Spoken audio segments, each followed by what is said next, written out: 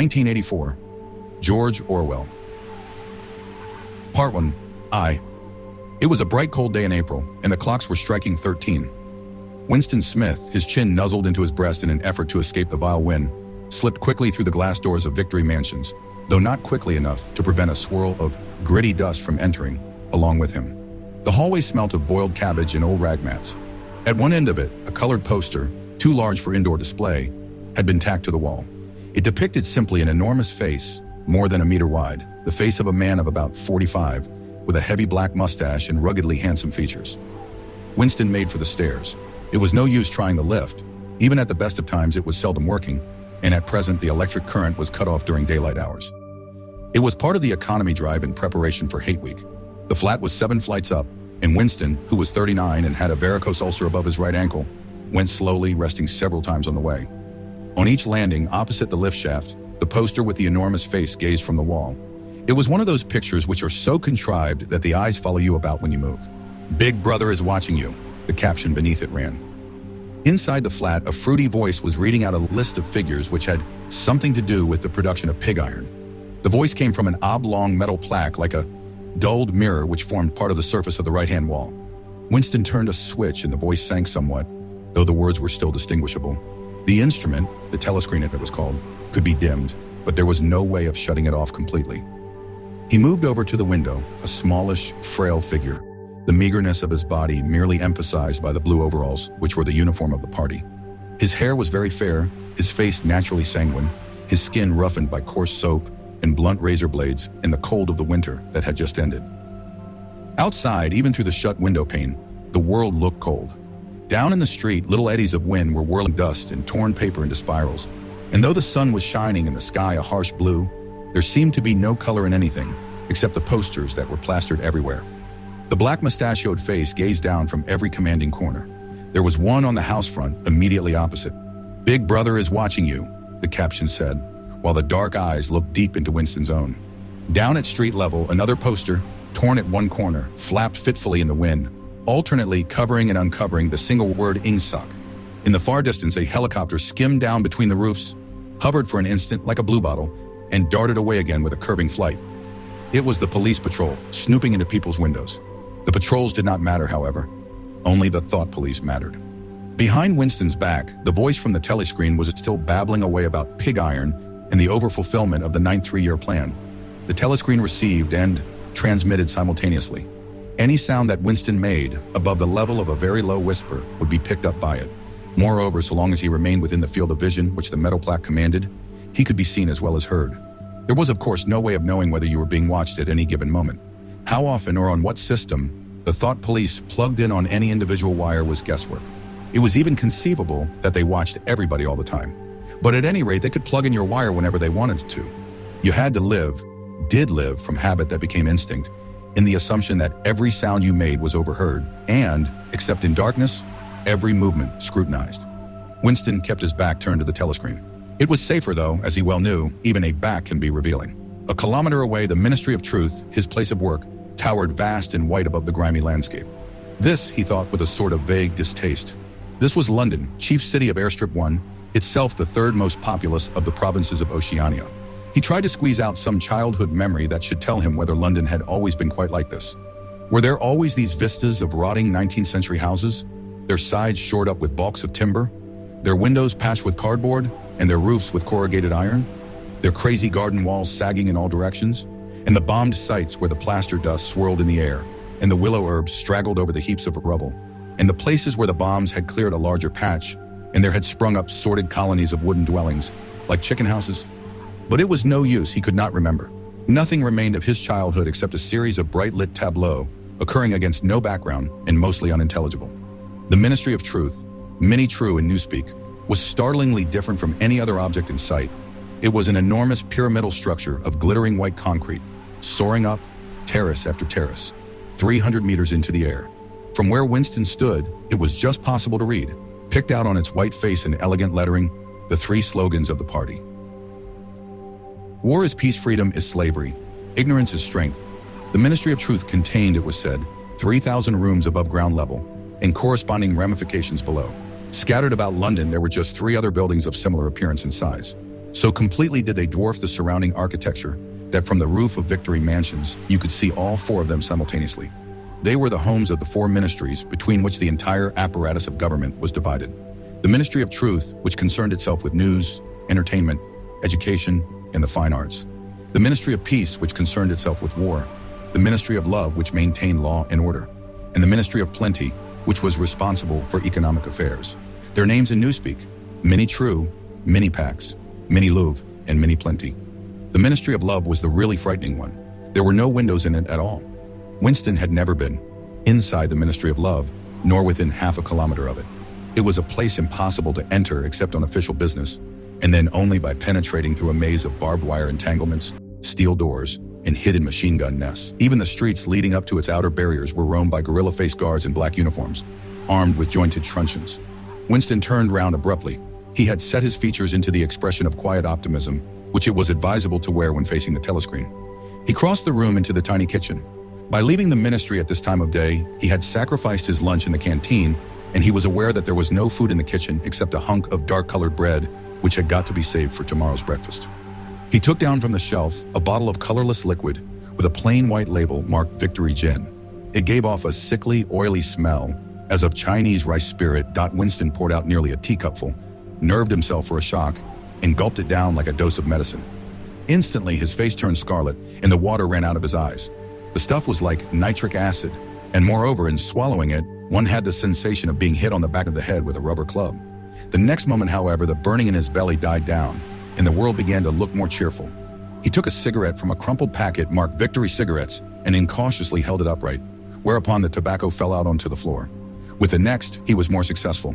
He went back to the living room and sat down at a small table that stood to the left of the telescreen. From the table drawer, he took out a pen holder, a bottle of ink, and a thick quarto-sized blank book with a red back and a marbled cover. For some reason, the telescreen in the living room was in an unusual position. Instead of being placed, as was normal, in the end wall where it could command the whole room, it was in the longer wall opposite the window. To one side of it, there was a shallow alcove in which Winston was now sitting, and which, when the flats were built, had probably been intended to hold bookshelves.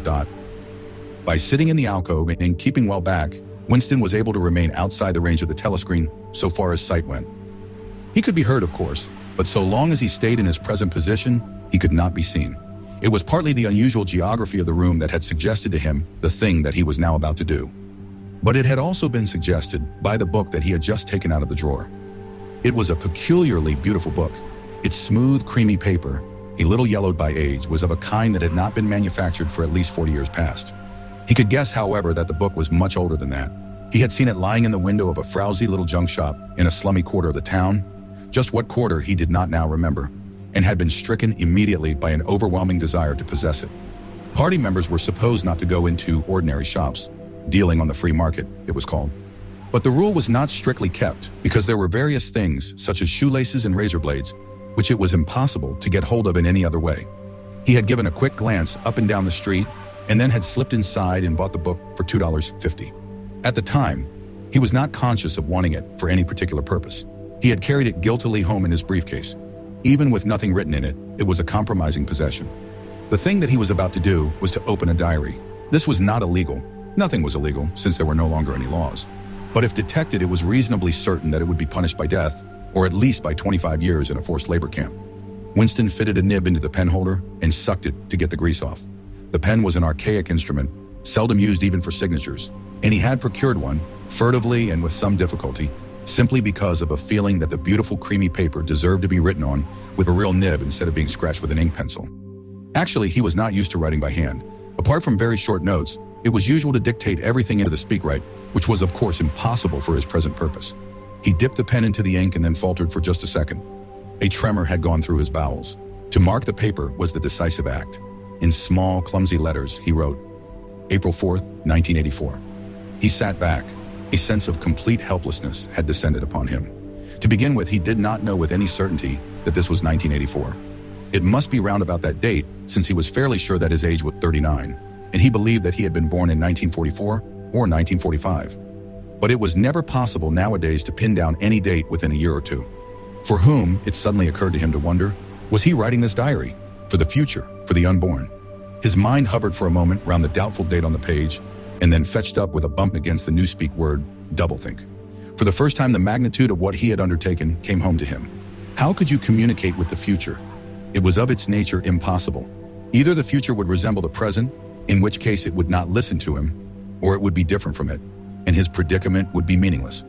For some time, he sat gazing stupidly at the paper. The telescreen had changed over to strident military music. It was curious that he seemed not merely to have lost the power of expressing himself, but even to have forgotten what it was that he had originally intended to say. For weeks past, he had been making ready for this moment, and it had never crossed his mind that anything would be needed except courage. The actual writing would be easy. All he had to do was to transfer to paper the interminable, restless monologue that had been running inside his head, literally for years. At this moment, however, even the monologue had dried up. Moreover, his varicose ulcer had begun itching unbearably. He dared not scratch it, because if he did so, it always became inflamed. The seconds were ticking by. He was conscious of nothing except the blankness of the page in front of him, the itching of the skin above his ankle, the blaring of the music, and a slight booziness caused by the gin. Suddenly he began writing in sheer panic, only imperfectly aware of what he was setting down. His small but childish handwriting straggled up and down the page, shedding first its capital letters and finally even its full stops. April 4th, 1984. Last night to the flicks, all war films. One very good one of a ship full of refugees being bombed somewhere in the Mediterranean. Audience much amused by shots of a great, huge, fat man trying to swim away with a helicopter after him. First you saw him wallowing along in the water like a porpoise. Then you saw him through the helicopter's gun sights.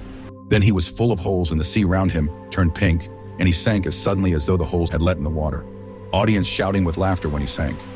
Then you saw a lifeboat full of children with a helicopter hovering over it.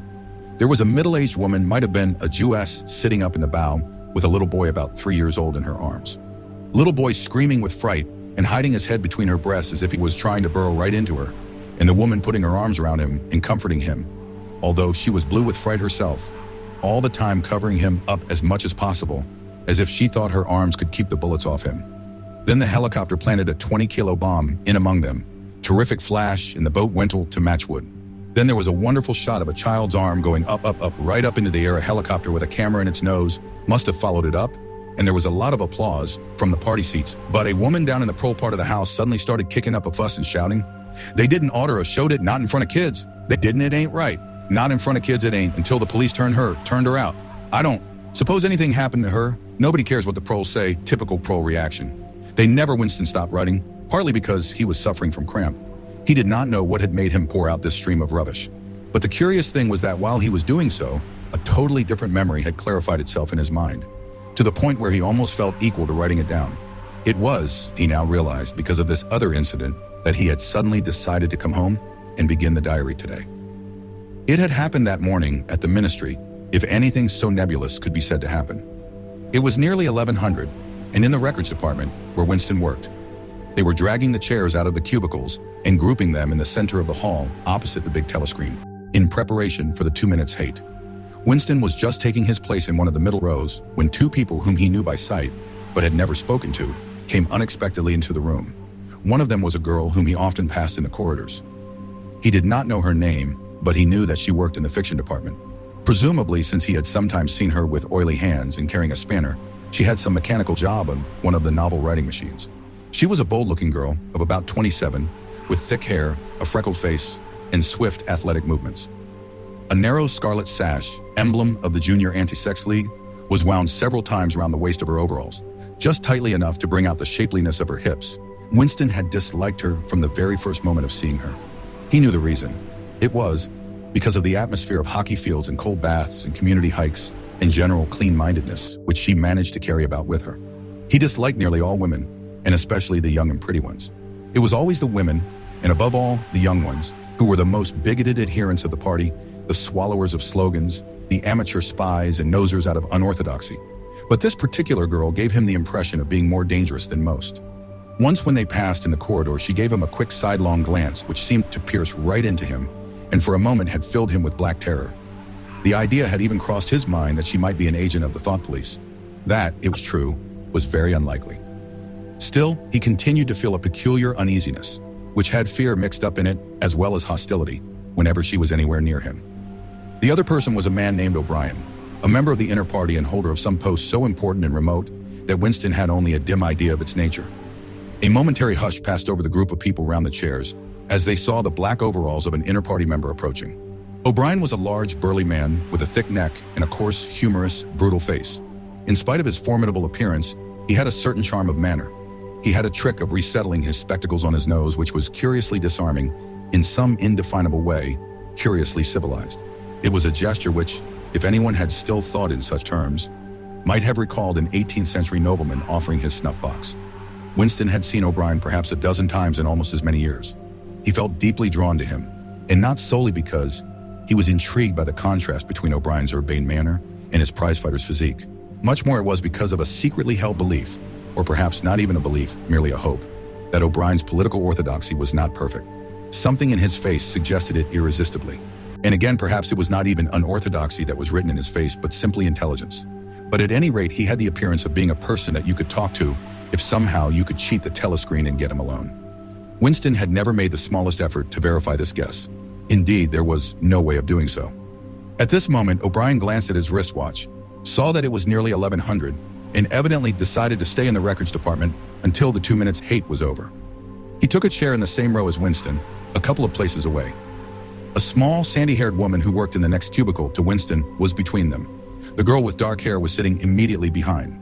The next moment, a hideous grinding speech, as of some monstrous machine running without oil, burst from the big telescreen at the end of the room. It was a noise that set one's teeth on edge and bristled the hair at the back of one's neck. The hate had started. As usual, the face of Emmanuel Goldstein, the enemy of the people, had flashed onto the screen. There were hisses here and there among the audience. The little sandy-haired woman gave a squeak of mingled fear and disgust.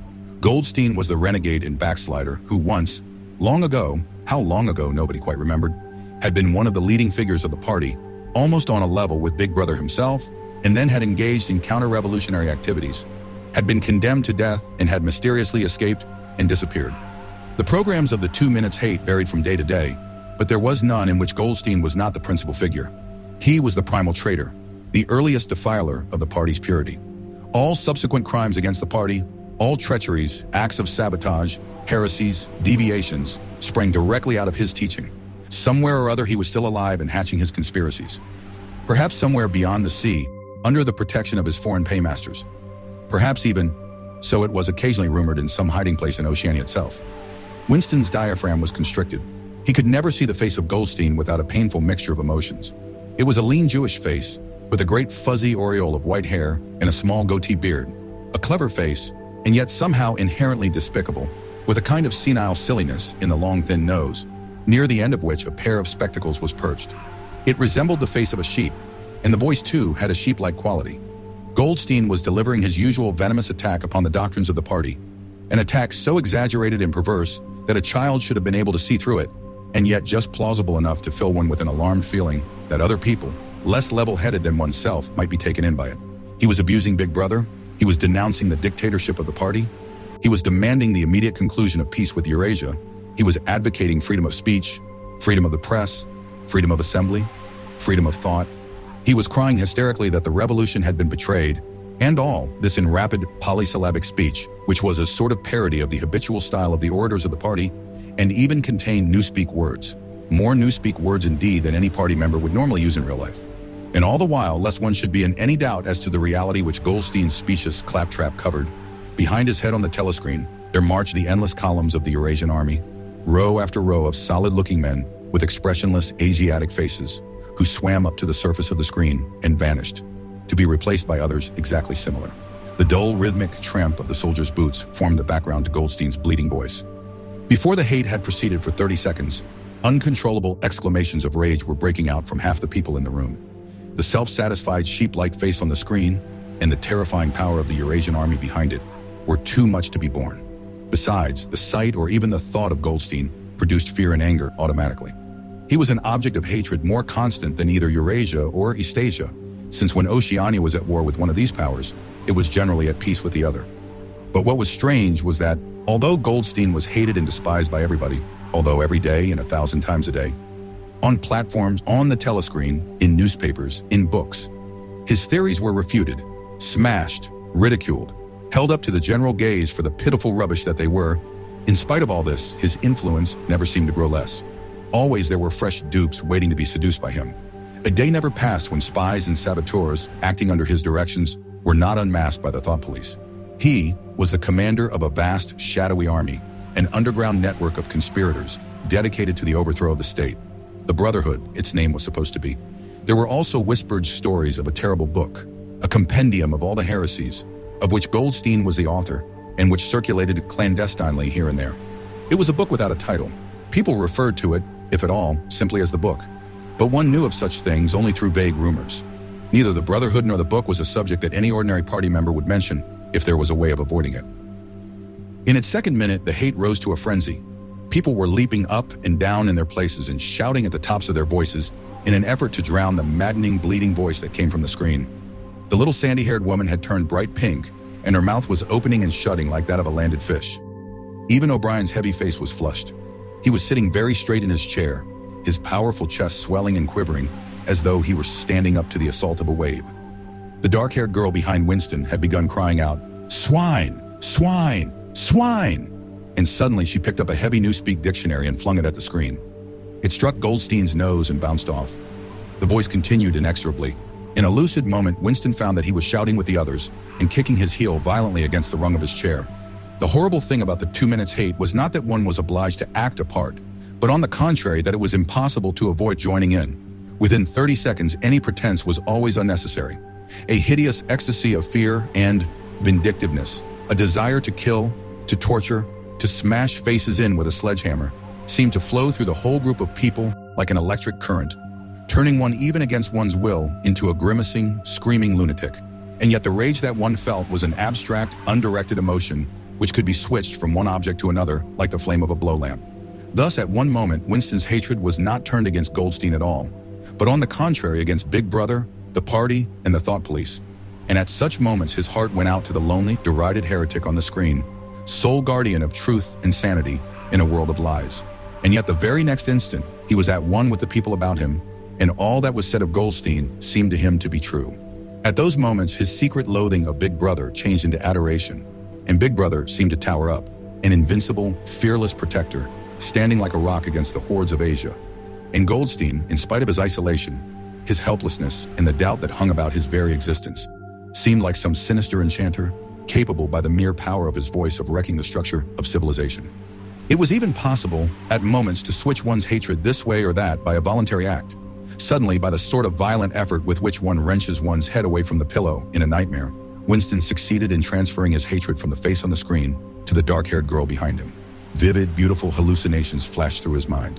He would flog her to death with a rubber truncheon. He would tie her naked to a stake and shoot her full of arrows like Saint Sebastian. He would ravish her and cut her throat at the moment of climax. Better than before, moreover, he realized why it was that he hated her. He hated her because she was young and pretty and sexless, because he wanted to go to bed with her and would never do so, because round her sweet, supple waist, which seemed to ask you to encircle it with your arm, there was only the odious scarlet sash, aggressive symbol of chastity. The hate rose to its climax. The voice of Goldstein had become an actual sheep's bleat, and for an instant the face changed into that of a sheep. Then the sheep face melted into the figure of a Eurasian soldier who seemed to be advancing, huge and terrible, his submachine gun roaring and seeming to spring out of the surface of the screen, so that some of the people in the front row actually flinched backwards in their seats. But in the same moment, drawing a deep sigh of relief from everybody, the hostile figure melted into the face of Big Brother, black-haired, black-mustachioed, full of power and mysterious calm, and so vast that it almost filled up the screen. Nobody heard what Big Brother was saying. It was merely a few words of encouragement, the sort of words that are uttered in the din of battle, not distinguishable individually but restoring confidence by the fact of being spoken. Then the face of Big Brother faded away again, and instead the three slogans of the party stood out in bold capitals. War is peace, freedom is slavery, ignorance is strength. But the face of Big Brother seemed to persist for several seconds on the screen, as thought the impact that it had made on everyone's eyeballs was too vivid to wear off. Immediately, the little sandy-haired woman had flung herself forward over the back of the chair in front of her. With a tremulous murmur that sounded like, "My savior," she extended her arms toward the screen. Then she buried her face in her hands. It was apparent that she was uttering a prayer. At this moment, the entire group of people broke into a deep, slow, rhythmical chant of "B, B," over and over again. Very slowly, with a long pause between the first B and the second, a heavy murmurous sound, somehow curiously savage, in the background of which one seemed to hear the stamp of naked feet and the throbbing of tom-toms. For perhaps as much as 30 seconds they kept it up. It was a refrain that was often heard in moments of overwhelming emotion. Partly it was a sort of hymn to the wisdom and majesty of Big Brother, but still more, it was an act of self-hypnosis, a deliberate drowning of consciousness by means of rhythmic noise. Winston's entrails seemed to grow cold. In the 2 minutes hate, he could not help sharing in the general delirium, but this subhuman chanting of beep, beep, beep always filled him with horror. Of course he chanted with the rest. It was impossible to do otherwise. To dissemble your feelings, to control your face, to do what everyone else was doing, was an instinctive reaction. But there was a space of a couple of seconds during which the expression of his eyes might conceivably have betrayed him. And it was exactly at this moment that the significant thing happened, if indeed it did happen. Momentarily he caught O'Brien's eye. O'Brien had stood up. He had taken off his spectacles and was in the act of resettling them on his nose with his characteristic gesture. But there was a fraction of a second when their eyes met, and for as long as it took to happen, Winston knew, yes, he knew, that O'Brien was thinking the same thing as himself. An unmistakable message had passed. It was as though their two minds had opened, and the thoughts were flowing from one into the other through their eyes. "I am with you," O'Brien seemed to be saying to him. "I know precisely what you are feeling. I know all about your contempt, your hatred, your disgust. But don't worry, I am on your side." And then the flash of intelligence was gone, and O'Brien's face was as inscrutable as everybody else's. That was all, and he was already uncertain whether it had happened. Such incidents never had any sequel. All that they did was to keep alive in him the belief or hope that others besides himself were the enemies of the party. Perhaps the rumors of vast underground conspiracies were true after all. Perhaps the Brotherhood really existed. It was impossible, in spite of the endless arrests and confessions and executions, to be sure that the Brotherhood was not simply a myth. Some days he believed in it, some days not. There was no evidence, only fleeting glimpses that might mean anything or nothing. Snatches of overheard conversation, faint scribbles on laboratory walls, once even, when two strangers met. A small movement of the hand which had looked as though it might be a signal of recognition. It was all guesswork. Very likely he had imagined everything. He had gone back to his cubicle without looking at O'Brien again. The idea of following up their momentary contact hardly crossed his mind. It would have been inconceivably dangerous even if he had known how to set about doing it. For a second, 2 seconds, they had exchanged an equivocal glance, and that was the end of the story. But even that was a memorable event in the locked loneliness in which one had to live. Winston roused himself and sat up straighter. He let out a belch. The gin was rising from his stomach. His eyes refocused on the page. He discovered that while he sat helplessly musing, he had also been writing, as though by automatic action, and it was no longer the same cramped, awkward handwriting as before.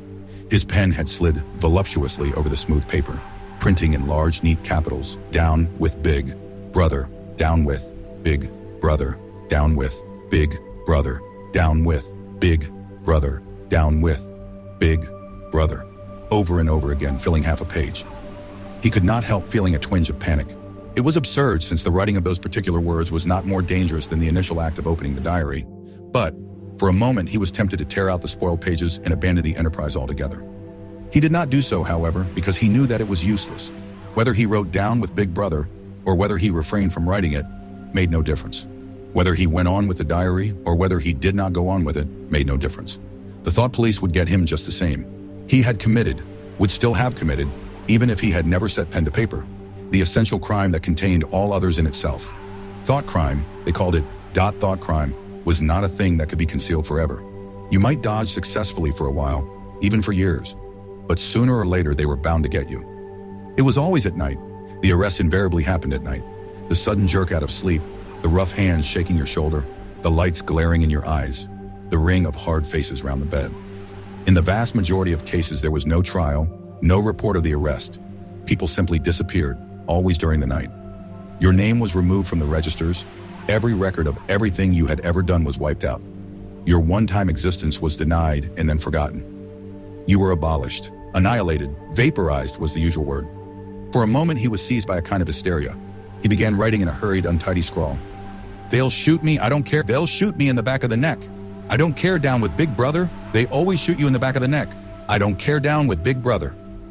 He sat back in his chair, slightly ashamed of himself, and laid down the pen. The next moment he started violently. There was a knocking at the door. Already, he sat as still as a mouse in the futile hope that whoever it was might go away after a single attempt. But no, the knocking was repeated.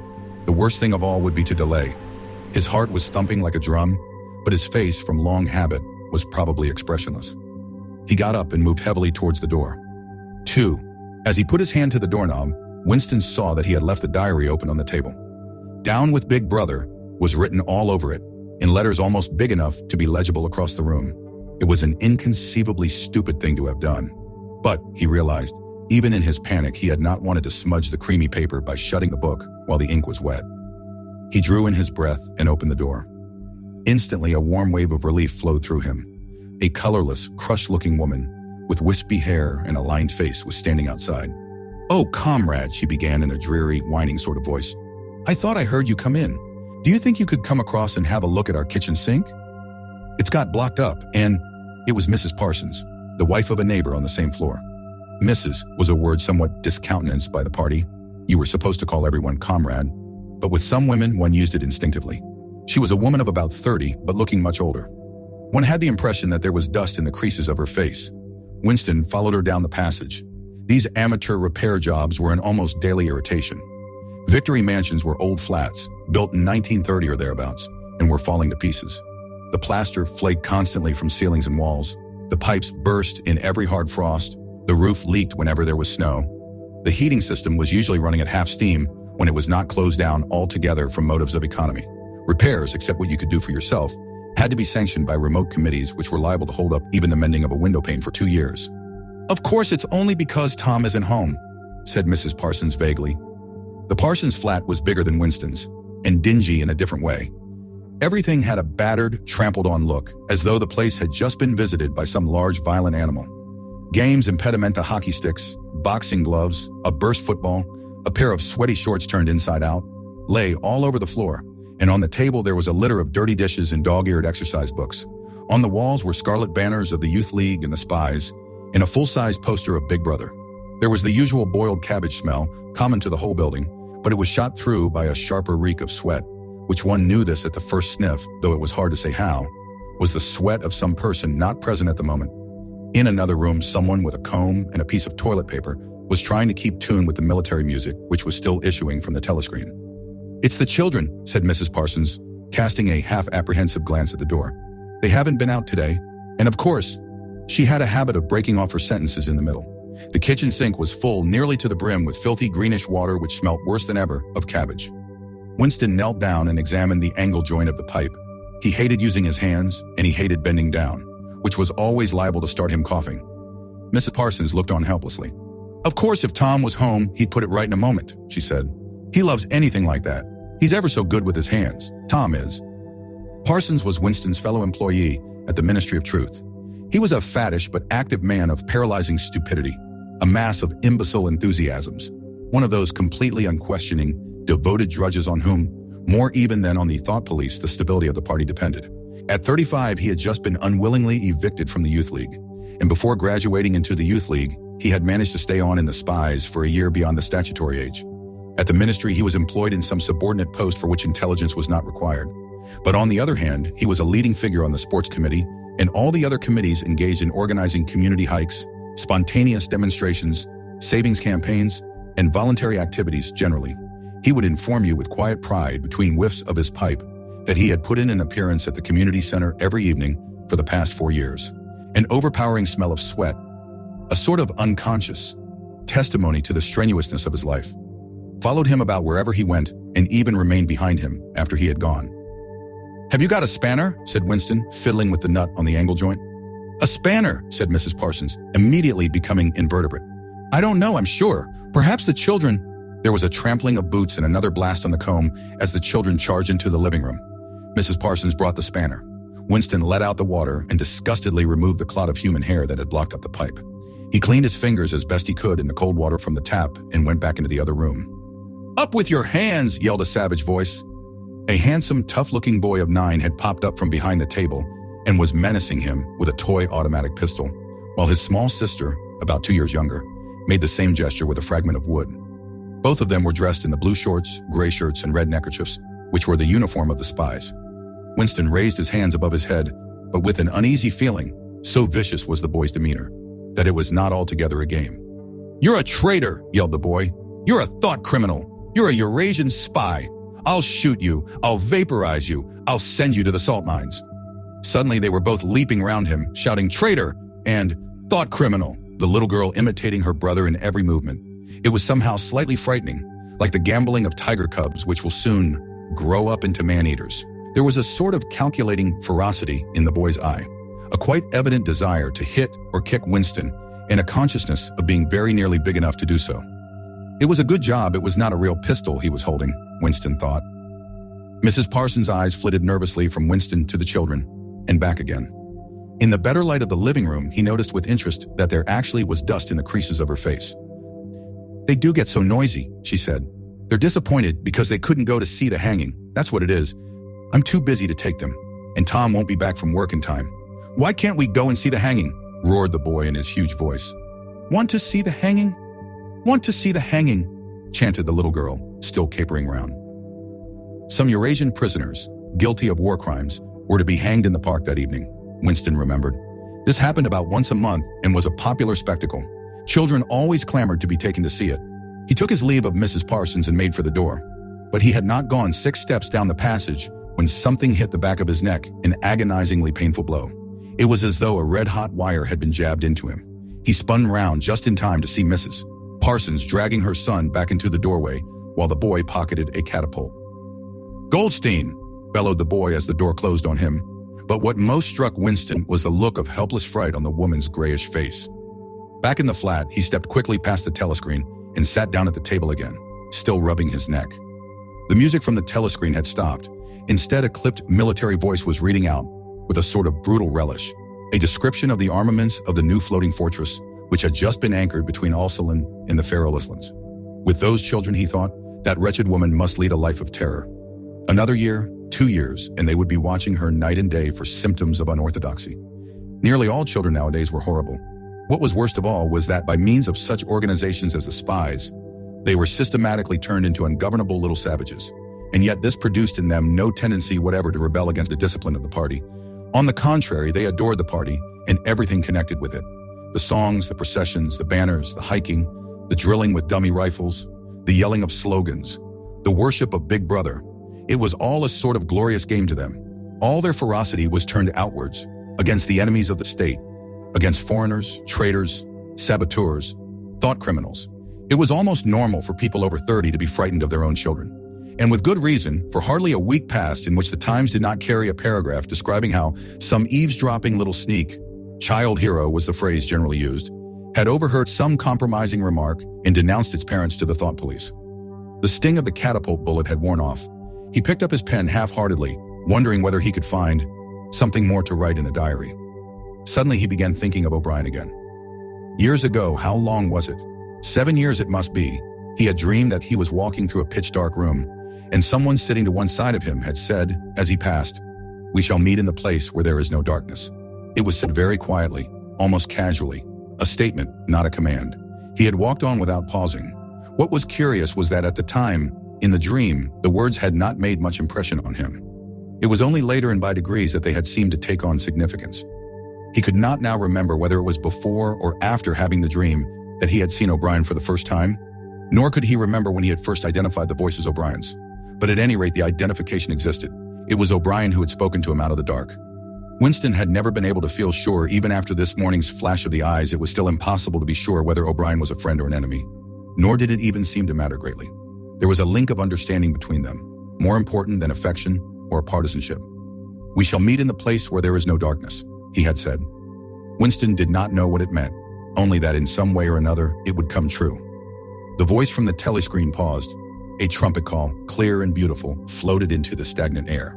The voice continued raspingly, "Attention! Your attention, please! A news flash has this moment arrived from the Malabar front. Our forces in South India have won a glorious victory. I am authorized to say that the action we are now reporting may well bring the war within measurable distance of its end. Here is a news flash. Bad news coming," thought Winston. And sure enough, following on a gory description of the annihilation of a Eurasian army, with stupendous figures of killed and prisoners, came the announcement that, as from next week, the chocolate ration would be reduced from 30 grams to 20. Winston belched again. The gin was wearing off, leaving a deflated feeling. The telescreen, perhaps to celebrate the victory, perhaps to drown the memory of the lost chocolate crashed into Oceania, 'tis for thee. You were supposed to stand to attention. However, in his present position, he was invisible. Oceania, 'tis for thee, gave way to lighter music. Winston walked over to the window, keeping his back to the telescreen. The day was still cold and clear. Somewhere far away, a rocket bomb exploded with a dull, reverberating roar. About 20 or 30 of them a week were falling on London at present. Down in the street, the wind flapped the torn poster to and fro, and the word Ingsoc fitfully appeared and vanished. Ingsoc, the sacred principles of Ingsoc. Newspeak, doublethink, the mutability of the past. He felt as though he were wandering in the forests of the sea bottom, lost in a monstrous world where he himself was the monster. He was alone. The past was dead. The future was unimaginable. What certainty had he that a single human creature now living was on his side? And what way of knowing that the dominion of the party would not endure forever? Like an answer, the three slogans on the white face of the Ministry of Truth came back to him. War is peace, freedom is slavery, ignorance is strength. He took a 25-cent piece out of his pocket. There too, in tiny clear lettering, the same slogans were inscribed, and on the other face of the coin, the head of Big Brother. Even from the coin, the eyes pursued you. On coins, on stamps, on the covers of books, on banners, on posters, and on the wrappings of a cigarette packet, everywhere. Always the eyes watching you and the voice enveloping you. Asleep or awake, working or eating. Indoors or out of doors, in the bath or in bed. No escape. Nothing was your own except the few cubic centimeters inside your skull. The sun had shifted round, and the myriad windows of the Ministry of Truth, with the light no longer shining on them, looked grim as the loopholes of a fortress. His heart quailed before the enormous pyramidal shape. It was too strong. It could not be stormed. 1,000 rocket bombs would not batter it down. He wondered again for whom he was writing the diary, for the future, for the past, for an age that might be imaginary. And in front of him there lay not death, but annihilation. The diary would be reduced to ashes and himself to vapor. Only the thought police would read what he had written, before they wiped it out of existence and out of memory. How could you make appeal to the future when not a trace of you, not even an anonymous word scribbled on a piece of paper, could physically survive? The telescreen struck 14. He must leave in 10 minutes. He had to be back at work by 14:30. Curiously, the chiming of the hour seemed to have put new heart into him. He was a lonely ghost uttering a truth that nobody would ever hear. But so long as he uttered it, in some obscure way, the continuity was not broken. It was not by making yourself heard, but by staying sane that you carried on the human heritage. He went back to the table, dipped his pen and wrote, "To the future or to the past, to a time when thought is free, when men are different from one another and do not live alone, to a time when truth exists and what is done cannot be undone. From the age of uniformity, from the age of solitude, from the age of Big Brother, from the age of doublethink greetings." He was already dead, he reflected. It seemed to him that it was only now, when he had begun to be able to formulate his thoughts, that he had taken the decisive step. The consequences of every act are included in the act itself. He wrote, "Thought crime does not entail death. Thought crime is death." Now he had recognized himself as a dead man. It became important to stay alive as long as possible. 2 fingers of his right hand were ink-stained. It was exactly the kind of detail that might betray you. Some nosing zealot in the ministry, a woman probably, someone like the little sandy-haired woman or the dark-haired girl from the fiction department, might start wondering why he had been writing during the lunch interval, why he had used an old-fashioned pen, what he had been writing, and then drop a hint in the appropriate quarter. He went to the bathroom and carefully scrubbed the ink away with the gritty dark brown soap which rasped your skin like sandpaper, and was therefore well adapted for this purpose. He put the diary away in the drawer. It was quite useless to think of hiding it, but he could at least make sure whether or not its existence had been discovered. A hair laid across the page ends was too obvious. With the tip of his finger, he picked up an identifiable grain of whitish dust and deposited it on the corner of the cover, where it was bound to be shaken off if the book was moved. 3. Winston was dreaming of his mother. He must, he thought, have been 10 or 11 years old when his mother had disappeared. She was a tall, statuesque, rather silent woman with slow movements and magnificent fair hair.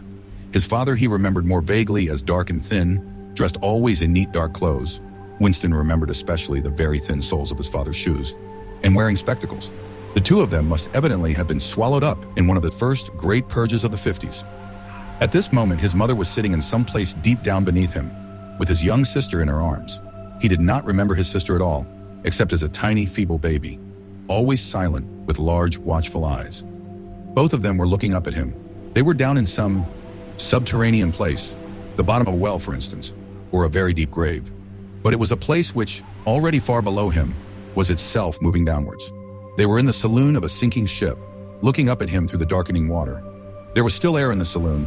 They could still see him and he them, but all the while they were sinking down into the green waters which in another moment must hide them from sight forever. He was out in the light and air while they were being sucked down to death, and they were down there because he was up here. He knew it and they knew it, and he could see the knowledge in their faces. There was no reproach either in their faces or in their hearts, only the knowledge that they must die in order that he might remain alive, and that this was part of the unavoidable order of things. He could not remember what had happened, but he knew in his dream that in some way the lives of his mother and his sister had been sacrificed to his own. It was one of those dreams which, while retaining the characteristic dream scenery, are a continuation of one's intellectual life, and in which one becomes aware of facts and ideas which still seem new and valuable after one is awake. The thing that now suddenly struck Winston was that his mother's death, nearly 30 years ago, had been tragic and sorrowful in a way that was no longer possible. Tragedy, he perceived, belonged to the ancient time, to a time when there was still privacy, love, and friendship, and when the members of a family stood by one another without needing to know the reason. His mother's memory tore at his heart because she had died loving him when he was too young and selfish to love her in return. And because somehow he did not remember how, she had sacrificed herself to a conception of loyalty that was private and unalterable. Such things, he saw, could not happen today. Today there were fear, hatred, and pain, but no dignity of emotion, no deep or complex sorrows. All this he seemed to see in the large eyes of his mother and his sister, looking up at him through the green water, hundreds of fathoms down and still sinking. Suddenly he was standing on short, springy turf on a summer evening when the slanting rays of the sun gilded the ground. The landscape that he was looking at recurred so often in his dreams that he was never fully certain whether or not he had seen it in the real world. In his waking thoughts, he called it the Golden Country. It was an old rabbit-bitten pasture with a foot track wandering across it and a molehill here and there.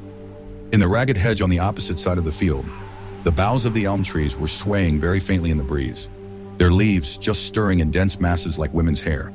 Somewhere near at hand, though out of sight, there was a clear, slow-moving stream where dace were swimming in the pools under the willow trees. The girl with dark hair was coming towards them across the field. With what seemed a single movement, she tore off her clothes and flung them disdainfully aside. Her body was white and smooth, but it aroused no desire in him. Indeed, he barely looked at it. What overwhelmed him in that instant was admiration for the gesture with which she had thrown her clothes aside. With its grace and carelessness, it seemed to annihilate a whole culture, a whole system of thought, as though Big Brother and the party and the thought police could all be swept into nothingness by a single splendid movement of the arm. That too was a gesture belonging to the ancient time. Winston woke up with the word Shakespeare on his lips.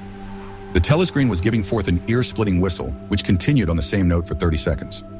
It was not 7:15, getting up time for office workers. Winston wrenched his body out of bed naked, for a member of the outer party received only 3,000 clothing coupons annually, and a suit of pajamas was 600, and seized a dingy singlet and a pair of shorts that were lying across a chair. The physical jerks would begin in 3 minutes. The next moment he was doubled up by a violent coughing fit, which nearly always attacked him soon after waking up. It emptied his lungs so completely that he could only begin breathing again by lying on his back and taking a series of deep gasps. His veins had swelled with the effort of the cough, and the varicose ulcer had started itching. 30 to 40 group, yapped a piercing female voice. 30 to 40 group, take your places, please. 30s to 40s. Winston sprang to attention in front of the telescreen, upon which the image of a youngish woman, scrawny but muscular, dressed in tunic and gym shoes, had already appeared. Arms bending and stretching, she rapped out. Take your time by me. 1, 2, 3, 4, 1, 2, 3, 4. Come on, comrades, put a bit of life into it. 1, 2, 3, 4, 1, 2, 3, 4. The pain of the coughing fit had not quite driven out of Winston's mind the impression made by his dream, and the rhythmic movements of the exercise restored it somewhat. As he mechanically shot his arms back and forth, wearing on his face the look of grim enjoyment which was considered proper during physical jerks, he was struggling to think his way backward into the dim period of his early childhood. It was extraordinarily difficult. Beyond the late 50s, everything faded. When there were no external records that you could refer to, even the outline of your own life lost its sharpness. You remembered huge events which had quite probably not happened. You remembered the detail of incidents without being able to recapture their atmosphere. And there were long blank periods to which you could assign nothing. Everything had been different then. Even the names of countries and their shapes on the map had been different. Airstrip 1, for instance, had not been so called in those days. It had been called England or Britain, though London, he felt fairly certain, had always been called London. Winston could not definitely remember a time when his country had not been at war, but it was evident that there had been a fairly long interval of peace during his childhood, because one of his early memories was of an air raid, which appeared to take everyone by surprise. Perhaps it was the time when the atomic bomb had fallen on Colchester. He did not remember the raid itself, but he did remember his father's hand clutching his own as they hurried down, down, down into some place deep in the earth, round and round a spiral staircase which rang under his feet, and which finally so wearied his legs that he began whimpering, and they had to stop and rest. His mother, in her slow, dreamy way, was following a long way behind them. She was carrying his baby sister. Perhaps it was only a bundle of blankets that she was carrying. He was not certain whether his sister had been born then. Finally, they had emerged into a noisy, crowded place which he had realized to be a tube station. There were people sitting all over the stone-flagged floor, and other people, packed tightly together, were sitting on metal bunks, one above the other. Winston and his mother and father found themselves a place on the floor, and near them an old man and an old woman were sitting side by side on a bunk. The old man had on a decent dark suit and a black cloth cap pushed back from very white hair. His face was scarlet, and his eyes were blue and full of tears. He reeked of gin. It seemed to breathe out of his skin in place of sweat, and one could have fancied that the tears welling from his eyes were pure gin. But though slightly drunk, he was also suffering under some grief that was genuine and unbearable. In his childish way, Winston grasped that some terrible thing, something that was beyond forgiveness and could never be remedied, had just happened. It also seemed to him that he knew what it was. Someone whom the old man loved, a little granddaughter, perhaps, had been killed. Every few minutes the old man kept repeating, "We didn't ought to have trusted him. I said so, Ma, didn't I? That's what comes of trusting him. I said so all along. We didn't ought to have trusted the buggers." But which buggers they didn't ought to have trusted Winston could not now remember. Since about that time, war had been literally continuous, though strictly speaking it had not always been the same war. For several months during his childhood, there had been confused street fighting in London itself, some of which he remembered vividly. But to trace out the history of the whole period, to say who was fighting whom at any given moment, would have been utterly impossible, since no written record and no spoken word ever made mention of any other alignment than the existing one. At this moment, for example, in 1984, if it was 1984, Oceania was at war with Eurasia and in alliance with Eastasia. In no public or private utterance was it ever admitted that the three powers had at any time been grouped along different lines. Actually, as Winston well knew, it was only 4 years since Oceania had been at war with Eastasia and in alliance with Eurasia. But that was merely a piece of furtive knowledge which he happened to possess because his memory was not satisfactorily under control. Officially, the change of partners had never happened. Oceania was at war with Eurasia. Therefore, Oceania had always been at war with Eurasia. The enemy of the moment always represented absolute evil, and it followed that any past or future agreement with him was impossible. The frightening thing, he reflected for the 10,000th time, as he forced his shoulders painfully backward. With hands on hips, they were gyrating their bodies from the waist, an exercise that was supposed to be good for the back muscles. The frightening thing was that it might all be true. If the party could thrust its hand into the past and say of this or that event, it never happened. That surely was more terrifying than mere torture and death. The party said that Oceania had never been in alliance with Eurasia. He, Winston Smith, knew that Oceania had been in alliance with Eurasia as short a time as 4 years ago. But where did that knowledge exist? Only in his own consciousness, which in any case must soon be annihilated. And if all others accepted the lie which the party imposed, if all records told the same tale, then the lie passed into history and became truth. Who controls the past, ran the party slogan, controls the future. Who controls the present, controls the past. And yet the past, though of its nature alterable, never had been altered. Whatever was true now was true from everlasting to everlasting. It was quite simple. All that was needed was an unending series of victories over your own memory. Reality control, they called it. In newspeak, doublethink. "Stand easy," barked the instructress, a little more genially. Winston sank his arms to his sides and slowly refilled his lungs with air. His mind slid away into the labyrinthine world of doublethink. To know and not to know, to be conscious of complete truthfulness while telling carefully constructed lies, to hold simultaneously two opinions which canceled out, knowing them to be contradictory and believing in both of them, to use logic against logic, to repudiate morality while laying claim to it, to believe that democracy was impossible and that the party was the guardian of democracy, to forget whatever it was necessary to forget, then to draw it back into memory again at the moment when it was needed, and then promptly to forget it again, and above all, to apply the same process to the process itself. That was the ultimate subtlety, consciously to induce unconsciousness, and then once again, to become unconscious of the act of hypnosis you had just performed. Even to understand the word doublethink involved the use of doublethink. The instructors had called them to attention again. "And now let's see which of us can touch our toes," she said enthusiastically. "Right over from the hips, please, comrades. 1, 2, 1, 2. Winston loathed this exercise, which sent shooting pains all the way from his heels to his buttocks, and often ended by bringing on another coughing fit. The half-pleasant quality went out of his meditations.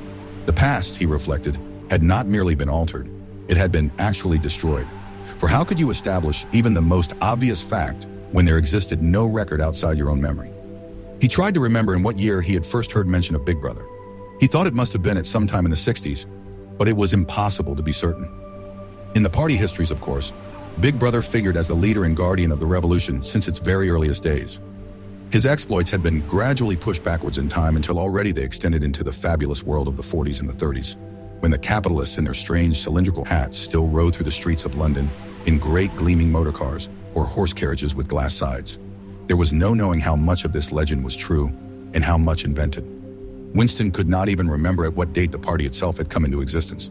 He did not believe he had ever heard the word ingsoc before 1960, but it was possible that in its old-speak form, English socialism, that is to say, it had been current earlier. Everything melted into mist. Sometimes, indeed, you could put your finger on a definite lie. It was not true, for example, as was claimed in the party history books, that the party had invented airplanes. He remembered. Airplanes since his earliest childhood, but you could prove nothing. There was never any evidence. Just once in his whole life he had held in his hands unmistakable documentary proof of the falsification of an historical fact. And on that occasion, Smith, screamed the shrewish voice from the telescreen. 6079 Smith W. Yes, you. Bend lower, please. You can do better than that. You're not trying. Lower, please. That's better, comrade. Now stand at ease, the whole squad, and watch me. A sudden hot sweat had broken out all over Winston's body. His face remained completely inscrutable. Never show dismay, never show resentment. A single flicker of the eyes could give you away. He stood watching while the instructress raised her arms above her head, and one could not say gracefully, but with remarkable neatness and efficiency bent over and tucked the first joint of her fingers under her toes. There, comrades, that's how I want to see you doing it. Watch me again. I'm 39 and I've had 4 children. Now look, she bent over again. You see, my knees aren't bent. You can all do it if you want to, she added as she straightened herself up. Anyone under 45 is perfectly capable of touching his toes. We don't all have the privilege of fighting in the front line, but at least we can all keep fit. Remember our boys on the Malabar front and the sailors in the floating fortresses? Just think what they have to put up with. Now try again. That's better, comrade. That's much better, she added encouragingly, as Winston, with a violent lunge, succeeded in touching his toes with knees unbent for the first time in several years. With a deep, unconscious sigh which not even the nearness of the telescreen could prevent him from uttering when his day's work started, Winston pulled the speak right towards him, blew the dust from its mouthpiece, and put on his spectacles. Then he unrolled and clipped together 4 small cylinders of paper, which had already flopped out of the pneumatic tube on the right-hand side of his desk. In the walls of the cubicle, there were 3 orifices. To the right of the speak right, a small pneumatic tube for written messages. To the left, a larger one for newspapers. And in the side wall, within easy reach of Winston's arm, a large oblong slit protected by a wire grating. This last was for the disposal of waste paper. Similar slits existed in thousands or tens of thousands throughout the building, not only in every room, but at short intervals in every corridor. For some reason, they were nicknamed memory holes. When one knew that any document was due for destruction, or even when one saw a scrap of waste paper lying about, it was an automatic action to lift the flap of the nearest memory hole and drop it in, whereupon it would be whirled away on a current of warm air to the enormous furnaces which were hidden somewhere in the recesses of the building. Winston examined the 4 slips of paper which he had unrolled. Each contained a message of only 1 or 2 lines, in the abbreviated jargon, not actually Newspeak, but consisting largely of Newspeak words, which was used in the Ministry for Internal Purposes. They ran, Times the 17th of March, 84, BB speech mal-reported, Africa rectify, Times the 19th of December, 83, forecast 3 YP 4th quarter, 83 misprints verify current issue times. The 14th of February, 84 mini-plenty mal-quoted, chocolate rectify times March 12th, 83 reporting, BB, day order, double plus and good, refs unpersons rewrite full wise up sub anti-filing. With a faint feeling of satisfaction, Winston laid the 4th message aside. It was an intricate and responsible job and had better be dealt with last. The other 3 were routine matters, though the second one would probably mean some tedious wading through lists of figures. Winston dialed back numbers on the telescreen and called for the appropriate issues of the Times, which slid out of the pneumatic tube after only a few minutes' delay. The messages he had received referred to articles or news items, which for one reason or another it was thought necessary to alter, or, as the official phrase had it, to rectify. For example, it appeared from the Times of the 17th of March that Big Brother, in his speech of the previous day, had predicted that the South Indian Front would remain quiet, but that a Eurasian offensive would shortly be launched in North Africa. As it happened, the Eurasian Higher Command had launched its offensive in South India and left North Africa alone. It was therefore necessary to rewrite a paragraph of Big Brother's speech in such a way as to make him predict the thing that had actually happened. Or again, the Times of the 19th of December had published the official forecasts of the output of various classes of consumption goods in the fourth quarter of 1983, which was also the sixth quarter of the ninth three-year plan. Today's issue contained a statement of the actual output from which it appeared that the forecasts were in every instance grossly wrong. Winston's job was to rectify the original figures by making them agree with the later ones. As for the third message, it referred to a very simple error which could be set right in a couple of minutes. As short a time ago as February, the Ministry of Plenty had issued a promise, a categorical pledge were the official words, that there would be no reduction of the chocolate ration during 1984. Actually, as Winston was aware, the chocolate ration was to be reduced from 30 grams to 20 at the end of the present week.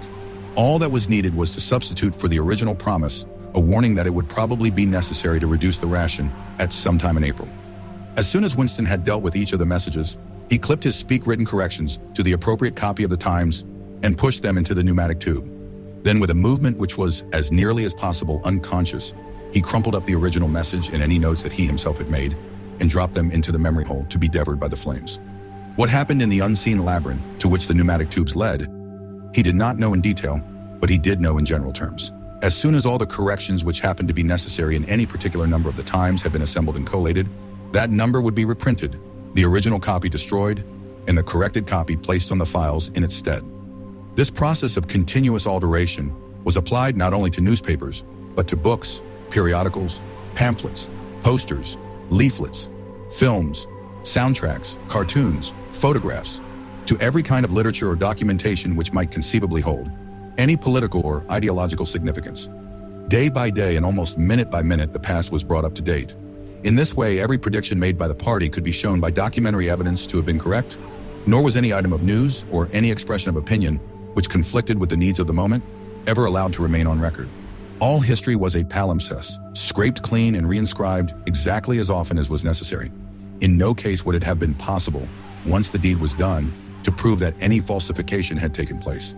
The largest section of the records department, far larger than the one on which Winston worked, consisted simply of persons whose duty it was to track down and collect all copies of books, newspapers, and other documents which had been superseded and were due for destruction. A number of the Times which might, because of changes in political alignment or mistaken prophecies uttered by Big Brother, have been rewritten a dozen times still stood on the files bearing its original date, and no other copy existed to contradict it. Books also were recalled and rewritten again and again, and were invariably reissued without any admission that any alteration had been made. Even the written instructions which Winston received, and which he invariably got rid of as soon as he had dealt with them, never stated or implied that an act of forgery was to be committed. Always the reference was to slips, errors, misprints, or misquotations which it was necessary to put right in the interest of accuracy. But actually, he thought as he readjusted the Ministry of Plenty's figures, it was not even forgery. It was merely the substitution of one piece of nonsense for another.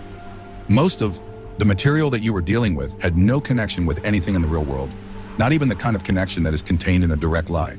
Statistics were just as much a fantasy in their original version as in their rectified version. A great deal of the time you were expected to make them up out of your head. For example, the Ministry of Plenty's forecast had estimated the output of boots for the quarter at 145 million pairs. The actual output was given as 62 millions. Winston, however, in rewriting the forecast, marked the figure down to 57 millions, so as to allow for the usual claim that the quota had been overfulfilled. In any case, 62 millions was no nearer the truth than 57 millions, or than 145 million. Very likely no boots had been produced at all.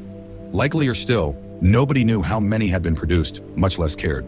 All one knew was that every quarter astronomical numbers of boots were produced on paper, while perhaps half the population of Oceania went barefoot. And so it was with every class of recorded fact, great or small. Everything faded away into a shadow world in which, finally, even the date of the year had become uncertain. Winston glanced across the hall. In the corresponding cubicle on the other side, a small, precise-looking, dark-chinned man named Tillotson was working steadily away. with a folded newspaper on his knee and his mouth very close to the mouthpiece of the speakwrite. He had the air of trying to keep what he was saying a secret between himself and the telescreen. He looked up, and his spectacles darted a hostile flash in Winston's direction. Winston hardly knew Tillotson and had no idea what work he was employed on. People in the records department did not readily talk about their jobs. In the long, windowless hall, with its double row of cubicles and its endless rustle of papers and hum of voices murmuring into speakrites, there were quite a dozen people whom Winston did not even know by name, though he daily saw them hurrying to and fro in the corridors or gesticulating in the 2 minutes hate. He knew that in the cubicle next to him, the little woman with sandy hair toiled day in day out, simply at tracking down and deleting from the press the names of people who had been vaporized and were therefore considered never to have existed. There was a certain fitness in this, since her own husband had been vaporized a couple of years earlier. And a few cubicles away, a mild, ineffectual, dreamy creature named Ampleforth, with very hairy ears and a surprising talent for juggling with rhymes and meters, was engaged in producing garbled versions, definitive texts they were called, of poems which had become ideologically offensive, but which for one reason or another were to be retained in the anthologies. In this hall, with its 50 workers or thereabouts, was only one subsection, a single cell as it were, in the huge complexity of the records department. Beyond, above, below were other swarms of workers engaged in an unimaginable multitude of jobs. There were the huge printing shops with their sub-editors, their typography experts, and their elaborately equipped studios for the faking of photographs.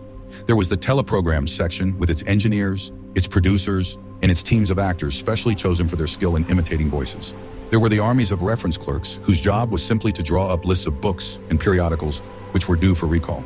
There were the vast repositories where the corrected documents were stored, and the hidden furnaces where the original copies were destroyed. And somewhere or other, quite anonymous, there were the directing brains who coordinated the whole effort and laid down the lines of policy which made it necessary that this fragment of the past should be preserved, that one falsified, and the other rubbed out of existence. And the records department, after all, was itself only a single branch of the Ministry of Truth, whose primary job was not to reconstruct the past, but to supply the citizens of Oceania with newspapers, films, textbooks, telescreen programs, plays, novels, with every conceivable kind of information, instruction, or entertainment, from a statue to a slogan, from a lyric poem to a biological treatise, and from a child's spelling book to a Newspeak dictionary. And the ministry had not only to supply the multifarious needs of the party, but also to repeat the whole operation at a lower level for the benefit of the proletariat. There was a whole chain of separate departments dealing with proletarian literature, music, drama, and entertainment generally. Here were produced rubbishy newspapers containing almost nothing except sport, crime, and astrology, sensational 5-cent novelettes, films oozing with sex, and sentimental songs which were composed entirely by mechanical means on a special kind of kaleidoscope known as a versificator. There was even a whole subsection, pornosec, it was called in Newspeak, engaged in producing the lowest kind of pornography, which was sent out in sealed packets, in which no party member, other than those who worked on it, was permitted to look at.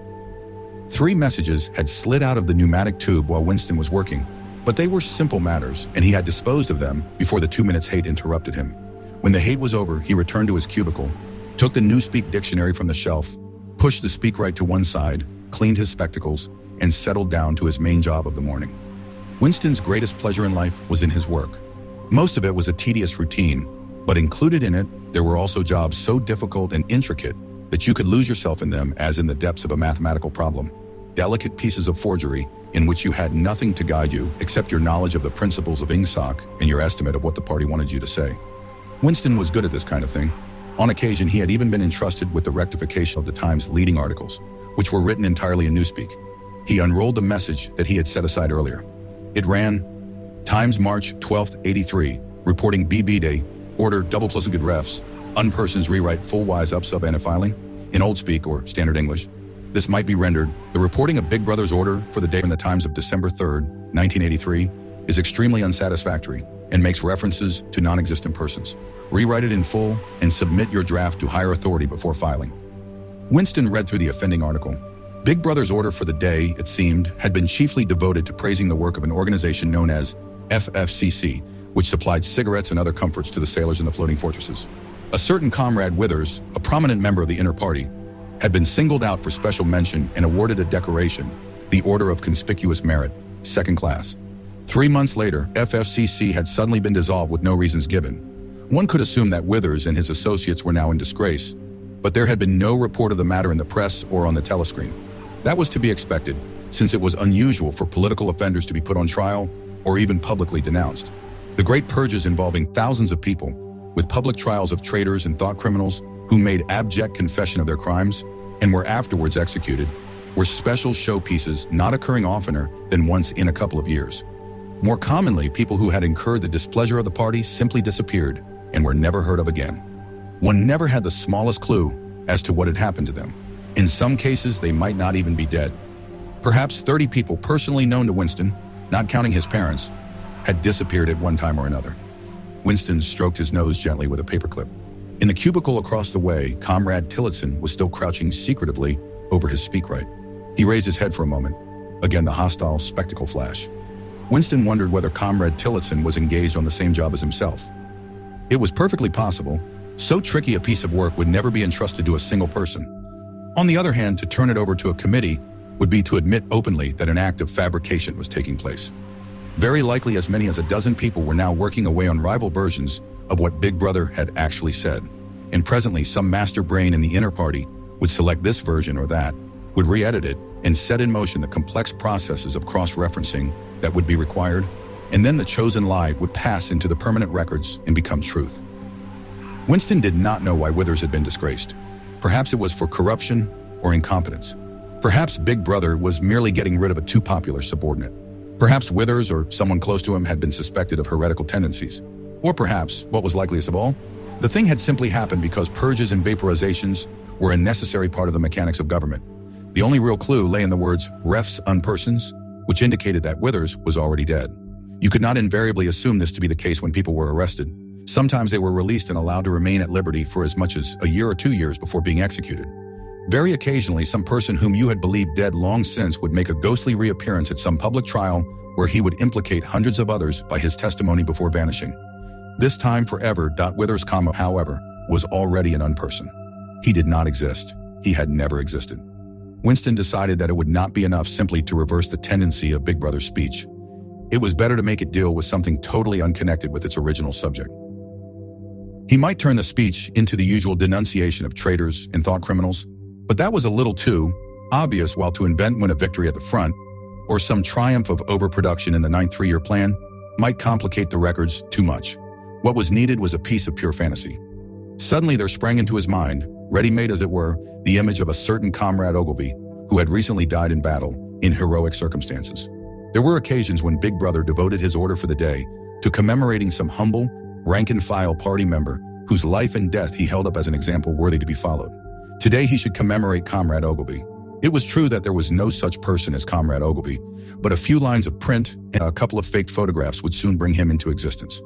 Winston thought for a moment, then pulled the speakwrite towards him and began dictating in Big Brother's familiar style.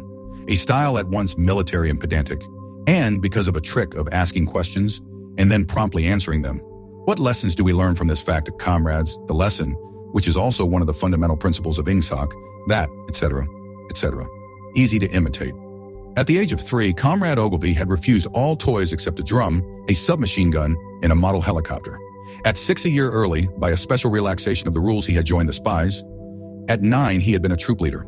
At 11, he had denounced his uncle to the thought police after overhearing a conversation which appeared to him to have criminal tendencies. At 17, he had been a district organizer of the Junior Anti-Sex League. At 19, he had designed a hand grenade which had been adopted by the Ministry of Peace and which at its first trial had killed 31 Eurasian prisoners in one burst. At 23, he had perished in action.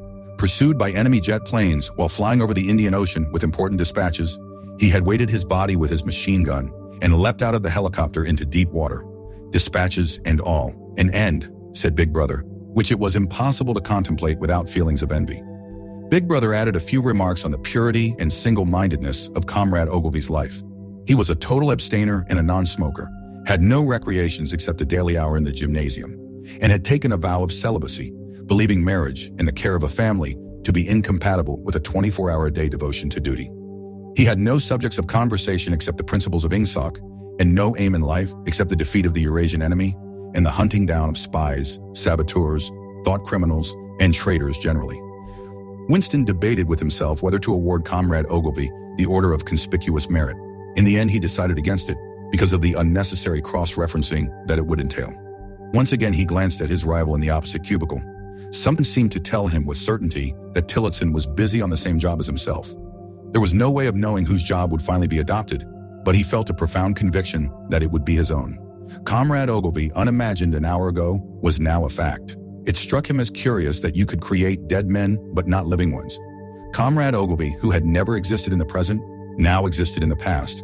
And when once the act of forgery was forgotten, he would exist just as authentically and upon the same evidence as Charlemagne or Julius Caesar. K5. In the low-ceiling canteen, deep underground, the lunch queue jerked slowly forward. The room was already very full and deafeningly noisy. From the grill at the counter, the steam of stew came pouring forth, with a sour, metallic smell which did not quite overcome the fumes of Victory Gin. On the far side of the room there was a small bar, a mere hole in the wall, where gin could be bought at 10 cents the large nip. "Just the man I was looking for," said a voice at Winston's back. He turned round. It was his friend Syme, who worked in the research department. Perhaps friend was not exactly the right word. You did not have friends nowadays, you had comrades. But there were some comrades whose society was pleasanter than that of others. Syme was a philologist, a specialist in Newspeak. Indeed, he was one of the enormous team of experts now engaged in compiling the 11th edition of the Newspeak dictionary. He was a tiny creature, smaller than Winston, with dark hair and large protuberant eyes, at once mournful and derisive, which seemed to search your face closely while he was speaking to you. "I wanted to ask you whether you'd got any razor blades," he said. "Not one," said Winston with a sort of guilty haste. "I've tried all over the place. They don't exist any longer. Everyone kept asking you for razor blades." Actually, he had 2 unused ones, which he was hoarding up. There had been a famine of them for months past. At any given moment, there was some necessary article which the party shops were unable to supply. Sometimes it was buttons, sometimes it was darning wool, sometimes it was shoelaces. At present, it was razor blades. You could only get hold of them, if at all, by scrounging more or less furtively on the free market. "I've been using the same blade for 6 weeks, he added untruthfully. The queue gave another jerk forward. As they halted, he turned and faced Syme again. Each of them took a greasy metal tray from a pile at the end of the counter. "Did you go and see the prisoners hanged yesterday?" said Syme. "I was working," said Winston indifferently. "I shall see it on the flicks, I suppose." "A very inadequate substitute," said Syme. His mocking eyes roved over Winston's face. "I know you," the eyes seemed to say. "I see through you. I know very well why you didn't go to see those prisoners hanged." In an intellectual way, Syme was venomously orthodox. He would talk with a disagreeable, gloating satisfaction of helicopter raids on enemy villages, and trials and confessions of thought criminals, the executions in the cellars of the Ministry of Love. Talking to him was largely a matter of getting him away from such subjects and entangling him, if possible, in the technicalities of Newspeak, on which he was authoritative and interesting. Winston turned his head a little aside to avoid the scrutiny of the large dark eyes. "It was a good hanging," said Syme reminiscently. "I think it spoils it when they tie their feet together. I like to see them kicking, and above all, at the end, the tongue sticking right out, and blue, a quite bright blue. That's the detail that appeals to me." "Next, please," yelled the white-aproned prole with the ladle. Winston and Syme pushed their trays beneath the grill. Onto each was dumped swiftly the regulation lunch, a metal pannikin of pinkish gray stew, a hunk of bread, a cube of cheese, a mug of milkless Victory coffee, and 1 saccharin tablet. "There's a table over there under that telescreen," said Syme. "Let's pick up a gin on the way." The gin was served out to them in handleless china mugs. They threaded their way across the crowded room and unpacked their trays onto the metal-top table, on one corner of which someone had left a pool of stew, a filthy liquid mess that had the appearance of vomit. Winston took up his mug of gin, paused for an instant to collect his nerve, and gulped the oily tasting stuff down. When he had winked the tears out of his eyes, he suddenly discovered that he was hungry. He began swallowing spoonfuls of the stew, which, in among its general sloppiness, had cubes of spongy pinkish stuff, which was probably a preparation of meat. Neither of them spoke again till they had emptied their pannikins. From the table at Winston's left, a little behind his back, someone was talking rapidly and continuously, a harsh gabble, almost like the quacking of a duck, which pierced the general uproar of the room. "How is the dictionary getting on?" said Winston, raising his voice to overcome the noise. "Slowly," said Syme. "I'm on the adjectives. It's fascinating." He had brightened up immediately at the mention of Newspeak. He pushed his pannikin aside, took up his hunk of bread in one delicate hand and his cheese in the other, and leaned across the table so as to be able to speak without shouting. "The 11th edition is the definitive edition," he said. "We're getting the language into its final shape, the shape it's going to have when nobody speaks anything else. When we've finished with it, people like you will have to learn it all over again. You think, I dare say, that our chief job is inventing new words. But not a bit of it. We're destroying words, scores of them, hundreds of them, every day. We're cutting the language down to the bone. The 11th edition won't contain a single word that will become obsolete before the year 2050. He bit hungrily into his bread and swallowed a couple of mouthfuls, then continued speaking with a sort of pedant's passion. His thin, dark face had become animated. His eyes had lost their mocking expression and grown almost dreamy. It's a beautiful thing, the destruction of words. Of course, the great wastage is in the verbs and adjectives, but there are hundreds of nouns that can be got rid of as well. It isn't only the synonyms, there are also the antonyms. After all, what justification is there for a word which is simply the opposite of some other word? A word contains its opposite in itself. Take good, for instance. If you have a word like good, what need is there for a word like bad? Ungood will do just as well. Better because it's an exact opposite, which the other is not. Or again, if you want a stronger version of good, what sense is there in having a whole string of vague, useless words like excellent and splendid, and all the rest of them? Plus good covers the meaning, or double plus good if you want something stronger still. Of course, we use those forms already, but in the final version of Newspeak, there will be nothing else. In the end, the whole notion of goodness and badness will be covered by only 6 words. In reality, only 1 word. Don't you see the beauty of that, Winston? It was BB's idea originally, of course, he added as an afterthought.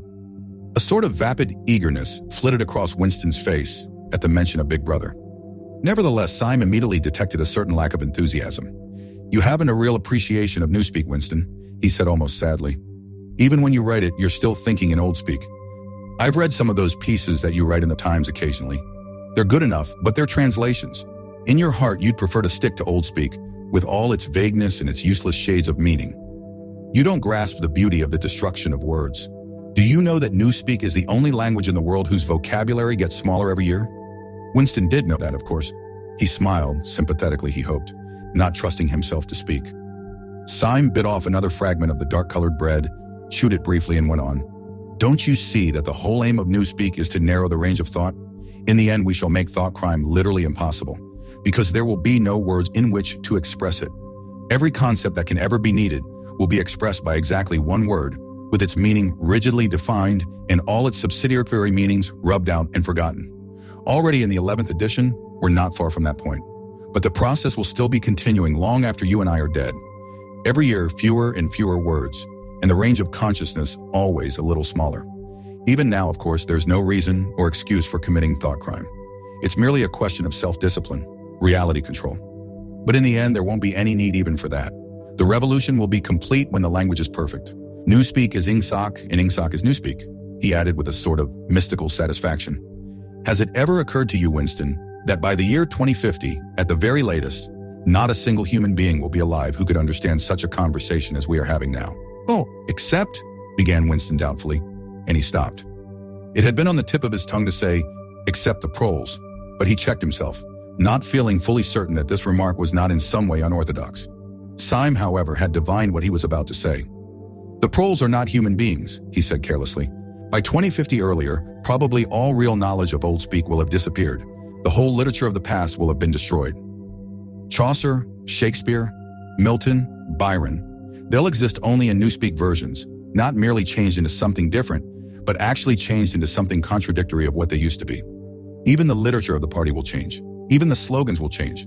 How could you have a slogan like freedom is slavery when the concept of freedom has been abolished? The whole climate of thought will be different. In fact, there will be no thought, as we understand it now. Orthodoxy means not thinking, not needing to think. Orthodoxy is unconsciousness. One of these days, thought Winston with sudden deep conviction, Syme will be vaporized. He is too intelligent. He sees too clearly and speaks too plainly. The party does not like such people. One day he will disappear. It is written in his face. Winston had finished his bread and cheese. He turned a little sideways in his chair to drink his mug of coffee. At the table on his left, the man with the strident voice was still talking, remorselessly away. A young woman who was perhaps his secretary, and who was sitting with her back to Winston, was listening to him and seemed to be eagerly agreeing with everything that he said. From time to time, Winston caught some such remark as, "I think you're so right, I do so agree with you," uttered in a youthful and rather silly feminine voice. But the other voice never stopped for an instant, even when the girl was speaking. Winston knew the man by sight, though he knew no more about him than that he held some important post in the fiction department. He was a man of about 30, with a muscular throat and a large, mobile mouth.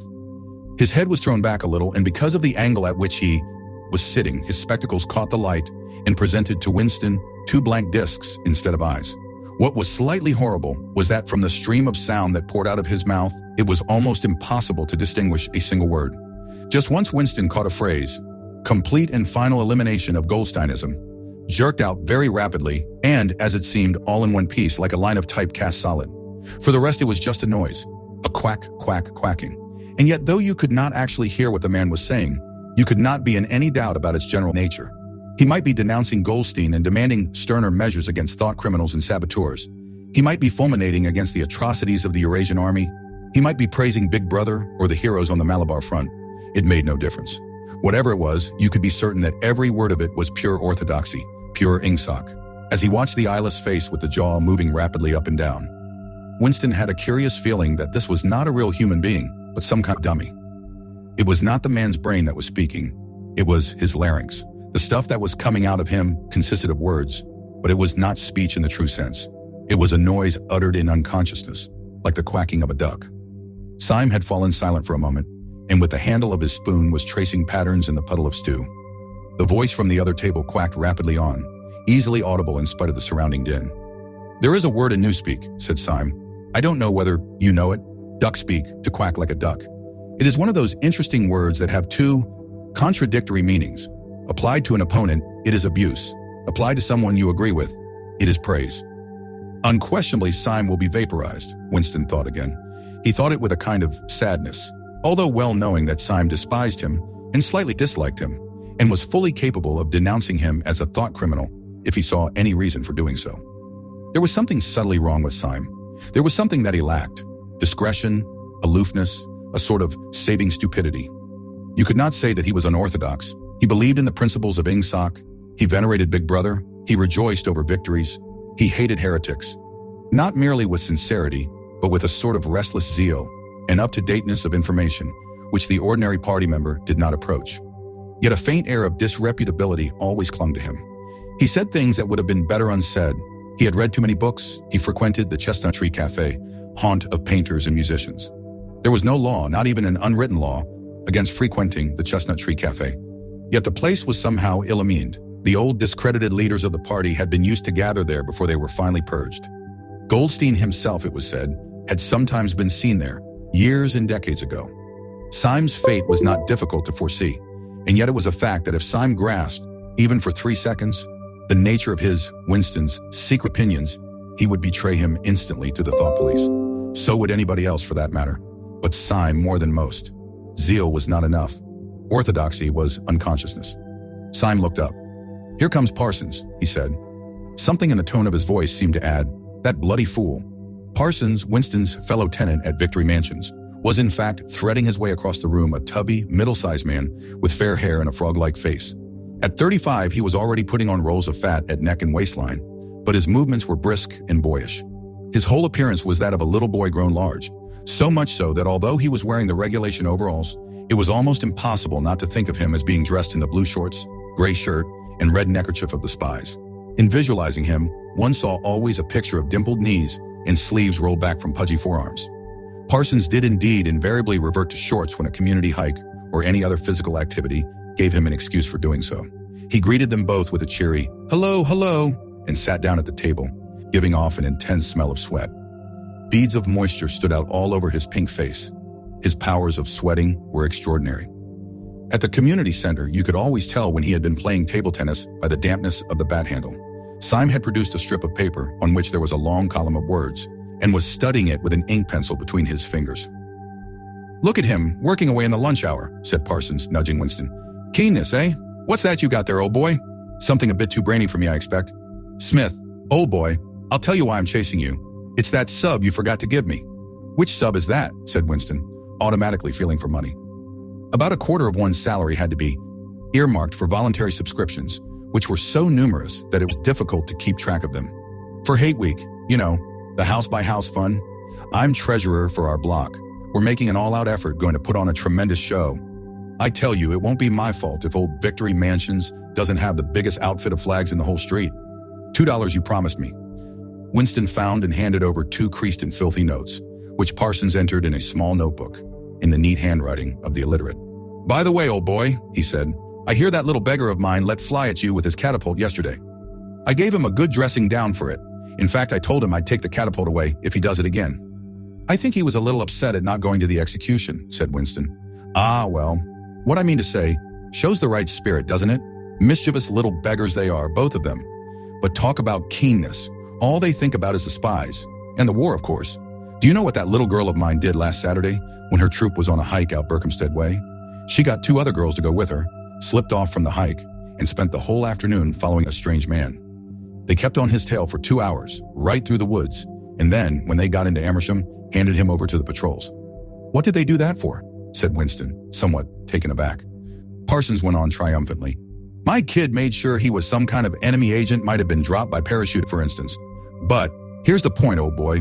What do you think put her onto him in the first place? She spotted he was wearing a funny kind of shoes, said she'd never seen anyone wearing shoes like that before. So the chances were he was a foreigner. Pretty smart for a nipper of 7, eh? What happened to the man? Said Winston. Ah, that I couldn't say, of course. But I wouldn't be altogether surprised if... Parsons made the motion of aiming a rifle and clicked his tongue for the explosion.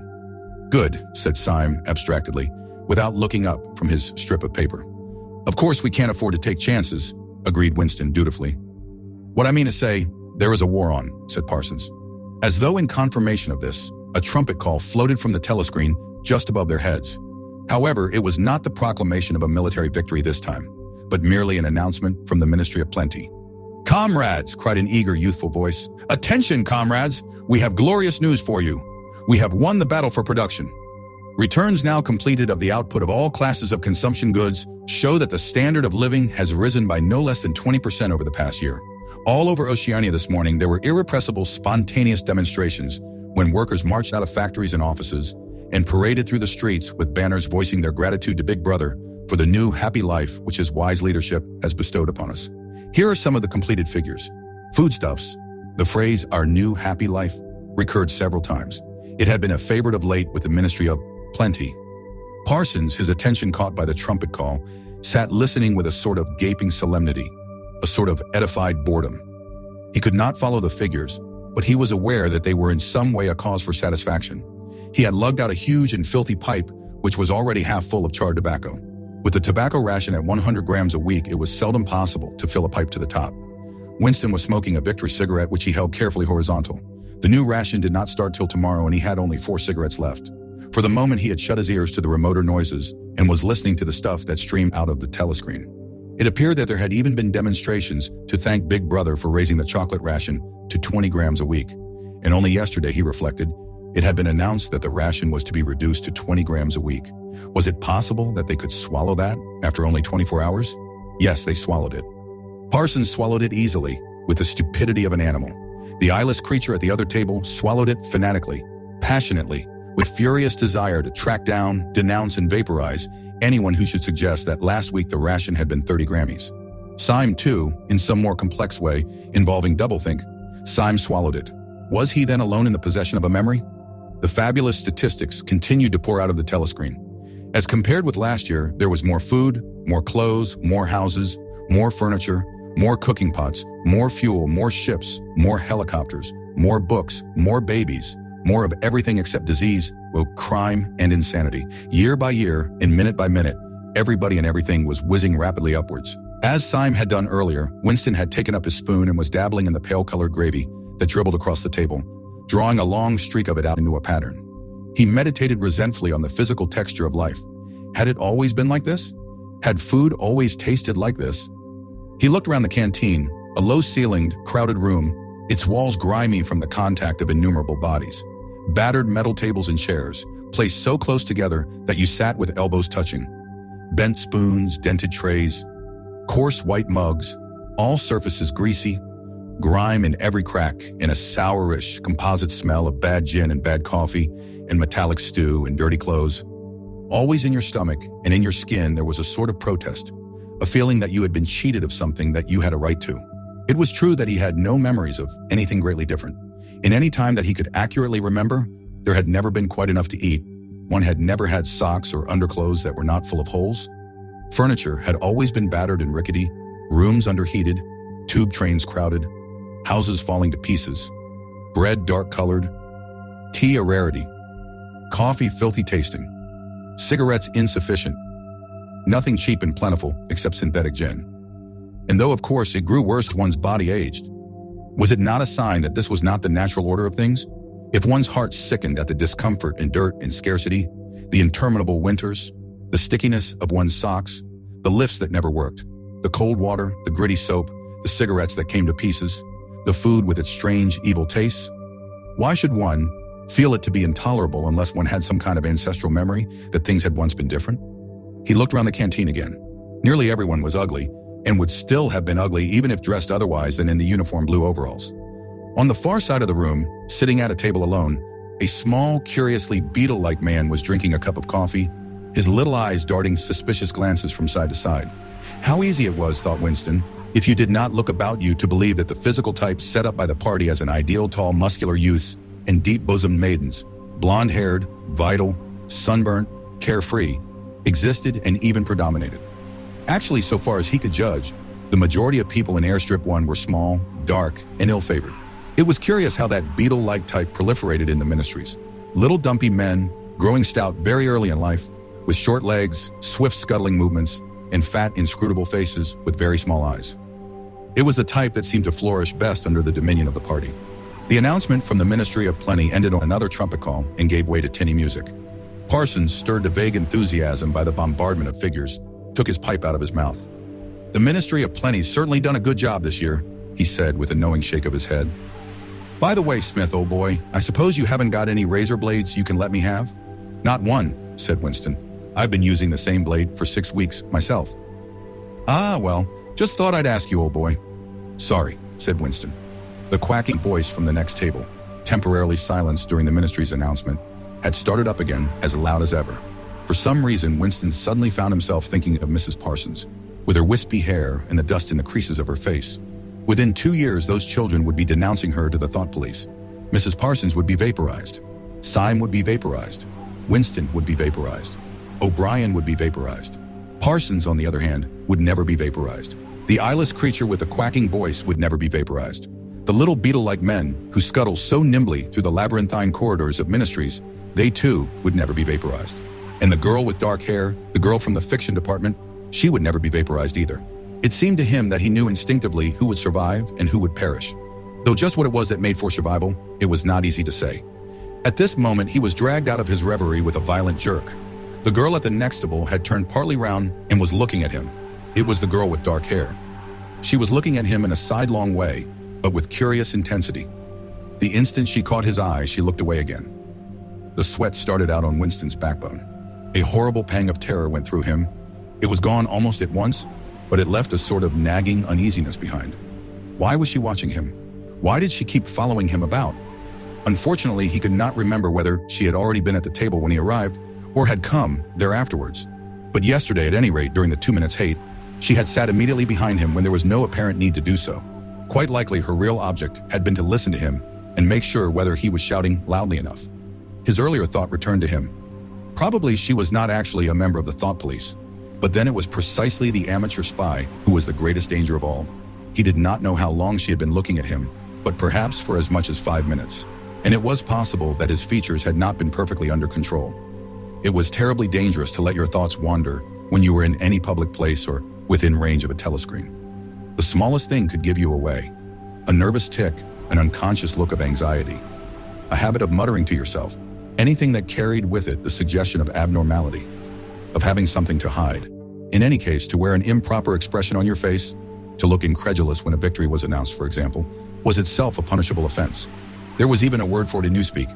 Face crime, it was called. The girl had turned her back on him again. Perhaps, after all, she was not really following him about. Perhaps it was coincidence that she had sat so close to him 2 days running. His cigarette had gone out, and he laid it carefully on the edge of the table. He would finish smoking it after work if he could keep the tobacco in it. Quite likely the person at the next table was a spy of the thought police, and quite likely he would be in the cellars of the Ministry of Love within 3 days. But a cigarette end must not be wasted. Syme had folded up his strip of paper and stowed it away in his pocket. Parsons had begun talking again. "Did I ever tell you, old boy," he said, chuckling round the stem of his pipe, "about the time when those 2 nippers of mine set fire to the old market woman's skirt because they saw her wrapping up sausages in a poster of BB? sneaked up behind her and set fire to it with a box of matches. Burned her quite badly, I believe. Little beggars, eh? But keen as mustard. That's a first-rate training they give them in the spies nowadays. Better than in my day, even. What do you think's the latest thing they've served them out with? Ear trumpets for listening through keyholes. My little girl brought one home the other night, tried it out on our sitting room door, and reckons she could hear twice as much as with her ear to the hole.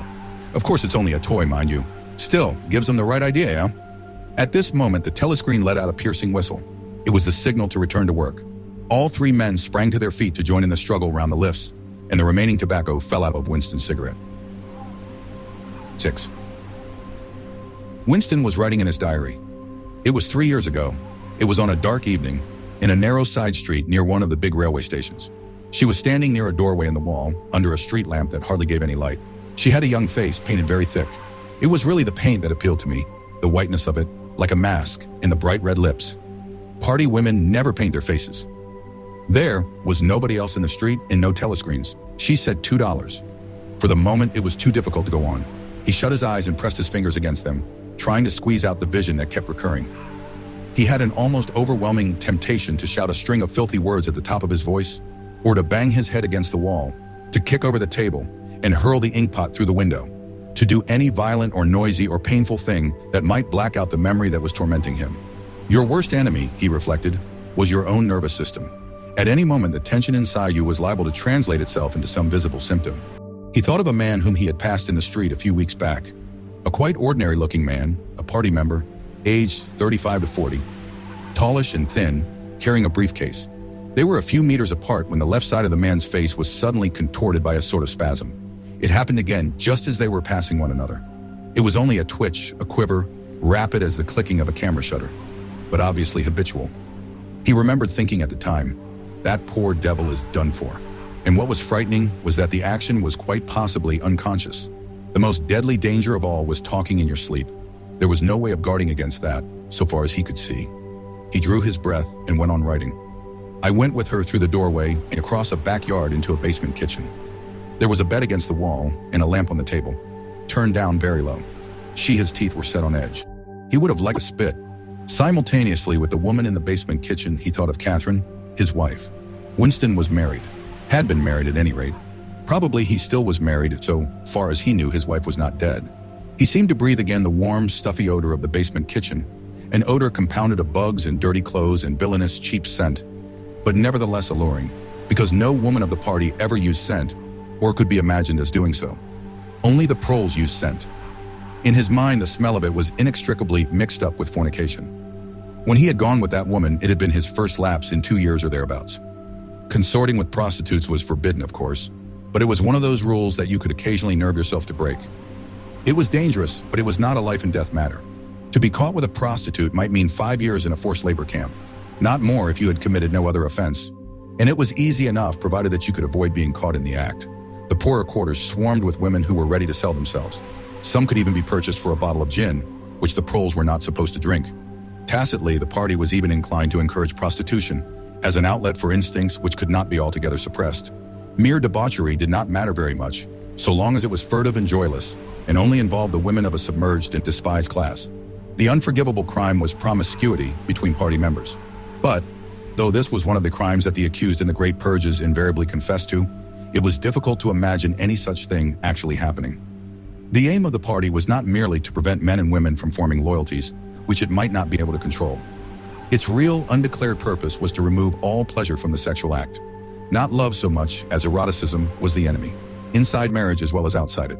All marriages between party members had to be approved by a committee appointed for the purpose. And though the principle was never clearly stated, permission was always refused if the couple concerned gave the impression of being physically attracted to one another. The only recognized purpose of marriage was to beget children for the service of the party. Sexual intercourse was to be looked on as a slightly disgusting minor operation, like having an enema. This again was never put into plain words, but in an indirect way it was rubbed into every party member from childhood onwards.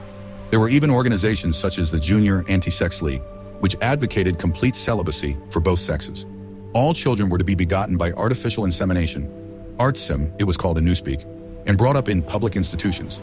This, Winston was aware, was not meant altogether seriously, but somehow it fitted in with the general ideology of the party. The party was trying to kill the sex instinct, or if it could not be killed, than to distort it and dirty it. He did not know why this was so, but it seemed natural that it should be so. And as far as the women were concerned, the party's efforts were largely successful. He thought again of Catherine. It must be 9, 10, nearly 11 years since they had parted. It was curious how seldom he thought of her. For days at a time, he was capable of forgetting that he had ever been married. They had only been together for about 15 months. The party did not permit divorce, but it rather encouraged separation in cases where there were no children. Catherine was a tall, fair-haired girl, very straight, with splendid movements. She had a bold, aquiline face, a face that one might have called noble, until one discovered that there was, as nearly as possible, nothing behind it. Very early in her married life, he had decided, though perhaps it was only that he knew her more intimately than he knew most people, that she had, without exception, the most stupid, vulgar, empty mind that he had ever encountered.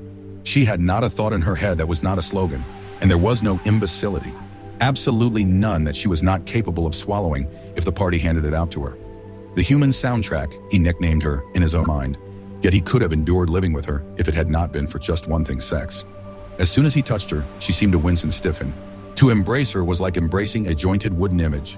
And what was strange was that even when she was clasping him against her, he had the feeling that she was simultaneously pushing him away with all her strength. The rigidity of her muscles managed to convey that impression. She would lie there with shut eyes, neither resisting nor cooperating, but submitting. It was extraordinarily embarrassing, and, after a while, horrible.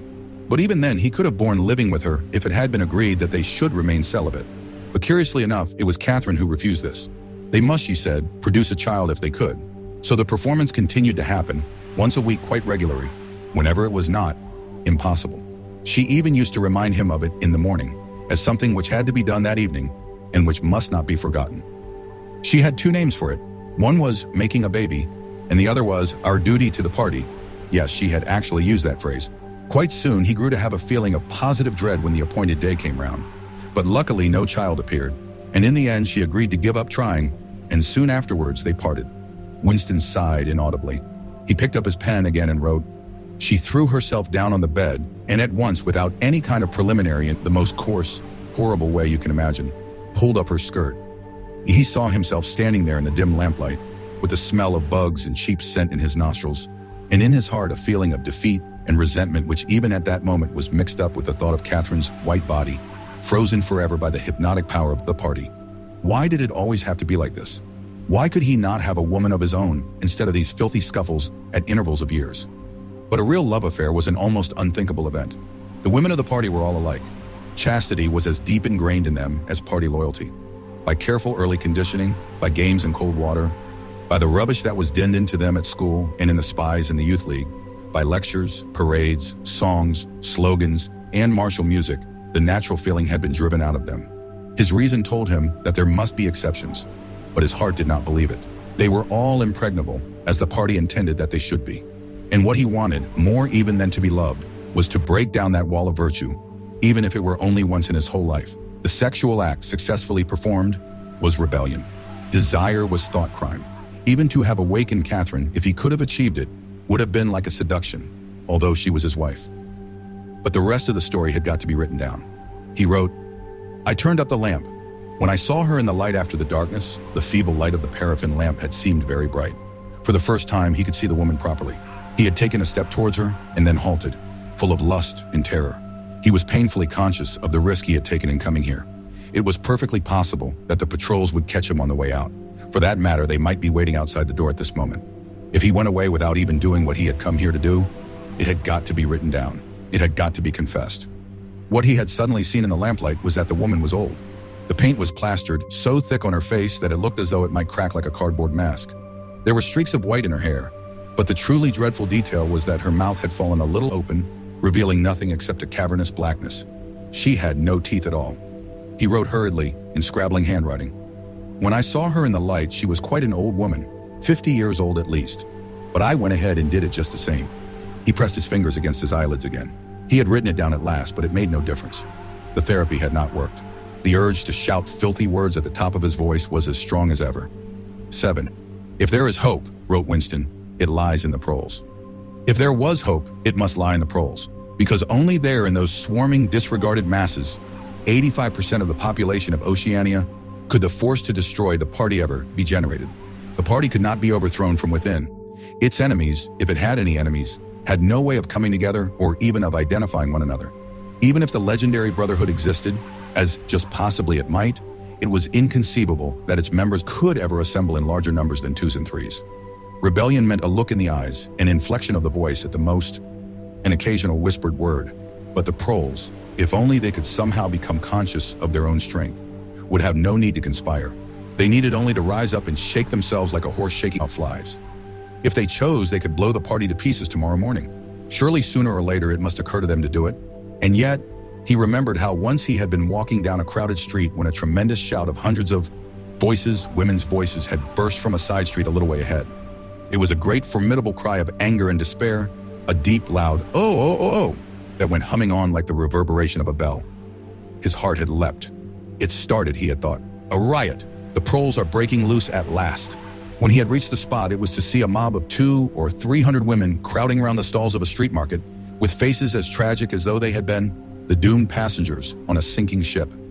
But at this moment, the general despair broke down into a multitude of individual quarrels. It appeared that one of the stalls had been selling tin saucepans. They were wretched, flimsy things, but cooking pots of any kind were always difficult to get. Now the supply had unexpectedly given out. The successful women, bumped and jostled by the rest, were trying to make off with their saucepans, while dozens of others clamored around the stall, accusing the stall keeper of favoritism and of having more saucepans somewhere in reserve. There was a fresh outburst of yells.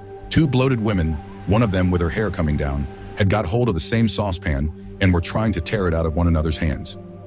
For a moment they were both tugging, and then the handle came off. Winston watched them disgustedly. And yet, just for a moment, what almost frightening power had sounded in that cry from only a few hundred throats. Why was it that they could never shout like that about anything that mattered? He wrote, "Until they become conscious, they will never rebel, and until after they have rebelled, they cannot become conscious." That, he reflected, might almost have been a transcription from one of the party textbooks. The party claimed, of course, to have liberated the proles from bondage. Before the revolution, they had been hideously oppressed by the capitalists. They had been starved and flogged. Women had been forced to work in the coal mines. Women still did work in the coal mines, as a matter of fact. Children had been sold into the factories at the age of 6. But simultaneously, true to the principles of doublethink, the party taught that the proles were natural inferiors who must be kept in subjection, like animals, by the application of a few simple rules. In reality, very little was known about the proles. It was not necessary to know much. So long as they continued to work and breed, their other activities were without importance. Left to themselves, like cattle turned loose upon the plains of Argentina, they had reverted to a style of life that appeared to be natural to them, a sort of ancestral pattern.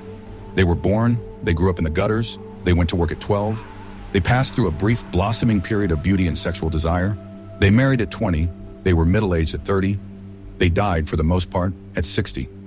Heavy physical work, the care of home and children, petty quarrels with neighbors, films, football, beer, and above all, gambling, filled up the horizon of their minds. To keep them in control was not difficult. A few agents of the thought police moved always among them, spreading false rumors and marking down and eliminating the few individuals who were judged capable of becoming dangerous. But no attempt was made to indoctrinate them with the ideology of the party. It was not desirable that the proles should have strong political feelings. All that was required of them was a primitive patriotism which could be appealed to whenever it was necessary to make them accept longer working hours or shorter rations. And even when they became discontented, as they sometimes did, their discontent held nowhere, because being without general ideas, they could only focus it on petty specific grievances. The larger evils invariably escaped their notice. The great majority of proles did not even have telescreens in their homes. Even the civil police interfered with them very little. There was a vast amount of criminality in London, a whole world within a world of thieves, bandits, prostitutes, drug peddlers, and racketeers of every description. But since it all happened among the proles themselves, it was of no importance. In all questions of morals, they were allowed to follow their ancestral code. The sexual puritanism of the party was not imposed upon them. Promiscuity went unpunished. Divorce was permitted. For that matter, even religious worship would have been permitted if the proles had shown any sign of needing or wanting it. They were beneath suspicion. As the party slogan put it, proles and animals are free. Winston reached down and cautiously scratched his varicose ulcer. It had begun itching again. The thing you invariably came back to was the impossibility of knowing what life before the revolution had really been like. He took out of the drawer a copy of a children's history textbook, which he had borrowed from Mrs. Parsons, and began copying a passage into the diary. In the old days, it ran, before the glorious revolution, London was not the beautiful city that we know today. It was a dark, dirty, miserable place where hardly anybody had enough to eat and where hundreds and thousands of poor people had no boots on their feet and not even a roof to sleep under. Children no older than you had to work 12 hours a day for cruel masters who flogged them with whips if they worked too slowly and fed them on nothing but stale bread crusts and water. Booten, among all this terrible poverty, there were just a few great, big, beautiful houses that were lived in by rich men who had as many as 30 servants to look after them. These rich men were called capitalists. They were fat, ugly men with wicked faces, like the one in the picture on the opposite page. You can see that he is dressed in a long black coat, which was called a frock coat, and a queer, shiny hat shaped like a stovepipe, which was called a top hat.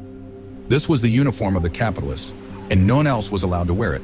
The capitalists owned everything in the world, and everyone else was their slave. They owned all the land, all the houses, all the factories, and all the money. If anyone disobeyed them, they could throw them into prison, or they could take his job away and starve him to death. When any ordinary person spoke to a capitalist, he had to cringe and bow to him, and take off his cap and address him as Sir. The chief of all the capitalists was called the king, but he knew the rest of the catalog.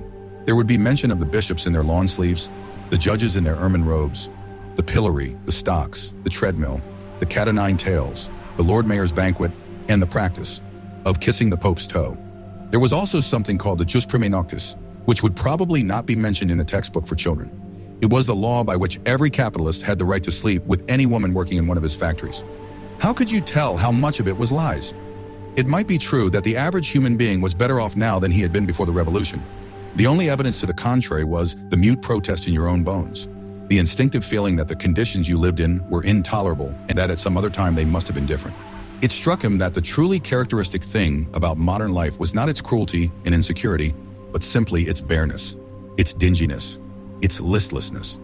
Life, if you looked about you, bore no resemblance not only to the lies that streamed out of the telescreens, but even to the ideals that the party was trying to achieve.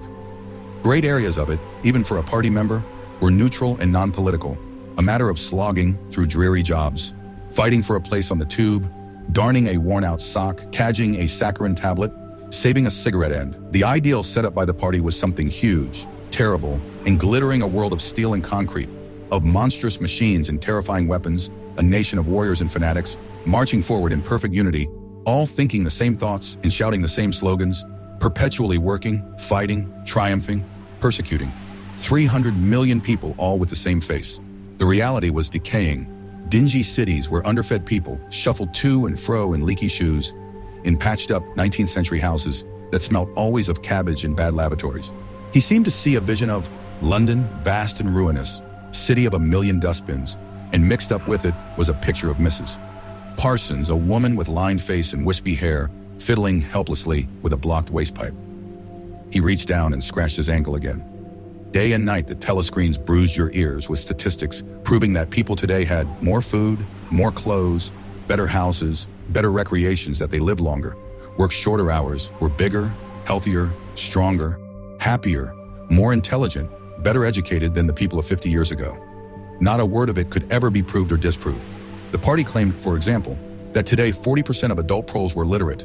Before the revolution, it was said, the number had only been 15%. The party claimed that the infant mortality rate was now only 160 per thousand, whereas before the revolution, it had been 300.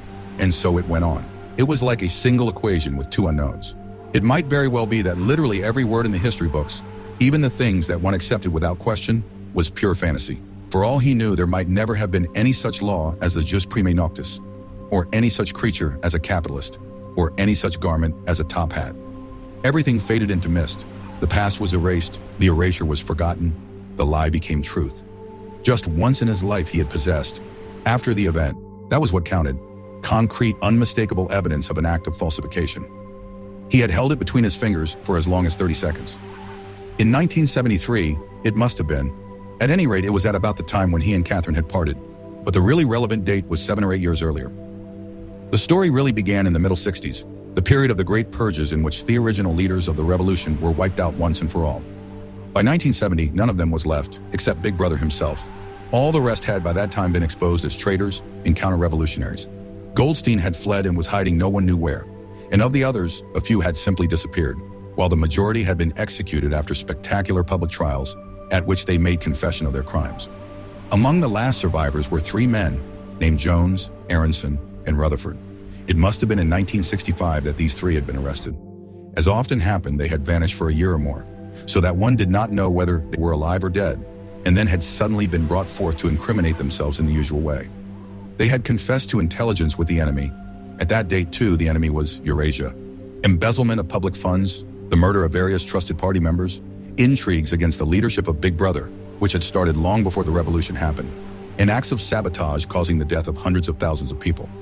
After confessing to these things, they had been pardoned, reinstated in the party, and given posts which were in fact sinecures but which sounded important. All three had written long, abject articles in the Times, analyzing the reasons for their defection and promising to make amends. Sometime after their release, Winston had actually seen all three of them in the Chestnut Tree Cafe. He remembered the sort of terrified fascination with which he had watched them out of the corner of his eye. They were men far older than himself, relics of the ancient world, almost the last great figures left over from the heroic days of the party. The glamour of the underground struggle and the Civil War still faintly clung to them. He had the feeling, though already at that time facts and dates were growing blurry, that he had known their names years earlier than he had known that of Big Brother. But also they were outlaws, enemies, untouchables, doomed with absolute certainty to extinction within a year or two. No one who had once fallen into the hands of the thought police ever escaped in the end. They were corpses waiting to be sent back to the grave. There was no one at any of the tables nearest to them. It was not wise even to be seen in the neighborhood of such people. They were sitting in silence before glasses of the gin, flavored with cloves, which was the speciality of the cafe. Of the three, it was Rutherford whose appearance had most impressed Winston. Rutherford had once been a famous caricaturist, whose brutal cartoons had helped to inflame popular opinion before and during the Revolution. Even now, at long intervals, his cartoons were appearing in the Times. They were simply an imitation of his earlier manner, and curiously lifeless and unconvincing. Always they were a rehashing of the ancient themes: slum tenements, starving children, street battles, capitalists in top hats. Even on the barricades, the capitalists still seemed to cling to their top hats in endless, hopeless effort to get back into the past. He was a monstrous man, with a mane of greasy gray hair, his face pouched and seamed, with thick, negroid lips. At one time, he must have been immensely strong. Now his great body was sagging, sloping, bulging, falling away in every direction. He seemed to be breaking up before one's eyes, like a mountain crumbling. It was the lonely hour of 15. Winston could not now remember how he had come to be in the cafe at such a time. The place was almost empty. A tinny music was trickling from the telescreens. The three men sat in their corner, almost motionless, never speaking. Uncommanded, the waiter brought fresh glasses of gin. There was a chessboard on the table beside them, with the pieces set out, but no game started. And then, for perhaps half a minute in all, something happened to the telescreens. The tune that they were playing changed, and the tone of the music changed too. There came into it, but it was something hard to describe. It was a peculiar, cracked, braying, jeering note. In his mind, Winston called it a yellow note. And then a voice from the telescreen was singing, "Under the spreading chestnut tree, I sold you and you sold me. There lie they, and here lie we under the spreading chestnut tree." The three men never stirred, but when Winston glanced again at Rutherford's ruinous face, he saw that his eyes were full of tears. And for the first time he noticed the kind of inward shudder, and yet not knowing at what he shuddered, that both Aronson and Rutherford had broken noses. A little later, all three were rearrested. It appeared that they had engaged in fresh conspiracies from the very moment of their release. At their second trial, they confessed to all their old crimes over again, with a whole string of new ones. They were executed, and their fate was recorded in the party histories. A warning to posterity. About 5 years after this, in 1973, Winston was unrolling a wad of documents which had just flopped out of the pneumatic tube onto his desk, when he came on a fragment of paper which had evidently been slipped in among the others and then forgotten. The instant he had flattened it out, he saw its significance. It was a half page torn out of the Times of about 10 years earlier, the top half of the page, so that it included the date, and it contained a photograph of the delegates at some party function in New York. Prominent in the middle of the group were Jones, Aronson, and Rutherford. There was no mistaking them. In any case, their names were in the caption at the bottom. The point was that at both trials, all three men had confessed that on that date they had been on Eurasian soil. They had flown from a secret airfield in Canada to a rendezvous somewhere in Siberia, and had conferred with members of the Eurasian General Staff, to whom they had betrayed important military secrets.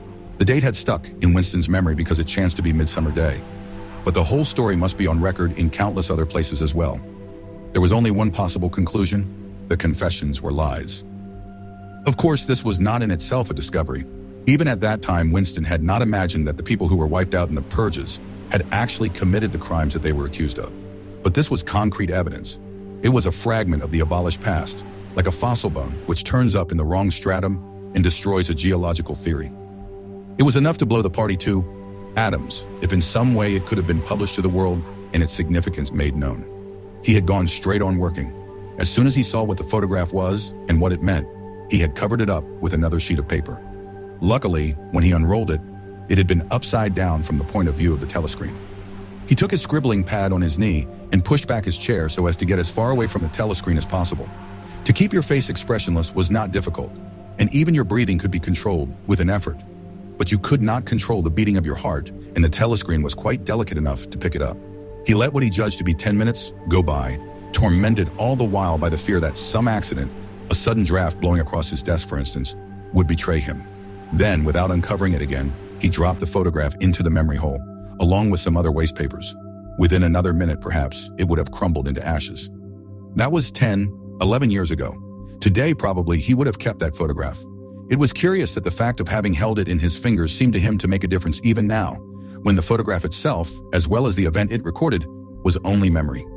Was the party's hold upon the past less strong, he wondered, because a piece of evidence which existed no longer had once existed? But today, supposing that it could be somehow resurrected from its ashes, the photograph might not even be evidence.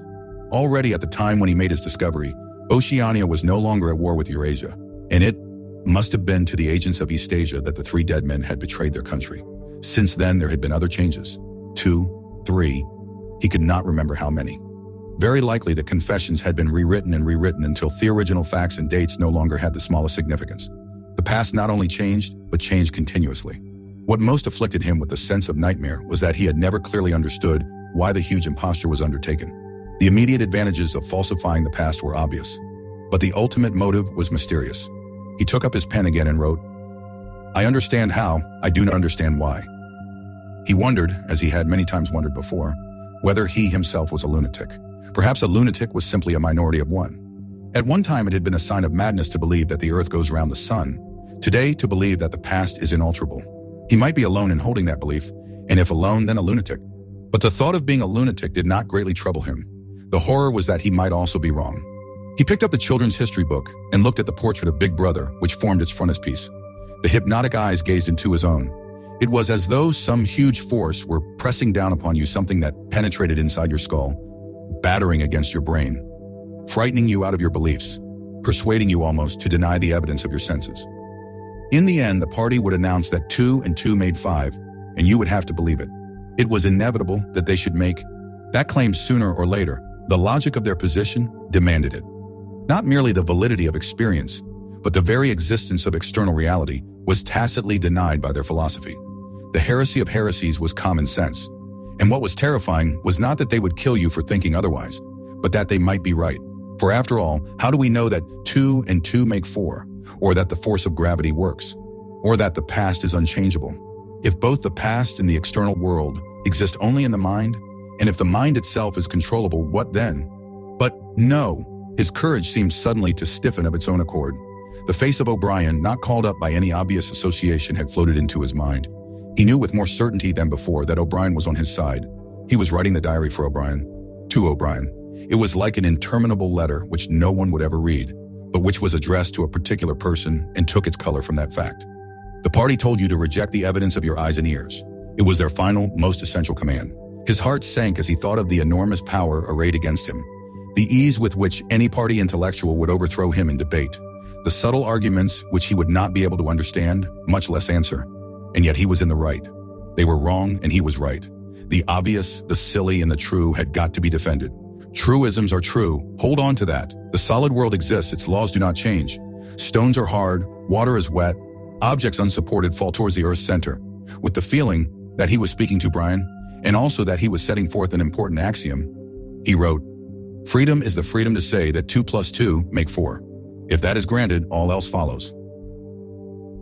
Aid, from somewhere at the bottom of a passage, the smell of roasting coffee, real coffee, not victory coffee, came floating out into the street.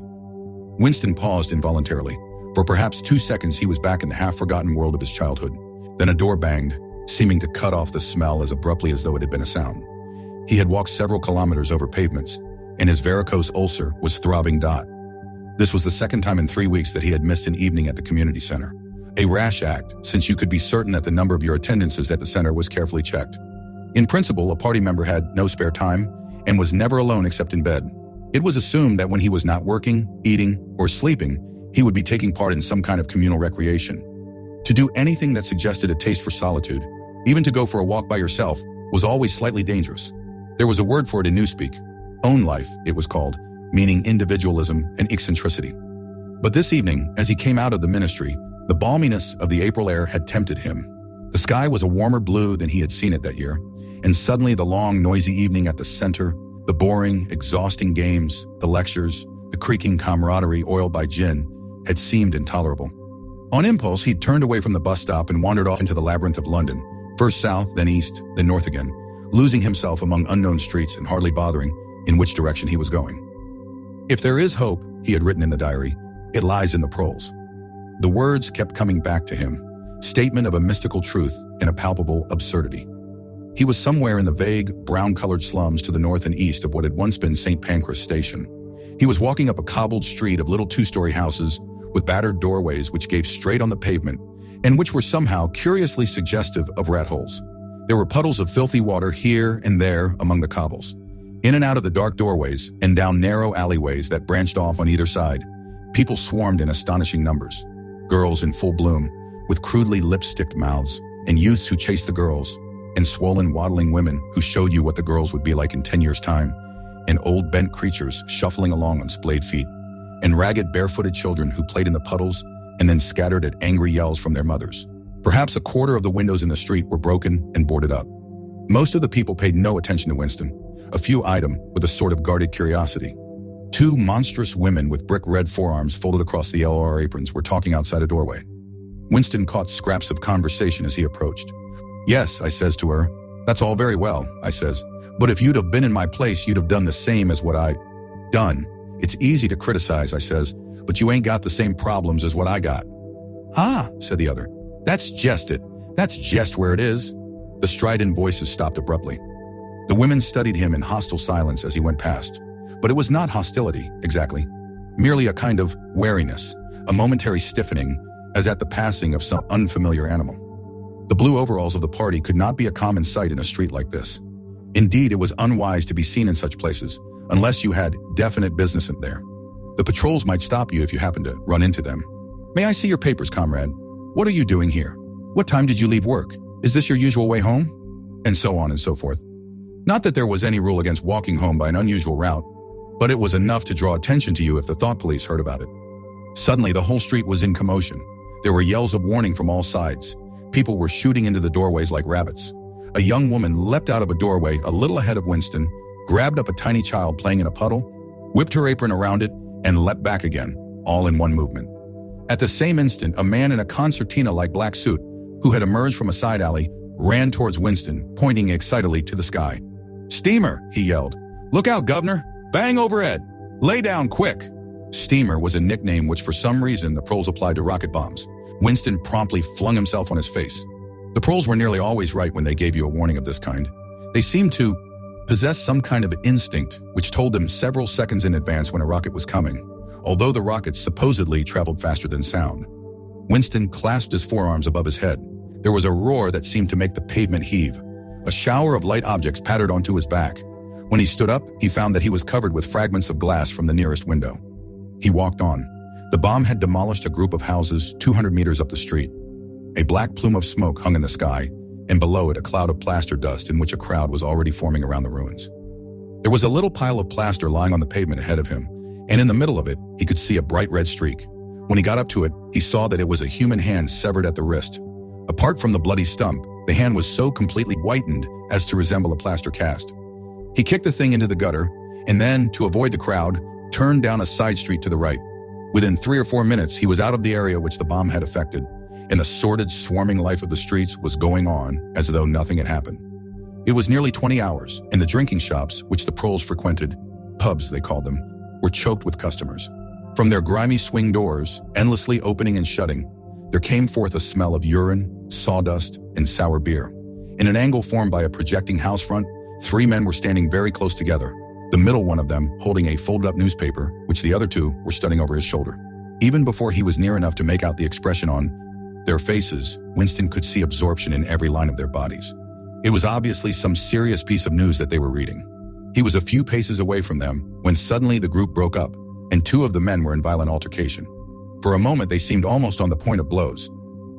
"Can't you bleeding well listen to what I say? I tell you, no number ending in 7 ain't one for over 14 months. Yes, it has then. No, it has not. Back home, I got the old lot of them for over 2 years wrote down on a piece of paper. I takes them down regular as the clock. And I tell you, no number ending in 7. Yes, a 7 is one. I could pretty near tell you the bleeding number. 407 it ended in. It were in February, 2nd week in February. February, your grandmother. I got it all down in black and white. And I tell you, no number. Oh, pack it in," said the third man. They were talking about the lottery. Winston looked back when he had gone 30 meters. They were still arguing, with vivid, passionate faces. The lottery, with its weekly payout of enormous prizes, was the one public event to which the proles paid serious attention. It was probable that there were some millions of proles for whom the lottery was the principal, if not the only reason for remaining alive. It was their delight, their folly, their anodyne, their intellectual stimulant. Where the lottery was concerned, even people who could barely read and write seemed capable of intricate calculations and staggering feats of memory. There was a whole tribe of men who made a living simply by selling systems, forecasts, and lucky amulets. Winston had nothing to do with the running of the lottery, which was managed by the Ministry of Plenty. But he was aware, indeed everyone in the party was aware, that the prizes were largely imaginary. Only small sums were actually paid out, the winners of the big prizes being non-existent persons. In the absence of any real intercommunication between one part of Oceania and another, this was not difficult to arrange. But if there was hope, it lay in the proles. You had to cling on to that. When you put it in words, it sounded reasonable. It was when you looked at the human beings passing you on the pavement that it became an act of faith. The street into which he had turned ran downhill. He had a feeling that he had been in this neighborhood before, and that there was a main thoroughfare not far away. From somewhere ahead there came a din of shouting voices. The street took a sharp turn and then ended in a flight of steps which led down into a sunken alley where a few stall keepers were selling tired-looking vegetables. At this moment, Winston remembered where he was. The alley led out into the main street, and down the next turning, not 5 minutes away, was the junk shop where he had bought the blank book, which was now his diary. And in a small stationer's shop, not far away, he had bought his pen holder and his bottle of ink. He paused for a moment at the top of the steps. On the opposite side of the alley, there was a dingy little pub whose windows appeared to be frosted over, but in reality were merely coated with dust. A very old man, bent but active, with white mustaches that bristled forward like those of a prawn, pushed open the swing door and went in. As Winston stood watching, it occurred to him that the old man, who must be 80 at the least, had already been middle-aged when the revolution happened. He and a few others like him were the last links that now existed with the vanished world of capitalism. In the party itself, there were not many people left whose ideas had been formed before the revolution. The older generation had mostly been wiped out in the great purges of the 50s and 60s, and the few who survived had long ago been terrified into complete intellectual surrender. If there was anyone still alive who could give you a truthful account of conditions in the early part of the century, it could only be a prole. Suddenly, the passage from the history book that he had copied into his diary came back into Winston's mind, and a lunatic impulse took hold of him. He would go into the pub, he would scrape acquaintance with that old man and question him. He would say to him, "Tell me about your life when you were a boy. What was it like in those days? Were things better than they are now, or were they worse?" Hurriedly, lest he should have time to become frightened, he descended the steps and crossed the narrow street. It was madness, of course. As usual, there was no definite rule against talking to proles and frequenting their pubs, but it was far too unusual an action to pass unnoticed. If the patrols appeared, he might plead an attack of faintness, but it was not likely that they would believe him. He pushed open the door, and a hideous, cheesy smell of sour beer hit him in the face. As he entered, the din of voices dropped to about half its volume. Behind his back, he could feel everyone eyeing his blue overalls. A game of darts, which was going on at the other end of the room, interrupted itself for perhaps as much as 30 seconds. The old man whom he had followed was standing at the bar, having some kind of altercation with the barman. A large, stout, hook-nosed young man with enormous forearms. A knot of others standing around with glasses in their hands were watching the scene. "I arsed you civil enough, didn't I?" said the old man, straightening his shoulders pugnaciously. "You telling me you ain't got a pint mug in the old bleeding boozer?" "And what in hell's name is a pint?" said the barman, leaning forward with the tips of his fingers on the counter. "Ark at him. Calls himself a barman and don't know what a pint is. Why, a pint's the half of a quart. and there's 4 quarts to the gallon. I have to teach you the ABC next." "Never heard of them," said the barman shortly. "Liter and half liter. That's all we serve. There's the glasses on the shelf in front of you." "I likes a pint," persisted the old man. "You could have drawed me off a pint easy enough. We didn't have these bleeding liters when I was a young man." "When you were a young man, we were all living in the treetops," said the barman with a glance at the other customers. There was a shout of laughter, and the uneasiness caused by Winston's entry seemed to disappear. The old man's white stubbled face had flushed pink. He turned away, muttering to himself, and bumped into Winston. Winston caught him gently by the arm. "May I offer you a drink?" he said. "You're a gent," said the other, straightening his shoulders again. He appeared not to have noticed Winston's blue overalls. "Pint," he added aggressively to the barman. "Pint of wallop." The barman swished 2 half-liters of dark brown beer into thick glasses, which he had rinsed in a bucket under the counter. Beer was the only drink you could get in prole pubs. The proles were supposed not to drink gin, though in practice they could get hold of it easily enough. The game of darts was in full swing again, and the knot of men at the bar had begun talking about lottery tickets. Winston S. presence was forgotten for a moment. There was a deal table under the window where he and the old man could talk without fear of being overheard. It was horribly dangerous, but at any rate there was no telescreen in the room, a point he had made sure of as soon as he came in. "He could have drawed me off a pint," grumbled the old man as he settled down behind a glass. "A half liter ain't enough. It don't satisfy, and a whole liter's too much. It starts my bladder running, let alone the price." "You must have seen great changes since you were a young man," said Winston tentatively. The old man's pale blue eyes moved from the darts board to the bar, and from the bar to the door of the gents, as though it were in the barroom that he expected the changes to have occurred. "The beer was better," he said finally, "and cheaper. When I was a young man, mild beer wallop, we used to call it, was 4 pence a pint. That was before the war, of course." "Which war was that?" said Winston. "It's all wars," said the old man vaguely. He took up his glass, and his shoulders straightened again. "Here's wishing you the very best of health." In his lean throat, the sharp-pointed Adam's apple made a surprisingly rapid up-and-down movement, and the beer vanished.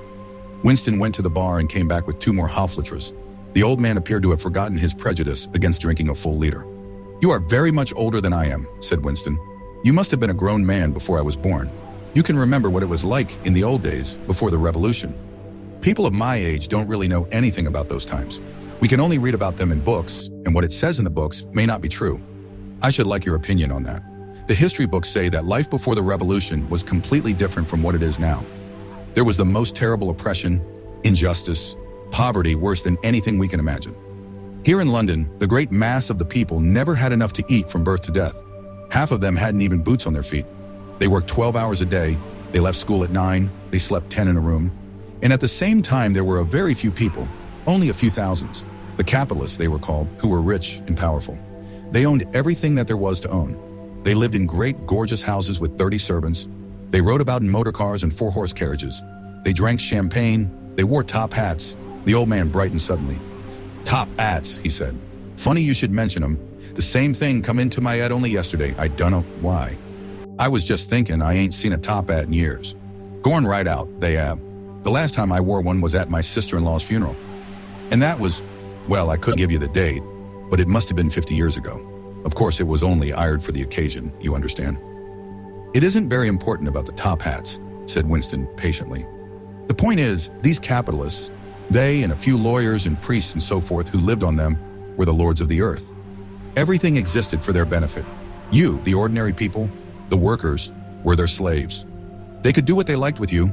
They could ship you off to Canada like cattle. They could sleep with your daughters if they chose. They could order you to be flogged with something called a cat o' nine tails. You had to take your cap off when you passed them. Every capitalist went about with a gang of lackeys who..." The old man brightened again. "Lackeys," he said. "Now there's a word I ain't heard since ever so long. Lackeys. That regular takes me back, that does. I recollect, donkeys years ago. I used to sometimes go to YDE Park of a Sunday afternoon to hear the blokes making speeches. Salvation Army, Roman Catholics, Jews, Indians, all sorts there was.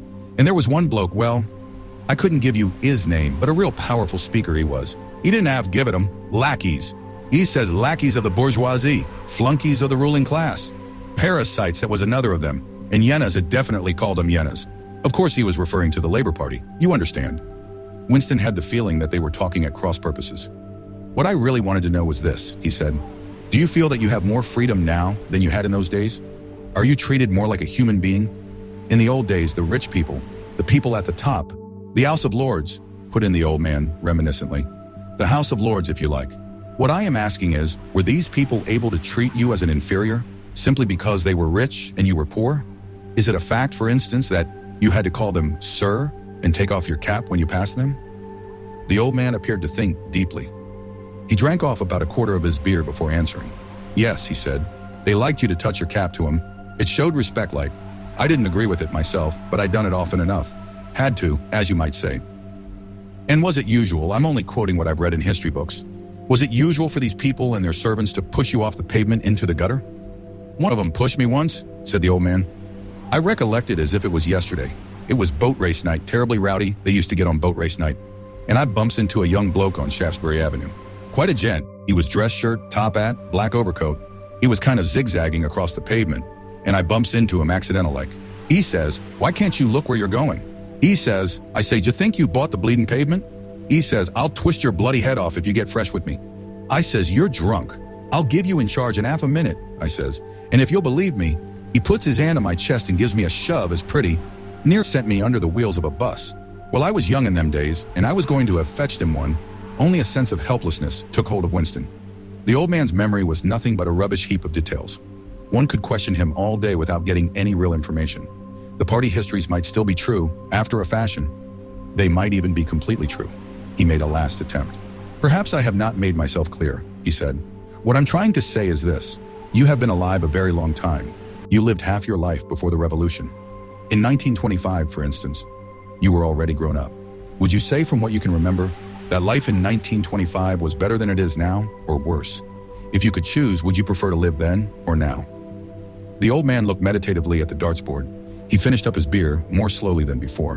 When he spoke, it was with a tolerant, philosophical air, as though the beer had mellowed him. I know what you expect me to say, he said. You expect me to say, as I'd sooner be young again. Most people would say they'd sooner be young if you asked them. You got your health and strength when you're young. When you get to my time of life, you ain't never well. I suffer something wicked from my feet, and my bladder's just terrible. 6 and 7 times a night it has me out of bed. On the other, and there's great advantages in being an old man. You ain't got the same worries. No truck with women, and that's a great thing. I ain't had a woman for near on 30 years, if you credit it. Nor wanted to, what's more. Winston sat back against the windowsill. It was no use going on. He was about to buy some more beer when the old man suddenly got up and shuffled rapidly into the stinking urinal at the side of the room. The extra half-liter was already working on him. Winston sat for a minute or two, gazing at his empty glass, and hardly noticed when his feet carried him out into the street again. Within 20 years at the most, he reflected, the huge and simple question, was life better before the revolution than it is now, would have ceased once and for all to be answerable. But in effect, it was unanswerable even now, since the few scattered survivors from the ancient world were incapable of comparing one age with another.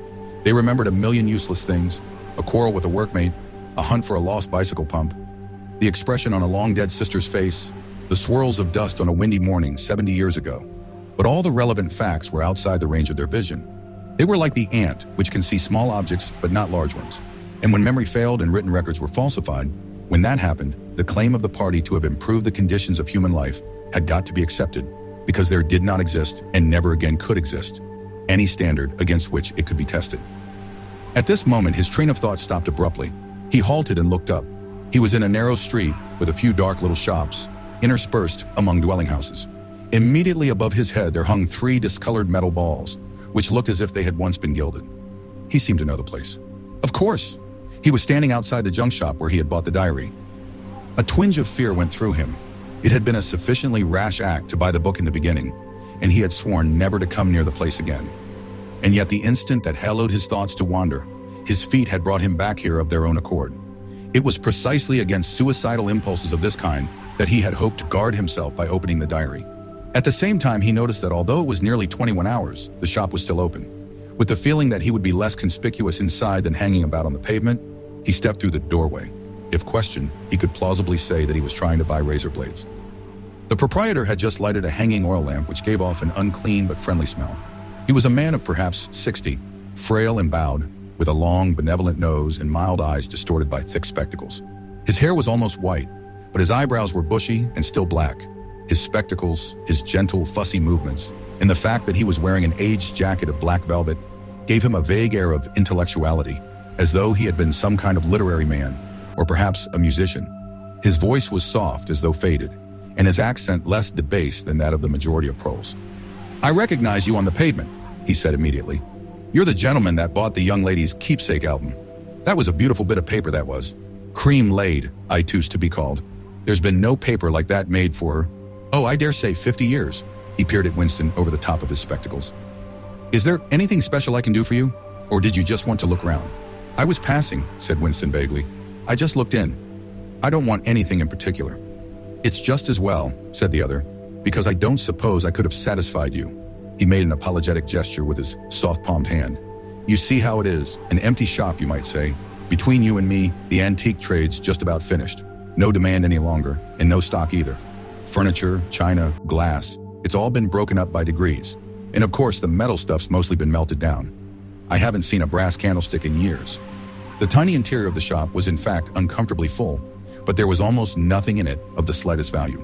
The floor space was very restricted, because all around the walls were stacked innumerable dusty picture frames.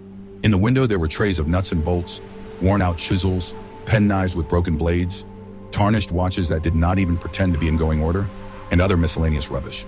Only on a small table in the corner was there a litter of odds and ends lacquered snuff boxes, agate brooches, and the like, which looked as though they might include something interesting. As Winston wandered towards the table, his eye was caught by a round, smooth thing that gleamed softly in the lamplight, and he picked it up. It was a heavy lump of glass, curved on one side, flat on the other, making almost a hemisphere. There was a peculiar softness, as of rainwater, in both the color and the texture of the glass. At the heart of it, magnified by the curved surface, there was a strange, pink, convoluted object that recalled a rose or a sea anemone. "What is it?" said Winston, fascinated. "That's coral, that is," said the old man. "It must have come from the Indian Ocean. They used to kind of embed it in the glass. That wasn't made less than 100 years ago. More by the look of it." "It's a beautiful thing," said Winston. "It is a beautiful thing," said the other appreciatively. "But there's not many that'd say so nowadays." He coughed. "Now, if it so happened that you wanted to buy it, that'd cost you $4. I can remember when a thing like that would have fetched £8, and £8 was, well, I can't work it out, but it was a lot of money. But who cares about genuine antiques nowadays, even the few that's left?" Winston immediately paid over the $4 and slid the coveted thing into his pocket. What appealed to him about it was not so much its beauty, as the air it seemed to possess of belonging to an age quite different from the present one. The soft rainwatery glass was not like any glass that he had ever seen. The thing was doubly attractive because of its apparent uselessness, though he could guess that it must once have been intended as a paperweight. It was very heavy in his pocket, but fortunately it did not make much of a bulge. It was a queer thing, even a compromising thing, for a party member to have in his possession. Anything old, and for that matter anything beautiful, was always vaguely suspect. The old man had grown noticeably more cheerful after receiving the $4.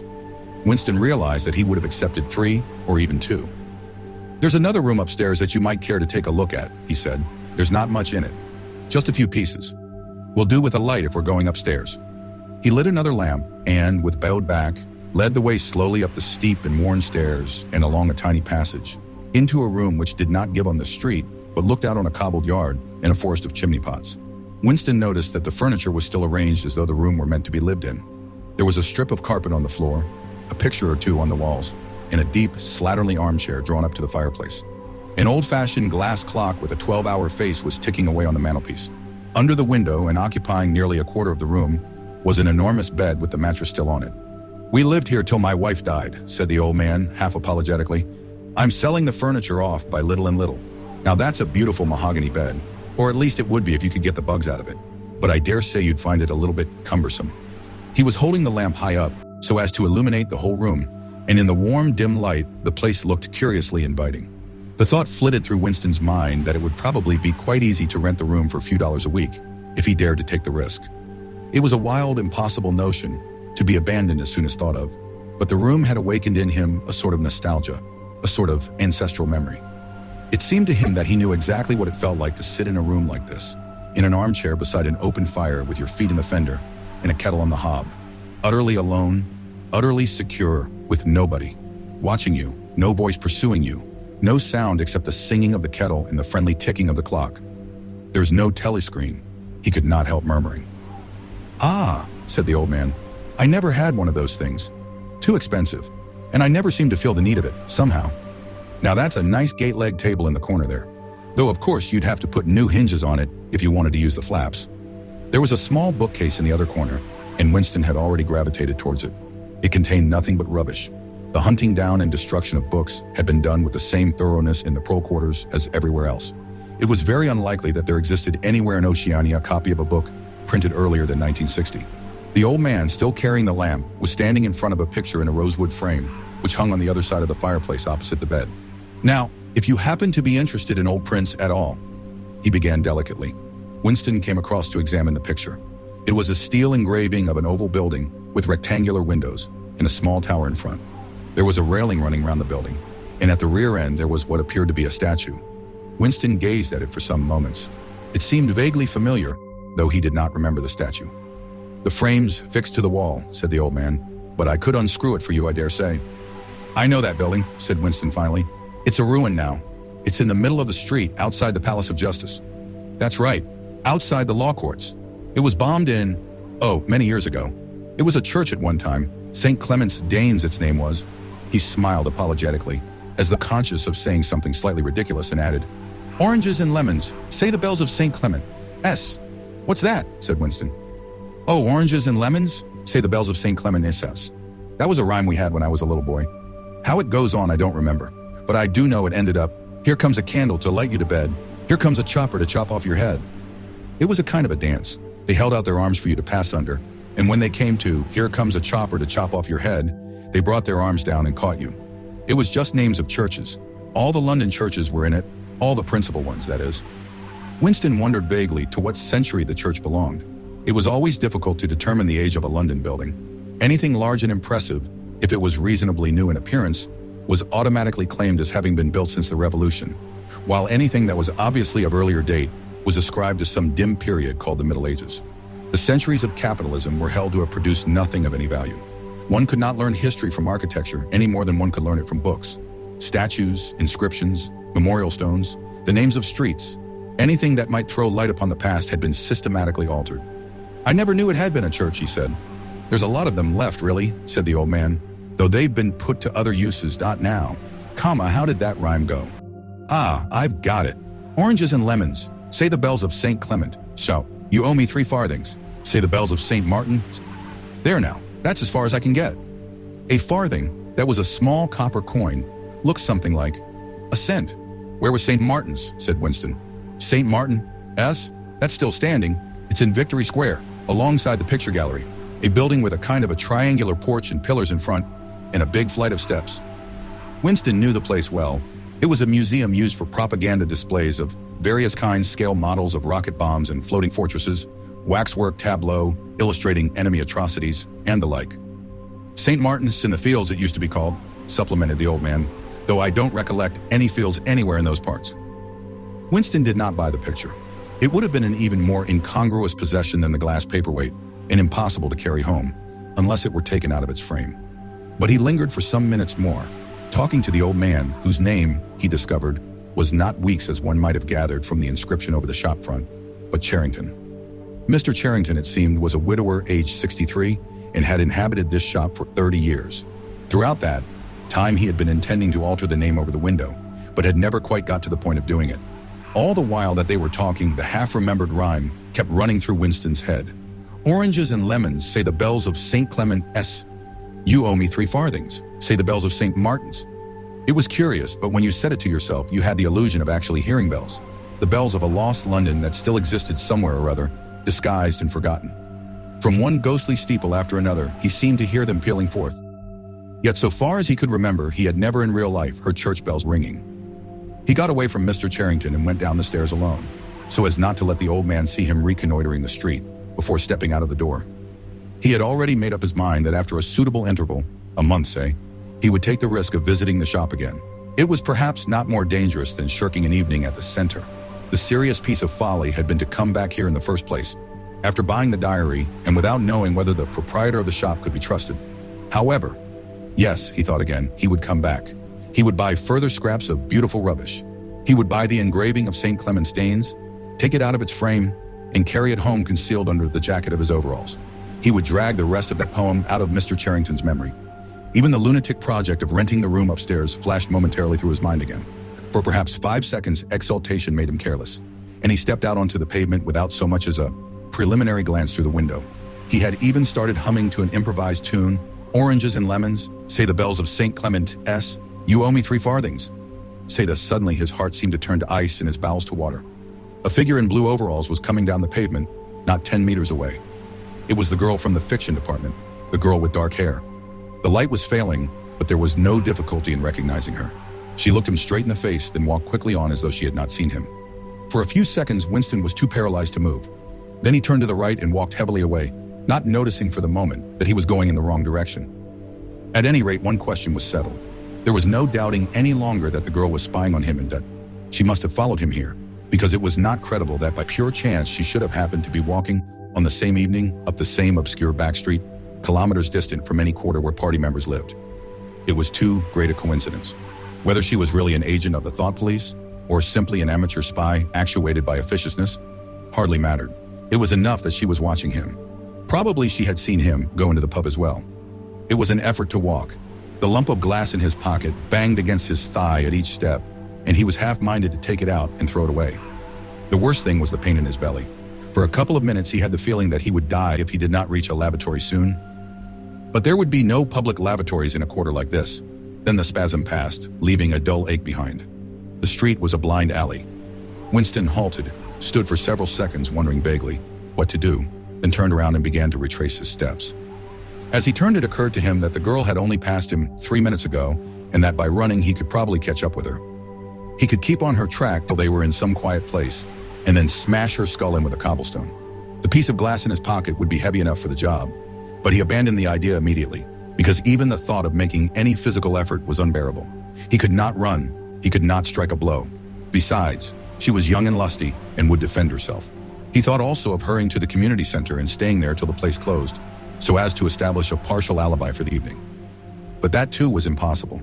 A deadly lassitude had taken hold of him. All he wanted was to get home quickly and then sit down and be quiet. It was after 22 hours when he got back to the flat. The lights would be switched off at the main at 23:30. He went into the kitchen and swallowed nearly a teacupful of Victory gin.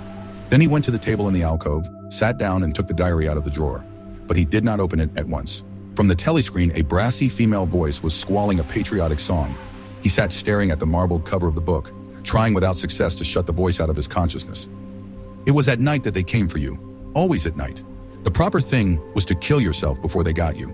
Undoubtedly, some people did so. Many of the disappearances were actually suicides, but it needed desperate courage to kill yourself in a world where firearms, or any quick and certain poison, were completely unprocurable.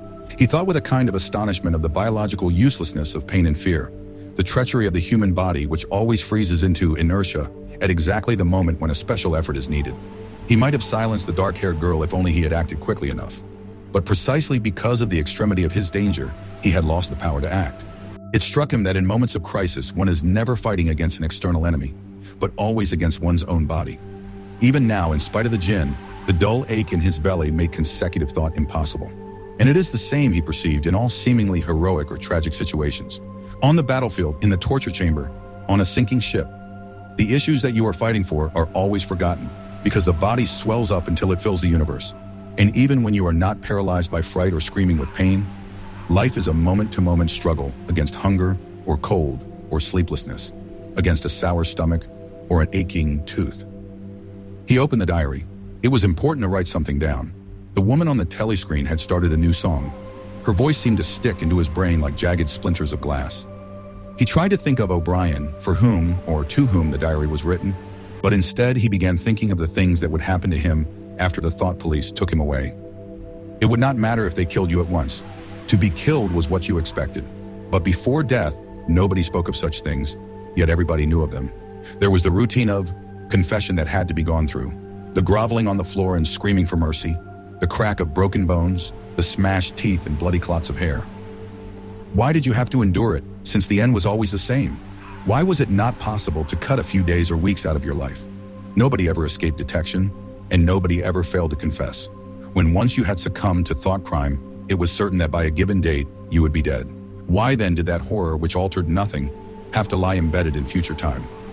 He tried with a little more success than before to summon up the image of O'Brien. "We shall meet in the place where there is no darkness," O'Brien had said to him.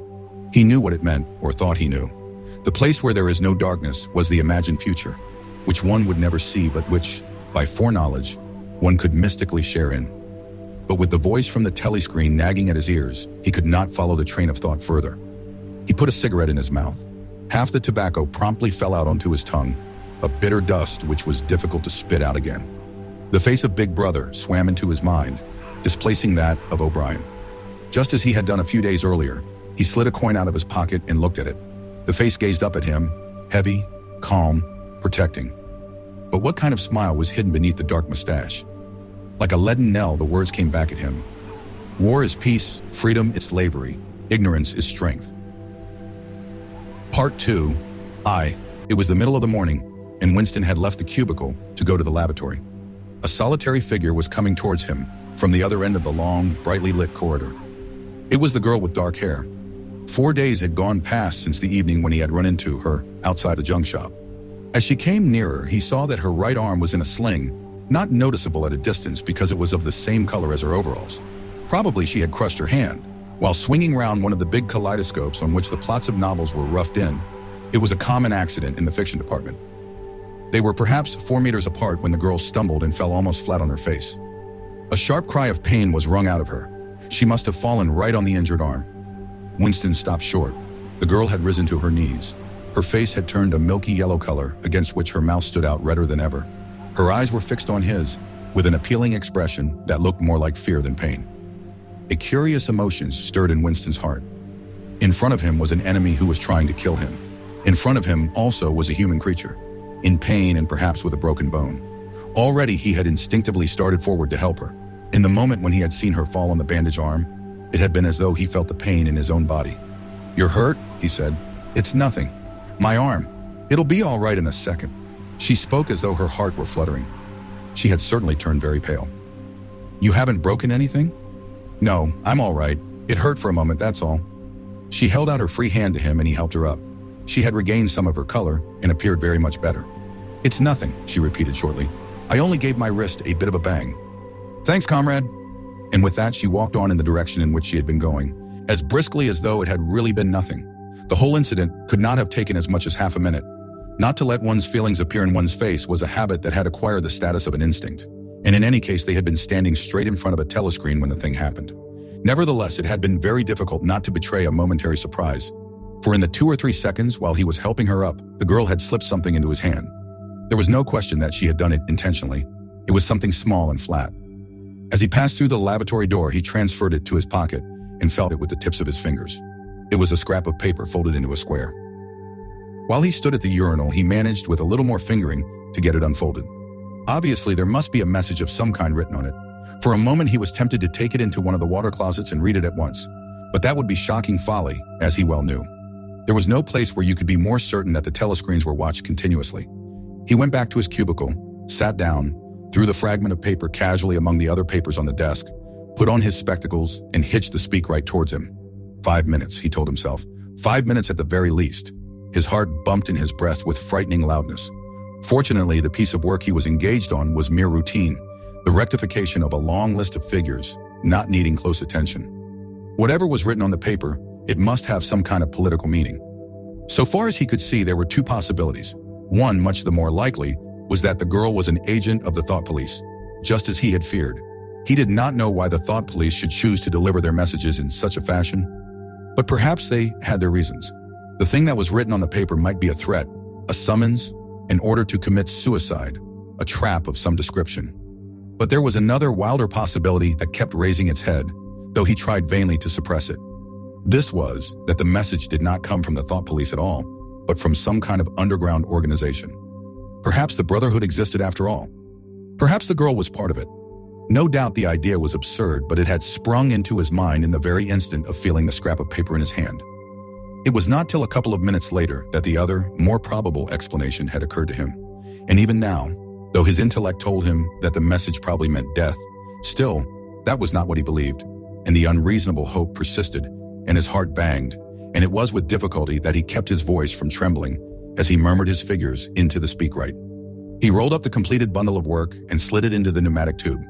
8 minutes had gone by. He readjusted his spectacles on his nose, sighed, and drew the next batch of work towards him, with a scrap of paper on top of it. He flattened it out. On it was written in a large, unformed handwriting, "I love you." For several seconds, he was too stunned even to throw the incriminating thing into the memory hole. When he did so, although he knew very well the danger of showing too much interest, he could not resist reading it once again, just to make sure that the words were really there. For the rest of the morning, it was very difficult to work. What was even worse than having to focus his mind on a series of niggling jobs was the need to conceal his agitation from the telescreen. He felt as though a fire were burning in his belly. Lunch in the hot, crowded, noise-filled canteen was torment. He had hoped to be alone for a little while during the lunch hour, but as bad luck would have it, the imbecile Parsons flopped down beside him, the tang of his sweat almost defeating the tinny smell of stew, and kept up a stream of talk about the preparations for Hate Week.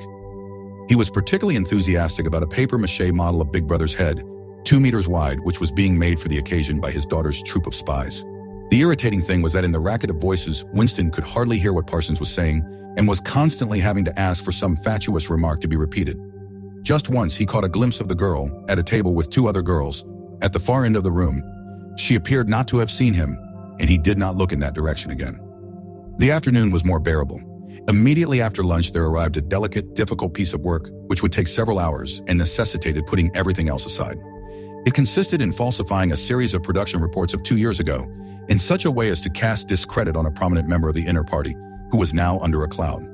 This was the kind of thing that Winston was good at, and for more than 2 hours he succeeded in shutting the girl out of his mind altogether. Then the memory of her face came back, and with it a raging, intolerable desire to be alone. Until he could be alone, it was impossible to think this new development out. Tonight was one of his nights at the community center. He wolfed another tasteless meal in the canteen, hurried off to the center, took part in the solemn foolery of a discussion group, played 2 games of table tennis, swallowed several glasses of gin, and sat for half an hour through a lecture entitled Ingsoc in Relation to Chess.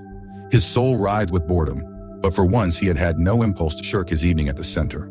At the sight of the words, "I love you," the desire to stay alive had welled up in him, and the taking of minor risks suddenly seemed stupid.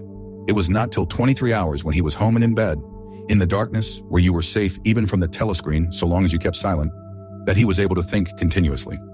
It was a physical problem that had to be solved: how to get in touch with the girl and arrange a meeting. He did not consider any longer the possibility that she might be laying some kind of trap for him. He knew that it was not so because of her unmistakable agitation when she handed him the note. Obviously, she had been frightened out of her wits, as well she might be, nor did the idea of refusing her advances even cross his mind. Only 5 nights ago, he had contemplated smashing her skull in with a cobblestone, but that was of no importance. He thought of her naked, youthful body as he had seen it in his dream. He had imagined her a fool like all the rest of them, her head stuffed with lies and hatred, her belly full of ice. A kind of fever seized him at the thought that he might lose her. The white, youthful body might slip away from him.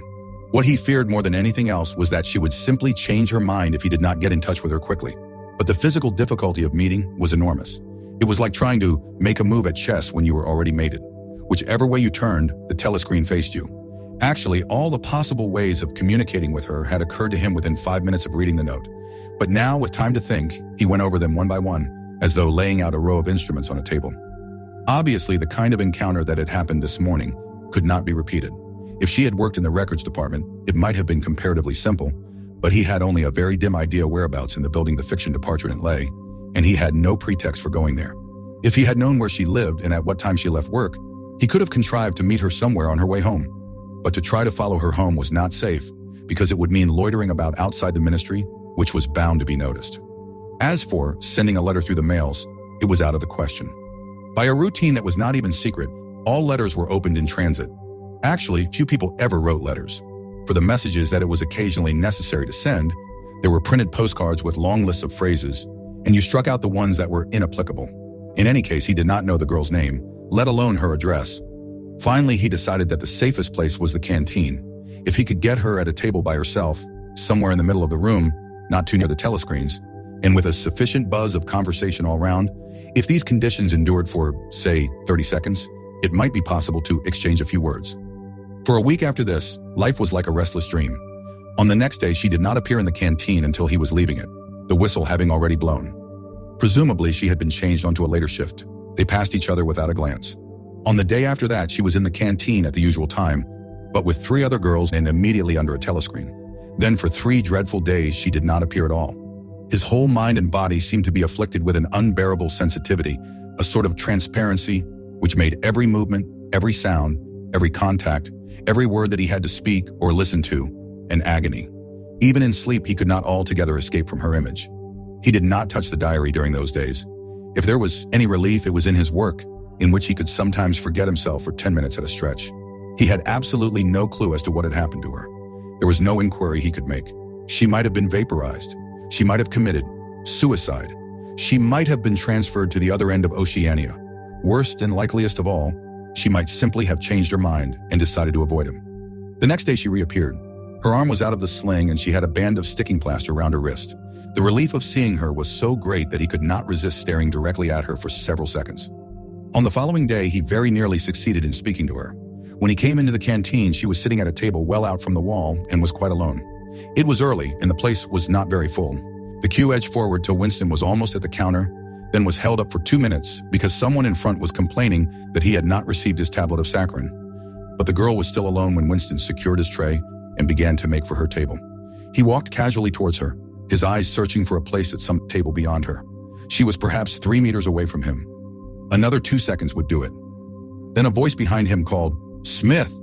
He pretended not to hear. "Smith!" repeated the voice more loudly. It was no use. He turned round. A blonde-headed, silly-faced young man named Wilshire, whom he barely knew, was inviting him with a smile to a vacant place at his table. It was not safe to refuse. After having been recognized, he could not go and sit at a table with an unattended girl. It was too noticeable. He sat down with a friendly smile. The silly blonde face beamed into his. Winston had a hallucination of himself smashing a pickaxe right into the middle of it. The girl's table filled up a few minutes later. But she must have seen him coming towards her, and perhaps she would take the hint. Next day, he took care to arrive early. Surely enough, she was at a table in about the same place, and again alone. The person immediately ahead of him in the queue was a small, swiftly moving, beetle-like man with a flat face and tiny, suspicious eyes. As Winston turned away from the counter with his tray, he saw that the little man was making straight for the girl's table. His hopes sank again. There was a vacant place at a table further away, but something in the little man's appearance suggested that he would be sufficiently attentive to his own comfort to choose the emptiest table. With ice at his heart, Winston followed. It was no use unless he could get the girl alone. At this moment, there was a tremendous crash. The little man was sprawling on all fours. His tray had gone flying. 2 streams of soup and coffee were flowing across the floor. He started to his feet with a malignant glance at Winston, whom he evidently suspected of having tripped him up. But it was all right. 5 seconds later, with a thundering heart, Winston was sitting at the girl's table. He did not look at her. He unpacked his tray and promptly began eating. It was all important to speak at once before anyone else came, but now a terrible fear had taken possession of him. A week had gone by since she had first approached him. She would have changed her mind. She must have changed her mind. It was impossible that this affair should end successfully. Such things did not happen in real life. He might have flinched altogether from speaking if at this moment he had not seen Ampleforth, the hairy-eared poet, wandering limply around the room with a tray, looking for a place to sit down. In his vague way, Ampleforth was attached to Winston and would certainly sit down at his table if he caught sight of him. There was perhaps a minute in which to act. Both Winston and the girl were eating steadily. The stuff they were eating was a thin stew, actually a soup, of haricot beans. In a low murmur, Winston began speaking. Neither of them looked up. Steadily, they spooned the watery stuff into their mouths, and between spoonfuls exchanged the few necessary words in low, expressionless voices. "What time do you leave work?" 18:30. "Where can we meet?"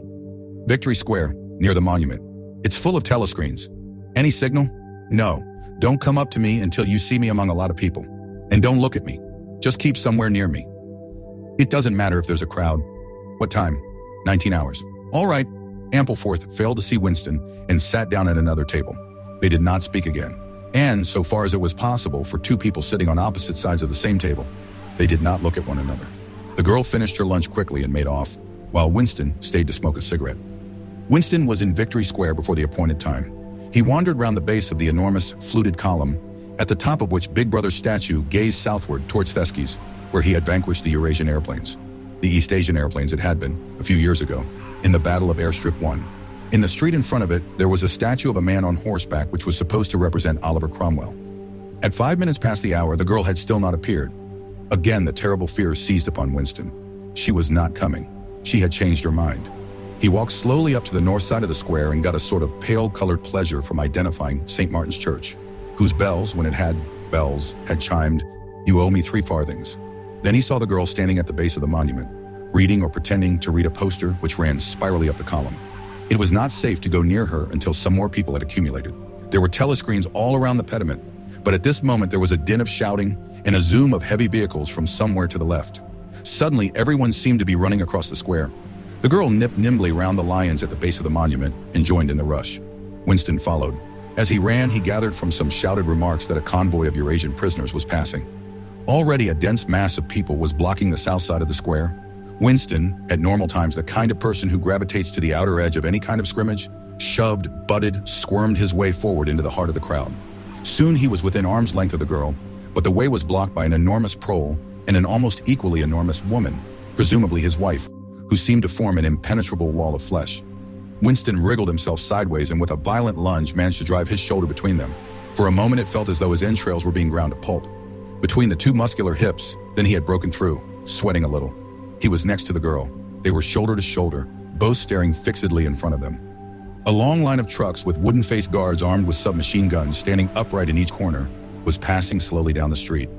In the trucks, little yellow men in shabby greenish uniforms were squatting, jammed close together. Their sad Mongolian faces gazed out over the sides of the trucks, utterly incurious. Occasionally, when a truck jolted, there was a clank-clank of metal. All the prisoners were wearing leg irons. Truckload after truckload of the sad faces passed. Winston knew they were there, but he saw them only intermittently. The girl's shoulder and her arm right down to the elbow were pressed against his. Her cheek was almost near enough for him to feel its warmth. She had immediately taken charge of the situation, just as she had done in the canteen. She began speaking in the same expressionless voice as before, with lips barely moving, a mere murmur easily drowned by the din of voices and the rumbling of the trucks. "Can you hear me?" "Yes." "Can you get Sunday afternoon off?" "Yes." "Then listen carefully. You'll have to remember this. Go to Paddington Station." With a sort of military precision that astonished him, she outlined the route that he was to follow. A half-hour railway journey, turn left outside the station, 2 kilometers along the road. Agate with the top bar missing, a path across a field, a grass-grown lane, a track between bushes, a dead tree with moss on it. It was as though she had a map inside her head. "Can you remember all that?" she murmured finally. "Yes." "You turn left, then right, then left again. And the gate's got no top bar." "Yes." "What time?" "About 15. You may have to wait. I'll get there by another way." "Are you sure you remember everything?" "Yes." "Then get away from me as quick as you can." She need not have told him that, but for the moment, they could not extricate themselves from the crowd. The trucks were still filing post, the people still insatiably gaping. At the start, there had been a few boos and hisses, but it came only from the party members among the crowd and had soon stopped. The prevailing emotion was simply curiosity. Foreigners, whether from Eurasia or from Eastasia, were a kind of strange animal. One literally never saw them except in the guise of prisoners. And even as prisoners, one never got more than a momentary glimpse of them, nor did one know what became of them, apart from the few who were hanged as war criminals. The others simply vanished, presumably into forced labor camps. The round Mogul faces had given way to faces of a more European type, dirty, bearded, and exhausted. From over scrubby cheekbones, eyes looked into Winston's, sometimes with strange intensity, and flashed away again. The convoy was drawing to an end. In the last truck he could see an aged man, his face a mass of grizzled hair, standing upright with wrists crossed in front of him, as though he were used to, having them bound together. It was almost time for Winston and the girl to part, but at the last moment, while the crowd still hemmed them in, her hand felt for his and gave it a fleeting squeeze. It could not have been 10 seconds, and yet it seemed a long time that their hands were clasped together. He had time to learn every detail of her hand. He explored the long fingers, the shapely nails, the work-hardened palm with its row of calluses, the smooth flesh under the wrist. Merely from feeling it, he would have known it by sight. In the same instant, it occurred to him that he did not know what color the girl's eyes were. They were probably brown, but people with dark hair sometimes had blue eyes. To turn his head and look at her would have been inconceivable folly. With hands locked together, invisible among the press of bodies, they stared steadily in front of them, and instead of the eyes of the girl, the eyes of the aged prisoner gazed mournfully at Winston, out of nests of hair. 2. Winston picked his way up the lane through dappled light and shade, stepping out into pools of gold wherever the boughs parted. Under the trees to the left of him, the ground was misty with bluebells. The air seemed to kiss one's skin. It was the 2nd of May. From somewhere deeper in the heart of the wood came the droning of ringdoves. He was a bit early. There had been no difficulties about the journey, and the girl was so evidently experienced that he was less frightened than he would normally have been. Presumably, she could be trusted to find a safe place. In Now General, you could not assume that you were much safer in the country than in London. There were no telescreens, of course, but there was always the danger of concealed microphones by which your voice might be picked up and recognized. Besides, it was not easy to make a journey by yourself without attracting attention. For distances of less than 100 kilometers, it was not necessary to get your passport endorsed. But sometimes there were patrols hanging about the railway stations, who examined the papers of any party member they found there and asked awkward questions. However, no patrols had appeared, and on the walk from the station, he had made sure by cautious, backward glances that he was not being followed. The train was full of proles, in holiday mood because of the summery weather. The wooden-seated carriage in which he traveled was filled to overflowing by a single enormous family, ranging from a toothless great-grandmother to a month-old baby. Going out to spend an afternoon with in-laws in the country, and, as they freely explained to Winston, to get hold of a little black market butter. The lane widened, and in a minute he came to the footpath she had told him of, a mere cattle track which plunged between the bushes. He had no watch, but it could not be 15 yet. The bluebells were so thick underfoot that it was impossible not to tread on them. He knelt down and began picking some partly to pass the time away, but also from a vague idea that he would like to have a bunch of flowers to offer to the girl when they met.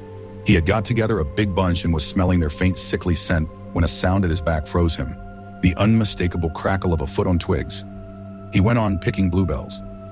It was the best thing to do. It might be the girl, or he might have been followed after all. To look round was to show guilt. He picked another and another. A hand fell lightly on his shoulder. He looked up. It was the girl. She shook her head, evidently as a warning that he must keep silent, then parted the bushes and quickly led the way along the narrow track into the wood. Obviously, she had been that way before, for she dodged the boggy bits as though by habit.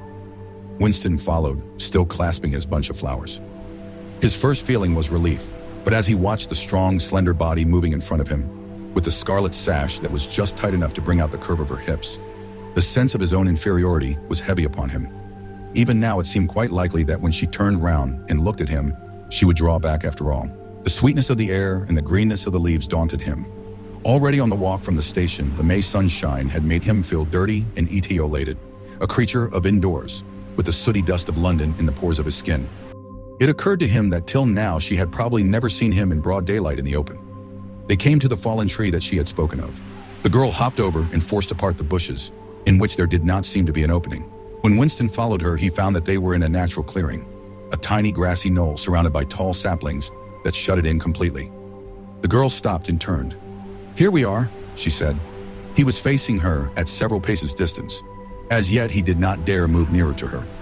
"I didn't want to say anything in the lane," she went on, "in case there's a mic hidden there. I don't suppose there is, but there could be. There's always the chance of one of those swine recognizing your voice. We're all right here." He still had not the courage to approach her. "We're all right here?" he repeated stupidly. "Yes, look at the trees."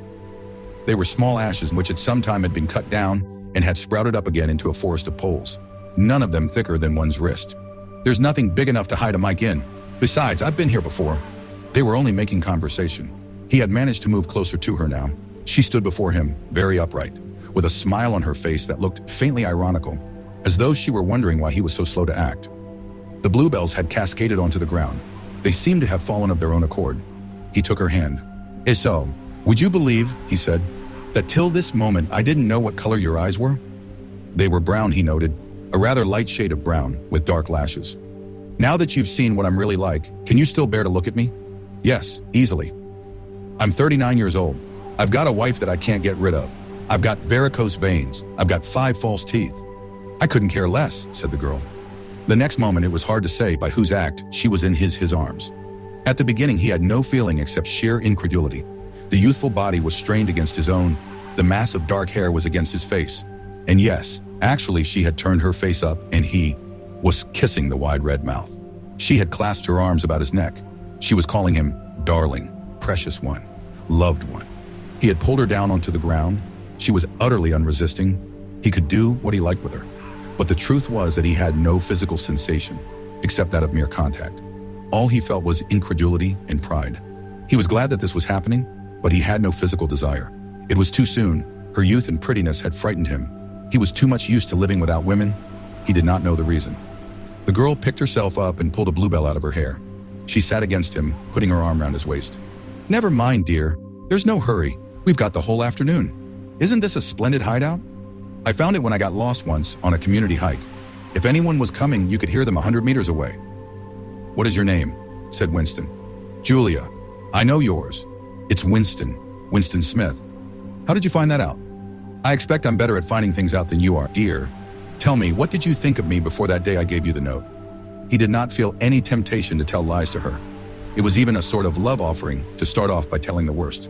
"I hated the sight of you," he said. "I wanted to rape you and then murder you afterwards. 2 weeks ago, I thought seriously of smashing your head in with a cobblestone. If you really want to know, I imagine that you had something to do with the thought police." The girl laughed delightedly, evidently taking this as a tribute to the excellence of her disguise. "Not the thought police? You didn't honestly think that?"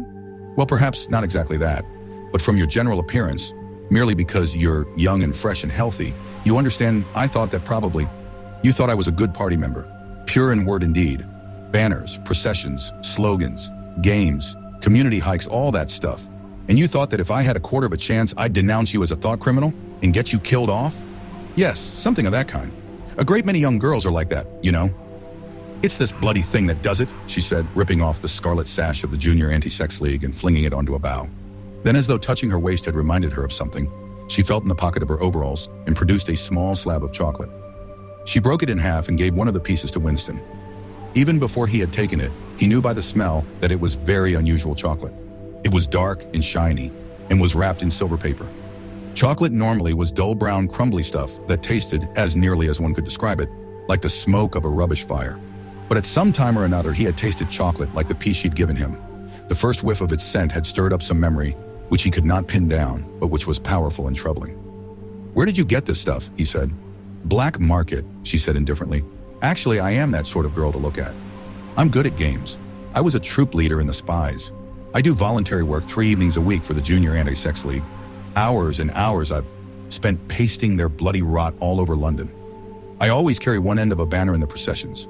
I always look cheerful, and I never shirk anything. Always yell with the crowd. That's what I say. It's the only way to be safe." The first fragment of chocolate had melted on Winston's tongue. The taste was delightful, but there was still that memory moving around the edges of his consciousness. Something strongly felt but not reducible to definite shape, like an object seen out of the corner of one's eye.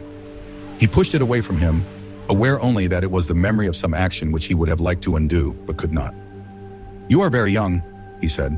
"You are 10 or 15 years younger than I am. What could you see to attract you in a man like me? It was something in your face. I thought I'd take a chance. I'm good at spotting people who don't belong. As soon as I saw you, I knew you were against them." Them, it appeared, meant the party, and above all the inner party, about whom she talked with an open, jeering hatred which made Winston feel uneasy, although he knew that they were safe here, if they could be safe anywhere. A thing that astonished him about her was the coarseness of her language. Party members were supposed not to swear, and Winston himself very seldom did swear, aloud at any rate. Julia, however, seemed unable to mention the party, and especially the inner party, without using the kind of words that you saw chalked up in dripping alleyways. He did not dislike it. It was merely one symptom of her revolt against the party in all its ways, and somehow it seemed natural and healthy, like the sneeze of a horse that smells bad hay. They had left the clearing and were wandering again through the checkered shade, with their arms around each other's waist whenever it was wide enough to walk two abreast. He noticed how much softer her waist seemed to feel now that the sash was gone. They did not speak above a whisper. Outside the clearing, Julia said, it was better to go quietly. Presently, they had reached the edge of the little wood. She stopped him. Don't go out into the open. There might be someone watching. We're all right if we keep behind the boughs. They were standing in the shade of hazel bushes. The sunlight, filtering through innumerable leaves, was still hot on their faces. Winston looked out into the field beyond and underwent a curious, slow shock of recognition. He knew it by sight, an old, close-bitten pasture with a footpath wandering across it and a molehill here and there. In the ragged hedge on the opposite side, the boughs of the elm trees swayed just perceptibly in the breeze, and their leaves stirred faintly in dense masses like women's hair. Surely somewhere nearby, but out of sight, there must be a stream with green pools where dace were swimming. Isn't there a stream somewhere near here? He whispered. That's right, there is a stream. It's at the edge of the next field, actually. There are fish in it, great big ones. You can watch them lying in the pools under the willow trees, waving their tails. It's the golden country almost, he murmured. The golden country? It's nothing, really. A landscape I've seen sometimes in a dream. Look, whispered Julia. A thrush had alighted on a bough not 5 meters away, almost at the level of their faces. Perhaps it had not seen them. It was in the sun, they in the shade. It spread out its wings, fitted them carefully into place again, ducked its head for a moment, as though making a sort of obeisance to the sun, and then began to pour forth a torrent of song. In the afternoon hush, the volume of sound was startling. Winston and Julia clung together, fascinated. The music went on and on, minute after minute, with astonishing variations, never once repeating itself, almost as though the bird were deliberately showing off its virtuosity. Sometimes it stopped for a few seconds, spread out and resettled its wings, then swelled its speckled breast and again burst into song. Winston watched it with a sort of vague reverence. For whom, for what was that bird singing? No mate, no rival was watching it. What made it sit at the edge of the lonely wood and pour its music into nothingness? He wondered whether, after all, there was a microphone hidden somewhere near. He and Julia had spoken only in low whispers, and it would not pick up what they had said, but it would pick up the thrush.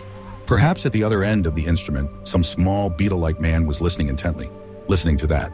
But by degrees, the flood of music drove all speculations out of his mind.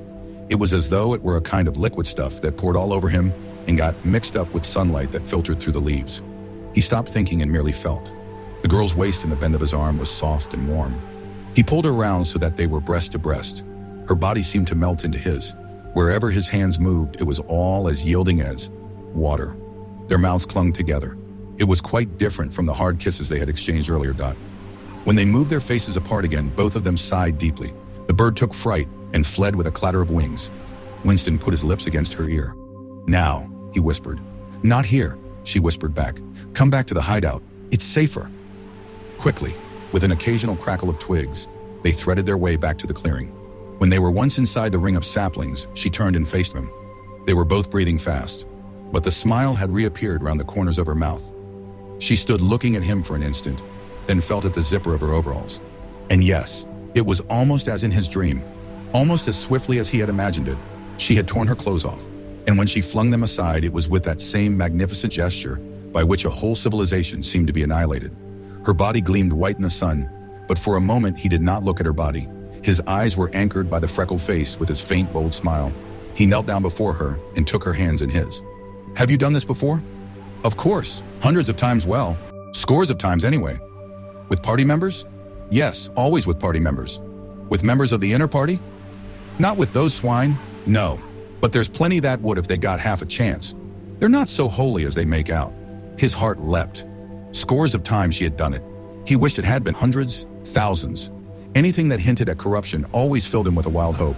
Who knew, perhaps the party was rotten under the surface. Its cult of strenuousness and self-denial, simply a sham concealing iniquity. If he could have infected the whole lot of them with leprosy or syphilis, how gladly he would have done so. Anything to rot, to weaken, to undermine. He pulled her down so that they were kneeling face to face. Or, listen, the more men you've had, the more I love you. Do you understand that? Yes, perfectly. I hate purity. I hate goodness. I don't want any virtue to exist anywhere. I want everyone to be corrupt to the bones. Well then, I ought to suit you, dear. I'm corrupt to the bones. You like doing this? I don't mean simply me. I mean the thing in itself. I adore it. That was above all what he wanted to hear. Not merely the love of one person, but the animal instinct, the simple, undifferentiated desire. That was the force that would tear the party to pieces. He pressed her down upon the grass among the fallen bluebells. This time there was no difficulty. Presently, the rising and falling of their breasts slowed to normal speed, and in a sort of pleasant helplessness, they fell apart. The sun seemed to have grown hotter. They were both sleepy. He reached out for the discarded overalls and pulled them partly over her. Almost immediately, they fell asleep and slept for about half an hour. Winston woke first. He sat up and watched the freckled face, still peacefully asleep, pillowed on the palm of her hand. Except for her mouth, you could not call her beautiful. There was a line or two round the eyes, if you looked closely. The short dark hair was extraordinarily thick and soft. It occurred to him that he still did not know her surname or where she lived. The young, strong body, now helpless in sleep, awoke in him a pitying, protecting feeling. But the mindless tenderness that he had felt under the hazel tree, while the thrush was singing, had not quite come back. He pulled the overalls aside and studied her smooth white flank. In the old days, he thought, a man looked at a girl's body and saw that it was desirable, and that was the end of the story. But you could not have pure love or pure lust nowadays. No emotion was pure, because everything was mixed up with fear and hatred. Their embrace had been a battle, the climax of victory. It was a blow struck against the party. It was a political act. 3. We can come here once again, said Julia. It's generally safe to use any hideout twice, but not for another month or two, of course. As soon as she woke up, her demeanor had changed. She became alert and businesslike, put her clothes on, knotted the scarlet sash about her waist, and began arranging the details of the journey home. It seemed natural to leave this to her. She obviously had a practical cunning which Winston lacked, and she seemed also to have an exhaustive knowledge of the countryside around London, stored away from innumerable community hikes. The route she gave him was quite different from the one by which he had come, and brought him out at a different railway station. Never go home the same way as you went out, she said, as though enunciating an important general principle. She would leave first, and Winston was to wait half an hour before following her.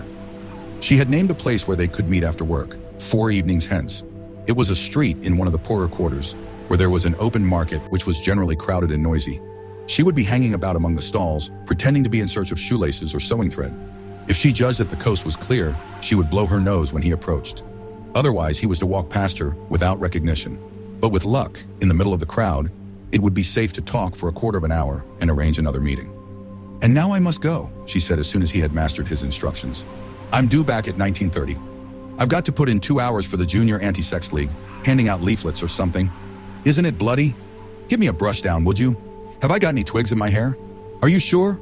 Then goodbye, my love. Goodbye.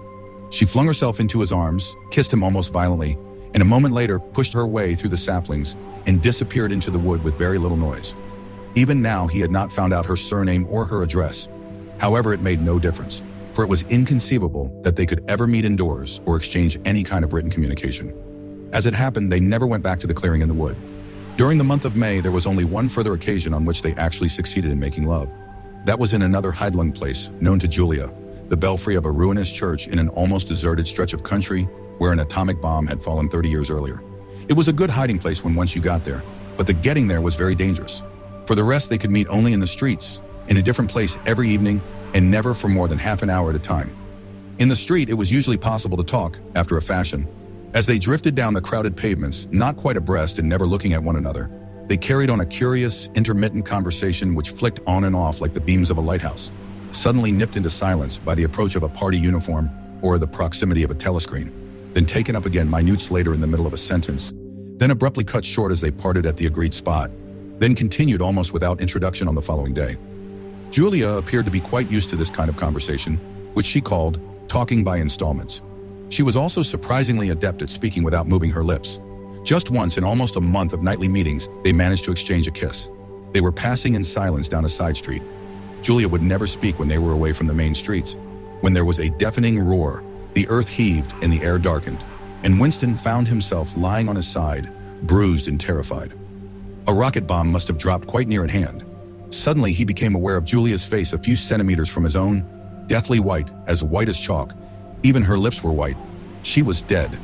He clasped her against him and found that he was kissing a live, warm face. But there was some powdery stuff that got in the way of his lips. Both of their faces were thickly coated with plaster. There were evenings when they reached their rendezvous and then had to walk past one another without a sign, because a patrol had just come around the corner or a helicopter was hovering overhead. Even if it had been less dangerous, it would still have been difficult to find time to meet.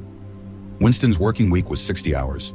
Julia's was even longer, and their free days varied according to the pressure of work and did not often coincide. Julia, in any case, seldom had an evening completely free. She spent an astonishing amount of time in attending lectures and demonstrations, distributing literature for the Junior Anti-Sex League, preparing banners for Hate Week, making collections for the Savings Campaign, and such like activities. It paid, she said. It was camouflage. If you kept the small rules, you could break the big ones. She even induced Winston to mortgage yet another of his evenings by enrolling himself for the part-time munition work, which was done voluntarily by zealous party members. So one evening every week, Winston spent 4 hours of paralyzing boredom, screwing together small bits of metal, which were probably parts of bomb fuses, in a drafty, ill-lit workshop where the knocking of hammers mingled drearily with the music of the telescreens. When they met in the church tower, the gaps in their fragmentary conversation were filled up. It was a blazing afternoon. The air in the little square chamber above the bells was hot and stagnant, and smelled overpoweringly of pigeon dung. They sat talking for hours on the dusty, twig-littered floor, one or other of them getting up from time to cast a glance through the arrow slits and make sure that no one was coming. Julia was 26 years old. She lived in a hostel with 30 other girls. Always in the stink of women. How I hate women, she said parenthetically. And she worked, as he had guessed, on the novel writing machines in the fiction department. She enjoyed her work, which consisted chiefly in running and servicing a powerful but tricky electric motor. She was not clever, but was fond of using her hands and felt at home with machinery. She could describe the whole process of composing a novel, from the general directive issued by the planning committee down to the final touching up by the rewrite squad. But she was not interested in the finished product. She didn't much care for reading, she said. Books were just a commodity that had to be produced, like jam or bootlaces.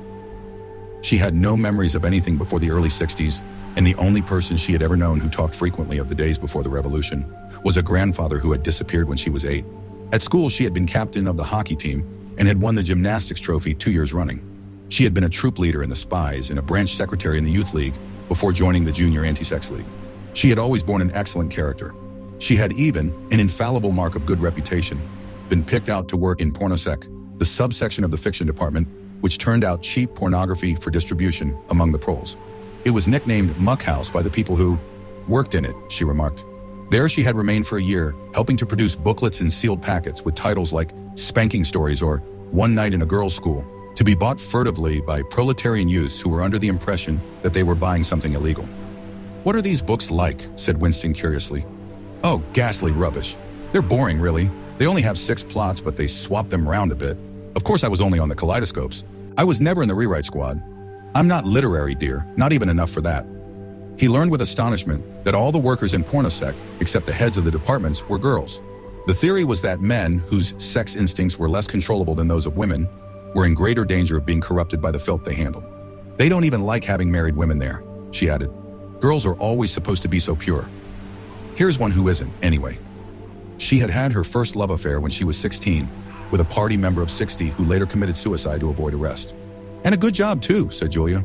"Otherwise, they'd have had my name out of him when he confessed." Since then, there had been various others. Life as she saw it was quite simple. You wanted a good time. They, meaning the party, wanted to stop you having it. You broke the rules as best you could. She seemed to think it just as natural that they should want to rob you of your pleasures as that you should want to avoid being caught. She hated the party and said so in the crudest words. But she made no general criticism of it, except where it touched upon her own life. She had no interest in party doctrine. He noticed that she never used newspeak words except the ones that had passed into everyday use. She had never heard of the Brotherhood and refused to believe in its existence. Any kind of organized revolt against the party, which was bound to be a failure, struck her as stupid. The clever thing was to break the rules and stay alive all the same. He wondered vaguely how many others like her there might be in the younger generation. People who had grown up in the world of the revolution, knowing nothing else, accepting the party as something unalterable, like the sky, not rebelling against its authority, but simply evading it, as a rabbit dodges a dog. They did not discuss the possibility of getting married. It was too remote to be worth thinking about. No imaginable committee would ever sanction such a marriage, even if Catherine, Winston's wife, could somehow have been got rid of. It was hopeless even as a daydream. "What was she like, your wife?" said Julia. "She was, do you know the newspeak word good thinkful? Meaning naturally orthodox, incapable of thinking a bad thought?" "No, I didn't know the word, but I know the kind of person right enough." He began telling her the story of his married life, but curiously enough, she appeared to know the essential parts of it already. She described to him, almost as though she had seen or felt it, the stiffening of Catherine's body as soon as he touched her, the way in which she still seemed to be pushing him from her with all her strength, even when her arms were clasped tightly around him. With Julia, he felt no difficulty in talking about such things. Catherine, in any case, had long ceased to be a painful memory and became merely a distasteful one. "I could have stood it if it hadn't been for one thing," he said. He told her about the frigid little ceremony that Catherine had forced him to go through on the same night every week. She hated it, but nothing would make her stop doing it. She used to call it, "But you'll never guess." "Our duty to the party," said Julia promptly. "How did you know that?" "I've been at school too, dear. Sex talks once a month for the over 16s, and in the youth movement. They rub it into you for years. I dare say it works in a lot of cases. But of course you can never tell. People are such hypocrites." She began to enlarge upon the subject. With Julia, everything came back to her own sexuality. As soon as this was touched upon in any way, she was capable of great acuteness. Unlike Winston, she had grasped the inner meaning of the party's sexual puritanism. It was not merely that the sex instinct created a world of its own, which was outside the party's control, and which therefore had to be destroyed if possible. What was more important was that sexual privation induced hysteria, which was desirable because it could be transformed into war fever and leader worship. The way she put it was, when you make love, you're using up energy, and afterwards you feel happy and don't give a damn for anything. They can't bear you to feel like that. They want you to be bursting with energy all the time. All this marching up and down and cheering and waving flags is simply sex gone sour. If you're happy inside yourself, why should you? Get excited about Big Brother and the 3-year plans and the 2 minutes hate and all the rest of their bloody rot. That was very true, he thought. There was a direct, intimate connection between chastity and political orthodoxy. For how could the fear, the hatred, and the lunatic credulity which the party needed in its members be kept at the right pitch? Except by bottling down some powerful instinct and using it as a driving force? The sex impulse was dangerous to the party, and the party had turned it to account. They had played a similar trick with the instinct of parenthood. The family could not actually be abolished, and indeed, people were encouraged to be fond of their children in almost the old-fashioned way. The children, on the other hand, were systematically turned against their parents and taught to spy on them and report their deviations. The family had become, in effect, an extension of the thought police. It was a device by means of which everyone could be surrounded night and day by informers who knew him intimately. Abruptly, his mind went back to Catherine. Catherine would unquestionably have denounced him to the thought police if she had not happened to be too stupid to detect the unorthodoxy of his opinions. But what really recalled her to him at this moment was the stifling heat of the afternoon, which had brought the sweat out on his forehead. He began telling Julia of something that had happened, or rather, had failed to happen, on another sweltering summer afternoon, 11 years ago. It was 3 or 4 months after they were married. They had lost their way on a community hike somewhere in Kent. They had only lagged behind the others for a couple of minutes, but they took a wrong turning and presently found themselves pulled up short by the edge of an old chalk quarry. It was a sheer drop of 10 or 20 meters, with boulders at the bottom. There was nobody of whom they could ask the way. As soon as she realized that they were lost, Catherine became very uneasy. To be away from the noisy mob of hikers, even for a moment, gave her a feeling of wrongdoing. She wanted to hurry back by the way they had come and start searching in the other direction. But at this moment, Winston noticed some tufts of loosestrife growing in the cracks of the cliff beneath them. One tuft was of 2 colors, magenta and brick red, apparently growing on the same root. He had never seen anything of the kind before, and he called to Catherine to come and look at it. "Look, Catherine, look at those flowers, that clump down near the bottom. Do you see they're 2 different colors?" She had already turned to go, but she did rather fretfully come back for a moment. She even leaned out over the cliff face to see where he was pointing.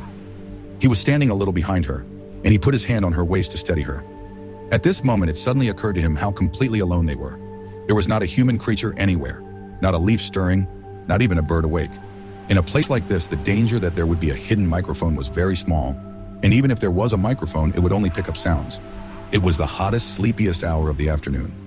The sun blazed down upon them, the sweat tickled his face, and the thought struck him. "Why didn't you give her a good shove?" said Julia. "I would have." "Yes, dear, you would have. I would if I'd been the same person then as I am now. Or perhaps I would. I'm not certain. Are you sorry you didn't?" "Yes. On the whole, I'm sorry I didn't." They were sitting side by side on the dusty floor. He pulled her closer against him. Her head rested on his shoulder, the pleasant smell of her hair conquering the pigeon dung. She was very young, he thought. She still expected something from life. She did not understand that to push an inconvenient person over a cliff solves nothing. "Actually, it would have made no difference," he said. "Then why are you sorry you didn't do it?" "Only because I prefer a positive to a negative. In this game that we're playing, we can't win. Some kinds of failure are better than other kinds, that's all." He felt her shoulders give a wriggle of dissent.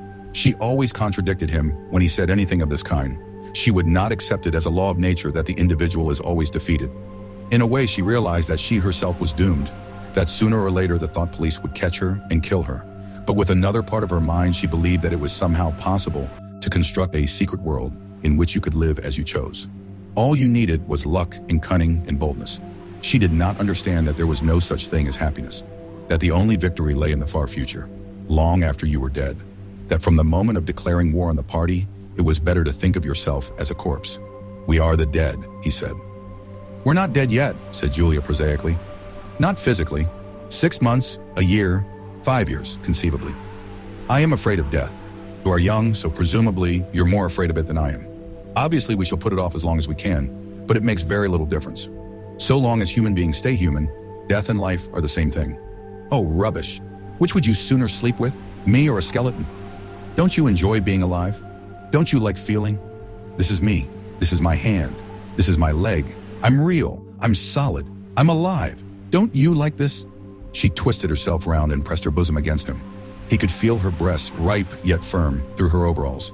Her body seemed to be pouring some of its youth and vigor into his. Yes, I like that, he said. Then stop talking about dying. And now listen, dear, we've got to fix up about the next time we meet. We may as well go back to the place in the wood. We've given it a good long rest. But you must get there by a different way this time. I've got it all planned out. You take the train, but look, I'll draw it out for you. And in her practical way, she scraped together a small square of dust, and with a twig from a pigeon's nest, began drawing a map on the floor. 4. Winston looked around the shabby little room above Mr. Charrington's shop. Beside the window, the enormous bed was made up with ragged blankets and a coverless bolster. The old-fashioned clock with the 12-hour face was ticking away on the mantelpiece. In the corner on the gate-leg table, the glass paperweight which he had bought on his last visit gleamed softly out of the half-darkness. In the fender was a battered tin oil stove, a saucepan, and 2 cups provided by Mr. Charrington. Winston lit the burner and set a pan of water to boil. He had brought an envelope full of Victory coffee and some saccharin tablets. The clock's hands said 17:20. It was 19:20, really. She was coming at 19:30. Folly. Folly, his heart kept saying. Conscious, gratuitous, suicidal folly. Of all the crimes that a party member could commit, this one was the least possible to conceal. Actually, the idea had first floated into his head in the form of a vision of the glass paperweight mirrored by the surface of the gate-leg table. As he had foreseen, Mr. Charrington had made no difficulty about letting the room. He was obviously glad of the few dollars that it would bring him, nor did he seem shocked or become offensively knowing when it was made clear that Winston wanted the room for the purpose of a love affair. Instead, he looked into the middle distance and spoke in generalities, with so delicate an air as to give the impression that he had become partly invisible. Privacy, he said, was a very valuable thing. Everyone wanted a place where they could be alone occasionally, and when they had such a place, it was only common courtesy in anyone else who knew of it to keep his knowledge to himself. He even, seeming almost to fade out of existence as he did so, added that there were 2 entries to the house, one of them through the backyard, which gave on an alley. Under the window, somebody was singing. Winston peeped out, secure in the protection of the muslin curtain.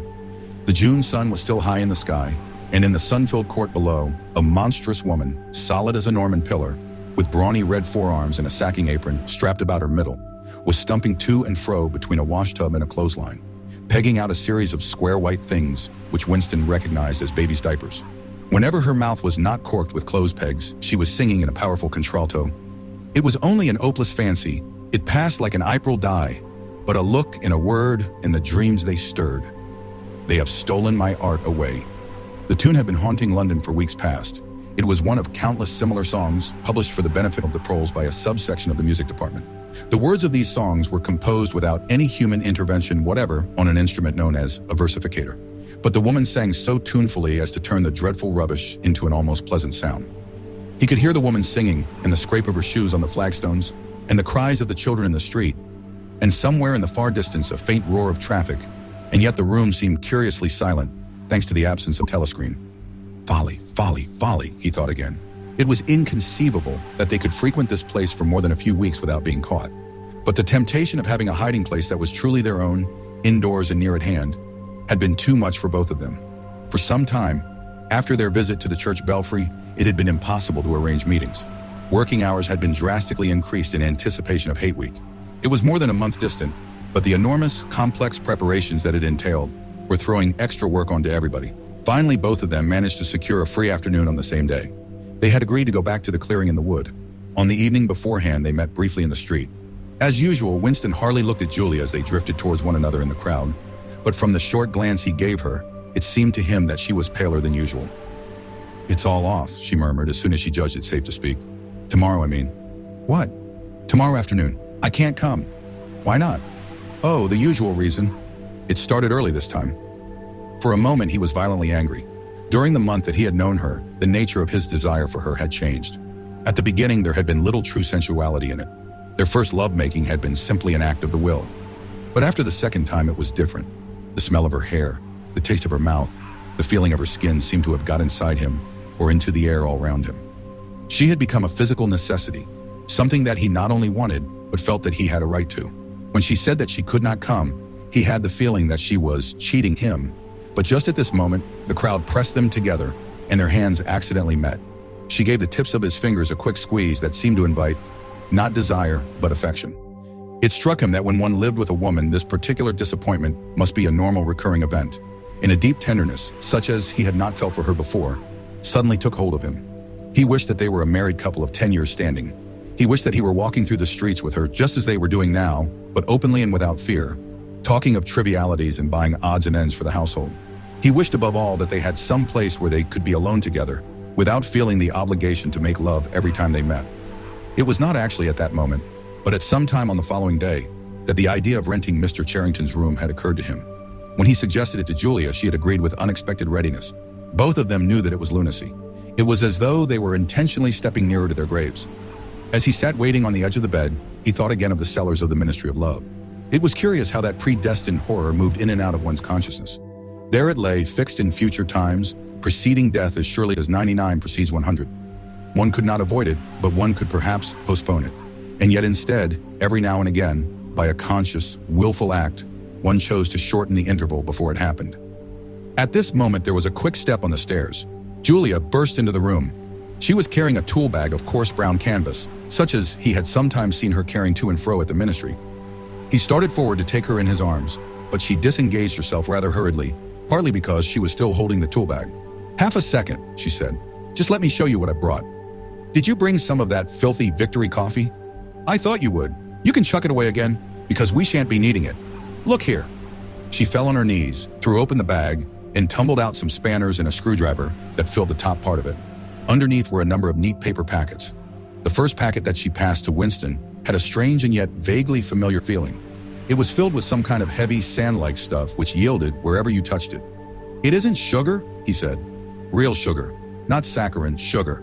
And here's a loaf of bread, proper white bread, not our bloody stuff, and a little pot of jam. And here's a tin of milk. But look, this is the one I'm really proud of. I had to wrap a bit of sacking around it because..." But she did not need to tell him why she had wrapped it up. The smell was already filling the room. A rich, hot smell which seemed like an emanation from his early childhood, but which one did occasionally meet with even now, blowing down a passageway before the door slammed, or diffusing itself mysteriously in a crowded street, sniffed for an instant, and then lost again. "It's coffee," he murmured. "Real coffee. It's inter-party coffee. There's a whole kilo here," she said. "How did you manage to get hold of all these things? It's all inter-party stuff. There's nothing those swine don't have. Nothing. But of course, waiters and servants and people pinch things. And look, I got a little packet of tea as well." Winston had squatted down beside her. He tore open a corner of the packet. "It's real tea, not blackberry leaves. There's been a lot of tea about lately. They've captured India or something," she said vaguely. "But listen, dear, I want you to turn your back on me for 3 minutes. Go and sit on the other side of the bed. Don't go too near the window, and don't turn round till I tell you." Winston gazed abstractedly through the muslin curtain. Down in the yard, the red-armed woman was still marching to and fro between the washtub and the line. She took 2 more pegs out of her mouth and sang with deep feeling, "They sigh that time heals all things. They sigh you can always forget. But the smiles and the tears accrue the years. They twist my heartstrings yet." She knew the whole driveling song by heart, it seemed. Her voice floated upward with the sweet summer air. Very tuneful, charged with a sort of happy melancholy. One had the feeling that she would have been perfectly content if the June evening had been endless and the supply of clothes inexhaustible, to remain there for 1,000 years, pegging out diapers and singing rubbish. It struck him as a curious fact that he had never heard a member of the party singing alone and spontaneously. It would even have seemed slightly unorthodox, a dangerous eccentricity, like talking to oneself.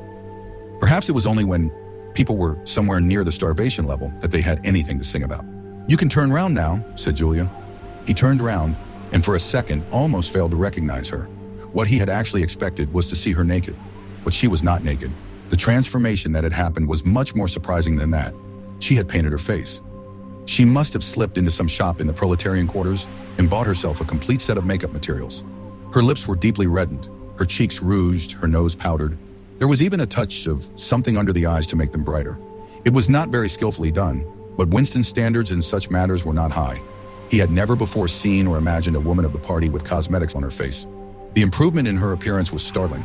With just a few dabs of color in the right places, she had become not only very much prettier, but above all, far more feminine. Her short hair and boyish overalls merely added to the effect. As he took her in his arms, a wave of synthetic violets flooded his nostrils. He remembered the half-darkness of a basement kitchen and a woman's cavernous mouth. It was the very same scent that she had used, but at the moment it did not seem to matter. "Scent too," he said. "Yes, dear, scent too. And do you know what I'm going to do next? I'm going to get hold of a real woman's frock from somewhere and wear it instead of these bloody trousers. I'll wear silk stockings and high-heeled shoes. In this room, I'm going to be a woman, not a party comrade." They flung their clothes off and climbed into the huge mahogany bed. It was the first time that he had stripped himself naked in her presence. Until now, he had been too much ashamed of his pale and meager body, with the varicose veins standing out on his calves and the discolored patch over his ankle. There were no sheets, but the blanket they lay on was threadbare and smooth, and the size and springiness of the bed astonished both of them. "It's sure to be full of bugs, but who cares?" said Julia. One never saw a double bed nowadays, except in the homes of the proles. Winston had occasionally slept in one in his boyhood. Julia had never been in one before, so far as she could remember. Presently, they fell asleep for a little while. When Winston woke up, the hands of the clock had crept round to nearly 9. He did not stir, because Julia was sleeping with her head in the crook of his arm. Most of her makeup had transferred itself to his own face, or the bolster, but a light stain of rouge still brought out the beauty of her cheekbone. A yellow ray from the sinking sun fell across the foot of the bed and lighted up the fireplace where the water in the pan was boiling fast. Down in the yard, the woman had stopped singing, but the faint shouts of children floated in from the street. He wondered vaguely whether in the abolished past it had been a normal experience to lie in bed like this, in the cool of a summer evening. A man and a woman with no clothes on, making love when they chose, talking of what they chose, not feeling any compulsion to get up, simply lying there and listening to peaceful sounds outside. Surely there could never have been a time when that seemed ordinary? Julia woke up, rubbed her eyes, and raised herself on her elbow to look at the oil stove. "Half that water's boiled away," she said. "I'll get up and make some coffee in another moment. We've got an hour. What time do they cut the lights off at your flats?" 23:30. "It's 23 at the hostel, but you have to get in earlier than that because..." "Hi, get out, you filthy brute!" She suddenly twisted herself over in the bed, seized a shoe from the floor, and sent it hurtling into the corner with a boyish jerk of her arm. Exactly as he had seen her fling the dictionary at Goldstein that morning during the 2 minutes hate. "What was it?" he said in surprise. "A rat. I saw him stick his beastly nose out of the wainscoting. There's a hole down there. I gave him a good fright anyway." "Rats," murmured Winston. "In this room." "They're all over the place," said Julia indifferently as she lay down again. "We've even got them in the kitchen at the hostel. Some parts of London are swarming with them. Did you know they attack children?" "Yes, they do. In some of these streets, a woman daren't leave a baby alone for 2 minutes. It's the great, huge brown ones that do it. And the nasty thing is that the brutes always..."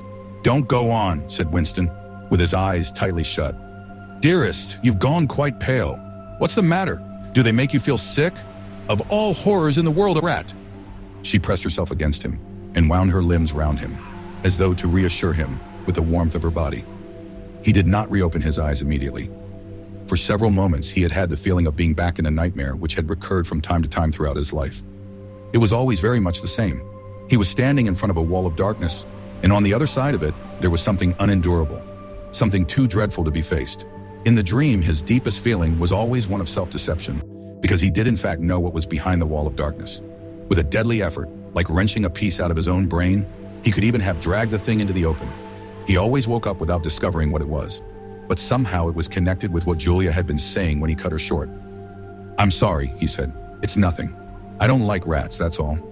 "Don't worry, dear. We're not going to have the filthy brutes in here.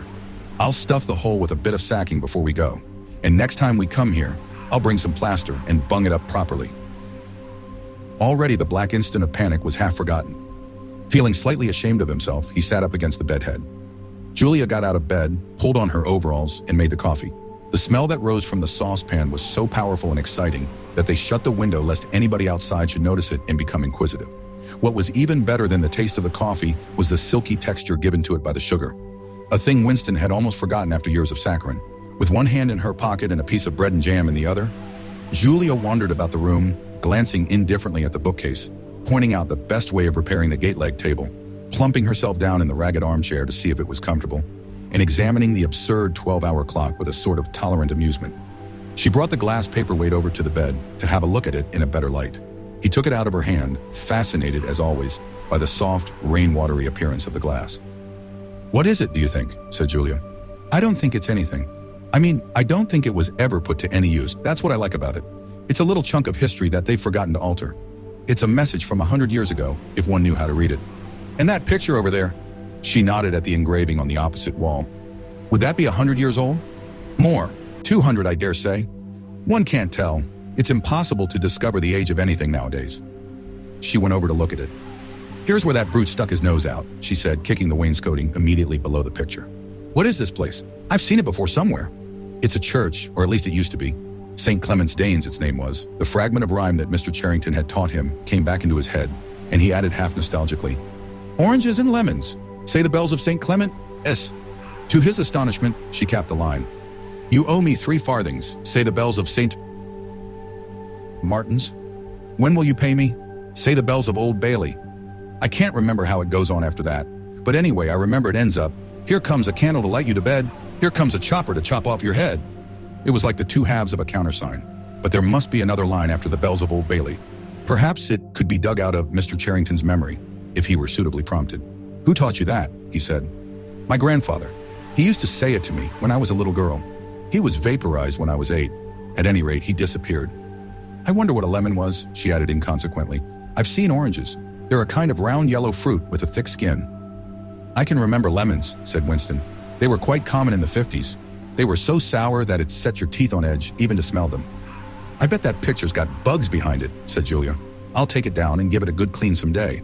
I suppose it's almost time we were leaving. I must start washing this paint off. What a bore. I'll get the lipstick off your face afterwards." Winston did not get up for a few minutes more. The room was darkening. He turned over towards the light and lay gazing into the glass paperweight. The inexhaustibly interesting thing was not the fragment of coral, but the interior of the glass itself. There was such a depth of it, and yet it was almost as transparent as air.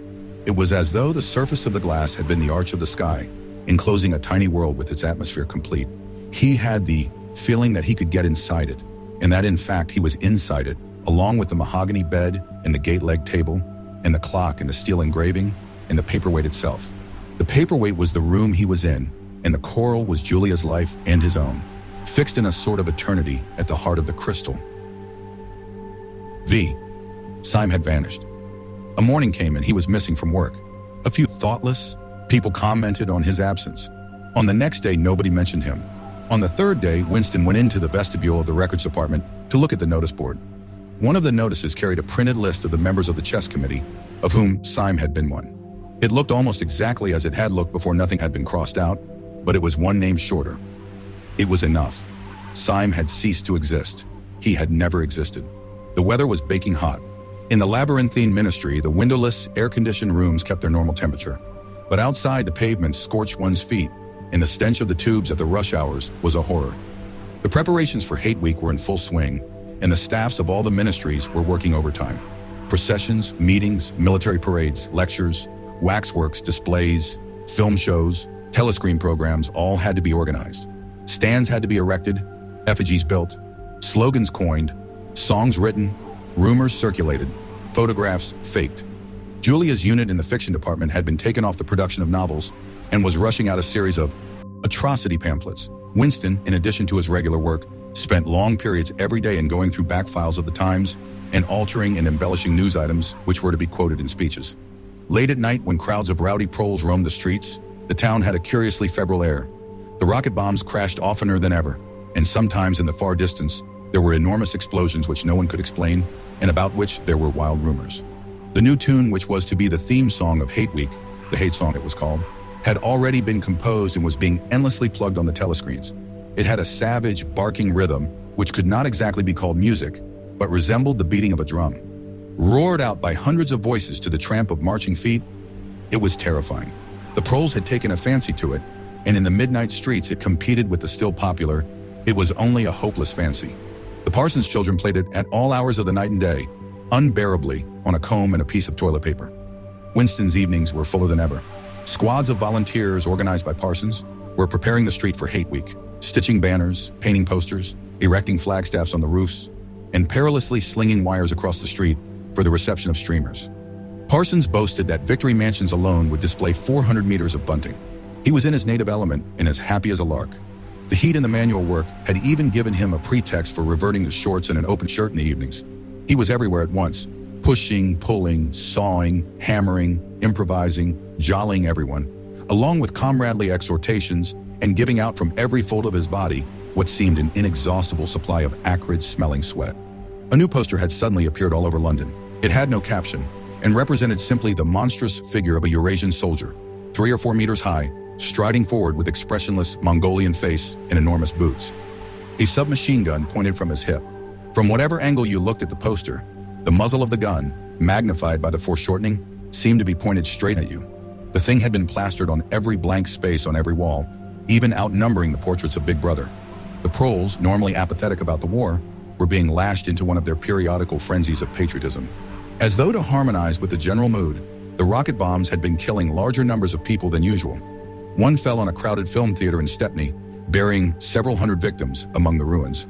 The whole population of the neighborhood turned out for a long, trailing funeral, which went on for hours and was in effect an indignation meeting. Another bomb fell on a piece of waste ground which was used as a playground, and several dozen children were blown to pieces. There were further angry demonstrations. Goldstein was burned in effigy. Hundreds of copies of the poster of the Eurasian soldier were torn down and added to the flames, and a number of shops were looted in the turmoil.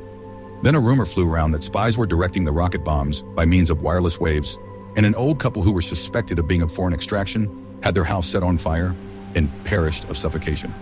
In the room over Mr. Charrington's shop, when they could get there, Julia and Winston lay side by side on a strip bed under the open window, naked for the sake of coolness. The rat had never come back, but the bugs had multiplied hideously in the heat. It did not seem to matter. Dirty or clean, the room was paradise. As soon as they arrived, they would sprinkle everything with pepper bought on the black market, tear off their clothes and make love with sweating bodies, then fall asleep and wake to find that the bugs had rallied and were massing for the counterattack. 4, 5, 6, 7 times they met during the month of June. Winston had dropped his habit of drinking gin at all hours. He seemed to have lost the need for it. He had grown fatter, his varicose ulcer had subsided, leaving only a brown stain on the skin above his ankle. His fits of coughing in the early morning had stopped. The process of life had ceased to be intolerable. He had no longer any impulse to make faces at the telescreen or shout curses at the top of his voice. Now that they had a secure hiding place, almost a home, it did not even seem a hardship that they could only meet infrequently and for a couple of hours at a time. What mattered was that the room over the junk shop should exist.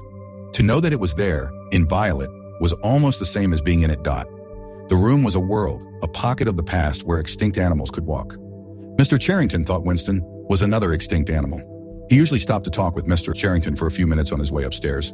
The old man seemed seldom or never to go out of doors, and on the other hand to have almost no customers. He led a ghost-like existence between the tiny dark shop and an even tinier back kitchen where he prepared his meals, and which contained, among other things, an unbelievably ancient gramophone with an enormous horn. He seemed glad of the opportunity to talk. Wandering about among his worthless stock, with his long nose and thick spectacles and his bowed shoulders in the velvet jacket, he had always vaguely the air of being a collector rather than a tradesman. With a sort of faded enthusiasm, he would finger this scrap of rubbish or that, china bottle stopper, the painted lid of a broken snuff box, a pinchbeck locket containing a strand of some long-dead baby's hair, never asking that Winston should buy it, merely that he should admire it. To talk to him was like listening to the tinkling of a worn-out musical box. He had dragged out from the corners of his memory some more fragments of forgotten rhymes. There was one about 4 and 20 blackbirds, and another about a cow with a crumpled horn, and another about the death of poor Cock Robin. "It just occurred to me you might be interested," he would say with a deprecating little laugh whenever he produced a new fragment.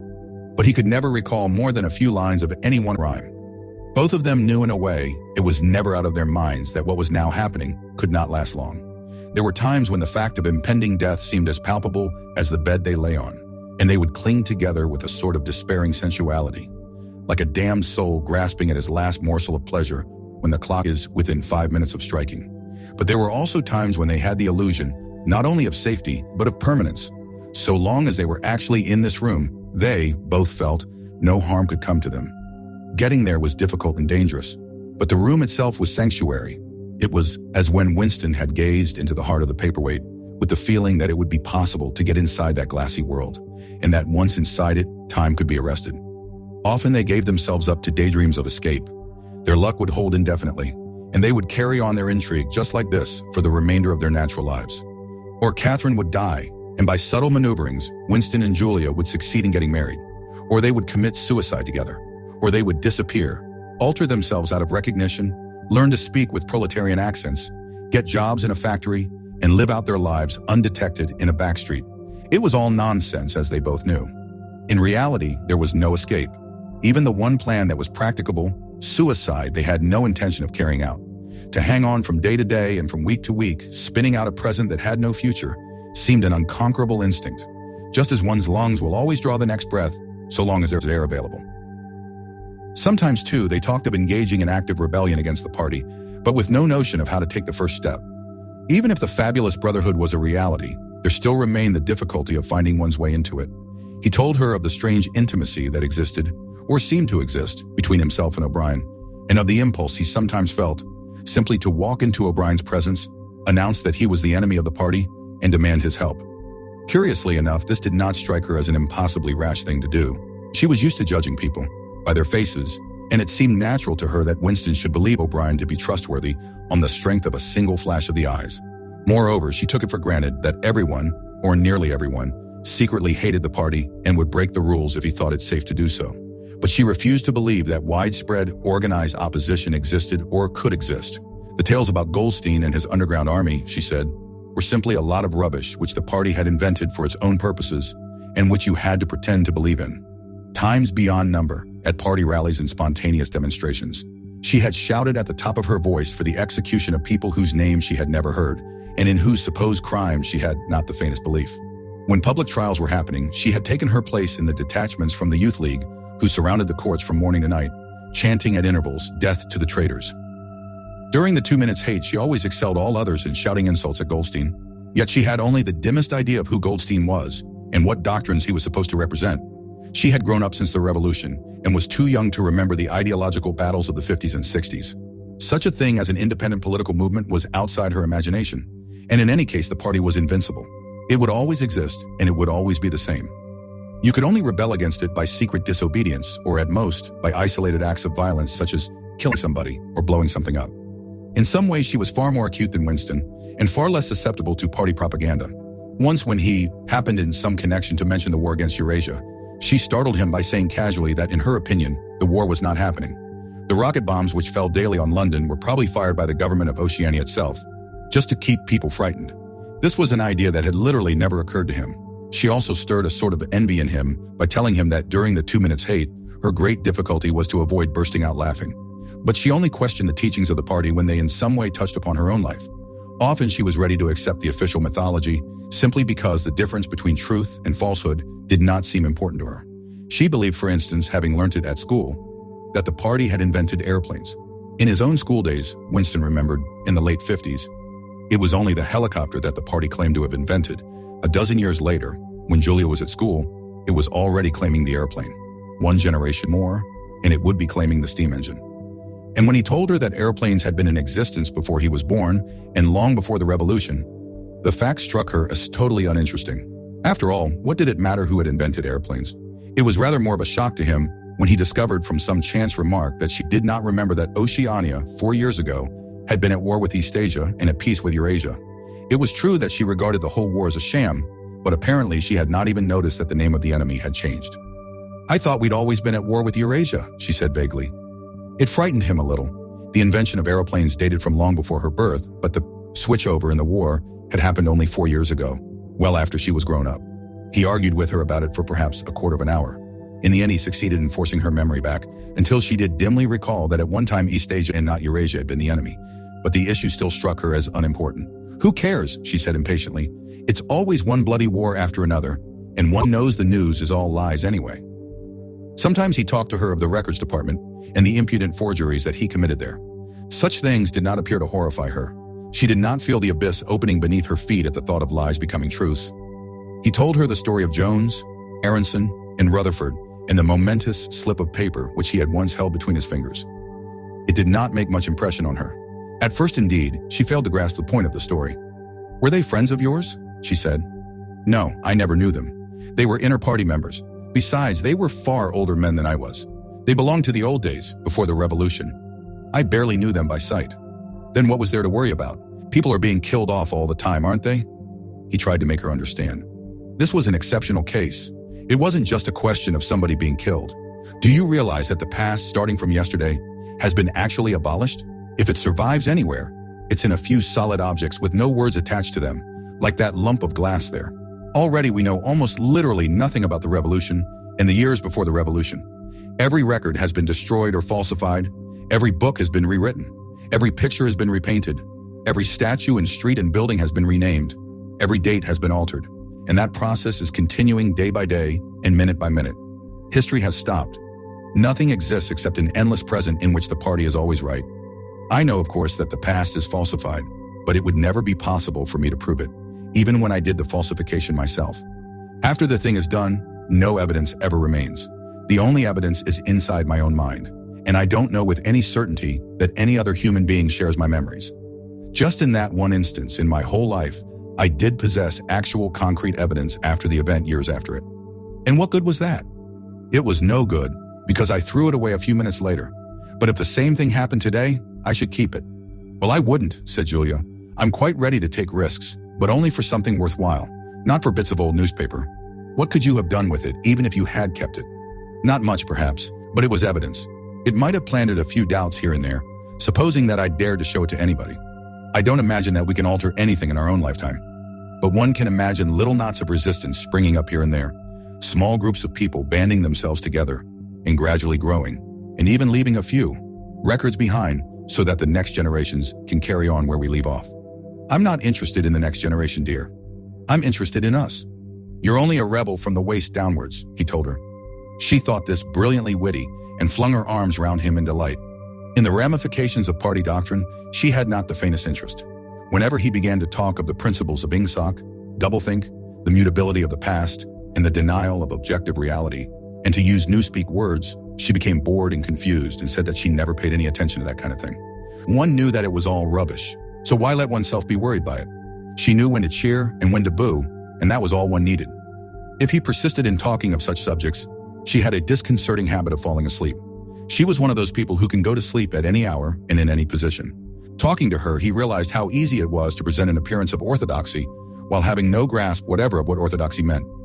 In a way, the worldview of the party imposed itself most successfully on people incapable of understanding it. They could be made to accept the most flagrant violations of reality because they never fully grasped the enormity of what was demanded of them and were not sufficiently interested in public events to notice what was happening. By lack of understanding, they remained sane. They simply swallowed everything, and what they swallowed did them no harm because it left no residue behind, just as a grain of corn will pass undigested through the body of a bird. 6. It had happened at last. The expected message had come.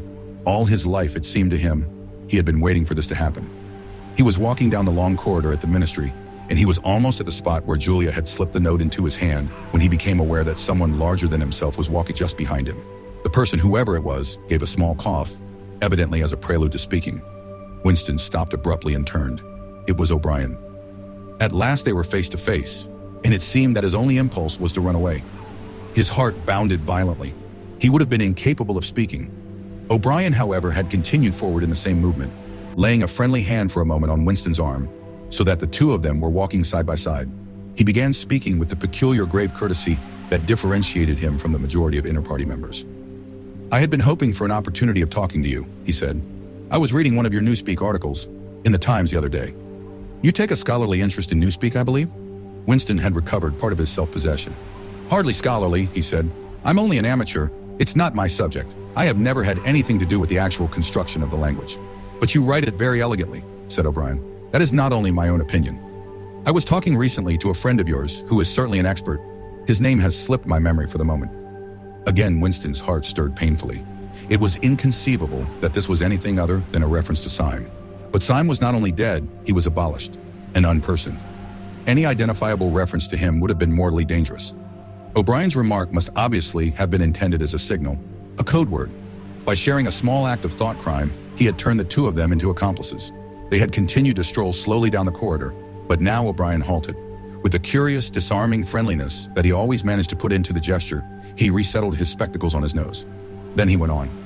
What I had really intended to say was that in your article, I noticed you had used two words which have become obsolete, but they have only become so very recently. Have you seen the 10th edition of the Newspeak Dictionary? No, said Winston. I didn't think it had been issued yet. We are still using the 9th in the records department. The 10th edition is not due to appear for some months, I believe, but a few advanced copies have been circulated. I have one myself. It might interest you to look at it, perhaps. Very much so, said Winston, immediately seeing where this tended. Anyway, some of the new developments are most ingenious. The reduction in the number of verbs, that is the point that will appeal to you, I think. Let me see. Shall I send a messenger to you with a dictionary? But I am afraid I invariably forget anything of that kind. Perhaps you could pick it up at my flat at some time that suited you? Wait, let me give you my address. They were standing in front of a telescreen. Somewhat absent-mindedly, O'Brien felt two of his pockets and then produced a small leather-covered notebook and a gold ink pencil. Immediately beneath the telescreen, in such a position that anyone who was watching at the other end of the instrument could read what he was writing, he scribbled an address, tore out the page, and handed it to Winston. I am usually at home in the evenings, he said. If not, my servant will give you the dictionary. He was gone, leaving Winston holding the scrap of paper, which this time there was no need to conceal. Nevertheless, he carefully memorized what was written on it, and some hours later dropped it into the memory hole, along with a mass of other papers. They had been talking to one another for a couple of minutes at the most. There was only one meaning that the episode could possibly have. It had been contrived as a way of letting Winston know O'Brien's address. This was necessary because except by direct inquiry, it was never possible to discover where anyone lived. There were no directories of any kind. If you ever want to see me, this is where I can be found, was what O'Brien had been saying to him. Perhaps there would even be a message concealed somewhere in the dictionary. But at any rate, one thing was certain. The conspiracy that he had dreamed of did exist, and he had reached the outer edges of it. He knew that sooner or later he would obey O'Brien's summons. Perhaps tomorrow, perhaps after a long delay, he was not certain. What was happening was only the working out of a process that had started years ago. The first step had been a secret, involuntary thought. The second had been the opening of the diary. He had moved from thoughts to words, and now from words to actions. The last step was something that would happen in the ministry of love. He had accepted it. The end was contained in the beginning. But it was frightening, or more exactly, it was like a foretaste of death, like being a little less alive. Even while he was speaking to O'Brien, when the meaning of the words had sunk in, a chilly, shuddering feeling had taken possession of his body. He had the sensation of stepping into the dampness of a grave, and it was not much better because he had always known that the grave was there and waiting for him. At 7, Winston had woken up with his eyes full of tears. Julia rolled sleepily against him, murmuring something that might have been, "What's the matter?" "I dreamt," he began, and stopped short. It was too complex to be put into words. There was the dream itself, and there was a memory connected with it that had swum into his mind in the few seconds after waking. He lay back with his eyes shut, still sodden in the atmosphere of the dream. It was a vast, luminous dream in which his whole life seemed to stretch out before him like a landscape on a summer evening after rain. It had all occurred inside the glass paperweight, but the surface of the glass was the dome of the sky, and inside the dome, everything was flooded with clear, soft light in which one could see into interminable distances. The dream had also been comprehended by, indeed in some sense it had consisted in, a gesture of the arm made by his mother, and made again 30 years later by the Jewish woman he had seen on the news film, trying to shelter the small boy from the bullets, before the helicopter blew them both to pieces. "Do you know," he said, "that until this moment I believed I had murdered my mother?" "Why did you murder her?" said Julia, almost asleep. "I didn't murder her, not physically." In the dream, he had remembered his last glimpse of his mother, and within a few moments of waking, the cluster of small events surrounding it had all come back. It was a memory that he must have deliberately pushed out of his consciousness over many years. He was not certain of the date, but he could not have been less than 10 years old, possibly 12, when it had happened. His father had disappeared some time earlier. How much earlier he could not remember. He remembered better the rackety, uneasy circumstances of the time. The periodical panics about air raids in the sheltering and tube, stations, the piles of rubble everywhere, the unintelligible proclamations posted at street corners, the gangs of youths in shirts all the same color, the enormous queues outside the bakeries, the intermittent machine gun fire in the distance. Above all, the fact that there was never enough to eat. He remembered long afternoons spent with other boys in scrounging around dustbins and rubbish heaps, picking out the ribs of cabbage leaves, potato peelings, sometimes even scraps of stale bread crust from which they carefully scraped away the cinders, and also in waiting for the passing of trucks which traveled over a certain route and were known to carry cattle feed, and which, when they jolted over the bad patches in the road, sometimes spilt a few fragments of oil cake. When his father disappeared, his mother did not show any surprise or any violent grief, but a sudden change came over her. She seemed to have become completely spiritless. It was evident even to Winston that she was waiting for something that she knew must happen.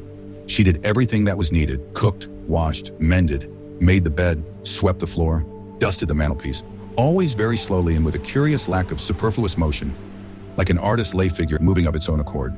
Her large, shapely body seemed to relapse naturally into stillness. For hours at a time, she would sit almost immobile on the bed, nursing his young sister, a tiny, ailing, very silent child of 2 or 3, with a face made simian by thinness. Very occasionally, she would take Winston in her arms and press him against her for a long time without saying anything. He was aware, in spite of his youthfulness and selfishness, that this was somehow connected with the never-mentioned thing that was about to happen.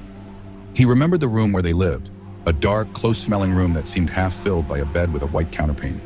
There was a gas ring in the fender and a shelf where food was kept, and on the landing outside there was a brown earthenware sink, common to several rooms. He remembered his mother's statuesque body bending over the gas ring to stir at something in a saucepan. Above all, he remembered his continuous hunger and the fierce, sordid battles at mealtimes. He would ask his mother naggingly, over and over again, why there was not more food. He would shout and storm at her. He even remembered the tones of his voice, which was beginning to break prematurely and sometimes boomed in a peculiar way. Or he would attempt a sniveling note of pathos in his efforts to get more than his share. His mother was quite ready to give him more than his share. She took it for granted that he, the boy, should have the biggest portion, but however much she gave him, he invariably demanded more. At every meal, she would beseech him not to be selfish and to remember that his little sister was sick and also needed food. But it was no use. He would cry out with rage when she stopped ladling. He would try to wrench the saucepan and spoon out of her hands. He would grab bits from his sister's plate. He knew that he was starving the other two, but he could not help it.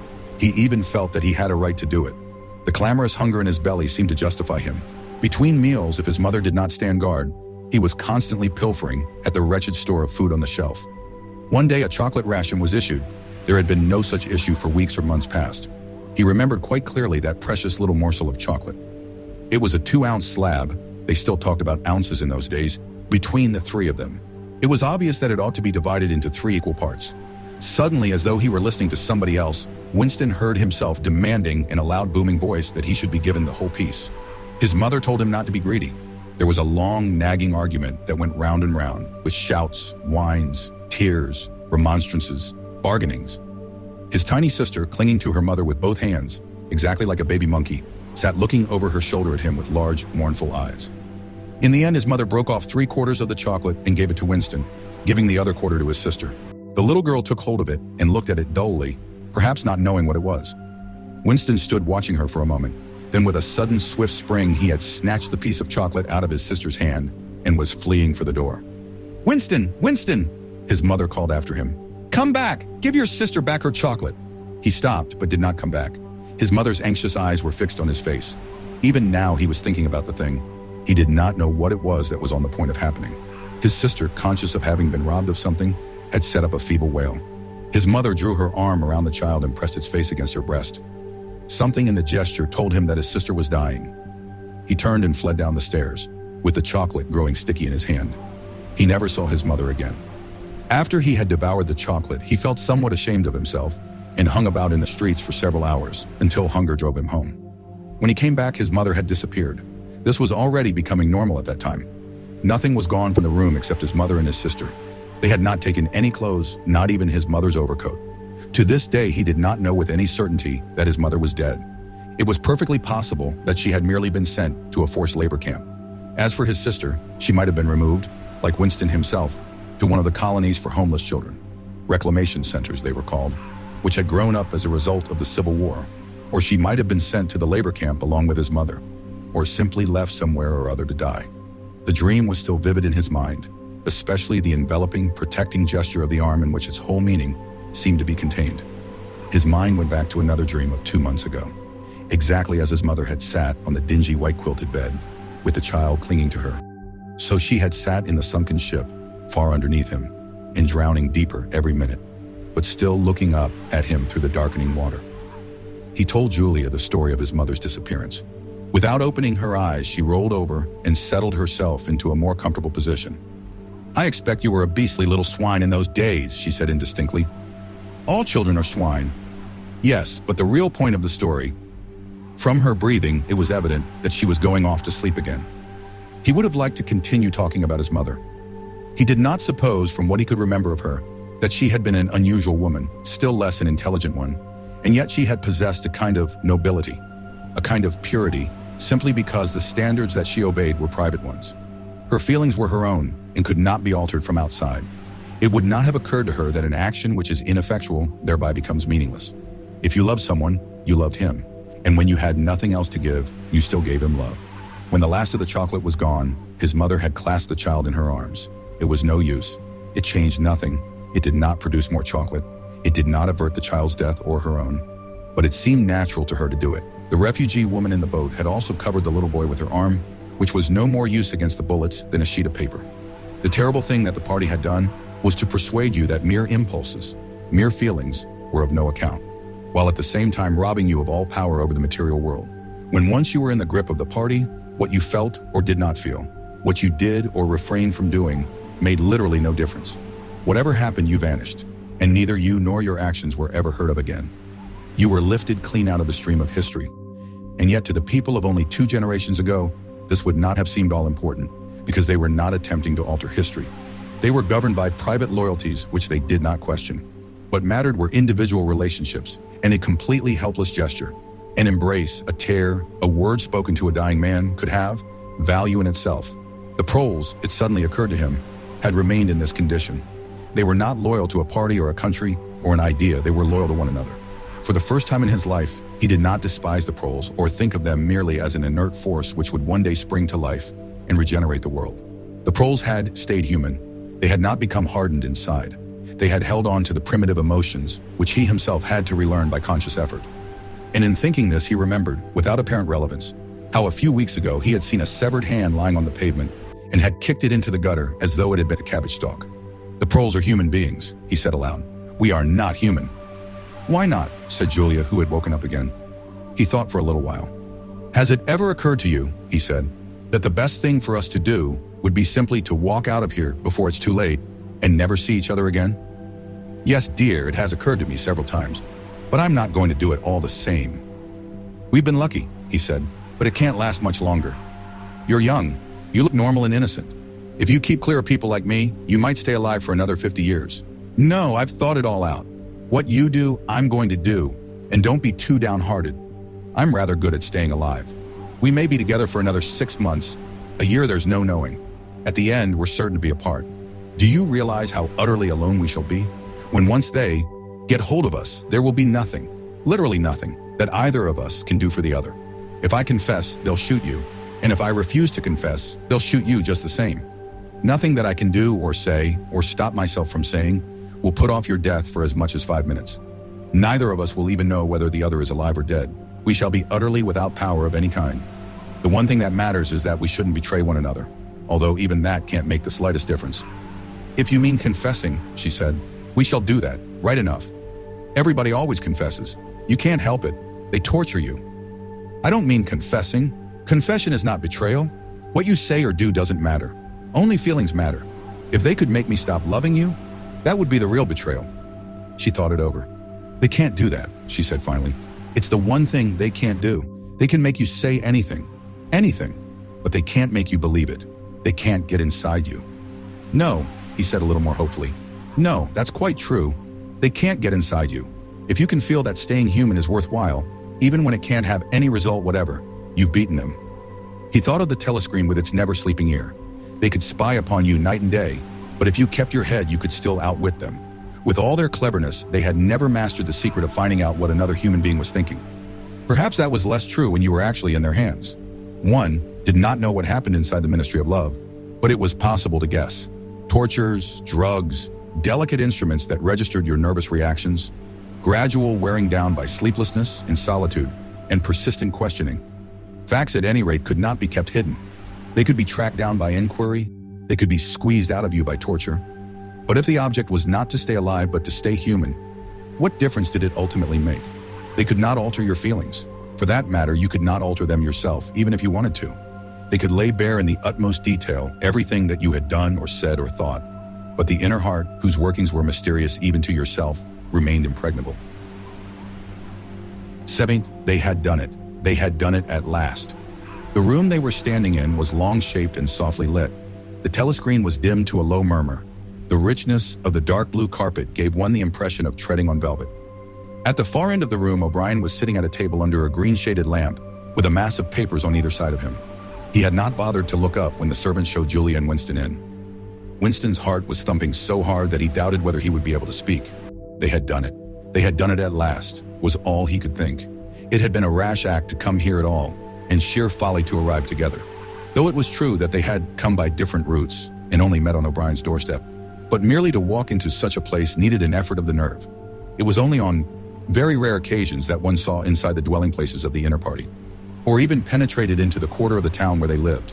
The whole atmosphere of the huge block of flats, the richness and spaciousness of everything, the unfamiliar smells of good food and good tobacco, the silent and incredibly rapid lifts sliding up and down, the white-jacketed servants hurrying to and fro, everything was intimidating. Although he had a good pretext for coming here, he was haunted at every step by the fear that a black uniformed guard would suddenly appear from round the corner, demand his papers, and order him to get out. O'Brien's servant, however, had admitted the two of them without demur. He was a small, dark-haired man in a white jacket, with a diamond-shaped, completely expressionless face, which might have been that of a Chinese. The passage down which he led them was softly carpeted, with cream-papered walls and white wainscoting, all exquisitely clean. That too was intimidating. Winston could not remember ever to have seen a passageway whose walls were not grimy from the contact of human bodies. O'Brien had a slip of paper between his fingers and seemed to be studying it intently. His heavy face, bent down so that one could see the line of the nose, looked both formidable and intelligent. For perhaps 20 seconds, he sat without stirring. Then he pulled the speakwrite towards him and rapped out a message in the hybrid jargon of the ministries. Items 1,5,7, approved full-wise, stop suggestion, contained items 6 double plus. Ridiculous virgin crime, think, cancel, stop, unproceed. Construction-wise, anti-getting plus full estimates, machinery overheads, stop, end message. He rose deliberately from his chair and came towards them across the soundless carpet.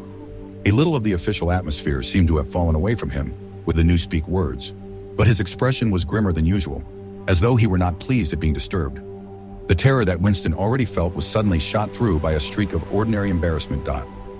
It seemed to him quite possible that he had simply made a stupid mistake. For what evidence had he in reality that O'Brien was any kind of political conspirator? Nothing but a flash of the eyes and a single equivocal remark. Beyond that, only his own secret imaginings, founded on a dream. He could not even fall back on the pretense that he had come to borrow the dictionary, because in that case, Julia's presence was impossible to explain.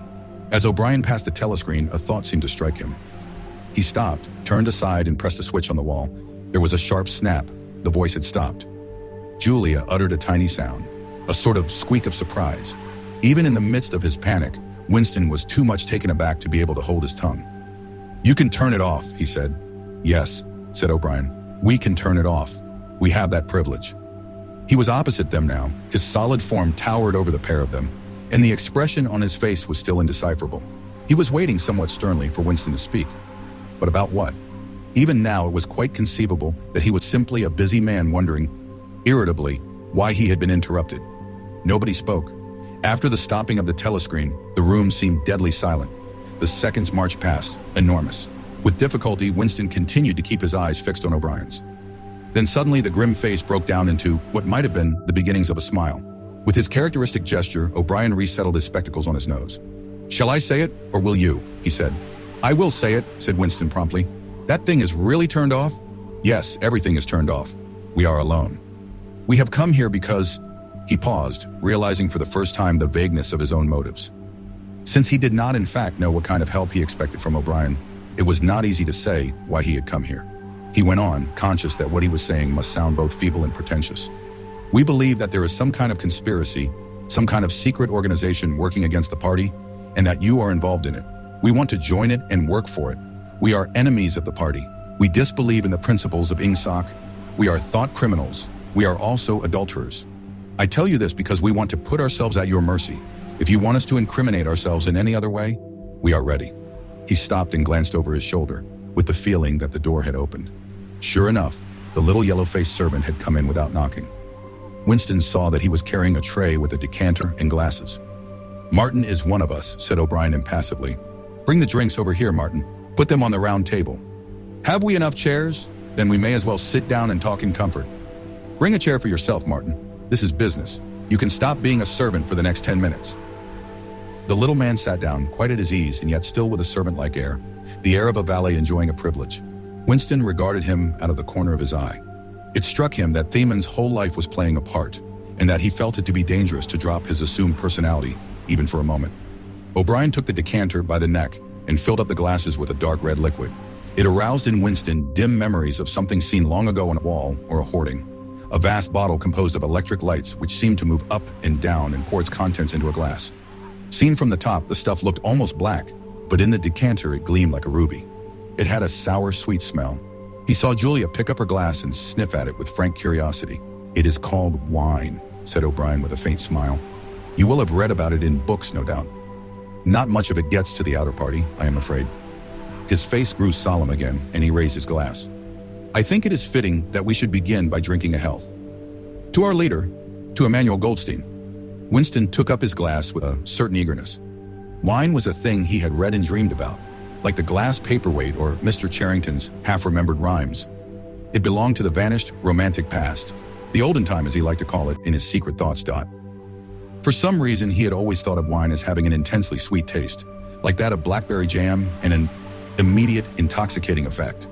Actually, when he came to swallow it, the stuff was distinctly disappointing. The truth was that after years of gin drinking, he could barely taste it. He set down the empty glass. "Then there is such a person as Goldstein?" he said. "Yes, there is such a person, and he is alive. Where, I do not know." "And the conspiracy, the organization, is it real?" "It is not simply an invention of the thought police. No, it is real. The Brotherhood, we call it. You will never learn much more about the Brotherhood than that it exists and that you belong to it. I will come back to that presently." He looked at his wristwatch. "It is unwise even for members of the inner party to turn off the telescreen for more than half an hour. You ought not to have come here together, and you will have to leave separately. You, comrade," he bowed his head to Julia, "will leave first. We have about 20 minutes at our disposal. You will understand that I must start by asking you certain questions. In general terms, what are you prepared to do?" "Anything that we are capable of," said Winston. O'Brien had turned himself a little in his chair so that he was facing Winston. He almost ignored Julia, seeming to take it for granted that Winston could speak for her. For a moment, the lids flitted down over his eyes. He began asking his questions in a low, expressionless voice, as though this were a routine, a sort of catechism, most of whose answers were known to him already. "You are prepared to give your lives?" "Yes." "You are prepared to commit murder?" "Yes." "To commit acts of sabotage which may cause the death of hundreds of innocent people?" "Yes." "To betray your country to foreign powers?" "Yes." "You are prepared to cheat, to forge, to blackmail, to corrupt the minds of children, to distribute habit-forming drugs, to encourage prostitution, to disseminate venereal diseases, to do anything which is likely to cause demoralization and weaken the power of the party?" "Yes." "If, for example, it would somehow serve our interest to throw sulfuric acid in a child's face, are you prepared to do that?" "Yes." "You are prepared to lose your identity and live out the rest of your life as a waiter or a dock worker?" "Yes." "You are prepared to commit suicide if and when we order you to do so?" "Yes." "You are prepared, the two of you, to separate and never see one another again?" "No," broke in Julia. It appeared to Winston that a long time passed before he answered. For a moment he seemed even to have been deprived of the power of speech. His tongue worked soundlessly, forming the opening syllables first of one word, then of the other, over and over again. Until he had said it, he did not know which word he was going to say. "No," he said finally. "You did well to tell me," said O'Brien. "It is necessary for us to know everything."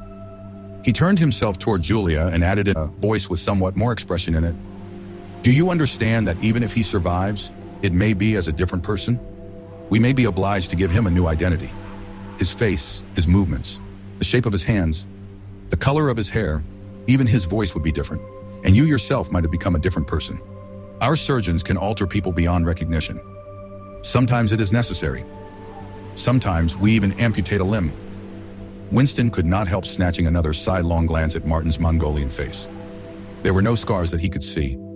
Julia had turned a shade paler, so that her freckles were showing, but she faced O'Brien boldly. She murmured something that seemed to be assent. "Good. Then that is settled." There was a silver box of cigarettes on the table. With a rather absent-minded air, O'Brien pushed them towards the others, took one himself, then stood up and began to pace slowly to and fro, as though he could think better standing. They were very good cigarettes, very thick and well packed, with an unfamiliar silkiness in the paper. O'Brien looked at his wristwatch again. "You had better go back to your pantry, Martin," he said. "I shall switch on in a quarter of an hour. Take a good look at these comrades' faces before you go. You will be seeing them again. I may not." Exactly as they had done at the front door, the little man's dark eyes flickered over their faces. There was not a trace of friendliness in his manner. He was memorizing their appearance, but he felt no interest in them, or appeared to feel none. It occurred to Winston that a synthetic face was perhaps incapable of changing its expression. Without speaking or giving any kind of salutation, Martin went out, closing the door silently behind him. O'Brien was strolling up and down, one hand in the pocket of his black overalls, the other holding a cigarette. "You understand," he said, "that you will be fighting in the dark. You will always be in the dark. You will receive orders and you will obey them, without knowing why. Later I shall send you a book from which you will learn the true nature of the society we live in and the strategy by which we shall destroy it. When you have read the book, you will be full members of the Brotherhood. But between the general aims that we are fighting for and the immediate tasks of the moment, you will never know anything. I tell you that the Brotherhood exists, but I cannot tell you whether it numbers 100 members or 10 million. From your personal knowledge, you will never be able to say that it numbers even as many as a dozen. You will have 3 or 4 contacts who will be renewed from time to time as they disappear. As this was your first contact, it will be preserved. When you receive orders, they will come from me. If we find it necessary to communicate with you, it will be through Martin. When you are finally caught, you will confess. That is unavoidable. But you will have very little to confess other than your own actions. You will not be able to betray more than a handful of unimportant people. Probably, you will not even betray me. By that time I may be dead, or I shall have become a different person, with a different face." He continued to move to and fro over the soft carpet. In spite of the bulkiness of his body, there was a remarkable grace in his movements. It came out even in the gesture with which he thrust a hand into his pocket, or manipulated a cigarette. More even than of strength, he gave an impression of confidence, and of an understanding tinged by irony. However much in earnest he might be, he had nothing of the single-mindedness that belongs to a fanatic. When he spoke of murder, suicide, venereal disease, amputated limbs and altered faces, it was with a faint air of persiflage. "This is unavoidable," his voice seemed to say. "This is what we have got to do unflinchingly. But this is not what we shall be doing when life is worth living again." A wave of admiration, almost of worship, flowed out from Winston towards O'Brien. For the moment, he had forgotten the shadowy figure of Goldstein. When you looked at O'Brien's powerful shoulders and his blunt-featured face, so ugly and yet so civilized, it was impossible to believe that he could be defeated. There was no stratagem that he was not equal to, no danger that he could not foresee. Even Julia seemed to be impressed. She had let her cigarette go out and was listening intently. O'Brien went on, "You will have heard rumors of the existence of the Brotherhood. No doubt you have formed your own picture of it. You have imagined probably a huge underworld of conspirators, meeting secretly in cellars, scribbling messages on walls, recognizing one another by code words or by special movements of the hand.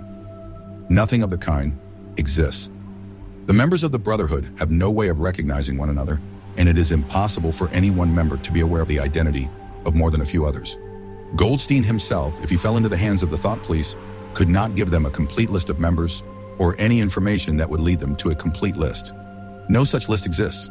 The Brotherhood cannot be wiped out because it is not an organization in the ordinary sense. Nothing holds it together except an idea which is indestructible. You will never have anything to sustain you except the idea. You will get no comradeship and no encouragement. When finally you are caught, you will get no help. We never help our members. At most, when it is absolutely necessary that someone should be silenced, we are occasionally able to smuggle a razor blade into a prisoner's cell. You will have to get used to living without results and without hope. You will work for a while, you will be caught, you will confess, and then you will die. Those are the only results that you will ever see. There is no possibility that any perceptible change will happen within our own lifetime. We are the dead. Our only true life is in the future. We shall take part in it as handfuls of dust and splinters of bone. But how far away that future may be, there is no knowing. It might be 1,000 years. At present, nothing is possible except to extend the area of sanity little by little. We cannot act collectively. We can only spread our knowledge outwards from individual to individual, generation after generation. In the face of the thought police, there is no other way. He halted and looked for the third time at his wristwatch. "It is almost time for you to leave, comrade," he said to Julia. "Wait, the decanter is still half full." He filled the glasses and raised his own glass by the stem. "What shall it be this time?" he said, still with the same faint suggestion of irony. "To the confusion of the thought police? To the death of Big Brother? To humanity? To the future?"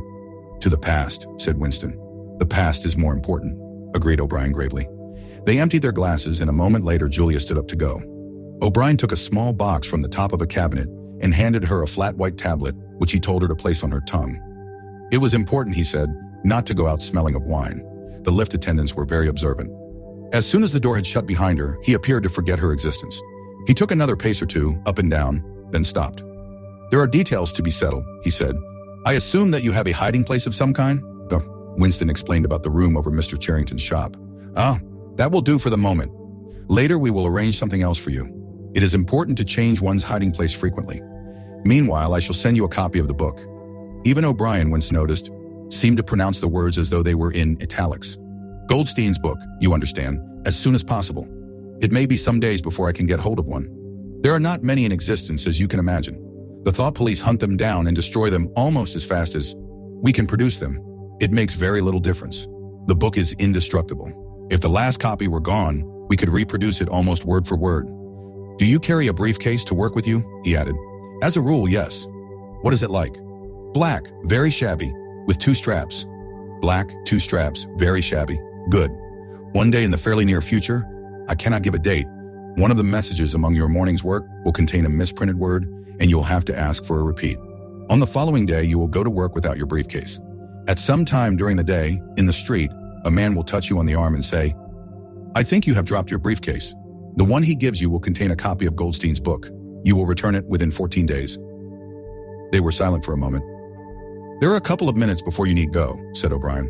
"We shall meet again, if we do meet again." Winston looked up at him. "In the place where there is no darkness?" he said hesitantly. O'Brien nodded without appearance of surprise. "In the place where there is no darkness," he said as though he had recognized the allusion. "And in the meantime, is there anything that you wish to say before you leave? Any message? Any question?" Winston thought. There did not seem to be any further question that he wanted to ask. Still less did he feel any impulse to utter high-sounding generalities. Instead of anything directly connected with O'Brien or the Brotherhood, there came into his mind a sort of composite picture of the dark bedroom where his mother had spent her last days, and the little room over Mr. Charrington's shop, and the glass paperweight, and the steel engraving in its rosewood frame.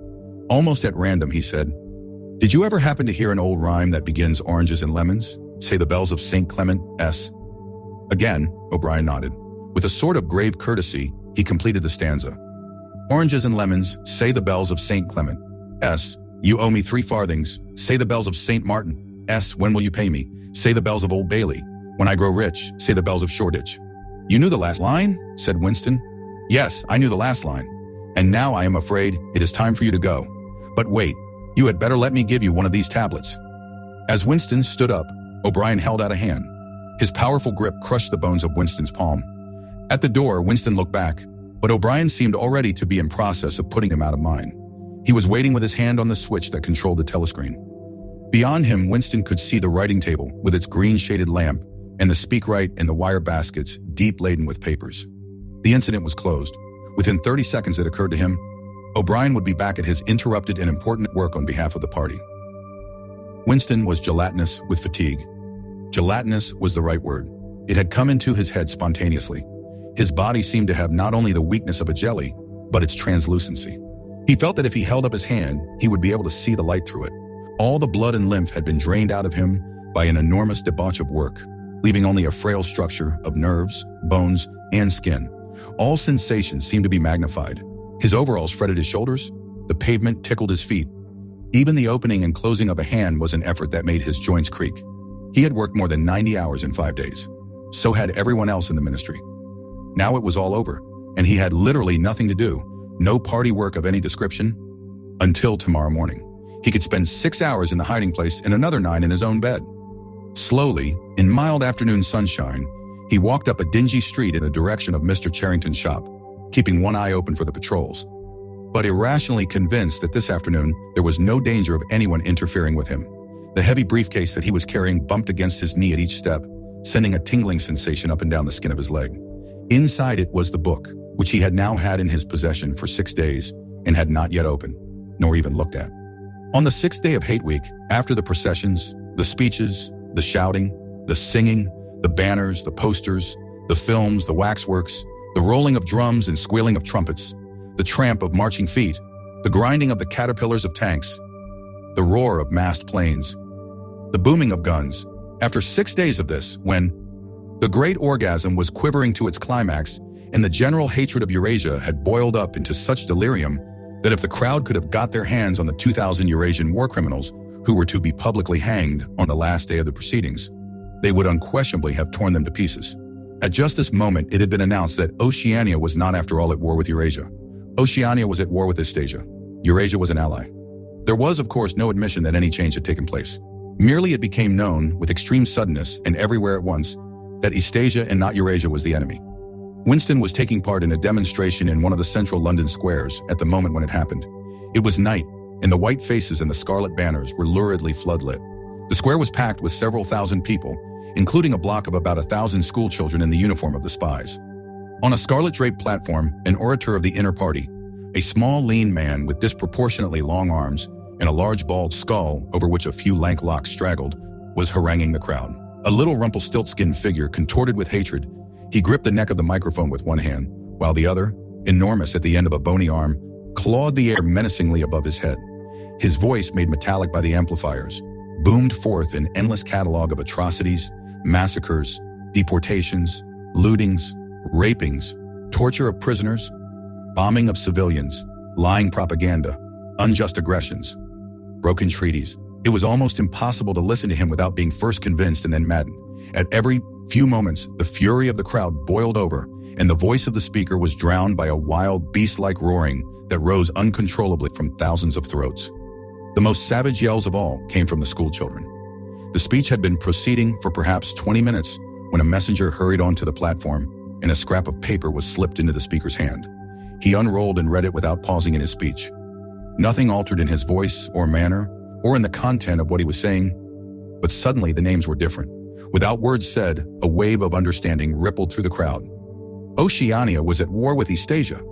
The next moment there was a tremendous commotion. The banners and posters with which the square was decorated were all wrong. Quite half of them had the wrong faces on them. It was sabotage. The agents of Goldstein had been at work. There was a riotous interlude while posters were ripped from the walls, banners torn to shreds and trampled underfoot. The spies performed prodigies of activity in clambering over the rooftops and cutting the streamers that fluttered from the chimneys. But within 2 or 3 minutes, it was all over. The orator, still gripping the neck of the microphone, his shoulders hunched forward, his free hand clawing at the air, had gone straight on with his speech. 1 minute more, and the feral roars of rage were again bursting from the crowd. The hate continued exactly as before, except that the target had been changed. The thing that impressed Winston in looking back was that the speaker had switched from one line to the other, actually in mid-sentence, not only without pause, but without even breaking the syntax. But at the moment he had other things to preoccupy him. It was during the moment of disorder, while the posters were being torn down, that a man whose face he did not see had tapped him on the shoulder and said, "Excuse me, I think you've dropped your briefcase."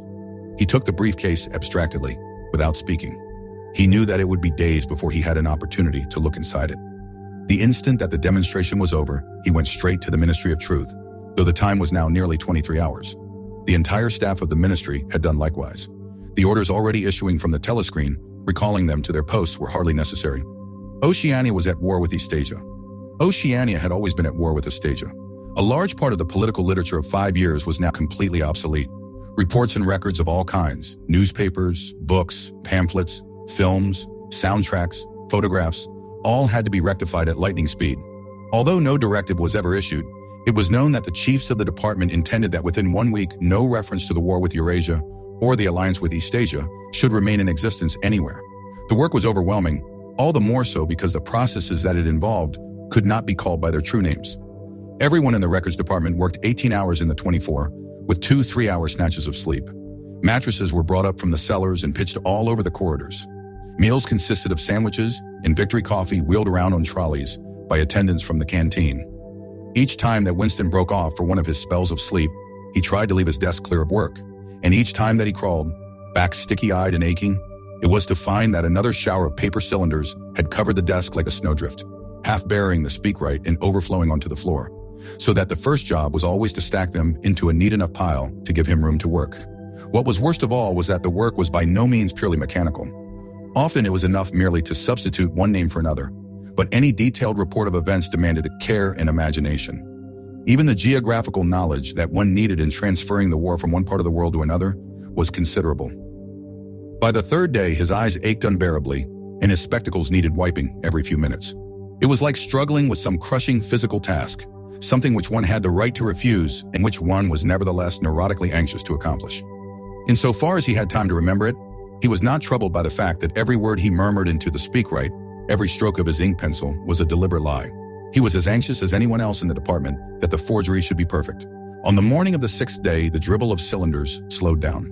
For as much as half an hour, nothing came out of the tube. Then one more cylinder, then nothing. Everywhere at about the same time, the work was easing off. A deep and, as it were, secret sigh went through the department.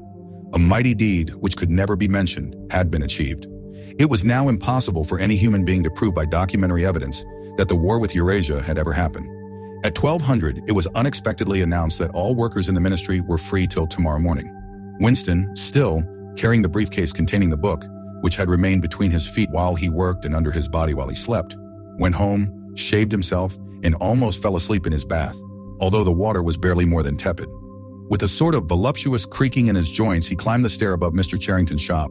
He was tired, but not sleepy any longer. He opened the window, lit the dirty little oil stove, and put on a pan of water for coffee.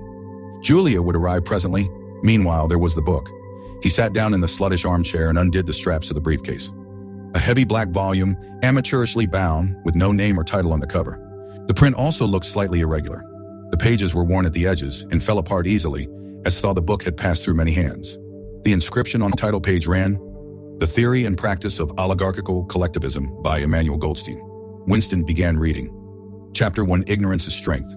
Throughout recorded time, and probably since the end of the Neolithic Age, there have been three kinds of people in the world: the high, the middle, and the low. They have been subdivided in many ways. They have borne countless different names, and their relative numbers, as well as their attitude towards one another, have varied from age to age. But the essential structure of society has never altered.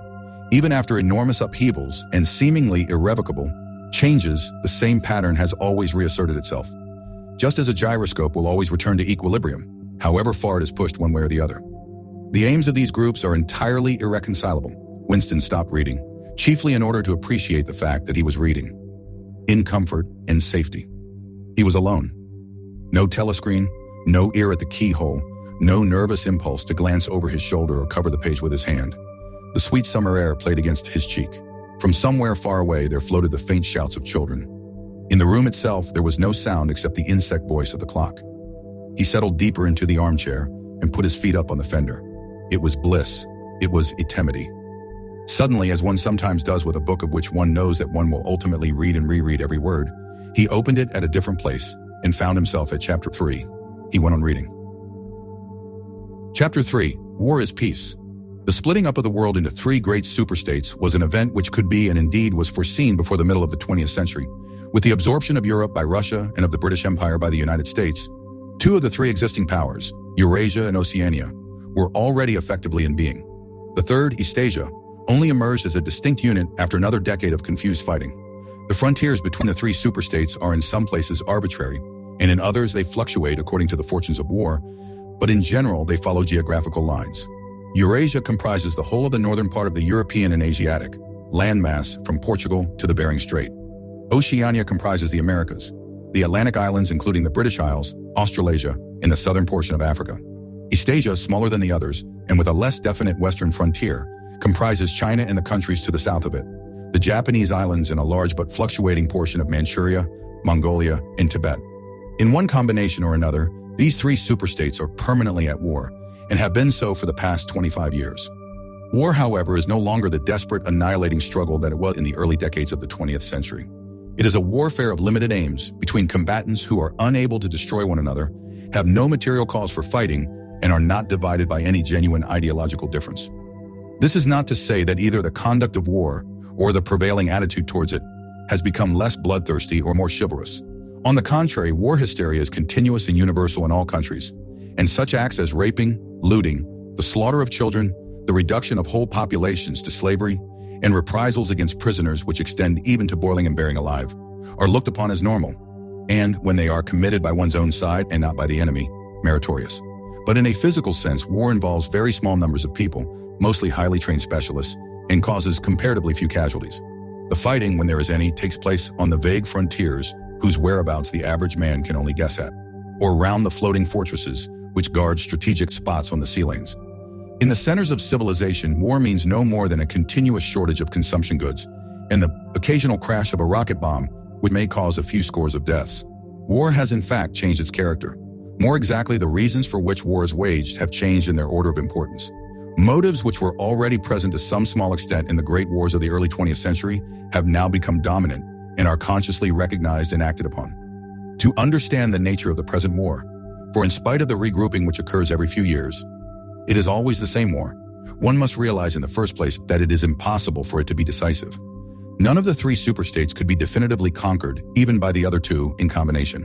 They are too evenly matched, and their natural defenses are too formidable. Eurasia is protected by its vast land spaces, Oceania by the width of the Atlantic and the Pacific, Eastasia by the fecundity and industriousness of its inhabitants. Secondly, there is no longer, in a material sense, anything to fight about. With the establishment of self-contained economies, in which production and consumption are geared to one another, the scramble for markets, which was a main cause of previous wars, has come to an end, while the competition for materials is no longer a matter of life and death. In any case, each of the three superstates is so vast that it can obtain almost all the materials that it needs within its own boundaries. Insofar as the war has a direct economic purpose, it is a war for labor power. Between the frontiers of the superstates, and not permanently in the possession of any of them, there lies a rough quadrilateral with its corners at Tangier, Brazzaville, Darwin, and Hong Kong, containing within it about a fifth of the population of the Earth. It is for the possession of these thickly populated regions and of the northern ice cap that the three powers are constantly struggling. In practice, no one power ever controls the whole of the disputed area. Portions of it are constantly changing hands, and it is the chance of seizing this or that fragment by a sudden stroke of treachery that dictates the endless changes of alignment. All of the disputed territories contain valuable minerals, and some of them yield important vegetable products such as rubber, which in colder climates it is necessary to synthesize by comparatively expensive methods. But above all, they contain a bottomless reserve of cheap labor. Whichever power controls equatorial Africa, or the countries of the Middle East or southern India, or the Indonesian archipelago, disposes also of the bodies of scores or hundreds of millions of ill-paid and hard-working coolies. The inhabitants of these areas, reduced more or less openly to the status of slaves, pass continually from conqueror to conqueror and are expended like so much coal or oil in the race to turn out more armaments, to capture more territory, to control more labor power, to turn out more armaments, to capture more territory, and so on indefinitely. It should be noted that the fighting never really moves beyond the edges of the disputed areas. The frontiers of Eurasia flow back and forth between the basin of the Congo and the northern shore of the Mediterranean. The islands of the Indian Ocean and the Pacific are constantly being captured and recaptured by Oceania or by Eastasia. In Mongolia, the dividing line between Eurasia and Eastasia is never stable. Round the pole, all three powers lay claim to enormous territories which, in fact, are largely uninhabited and unexplored. But the balance of power always remains roughly even, and the territory which forms the heartland of each superstate always remains inviolate. Moreover, the labor of the exploited peoples round the equator is not really necessary to the world's economy. They add nothing to the wealth of the world, since whatever they produce is used for purposes of war, and the object of waging a war is always to be in a better position in which to wage another war. By their labor, the slave populations allow the tempo of continuous warfare to be speeded up. But if they did not exist, the structure of world society and the process by which it maintains itself would not be essentially different. The primary aim of modern warfare, in accordance with the principles of doublethink, this aim is simultaneously recognized and not recognized by the directing brains of the inner party, is to use up the products of the machine without raising the general standard of living. Ever since the end of the 19th century, the problem of what to do with the surplus of consumption goods has been latent in industrial society. At present, when few human beings even have enough to eat, this problem is obviously not urgent, and it might not have become so, even if no artificial processes of destruction had been at work. The world of today is a bare, hungry, dilapidated place compared with the world that existed before 1914, and still more so if compared with the imaginary future to which the people of that period looked forward. In the early 20th century, the vision of a future society unbelievably rich, leisured, orderly, and efficient, a glittering antiseptic world of glass and steel and snow-white concrete, was part of the consciousness of nearly every literate person. Science and Hall's technology were developing at a prodigious speed, and it seemed natural to assume that they would go on developing. This failed to happen, partly because of the impoverishment caused by a long series of wars and revolutions, partly because scientific and technical progress depended on the empirical habit of thought, which could not survive in a strictly regimented society. As a whole, the world is more primitive today than it was 50 years ago. certain backward areas have advanced, and various devices, always in some way connected with warfare and police espionage, have been developed, but experiment and invention have largely stopped, and the ravages of the atomic war of the 1950s have never been fully repaired. Nevertheless, the dangers inherent in the machine are still there. From the moment when the machine first made its appearance, it was clear to all thinking people that the need for human drudgery, and therefore to a great extent for human inequality, had disappeared. If the machine were used deliberately for that end, hunger, overwork, dirt, illiteracy, and disease could be eliminated within a few generations. And in fact, without being used for any such purpose, but by a sort of automatic process, by producing wealth which it was sometimes impossible not to distribute. The machine did raise the living standards of the average human being very greatly over a period of about 50 years at the end of the 19th and the beginning of the 20th centuries. But it was also clear that an all-round increase in wealth threatened the destruction, indeed in some sense was the destruction, of a hierarchical society. In a world in which everyone worked short hours, had enough to eat, lived in a house with a bathroom and refrigerator, and possessed a motor car or even an airplane, the most obvious and perhaps the most important form of inequality would already have disappeared. If it once became general, wealth would confer no distinction. It was possible, no doubt, to imagine a society in which wealth, in the sense of personal possessions and luxuries, should be evenly distributed, while power remained in the hands of a small privileged caste. But in practice, such a society could not long remain stable. For if leisure and security were enjoyed by all alike, the great mass of human beings who are normally stupefied by poverty would become literate and would learn to think for themselves. And when once they had done this, they would sooner or later realize that the privileged minority had no function, and they would sweep it away. In the long run, a hierarchical society was only possible on a basis of poverty and ignorance. To return to the agricultural past, as some thinkers about the beginning of the 20th century dreamed of doing, was not a practicable solution. It conflicted with the tendency towards mechanization, which had become quasi-instinctive throughout almost the whole world. And moreover, any country which remained industrially backward was helpless in a military sense, and was bound to be dominated, directly or indirectly, by its more advanced rivals. Nor was it a satisfactory solution to keep the masses in poverty by restricting the output of goods. This happened to a great extent during the final phase of capitalism, roughly between 1920 and 1940. The economy of many countries was allowed to stagnate, land went out of cultivation, capital equipment was not added to, great blocks of the population were prevented from working and kept half alive by state charity. But this too entailed military weakness, and since the privations it inflicted were obviously unnecessary, it made opposition inevitable. The problem was how to keep the wheels of industry turning without increasing the real wealth of the world. Goods must be produced, but they must not be distributed. And in practice, the only way of achieving this was by continuous warfare.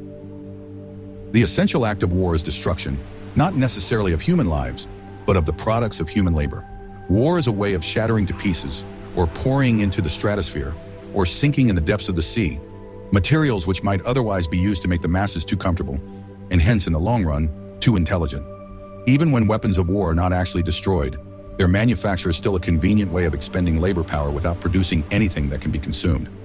A floating fortress, for example, has locked up in it the labor that would build several hundred cargo ships. Ultimately, it is scrapped as obsolete, never having brought any material benefit to anybody, and with further enormous labors, another floating fortress is built. In principle, the war effort is always so planned as to eat up any surplus that might exist after meeting the bare needs of the population. In practice, the needs of the population are always underestimated, with the result that there is a chronic shortage of half the necessities of life. But this is looked on as an advantage. It is deliberate policy to keep even the favored groups somewhere near the brink of hardship, because a general state of scarcity increases the importance of small privileges, and thus magnifies the distinction between one group and another. By the standards of the early 20th century, even a member of the inner party lives an austere, laborious kind of life. Nevertheless, the few luxuries that he does enjoy, his large, well-appointed flat, the better texture of his clothes, the better quality of his food and drink and tobacco, his 2 or 3 servants, his private motor car or helicopter, set him in a different world from a member of the outer party, and the members of the outer party have a similar advantage in comparison with the submerged masses, whom we call the proles. The social atmosphere is that of a besieged city, where the possession of a lump of horseflesh makes the difference between wealth and poverty, and at the same time the consciousness of being at war, and therefore in danger, makes the handing over of all power to a small caste seem the natural, unavoidable condition of survival. War, it will be seen, accomplishes the necessary destruction, but accomplishes it in a psychologically acceptable way. In principle, it would be quite simple to waste the surplus labor of the world by building temples and pyramids, by digging holes and filling them up again, or even by producing vast quantities of goods and then setting fire to them. But this would provide only the economic and not the emotional basis for a hierarchical society. What is concerned here is not the morale of masses, whose attitude is unimportant so long as they are kept steadily at work, but the morale of the party itself. Even the humblest party member is expected to be competent, industrious, and even intelligent within narrow limits. But it is also necessary that he should be a credulous and ignorant fanatic whose prevailing moods are fear, hatred, adulation, and orgiastic triumph. In other words, it is necessary that he should have the mentality appropriate to a state of war. It does not matter whether the war is actually happening, and since no decisive victory is possible, it does not matter whether the war is going well or badly. All that is needed is that a state of war should exist. The splitting of the intelligence which the party requires of its members, and which is more easily achieved in an atmosphere of war, is now almost universal. But the higher up the ranks one goes, the more marked it becomes. It is precisely in the inner party that war hysteria and hatred of the enemy are strongest. In his capacity as an administrator, it is often necessary for a member of the inner party to know that this or that item of war news is untruthful, and he may often be aware that the entire war is spurious and is either not happening or is being waged for purposes quite other than the declared ones. But such knowledge is easily neutralized by the technique of doublethink. Meanwhile, no inner party member wavers for an instant in his mystical belief that the war is real and that it is bound to end victoriously, with Oceania the undisputed master of the entire world. All members of the inner party believe in this coming conquest as an article of faith. It is to be achieved either by gradually acquiring more and more territory and so building up an overwhelming preponderance of power, or by the discovery of some new and unanswerable weapon. The search for new weapons continues unceasingly and is one of the very few remaining activities in which the inventive or speculative type of mind can find any outlet. In Oceania at the present day, science in the old sense has almost ceased to exist. In Newspeak, there is no word for science. The empirical method of thought, on which all the scientific achievements of the past were founded, is opposed to the most fundamental principles of Ingsoc. And even technological progress only happens when its products can in some way be used for the diminution of human liberty. In all the useful arts, the world is either standing still or going backwards. The fields are cultivated with horse plows, while books are written by machinery. But in matters of vital importance, meaning in effect, war and police espionage, the empirical approach is still encouraged, or at least tolerated. The two aims of the party are to conquer the whole surface of the earth and to extinguish once and for all the possibility of independent thought. There are therefore two great problems which the party is concerned to solve. One is how to discover, against his will, what another human being is thinking, and the other is how to kill several 100 million people in a few seconds without giving warning beforehand. Insofar as scientific research still continues, this is its subject matter.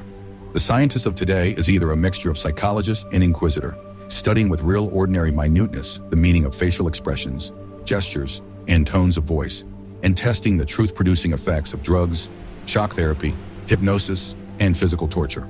Or he is chemist, physicist, or biologist, concerned only with such branches of his special subject as are relevant to the taking of life. In the vast laboratories of the Ministry of Peace, and in the experimental stations hidden in the Brazilian forests, or in the Australian desert, or on lost islands of the Antarctic, the teams of experts are indefatigably at work. Some are concerned simply with planning the logistics of future wars. Others devise larger and larger rocket bombs, more and more powerful, explosives and more impenetrable armor plating. Others search for new and deadlier gases, or for soluble poisons capable of being produced in such quantities as to destroy the vegetation of whole continents, or for breeds of disease germs immunized against all possible antibodies. Others strive to produce a vehicle that shall bore its way under the soil like a submarine under the water, or an airplane as independent of its base as a sailing ship.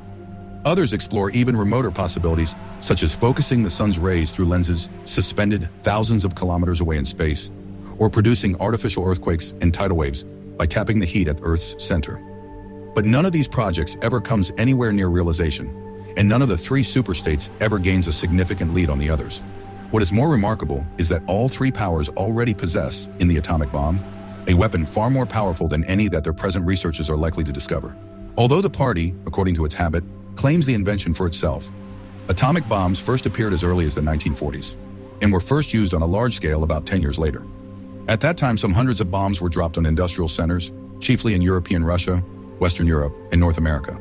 The effect was to convince the ruling groups of all countries that a few more atomic bombs would mean the end of organized society, and hence of their own power. Thereafter, although no formal agreement was ever made or hinted at, no more bombs were dropped.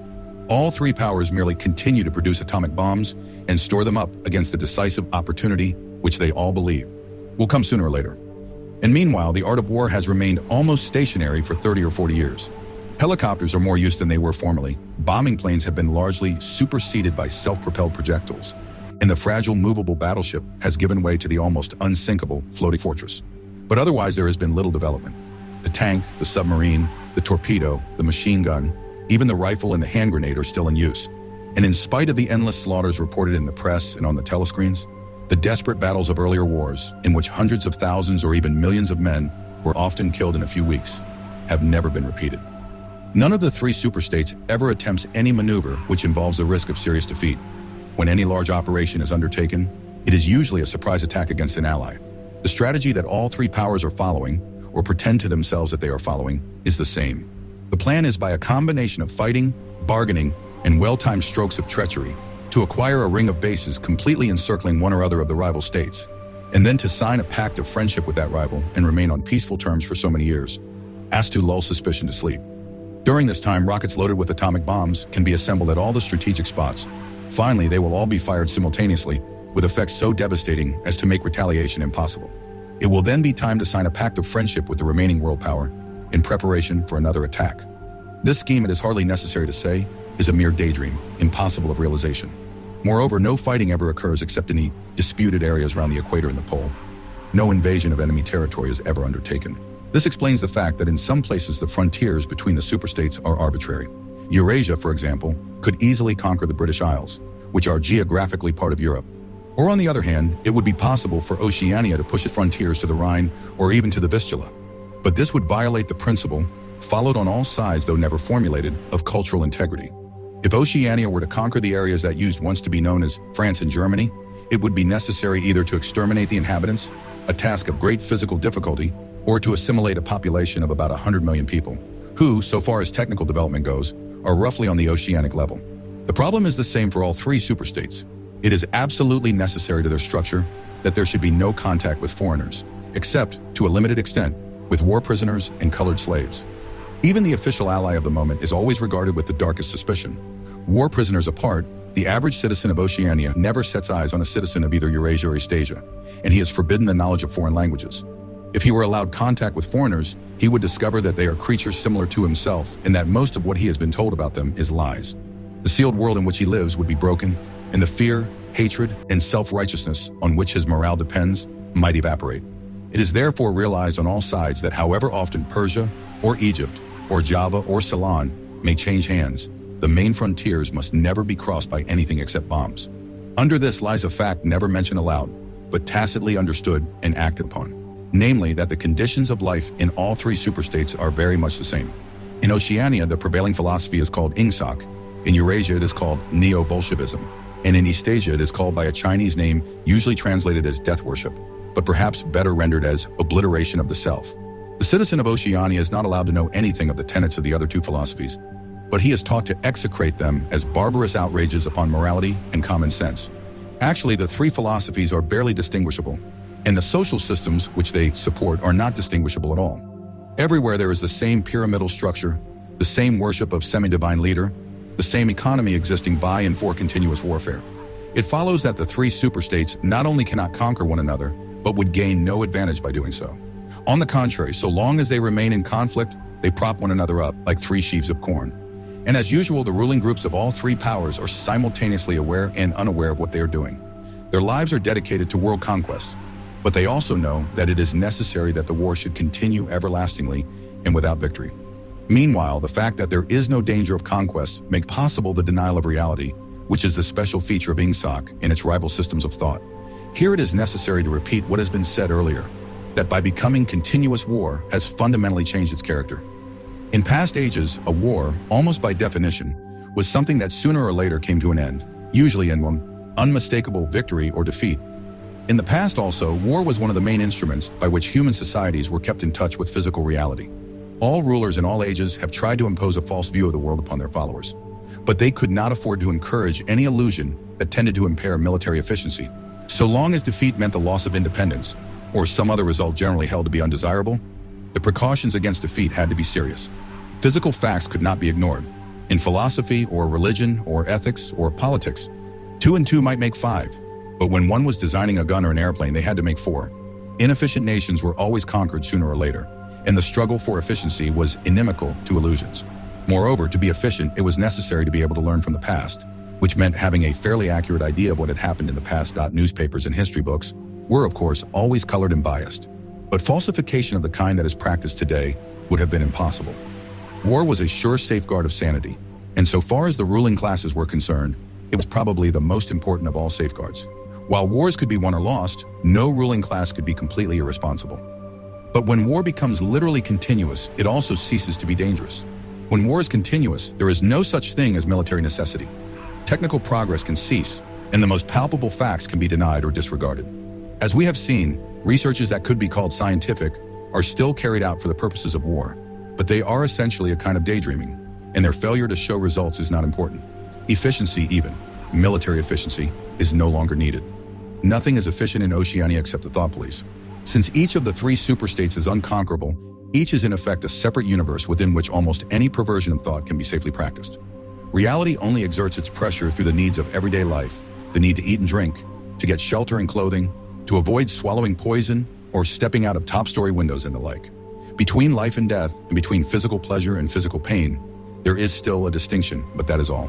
Cut off from contact with the outer world and with the past, the citizen of Oceania is like a man in interstellar space who has no way of knowing which direction is up and which is down. The rulers of such a state are absolute, as the pharaohs or the Caesars could not be. They are obliged to prevent their followers from starving to death in numbers large enough to be inconvenient, and they are obliged to remain at the same low level of military technique as their rivals. But once that minimum is achieved, they can twist reality into whatever shape they choose. The war, therefore, if we judge it by the standards of previous wars, is merely an imposture. It is like the battles between certain ruminant animals, whose horns are set at such an angle that they are incapable of hurting one another. But though it is unreal, it is not meaningless. It eats up the surplus of consumable goods, and it helps to preserve the special mental atmosphere that a hierarchical society needs. War, it will be seen, is now a purely internal affair. In the past, the ruling groups of all countries, although they might recognize their common interest and therefore limit the destructiveness of war, did fight against one another, and the victor always plundered the vanquished. In our own day, they are not fighting against one another at all. The war is waged by each ruling group against its own subjects, and the object of the war is not to make or prevent conquest of territory, but to keep the structure of society intact. The very word war, therefore, has become misleading. It would probably be accurate to say that by becoming continuous, war has ceased to exist. The peculiar pressure that it exerted on human beings between the Neolithic age and the early 20th century has disappeared and been replaced by something quite different. The effect would be much the same if the three superstates, instead of fighting one another, should agree to live in perpetual peace, each inviolate within its own boundaries. For in that case, each would still be a self-contained universe, freed forever from the sobering influence of external danger. A peace that was truly permanent would be the same as a permanent war. This, although the vast majority of party members understand it only in a shallower sense, is the inner meaning of the party slogan, "War is peace." Winston stopped reading for a moment. Somewhere in remote distance, a rocket bomb thundered. The blissful feeling of being alone with the forbidden book, in a room with no telescreen, had not worn off. Solitude and safety were physical sensations, mixed up somehow with the tiredness of his body, the softness of the chair, the touch of the faint breeze from the window that played upon his cheek. The book fascinated him, or more exactly, it reassured him. In a sense, it told him nothing that was new. But that was part of the attraction. It said what he would have said if it had been possible for him to set his scattered thoughts in order. It was the product of a mind similar to his own, but enormously more powerful, more systematic, less fear-ridden. The best books, he perceived, are those that tell you what you know already. He had just turned back to chapter 1 when he heard Julia's footstep on the stair and started out of his chair to meet her. She dumped her brown tool bag on the floor and flung herself into his arms. It was more than a week since they had seen one another. "I've got the book," he said as they disentangled themselves. "Oh, you've got it?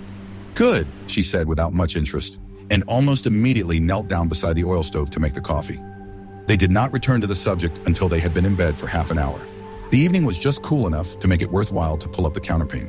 From below came the familiar sound of singing and the scrape of boots on the flagstones. The brawny, red-armed woman whom Winston had seen there on his first visit was almost a fixture in the yard. There seemed to be no hour of daylight when she was not marching to and fro between the washtub and the line, alternately gagging herself with clothes pegs and breaking forth into lusty song. Julia had settled down on her side and seemed to be already on the point of falling asleep. He reached out for the book, which was lying on the floor, and sat up against the bedhead. "We must read it," he said. "You too." All members of the Brotherhood have to read it. You read it, she said with her eyes shut. Read it aloud. That's the best way. Then you can explain it to me as you go. The clock's hand said 6, meaning 18. They had 3 or 4 hours ahead of them. He propped the book against his knees and began reading. Chapter 1, Ignorance is Strength. Throughout recorded time, and probably since the end of the Neolithic Age, there have been 3 kinds of people in the world: the high, the middle, and the low. They have been subdivided in many ways. They have borne countless different names, and their relative numbers, as well as their attitude towards one another, have varied from age to age. But the essential structure of society has never altered. Even after enormous upheavals and seemingly irrevocable changes, the same pattern has always reasserted itself, just as a gyroscope will always return to equilibrium, however far it is pushed one way or the other. "Julia, are you awake?" said Winston. "Yes, my love, I'm listening." "Go on, it's marvelous." He continued reading. The aims of these 3 groups are entirely irreconcilable. The aim of the high is to remain where they are. The aim of the middle is to change places with the high. The aim of the low, when they have an aim, for it is an abiding characteristic of the low that they are too much crushed by drudgery to be more than intermittently conscious of anything outside their daily lives, is to abolish all distinctions and create a society in which all men shall be equal. Thus, throughout history, a struggle which is the same in its main outlines recurs over and over again. For long periods, the high seem to be securely in power, but sooner or later, there always comes a moment when they lose either their belief in themselves or their capacity to govern efficiently, or both. They are then overthrown by the middle, who enlist the low on their side by pretending to them that they are fighting for liberty and justice. As soon as they have reached their objective, the middle thrusts the low back into their old position of servitude, and themselves become the high. Presently, a new middle group splits off from one of the other groups, or from both of them, and the struggle begins over again. Of the 3 groups, only the low are never even temporarily successful in achieving their aims. It would be an exaggeration to say that throughout history, there has been no progress of a material kind. Even today, in a period of decline, the average human being is physically better off than he was a few centuries ago. But no advance in wealth, no softening of manners, no reform or revolution has ever brought human equality a millimeter nearer. From the point of view of the low, no historic change has ever meant much more than a change in the name of their masters. By the late 19th century, the recurrence of this pattern had become obvious to many observers. There then rose schools of thinkers who interpreted history as a cyclical process and claimed to show that inequality was the unalterable law of human life. This doctrine, of course, had always had its adherents, but in the manner in which it was now put forward, there was a significant change. In the past, the need for a hierarchical form of society had been the doctrine specifically of the high. It had been preached by kings and aristocrats and by the priests, lawyers, and the like, who were parasitical upon them, and it had generally been softened by promises of compensation in an imaginary world beyond the grave. The middle, so long as it was struggling for power, had always made use of such terms as freedom, justice, and fraternity. Now, however, the concept of human brotherhood began to be assailed by people who were not yet in positions of command, but merely hoped to be so before long. In the past, the middle had made revolutions under the banner of equality, and then had established a fresh tyranny as soon as the old one was overthrown. The new middle groups, in effect, proclaimed their tyranny beforehand. Socialism, a theory which appeared in the early 19th century and was the last link in a chain of thought stretching back to the slave rebellions of antiquity, was still deeply infected by the utopianism of past ages. But in each variant of socialism that appeared from about 1900 onwards, the aim of establishing liberty and equality was more and more openly abandoned. The new movements which appeared in the middle years of the century, Ingsoc in Oceania, Neo-Bolshevism in Eurasia, death worship, as it is commonly called, in East Asia, had the conscious aim of perpetuating unfreedom and inequality. These new movements, of course, grew out of the old ones, intended to keep their names and pay lip service to their ideology. But the purpose of all of them was to arrest progress and freeze history at a chosen moment. The familiar pendulum swing was to happen once more and then stop. As usual, the high were to be turned out by the middle, who would then become the high, but this time, by conscious strategy, the high would be able to maintain their position permanently. The new doctrines arose partly because of the accumulation of historical knowledge and the growth of the historical sense, which had hardly existed before the 19th century. The cyclical movement of history was now intelligible, or appeared to be so. And if it was intelligible, then it was alterable. But the principal underlying cause was that, as early as the beginning of the 20th century, human equality had become technically possible. It was still true that men were not equal in their native talents, and that functions had to be specialized in ways that favored some individuals against others. But there was no longer any real need for class distinctions or for large differences of wealth. In earlier ages, class distinctions had been not only inevitable, but desirable. Inequality was the price of civilization. With the development of machine production, however, the case was altered. Even if it was still necessary for human beings to do different kinds of work, it was no longer necessary for them to live at different social or economic levels. Therefore, from the point of view of the new groups who were on the point of seizing power, human equality was no longer an ideal to be striven after, but a danger to be averted. In more primitive ages, when a just and peaceful society was in fact not possible, it had been fairly easy to believe it.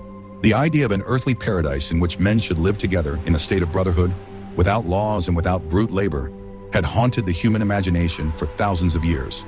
And this vision had had a certain hold even on the groups who actually profited by each historical change.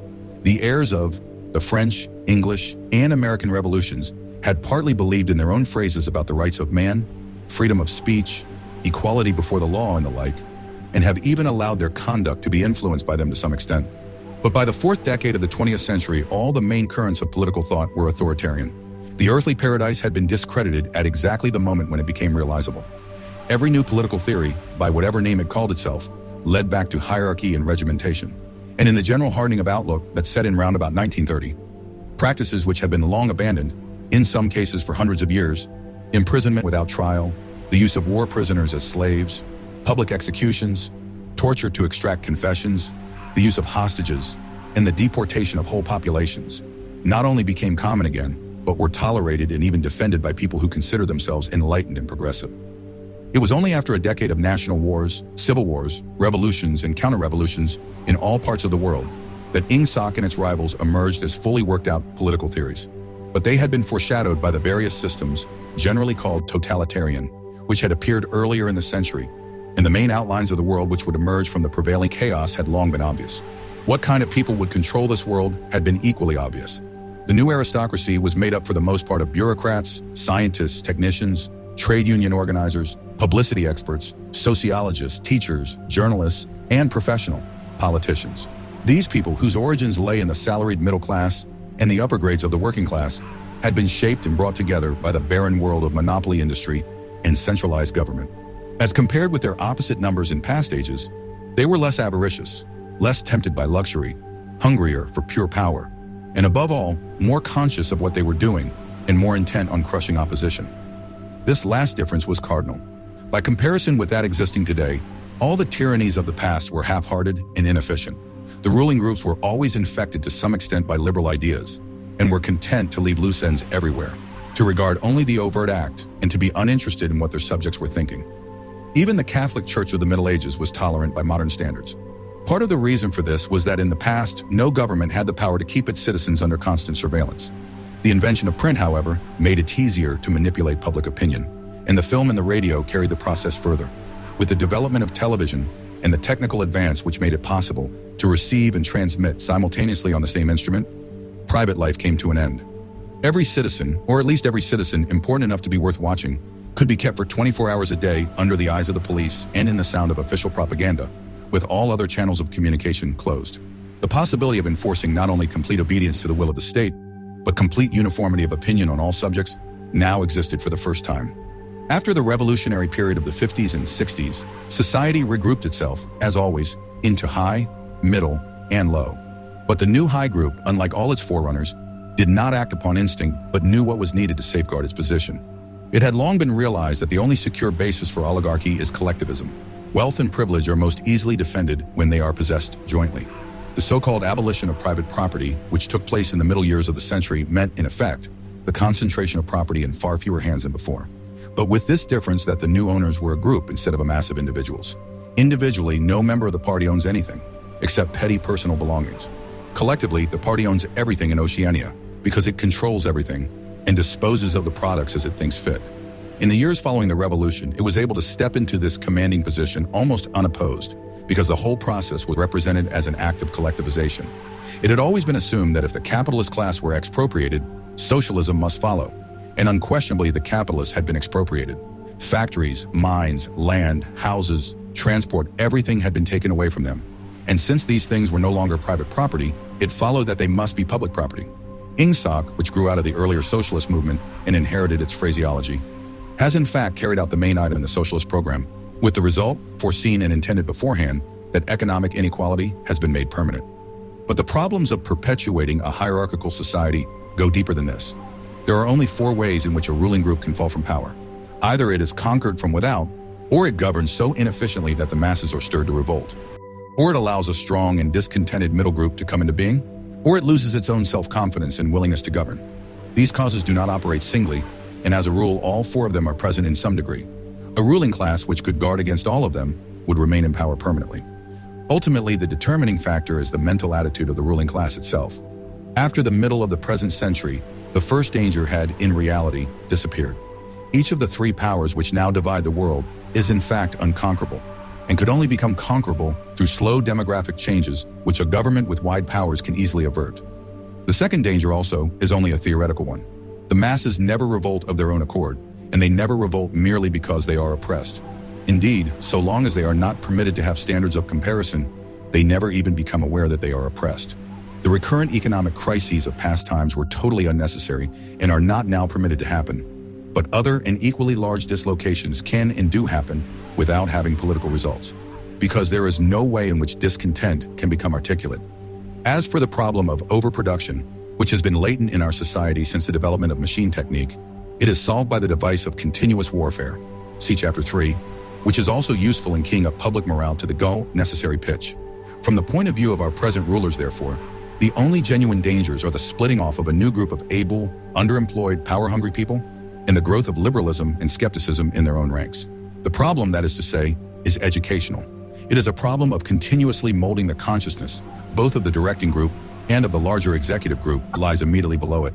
The consciousness of the masses needs only to be influenced in a negative way. Given this background, one could infer, if one did not know it already, the general structure of oceanic society. At the apex of the pyramid comes Big Brother. Big Brother is infallible and all-powerful.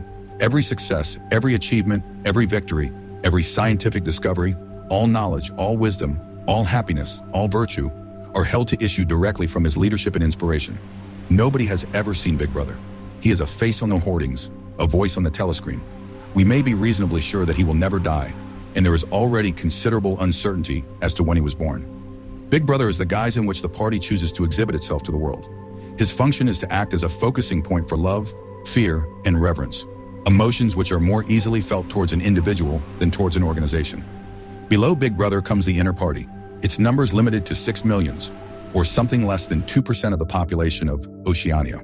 Below the inner party comes the outer party, which, if the inner party is described as the brain of the state, may be justly likened to the hands. Below that come the dumb masses, whom we habitually refer to as the proles, numbering perhaps 85% of the population. In the terms of our earlier classification, the proles are the low, for the slave population of the equatorial lands, who pass constantly from conqueror to conqueror, are not a permanent or necessary part of the structure. In principle, membership of these 3 groups is not hereditary. The child of inner party parents is in theory not born into the inner party. Admission to either branch of the party is by examination, taken at the age of 16. Nor is there any racial discrimination or any marked domination of one province by another. Jews, Negroes, South Americans of pure Indian blood are to be found in the highest ranks of the party, and the administrators of any area are always drawn from the inhabitants of that area. In no part of Oceania do the inhabitants have the feeling that they are a colonial population ruled from a distant capital. Oceania has no capital, and its titular head is a person whose whereabouts nobody knows. Except that English is its chief lingua franca and Newspeak its official language, it is not centralized in any way. Its rulers are not held together by blood ties, but by adherence to a common doctrine. It is true that our society is stratified, and very rigidly stratified, on what at first sight appear to be hereditary lines. There is far less to and fro movement between the different groups than happened under capitalism or even in the pre-industrial age. Between the 2 branches of the party, there is a certain amount of interchange, but only so much as will ensure that weaklings are excluded from the inner party and that ambitious members of the outer party are made harmless by allowing them to rise. Proletarians in practice are not allowed to graduate into the party. The most gifted among them, who might possibly become nuclei of discontent, are simply marked down by the thought police and eliminated. But this state of affairs is not necessarily permanent, nor is it a matter of principle. The party is not a class in the old sense of the word. It does not aim at transmitting power to its own children as such. And if there were no other way of keeping the ablest people at the top, it would be perfectly prepared to recruit an entire new generation from the ranks of the proletariat. In the crucial years, the fact that the party was not a hereditary body did a great deal to neutralize opposition. The older kind of socialist, who had been trained to fight against something called class privilege, assumed that what is not hereditary cannot be permanent. He did not see that the continuity of an oligarchy need not be physical, nor did he pause to reflect that hereditary aristocracies have always been short-lived, whereas adoptive organizations such as the Catholic Church have sometimes lasted for hundreds or thousands of years. The essence of oligarchical rule is not father-to-son inheritance, but the persistence of a certain worldview and a certain way of life, imposed by the dead upon the living. A ruling group is a ruling group so long as it can nominate its successors. The party is not concerned with perpetuating its blood, but with perpetuating itself.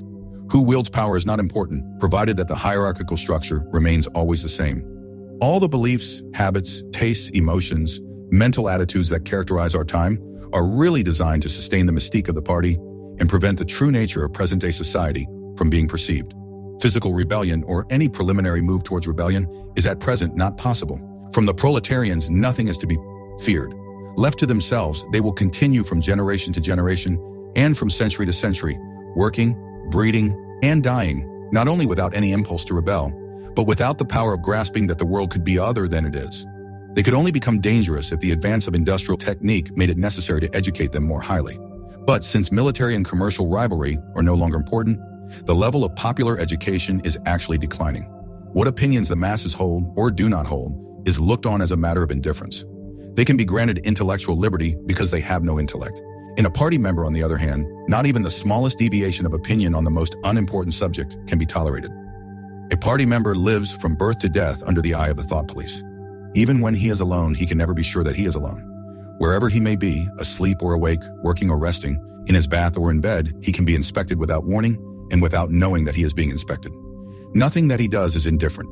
His friendships, his relaxations, his behavior towards his wife and children, the expression of his face when he is alone, the words he mutters in sleep, even the characteristic movements of his body are all jealously scrutinized. Not only any actual misdemeanor, but any eccentricity, however small, any change of habits, any nervous mannerism that could possibly be a symptom of an inner struggle is certain to be detected. He has no freedom of choice in any direction whatever. On the other hand, his actions are not regulated by law or by any clearly formulated code of behavior. In Oceania, there is no law. Thoughts and actions which, when detected, mean certain death are not formally forbidden, and the endless purges, arrests, tortures, imprisonments, and vaporizations are not inflicted as punishment for crimes which have actually been committed, but are merely the wiping out of persons who might perhaps commit a crime at some time in the future. A party member is required to have not only the right opinions, but the right instincts. Many of the beliefs and attitudes demanded of him are never plainly stated, and could not be stated without laying bare the contradictions inherent in ingsoc. If he is a person naturally orthodox, in newspeak a good thinker, he will in all circumstances know, without taking thought, what is the true belief or the desirable emotion.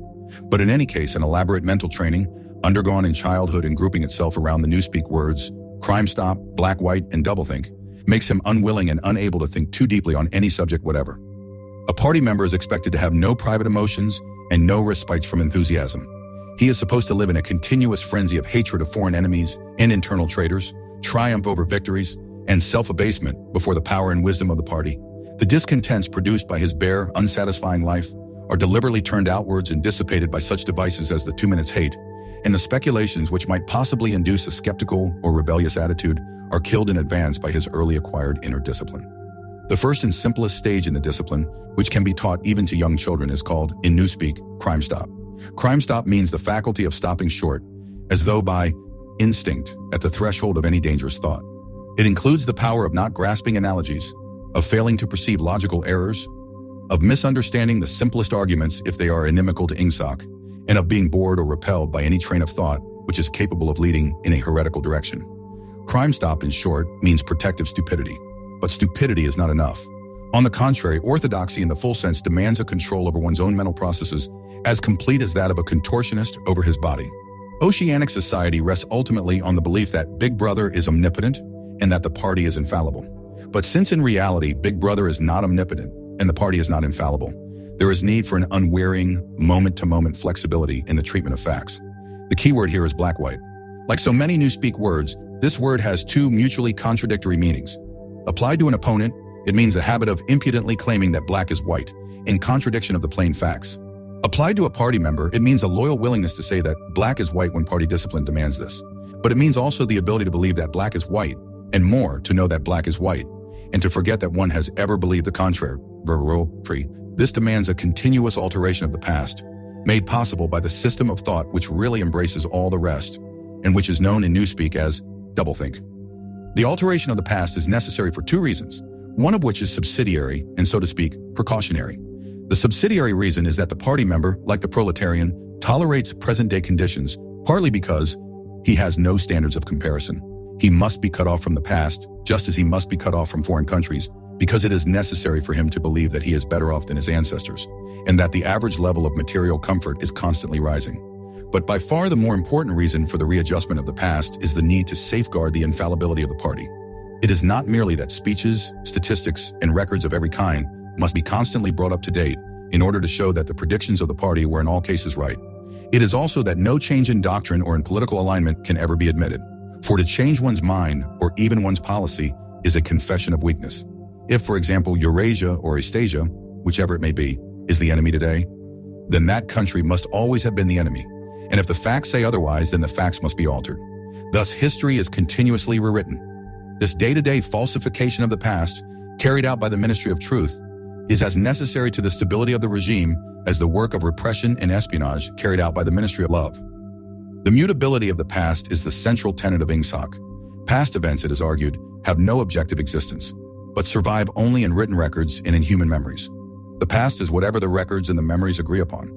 And since the party is in full control of all records and in equally full control of the minds of its members, it follows that the past is whatever the party chooses to make it. It also follows that though the past is alterable, it never has been altered in any specific instance. For when it has been recreated in whatever shape is needed at the moment, then this new version is the past, and no different past can ever have existed. This holds good even when, as often happens, the same event has to be altered out of recognition several times in the course of a year. At all times, the party is in possession of absolute truth, and clearly the absolute can never have been different from what it is now. It will be seen that the control of the past depends above all on the training of memory. To make sure that all written records agree with the orthodoxy of the moment is merely a mechanical act, but it is also necessary to remember that events happened in the desired manner. And if it is necessary to rearrange one's memories or to tamper with written records, then it is necessary to forget that one has done so. The trick of doing this can be learned like any other mental technique. It is learned by the majority of party members, and certainly by all who are intelligent as well as orthodox. In old speak, it is called, quite frankly, reality control. In new speak, it is called doublethink, though doublethink comprises much else as well. Doublethink means the power of holding two contradictory beliefs in one's mind simultaneously, and accepting both of them. The party intellectual knows in which direction his memories must be altered. He therefore knows that he is playing tricks with reality. But by the exercise of doublethink, he also satisfies himself that reality is not violated. The process has to be conscious, or it would not be carried out with sufficient precision, but it also has to be unconscious, or it would bring with it a feeling of falsity and hence of guilt. Doublethink lies at the very heart of INGSOC, since the essential act of the party is to use conscious deception while retaining the firmness of purpose that goes with complete honesty. To tell deliberate lies while genuinely believing in them, to forget any fact that has become inconvenient, and then, when it becomes necessary again, to draw it back from oblivion for just so long as it is needed, to deny the existence of objective reality, and all the while to take account of the reality which one denies. All this is indispensably necessary. Even in using the word doublethink, it is necessary to exercise doublethink. For by using the word, one admits that one is tampering with reality. By a fresh act of doublethink, one erases this knowledge, and so on indefinitely, with the lie always one leap ahead of the truth. Ultimately, it is by means of doublethink that the party has been able, and may, for all we know, continue to be able for thousands of years to arrest the course of history. All past oligarchies have fallen from power either because they ossified or because they grew soft. Either they became stupid and arrogant, failed to adjust themselves to changing circumstances, and were overthrown, or they became liberal and cowardly, made concessions when they should have used force, and once again were overthrown. They fell, that is to say, either through consciousness or through unconsciousness. It is the achievement of the party to have produced a system of thought in which both conditions can exist simultaneously, and upon no other intellectual basis could the dominion of the party be made permanent. If one is to rule and to continue ruling, one must be able to dislocate the sense of reality. For the secret of rulership is to combine a belief in one's own infallibility with the power to learn from past mistakes. It need hardly be said that the subtlest practitioners of doublethink are those who invented doublethink and know that it is a vast system of mental cheating. In our society, those who have the best knowledge of what is happening are also those who are furthest from seeing the world as it is. In general, the greater the understanding, the greater the delusion. The more intelligent, the less sane. One clear illustration of this is the fact that war hysteria increases in intensity as one rises in the social scale. Those whose attitude towards the war is most nearly rational are the subject peoples of the disputed territories. To these people, the war is simply a continuous calamity which sweeps to and fro over their bodies like a tidal wave. Which side is winning is a matter of complete indifference to them. They are aware that a change of overlordship means simply that they will be doing the same work as before for new masters who treat them in the same manner as the old ones. The slightly more favored workers, whom we call the proles, are only intermittently conscious of the war. When it is necessary, they can be prodded into frenzies of fear and hatred. But when left to themselves, they are capable of forgetting for long periods that the war is happening. It is in the ranks of the party, and above all of the inner party, that the true war enthusiasm is found. World conquest is believed in most firmly by those who know it to be impossible. This peculiar linking together of opposites, knowledge with ignorance, cynicism with fanaticism, is one of the chief distinguishing marks of oceanic society. The official ideology abounds with contradictions, even when there is no practical reason for them. Thus, the party rejects and vilifies every principle for which the socialist movement originally stood, and it chooses to do this in the name of socialism. It preaches a contempt for the working class unexampled for centuries past, and it dresses its members in a uniform which was at one time peculiar to manual workers and was adopted for that reason. It systematically undermines the solidarity of the family, and it calls its leader by a name which is a direct appeal to the sentiment of family loyalty. Even the names of the four ministries by which we are governed exhibit a sort of impudence in their deliberate reversal of the facts. The Ministry of Peace concerns itself with war, the Ministry of Truth with lies, the Ministry of Love with torture, and the Ministry of Plenty with starvation. These contradictions are not accidental, nor do they result from ordinary hypocrisy. They are deliberate exercises in doublethink, for it is only by reconciling contradictions that power can be retained indefinitely. In no other way could the ancient cycle be broken. If human equality is to be forever averted, if the high, as we have called them, are to keep their places permanently, then the prevailing mental condition must be controlled insanity. But there is one question which until this moment we have almost ignored. It is, why should human equality be averted? Supposing that the mechanics of the process have been rightly described, what is the motive for this huge, accurately planned effort to freeze history at a particular moment of time? Here we reach the central secret. As we have seen, the mystique of the party, and above all of the inner party, depends upon doublethink. But deeper than this lies the original motive, the never-questioned instinct that first led to the seizure of power and brought doublethink, the thought police, continuous warfare, and all the other necessary paraphernalia into existence afterwards. This motive really consists. Winston became aware of silence, as one becomes aware of a new sound. It seemed to him that Julia had been very still for some time past. She was lying on her side, naked from the waist upwards, with her cheek pillowed on her hand and one dark lock tumbling across her eyes. Her breast rose and fell slowly and regularly. Julia. No answer. Julia, are you awake? No answer. She was asleep. He shut the book, put it carefully on the floor, lay down and pulled the coverlet over both of them. He had still, he reflected, not learned the ultimate secret. He understood how. He did not understand why. Chapter 1, like Chapter 3, had not actually told him anything that he did not know. It had merely systematized the knowledge that he possessed already.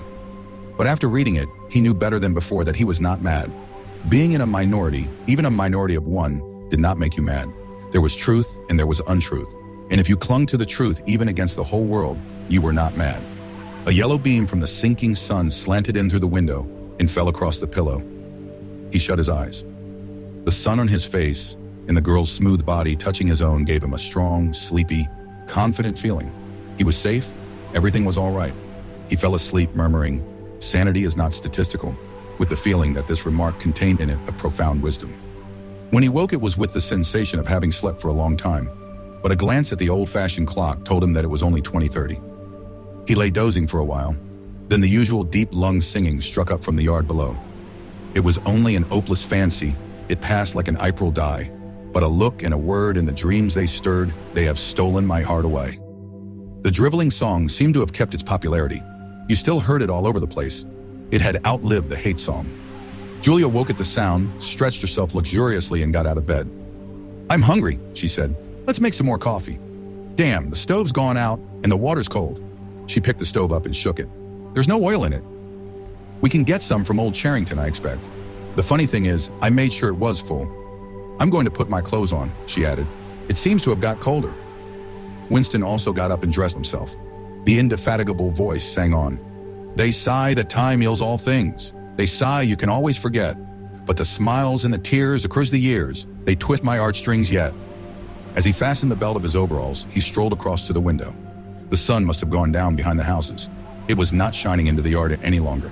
The flagstones were wet as though they had just been washed, and he had the feeling that the sky had been washed too. So fresh and pale was the blue between the chimney pots.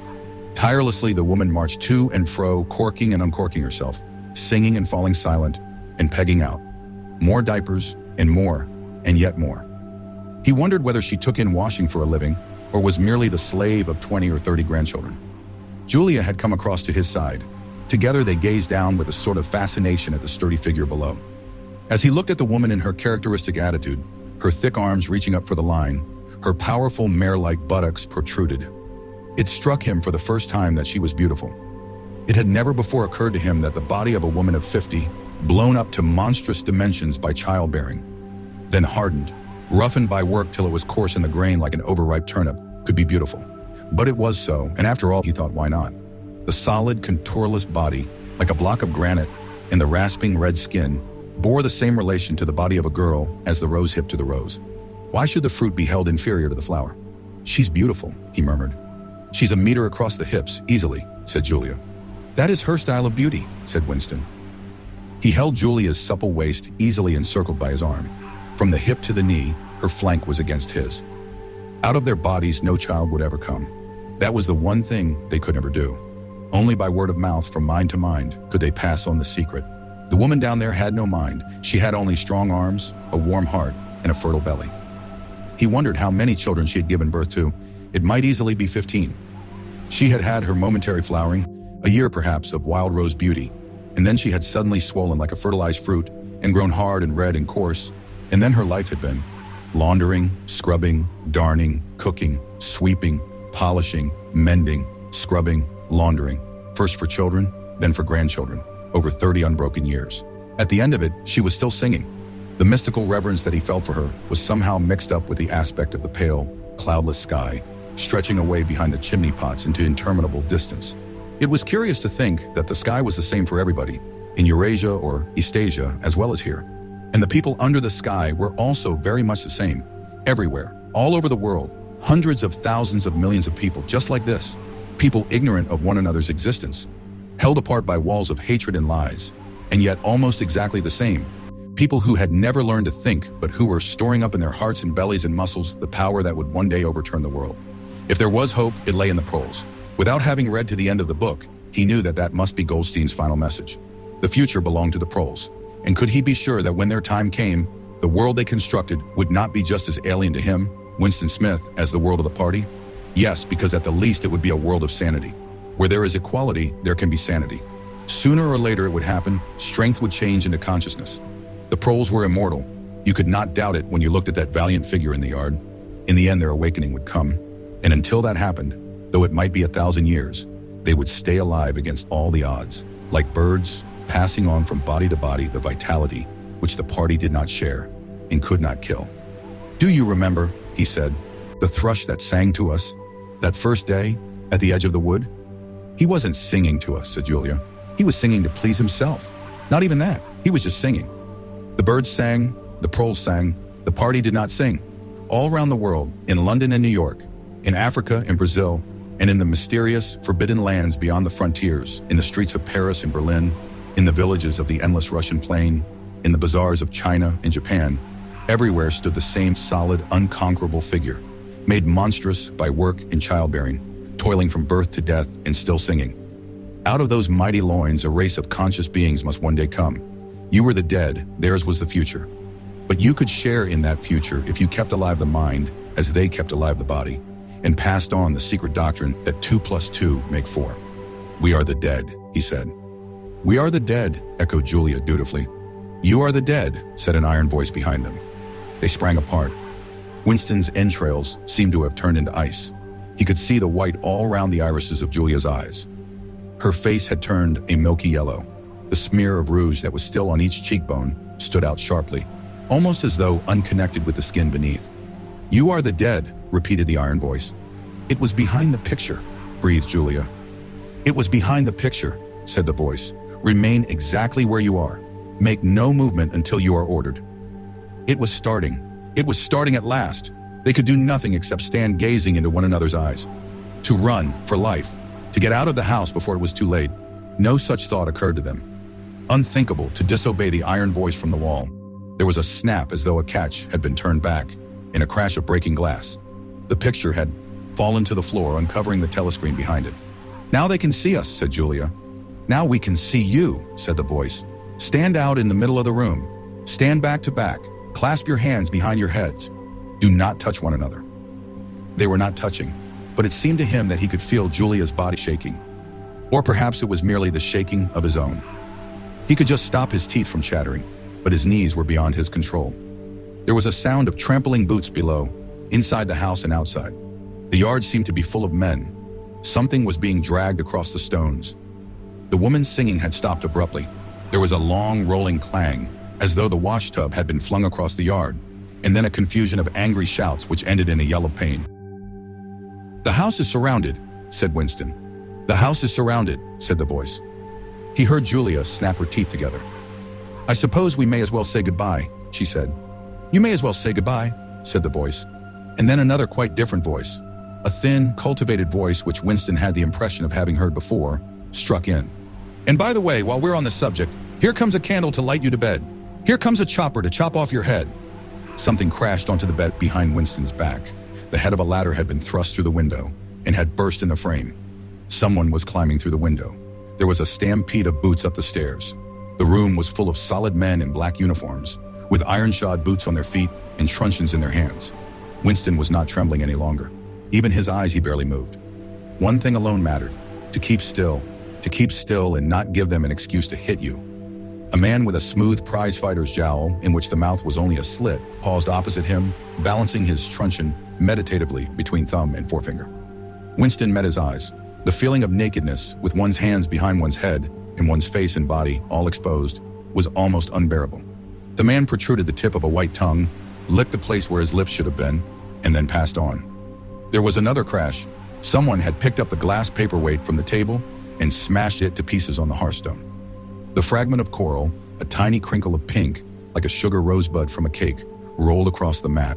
How small, thought Winston. How small it always was. There was a gasp and a thump behind him, and he received a violent kick on the ankle, which nearly flung him off his balance. One of the men had smashed his fist into Julia's solar plexus, doubling her up like a pocket ruler. She was thrashing about on the floor, fighting for breath. Winston dared not turn his head even by a millimeter, but sometimes her livid, gasping face came within the angle of his vision. Even in his terror, it was as though he could feel the pain in his own body, the deadly pain which nevertheless was less urgent than the struggle to get back her breath. He knew what it was like, the terrible, agonizing pain which was there all the while but could not be suffered yet, because before all else it was necessary to be able to breathe. Then two of the men hoisted her up by knees and shoulders and carried her out of the room like a sack. Winston had a glimpse of her face, upside down, yellow and contorted, with the eyes shut, and still with a smear of rouge on either cheek, and that was the last he saw of her. He stood dead still. No one had hit him yet. Thoughts which came of their own accord but seemed totally uninteresting began to flit through his mind. He wondered whether they had got Mr. Charrington. He wondered what they had done to the woman in the yard. He noticed that he badly wanted to urinate and felt a faint surprise, because he had done so only 2 or 3 hours ago. He noticed that the clock on the mantelpiece said 9, meaning 21. But the light seemed too strong. Would not the light be fading at 21 hours on an August evening? He wondered whether, after all, he and Julia had mistaken the time, had slept the clock round and thought it was 20:30, when really it was not 8:30 on the following morning. But he did not pursue the thought further. It was not interesting. There was another, lighter step in the passage. Mr. Charrington came into the room. The demeanor of the black uniformed men suddenly became more subdued. Something had also changed in Mr. Charrington's appearance. His eye fell on the fragments of the glass paperweight. "Pick up those pieces," he said sharply. A man stooped to obey. The Cockney accent had disappeared. Winston suddenly realized whose voice it was that he had heard a few moments ago on the telescreen. Mr. Charrington was still wearing his old velvet jacket, but his hair, which had been almost white, had turned black. Also, he was not wearing his spectacles. He gave Winston a single sharp glance as though verifying his identity, and then paid no more attention to him. He was still recognizable, but he was not the same person any longer. His body had straightened and seemed to have grown bigger. His face had undergone only tiny changes that had nevertheless worked a complete transformation. The black eyebrows were less bushy, the wrinkles were gone, the whole lines of the face seemed to have altered, even the nose seemed shorter. it was the alert, cold face of a man of about 5-30. It occurred to Winston that for the first time in his life, he was looking, with knowledge, at a member of the thought police. Part 3. He did not know where he was. Presumably, he was in the Ministry of Love, but there was no way of making certain. He was in a high-ceilinged, windowless cell with walls of glittering white porcelain. Concealed lamps flooded it with cold light, and there was a low, steady humming sound, which he supposed had something to do with the air supply.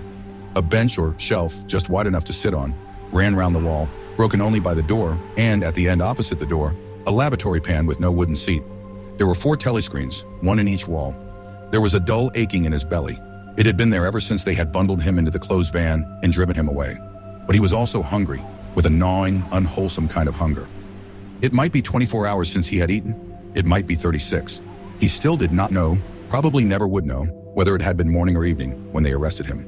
Since he was arrested, he had not been fed. He sat as still as he could on the narrow bench, with his hands crossed on his knee. He had already learned to sit still. If you made unexpected movements, they yelled at you from the telescreen.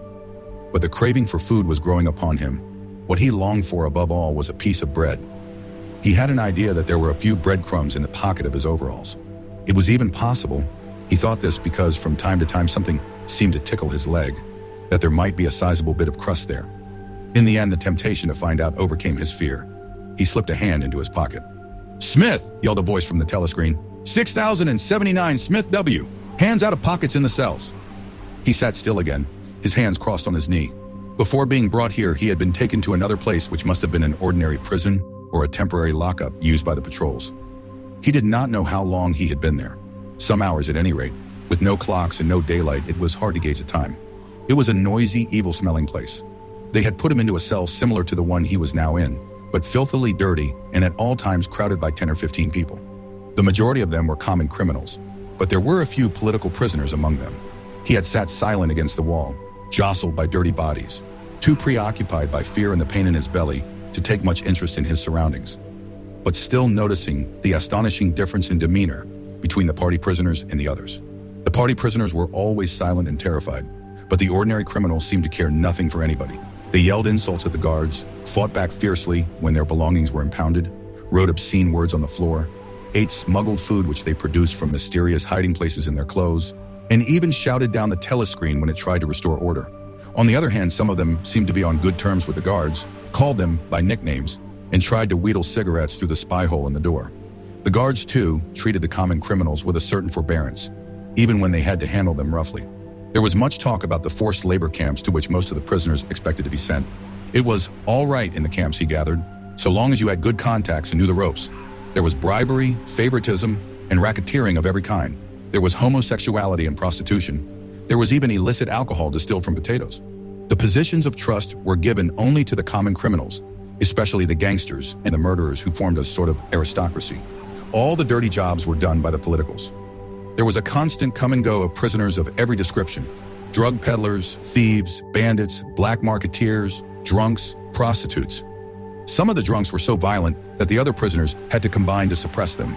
An enormous wreck of a woman, aged about 60, with great tumbling breasts and thick coils of white hair, which had come down in her struggles, was carried in, kicking and shouting, by 4 guards, who had hold of her, one at each corner.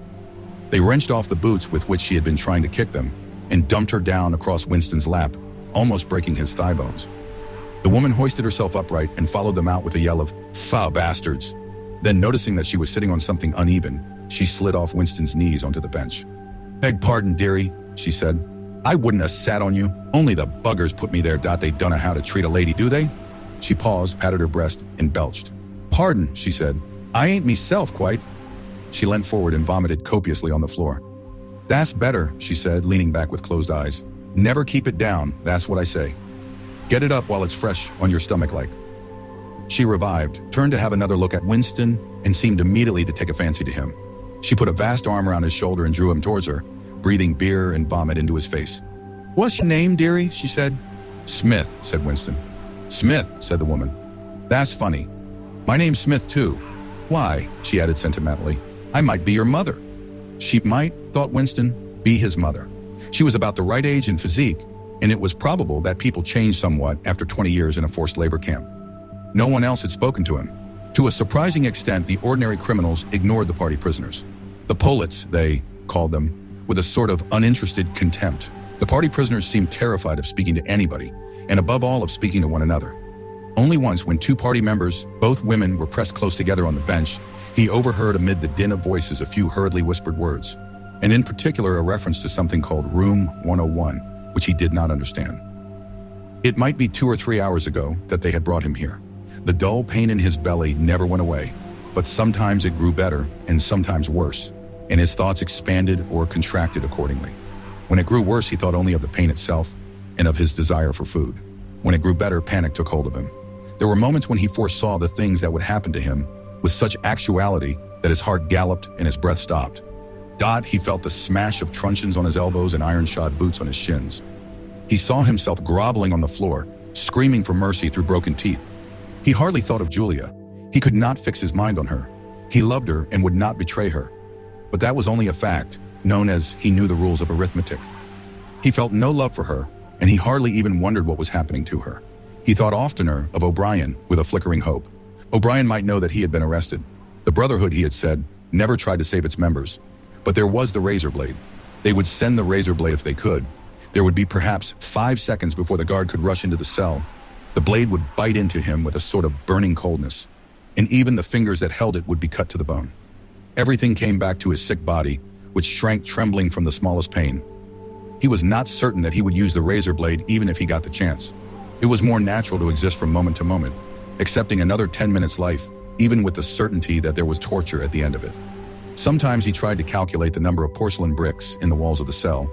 It should have been easy, but he always lost count at some point or another.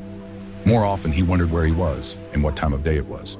At one moment, he felt certain that it was broad daylight outside, and at the next, equally certain that it was pitch darkness. In this place, he knew instinctively, the lights would never be turned out. It was the place with no darkness. He saw now why O'Brien had seemed to recognize the illusion. In the Ministry of Love, there were no windows. His cell might be at the heart of the building or against its outer wall. It might be 10 floors below ground or 30 above it. He moved himself mentally from place to place and tried to determine by the feeling of his body whether he was perched high in the air or buried deep underground. There was a sound of marching boots outside. The steel door opened with a clang. A young officer, a trim black uniformed figure who seemed to glitter all over with polished leather and whose pale, straight-featured face was like a waxed mask, stepped smartly through the doorway. He motioned to the guards outside to bring in the prisoner they were leading. The poet Ampleforth shambled into the cell. The door clanged shut again. Ampleforth made 1 or 2 uncertain movements from side to side, as though having some idea that there was another door to go out of, and then began to wander up and down the cell. He had not yet noticed Winston's presence. His troubled eyes were gazing at the wall about a meter above the level of Winston's head. He was shoeless. Large, dirty toes were sticking out of the holes in his socks. He was also several days away from a shave. A scrubby beard covered his face to the cheekbones, giving him an air of ruffianism that went oddly with his large, weak frame and nervous movements. Winston roused himself a little from his lethargy. He must speak to Ampleforth and risk the yell from the telescreen. It was even conceivable that Ampleforth was the bearer of the razor blade. "Ampleforth," he said. There was no yell from the telescreen. Ampleforth paused, mildly startled. His eyes focused themselves slowly on Winston. "Ah, Smith," he said. "You too? What are you in for?" "To tell you the truth." He sat down awkwardly on the bench opposite Winston.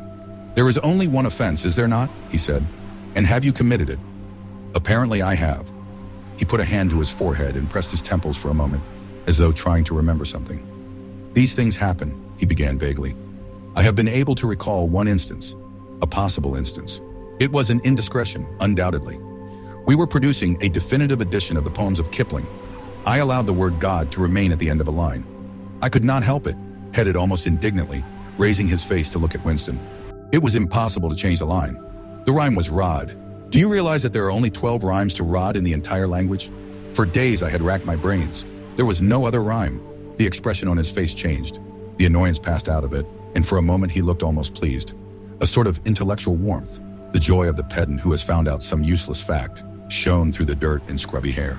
"Has it ever occurred to you," he said, "that the whole history of English poetry has been determined by the fact that the English language lacks rhymes?"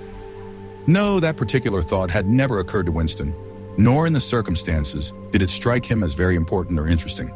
"Do you know what time of day it is?" he said. Ampleforth looked startled again. I had hardly thought about it. They arrested me. It could be 2 days ago, perhaps 3. His eyes flitted around the walls, as though he half expected to find a window somewhere. There is no difference between night and day in this place. I do not see how one can calculate the time. They talked desultorily for some minutes. Then, without apparent reason, a yell from the telescreen bade them be silent. Winston sat quietly, his hands crossed. Ampleforth, too large to sit in comfort on the narrow bench, fidgeted from side to side, clasping his lank hands first round one knee, then round the other. The telescreen barked at him to keep still. Time passed, 20 minutes, an hour. It was difficult to judge. Once more there was a sound of boots outside. Winston's entrails contracted. Soon, very soon, perhaps in 5 minutes, perhaps now, the tramp of boots would mean that his own turn had come. The door opened. The cold-faced young officer stepped into the cell. With a brief movement of the hand, he indicated Ampleforth. "Room 101, he said. Ampleforth marched clumsily out between the guards, his face vaguely perturbed but uncomprehending. What seemed like a long time passed. The pain in Winston's belly had revived. His mind sagged round and round on the same trick, like a ball falling again and again into the same series of slots. He had only 6 thoughts. The pain in his belly, a piece of bread, the blood and the screaming, O'Brien, Julia, the razor blade. There was another spasm in his entrails. The heavy boots were approaching. As the door opened, the wave of air that it created brought in a powerful smell of cold sweat. Parsons walked into the cell. He was wearing khaki shorts and a sports shirt. This time, Winston was startled into self-forgetfulness. "You here?" he said. Parsons gave Winston a glance in which there was neither interest nor surprise, but only misery. He began walking jerkily up and down, evidently unable to keep still. Each time he straightened his pudgy knees, it was apparent that they were trembling. His eyes had a wide-open, staring look, as though he could not prevent himself from gazing at something in the middle distance. "What are you in for?" said Winston. "Thought crime," said Parsons, almost blubbering. The tone of his voice implied at once a complete admission of his guilt, and a sort of incredulous horror that such a word could be applied to himself. He paused opposite Winston and began eagerly appealing to him. "You don't think they'll shoot me, do you, old chap? They don't shoot you if you haven't actually done anything, only thoughts, which you can't help. I know they give you a fair hearing. Oh, I trust them for that. They'll know my record, won't they? You know what kind of chap I was? Not a bad chap in my way. Not brainy, of course, but keen. I tried to do my best for the party, didn't I? I'll get off with 5 years, don't you think? Or even 10 years? A chap like me could make himself pretty useful in a labor camp. They wouldn't shoot me for going off the rails just once. Are you guilty?" said Winston. "Of course I'm guilty," cried Parsons with a servile glance at the telescreen. "You don't think the party would arrest an innocent man, do you?" His frog-like face grew calmer, and even took on a slightly sanctimonious expression. "Thought crime is a dreadful thing, old man," he said sententiously. "It's insidious. It can get hold of you without your even knowing it. Do you know how it got hold of me? In my sleep. Yes, that's a fact. There I was, working away, trying to do my bit. Never knew I had any bad stuff in my mind at all. And then I started talking in my sleep. Do you know what they heard me saying?" He sank his voice like someone who is obliged for medical reasons to utter an obscenity. "Down with Big Brother. Yes, I said that. Said it over and over again, it seems. Between you and me, old man, I'm glad they got me before it went any further. Do you know what I'm going to say to them when I go up before the tribunal? Thank you, I'm going to say. Thank you for saving me before it was too late." "Who denounced you?" said Winston. "It was my little daughter," said Parsons with a sort of doleful pride. "She listened at the keyhole, heard what I was saying and nipped off to the patrols the very next day. Pretty smart for a nipper of 7, eh? I don't bear her any grudge for it. In fact, I'm proud of her. It shows I brought her up in the right spirit anyway." He made a few more jerky movements up and down, several times, casting a longing glance at the lavatory pan. Then he suddenly ripped down his shorts. "Excuse me, old man," he said. "I can't help it. It's the waiting." He plumped his large posterior into the lavatory pan. Winston covered his face with his hands. "Smith!" yelled the voice from the telescreen. 6079 Smith W. Uncover your face. No faces covered in the cells." Winston uncovered his face. Parsons used the lavatory loudly and abundantly. It then turned out that the plug was defective and the cell stank abominably for hours afterwards. Parsons was removed. More prisoners came and went, mysteriously. A woman was consigned to room 101, and, Winston noticed, seemed to shrivel and turn a different color when she heard the words. A time came when, if it had been morning when he was brought here, it would be afternoon, Or if it had been afternoon, then it would be midnight. There were 6 prisoners in the cell, men and women. All sat very still. Opposite Winston, there sat a man with a chinless, toothy face exactly like that of some large, harmless rodent. His fat, mottled cheeks were so pouched at the bottom that it was difficult not to believe that he had little stores of food tucked away there. His pale gray eyes flitted timorously from face to face and turned quickly away again when he caught anyone's eye. The door opened and another prisoner was brought in, whose appearance sent a momentary chill through Winston. He was a commonplace, mean-looking man who might have been an engineer or technician of some kind. But what was startling was the emaciation of his face. It was like a skull. Because of its thinness, the mouth and eyes looked disproportionately large, and the eyes seemed filled with a murderous, unappeasable hatred of somebody or something. The man sat down on the bench at a little distance from Winston. Winston did not look at him again, but the tormented, skull-like face was as vivid in his mind as though it had been straight in front of his eyes. Suddenly he realized what was the matter. The man was dying of starvation. The same thoughts seemed to occur almost simultaneously to everyone in the cell. There was a very faint stirring all the way around the bench. The eyes of the chinless man kept flitting towards the skull-faced man, then turning guiltily away, then being dragged back by an irresistible attraction. Presently, he began to fidget on his seat. At last, he stood up, waddled clumsily across the cell, dug down into the pocket of his overalls, and, with an abashed air, held out a grimy piece of bread to the skull-faced man. There was a furious, deafening roar from the telescreen. The chinless man jumped in his tracks. The skull-faced man had quickly thrust his hands behind his back, as though demonstrating to all the world that he refused the gift. "Bumstead!" roared the voice. 2713 Bumstead! Jay, let fall that piece of bread. The chinless man dropped the piece of bread on the floor. "Remain standing where you are," said the voice. "Face the door. Make no movement." The chinless man obeyed. His large, pouchy cheeks were quivering uncontrollably. The door clanged open. As the young officer entered and stepped aside, there emerged from behind him a short, stumpy guard with enormous arms and shoulders. He took his stand opposite the chinless man, and then, at a signal from the officer, let free a frightful blow, with all the weight of his body behind it, full in the chinless man's mouth. The force of it seemed almost to knock him clear of the floor. His body was flung across the cell and fetched up against the base of the lavatory seat. For a moment he lay as though stunned, with dark blood oozing from his mouth and nose. A very faint whimpering or squeaking, which seemed unconscious, came out of him. Then he rolled over and raised himself unsteadily on hands and knees. Amid a stream of blood and saliva, the 2 halves of a dental plate fell out of his mouth. The prisoners sat very still, their hands crossed on their knees. The chinless man climbed back into his place. Down one side of his face, the flesh was darkening. His mouth had swollen into a shapeless, cherry-colored mass with a black hole in the middle of it. From time to time, a little blood dripped onto the breast of his overalls. His gray eyes still flitted from face to face, more guiltily than ever, as though he were trying to discover how much the others despised him for his humiliation. The door opened. With a small gesture, the officer indicated the skull-faced man. Room 101, he said. There was a gasp and a flurry at Winston's side. The man had actually flung himself on his knees on the floor, with his hand clasped together. "Comrade, officer," he cried. "You don't have to take me to that place. Haven't I told you everything already? What else is it you want to know? There's nothing I wouldn't confess. Nothing. Just tell me what it is, and I'll confess straight off. Write it down and I'll sign it. Anything. Not room 101. Room 101, said the officer. The man's face, already very pale, turned a color Winston would not have believed possible. It was definitely, unmistakably, a shade of green. "Do anything to me," he yelled. "You've been starving me for weeks. Finish it off and let me die. Shoot me, hang me, sentence me to 25 years. Is there somebody else you want me to give away? Just say who it is and I'll tell you anything you want. I don't care who it is or what you do to them. I've got a wife and 3 children. The biggest of them isn't 6 years old. You can take the whole lot of them and cut their throats in front of my eyes, and I'll stand by and watch it. But not room 101. Room 101, said the officer. The man looked frantically round at the other prisoners, as though with some idea that he could put another victim in his own place. His eyes settled on the smashed face of the chinless man. He flung out a lean arm.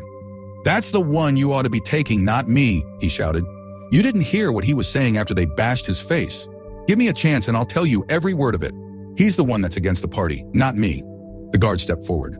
The man's voice rose to a shriek. "You didn't hear him," he repeated. "Something went wrong with the telescreen. He's the one you want. Take him, not me." The 2 sturdy guards had stooped to take him by the arms, But just at this moment, he flung himself across the floor of the cell and grabbed one of the iron legs that supported the bench. He had set up a wordless howling, like an animal. The guards took hold of him to wrench him loose, but he clung on with astonishing strength. For perhaps 20 seconds they were hauling at him. The prisoners sat quiet, their hands crossed on their knees, looking straight in front of them. The howling stopped. The man had no breath left for anything except hanging on. Then there was a different kind of cry. A kick from a guard's boot had broken the fingers of one of his hands. They dragged him to his feet. "Room 101, said the officer. The man was led out, walking unsteadily, with head sunken, nursing his crushed hand. All the fight had gone out of him. A long time passed. If it had been midnight when the skull-faced man was taken away, it was morning. If morning, it was afternoon. Winston was alone and had been alone for hours. The pain of sitting on the narrow bench was such that often he got up and walked about, unreproved by the telescreen. The piece of bread still lay where the chinless man had dropped it. At the beginning, it needed a hard effort not to look at it, but presently hunger gave way to thirst. His mouth was sticky and evil-tasting. The humming sound and the unvarying white light induced a sort of faintness, an empty feeling inside his head. He would get up because the ache in his bones was no longer bearable, and then would sit down again almost at once because he was too dizzy to make sure of staying on his feet. Whenever his physical sensations were a little under control, the terror returned. Sometimes with a fading hope, he thought of O'Brien and the razor blade. It was thinkable that the razor blade might arrive concealed in his food if he were ever fed. More dimly, he thought of Julia. Somewhere or other she was suffering perhaps far worse than he. She might be screaming with pain at this moment. He thought, if I could save Julia by doubling my own pain, would I do it? Yes, I would. But that was merely an intellectual decision, taken because he knew that he ought to take it. He did not feel it. In this place you could not feel anything, except pain and foreknowledge of pain. Besides, was it possible, when you were actually suffering it, to wish for any reason that your own pain should increase?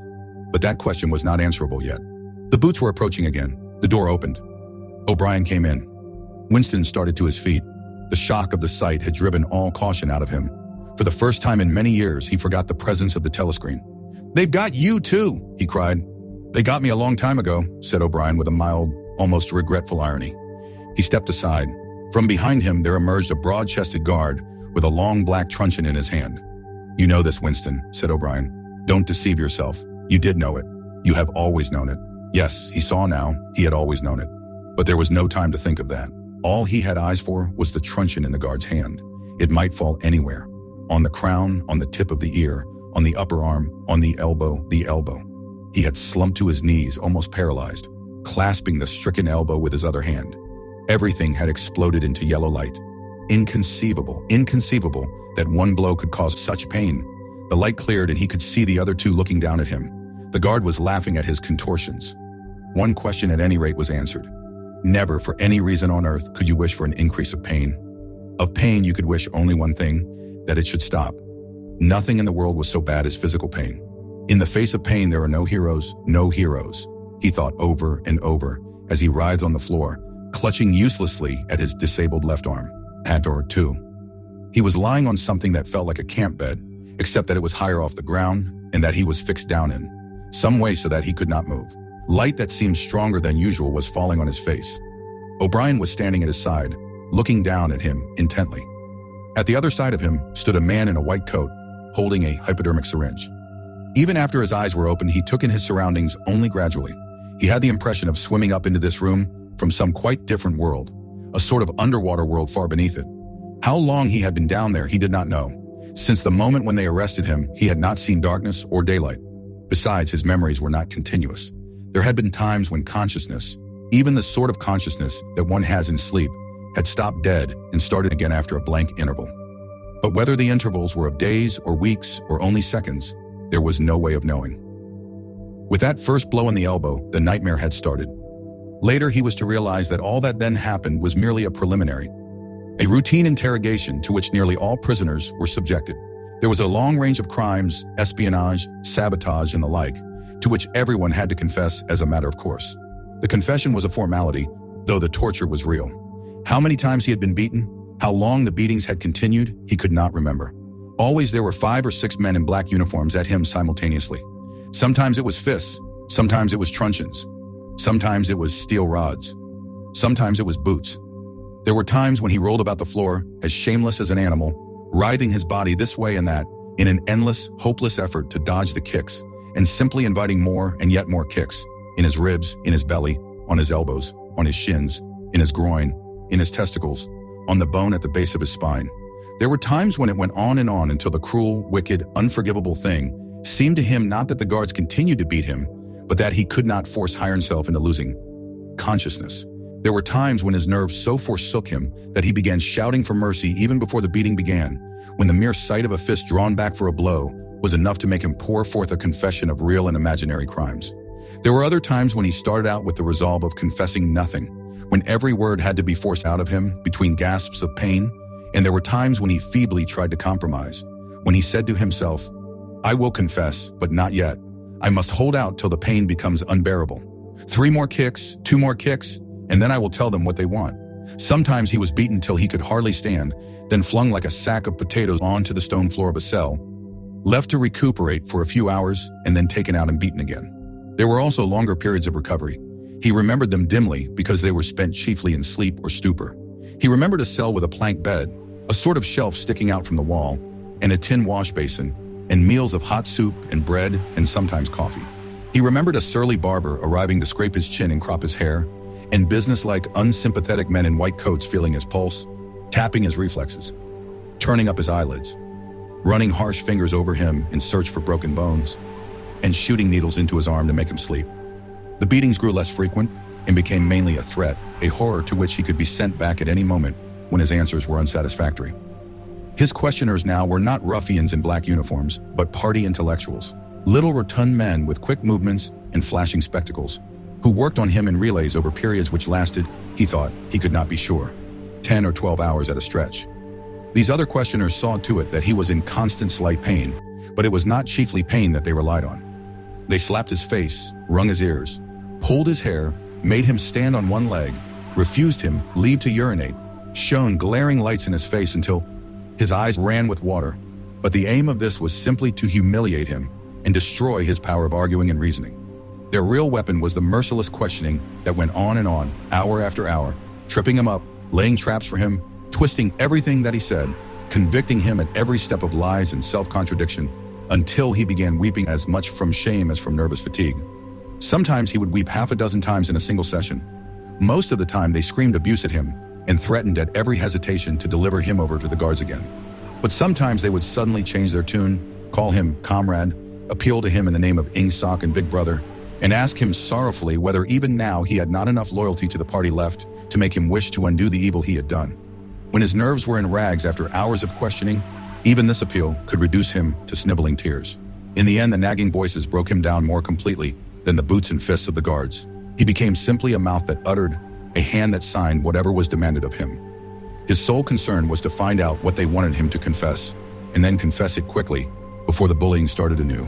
He confessed to the assassination of eminent party members, the distribution of seditious pamphlets, embezzlement of public funds, sale of military secrets, sabotage of every kind. He confessed that he had been a spy in the pay of the Astasian government as far back as 1968. He confessed that he was a religious believer, an admirer of capitalism, and a sexual pervert. He confessed that he had murdered his wife, although he knew, and his questioners must have known, that his wife was still alive. He confessed that for years he had been in personal touch with Goldstein and had been a member of an underground organization which had included almost every human being he had ever known. It was easier to confess everything and implicate everybody. Besides, in a sense, it was all true. It was true that he had been the enemy of the party, and in the eyes of the party, there was no distinction between the thought and the deed. There were also memories of another kind. They stood out in his mind disconnectedly, like pictures with blackness all around them. He was in a cell which might have been either dark or light, because he could see nothing except a pair of eyes. Near at hand, some kind of instrument was ticking slowly and regularly. The eyes grew larger and more luminous. Suddenly, he floated out of his seat, dived into the eyes, and was swallowed up. He was strapped into a chair surrounded by dials under dazzling lights. A man in a white coat was reading the dials. There was a tramp of heavy boots outside. The door clanged open. The waxed-faced officer marched in, followed by 2 guards. "Room 101, said the officer. The man in the white coat did not turn round. He did not look at Winston either. He was looking only at the dials. He was rolling down a mighty corridor, a kilometer wide, full of glorious golden light, roaring with laughter and shouting out confessions at the top of his voice. He was confessing everything, even the things he had succeeded in holding back under the torture. He was relating the entire history of his life to an audience who knew it already. With him were the guards, the other questioners, the men in white coats, O'Brien, Julia, Mr. Charrington, all rolling down the corridor together and shouting with laughter. Some dreadful thing which had lain embedded in the future had somehow been skipped over and had not happened. Everything was all right. There was no more pain. The last detail of his life was laid bare, understood, forgiven. He was starting up from the plank bed in the half-certainty that he had heard O'Brien's voice. All through his interrogation, although he had never seen him, he had had the feeling that O'Brien was at his elbow, just out of sight. It was O'Brien who was directing everything. It was he who set the guards onto Winston, and who prevented them from killing him. It was he who decided when Winston should scream with pain, when he should have a respite, when he should be fed, when he should sleep, when the drugs should be pumped into his arm. It was he who asked the questions and suggested the answers. He was the tormentor. He was the protector. He was the inquisitor. He was the friend. And once, Winston could not remember whether it was in drug sleep or in normal sleep, or even in a moment of wakefulness. A voice murmured in his ear, "Don't worry, Winston. You are in my keeping. For 7 years I have watched over you. Now the turning point has come. I shall save you. I shall make you perfect." He was not sure whether it was O'Brien's voice, but it was the same voice that had said to him, "We shall meet in the place where there is no darkness," in that other dream 7 years ago. He did not remember any ending to his interrogation. There was a period of blackness, and then the cell or room in which he now was had gradually materialized round him. He was almost flat on his back and unable to move. His body was held down at every essential point. Even the back of his head was gripped in some manner. O'Brien was looking down at him gravely and rather sadly. His face, seen from below, looked coarse and worn, with pouches under the eyes and tired lines from nose to chin. He was older than Winston had thought him. He was perhaps 48 or 50. Under his hand there was a dial with a lever on top, and figures running around the face. "I told you," said O'Brien, "that if we met again, it would be here." "Yes," said Winston. Without any warning except a slight movement of O'Brien's hand, a wave of pain flooded his body. It was a frightening pain because he could not see what was happening, and he had the feeling that some mortal injury was being done to him. He did not know whether the thing was really happening or whether the effect was electrically produced, but his body was being wrenched out of shape. The joints were being slowly torn apart. Although the pain had brought the sweat out on his forehead, the worst of all was the fear that his backbone was about to snap. He set his teeth and breathed hard through his nose, trying to keep silent as long as possible. "You are afraid," said O'Brien, watching his face, "that in another moment something is going to break. Your especial fear is that it will be your backbone. You have a vivid mental picture of the vertebrae snapping apart and the spinal fluid dripping out of them. That is what you are thinking, is it not, Winston?" Winston did not answer. O'Brien drew back the lever on the dial. The wave of pain receded almost as quickly as it had come. "That was 40, said O'Brien. "You can see that the numbers on this dial run up to 100. Will you please remember, throughout our conversation, that I have it in my power to inflict pain on you at any moment, and to whatever degree I choose? If you tell me any lies, or attempt to prevaricate in any way, or even fall below your usual level of intelligence, you will cry out with pain instantly. Do you understand that?" "Yes," said Winston.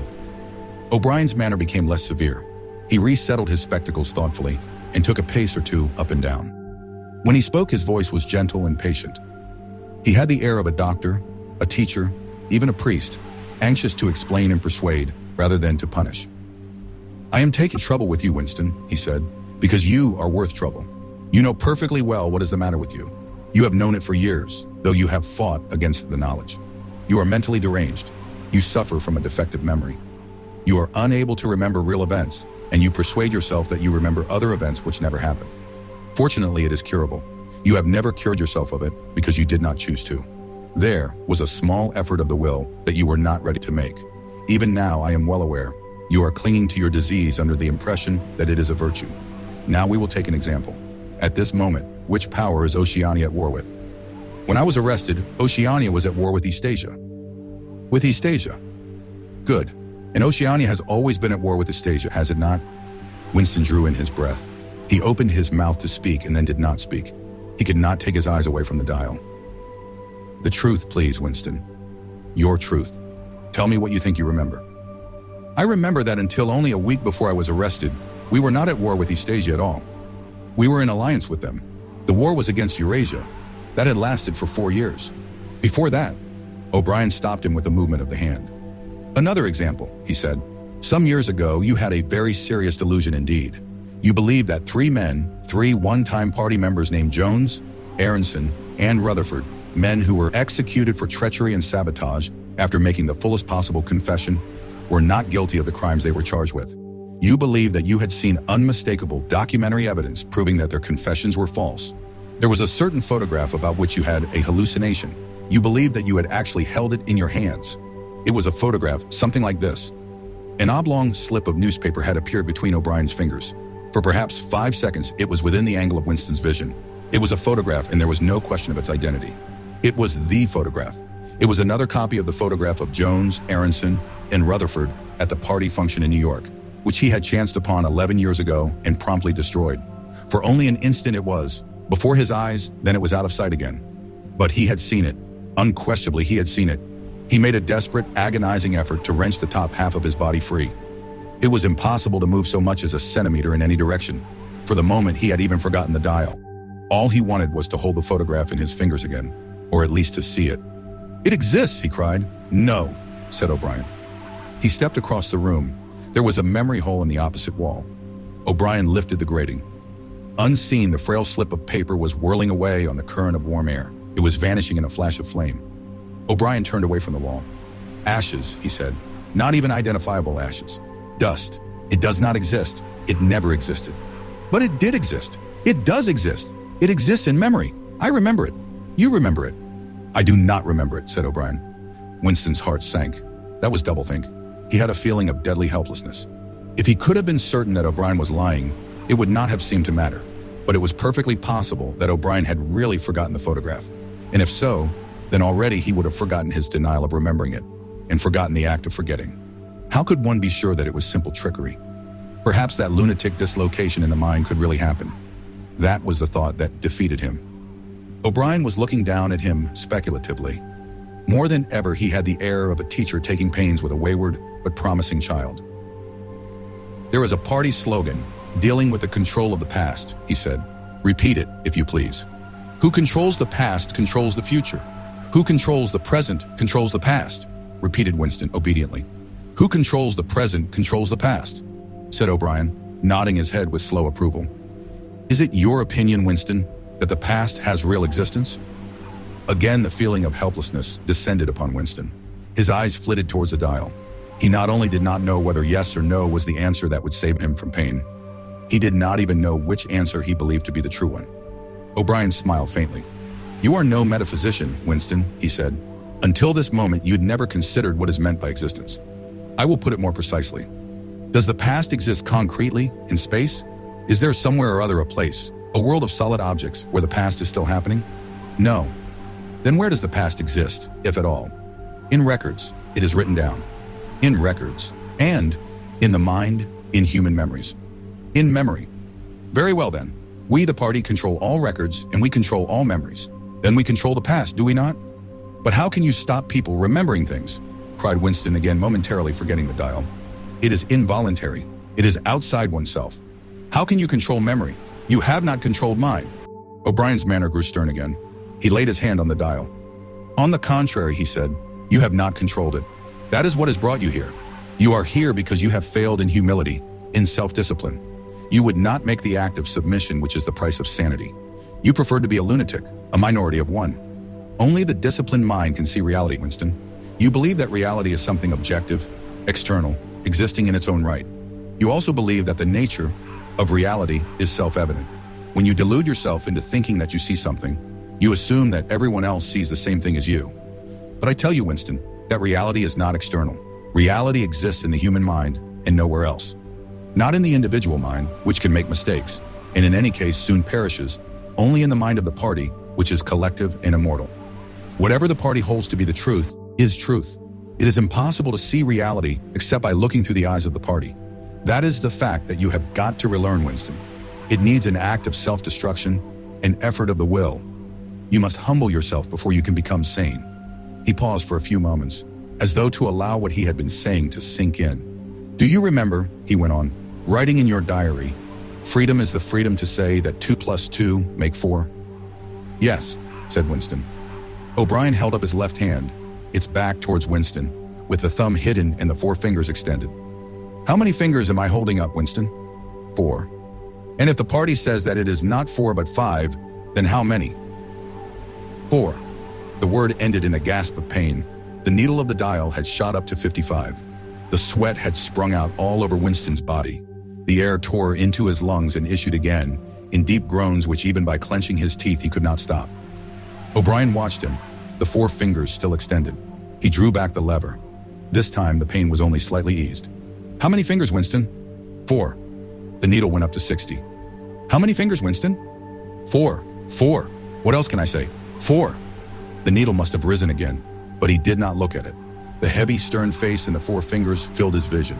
The fingers stood up before his eyes like pillars, enormous, blurry, and seeming to vibrate but unmistakably 4. How many fingers, Winston?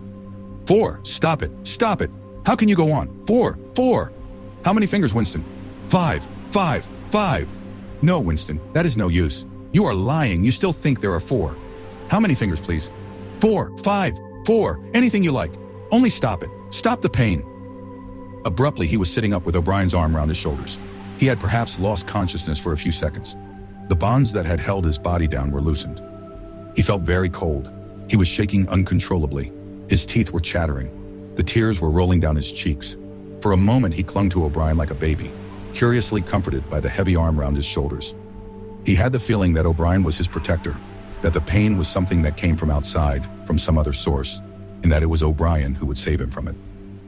You are a slow learner, Winston, said O'Brien gently. How can I help it? He blubbered. How can I help seeing what is in front of my eyes? 2 and 2 are 4. Sometimes, Winston. Sometimes they are 5. Sometimes they are 3. Sometimes they are all of them at once. You must try harder. It is not easy to become sane. He laid Winston down on the bed.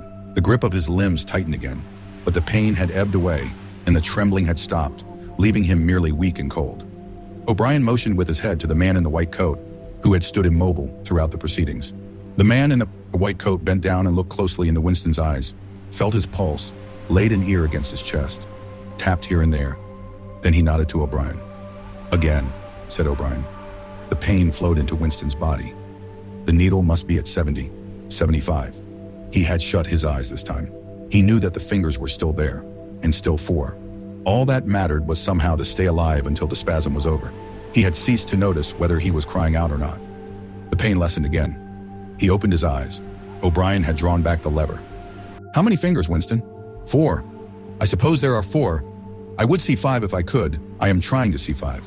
Which do you wish? To persuade me that you see 5, or really to see them? Really to see them. Again, said O'Brien. Perhaps the needle was 80-90. Winston could not intermittently remember why the pain was happening. Behind his screwed-up eyelids, a forest of fingers seemed to be moving in a sort of dance, weaving in and out, disappearing behind one another, and reappearing again. He was trying to count them. He could not remember why.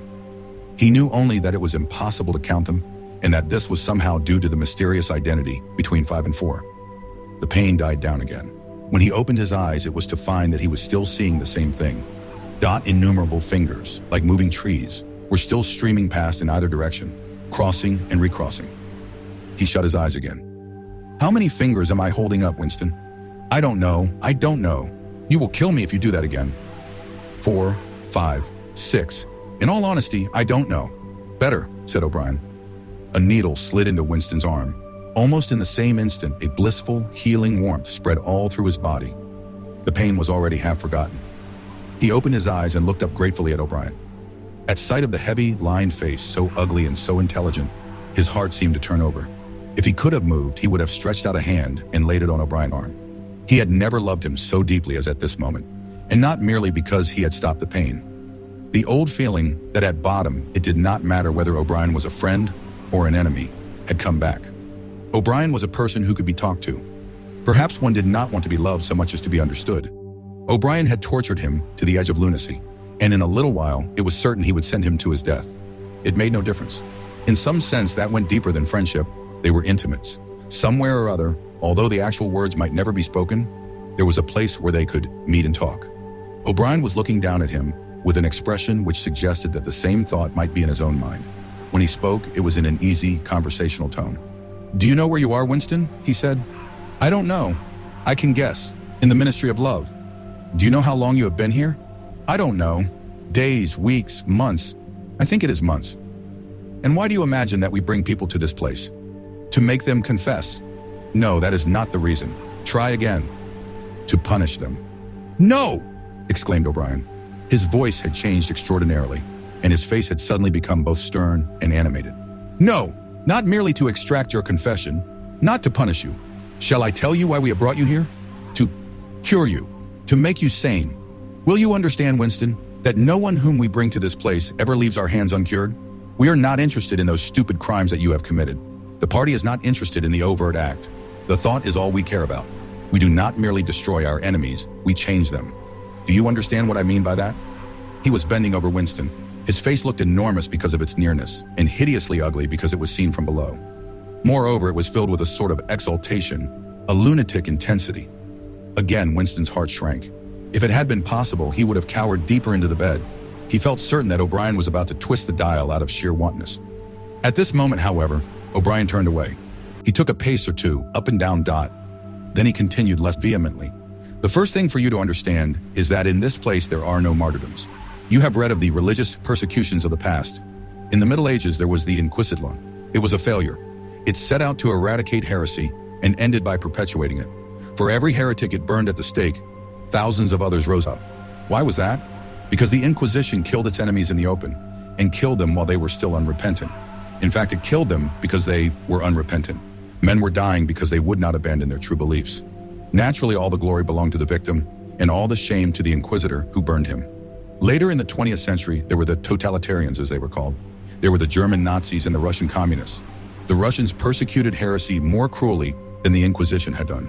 And they imagined that they had learned from the mistakes of the past. They knew, at any rate, that one must not make martyrs. Before they exposed their victims to public trial, they deliberately set themselves to destroy their dignity.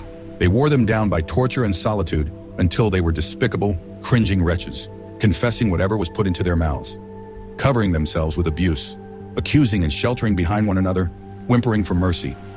And yet after only a few years, the same thing had happened over again. The dead men had become martyrs, and their degradation was forgotten. Once again, why was it? In the first place, because the confessions that they had made were obviously extorted and untrue. We do not make mistakes of that kind. All the confessions that are uttered here are true. We make them true.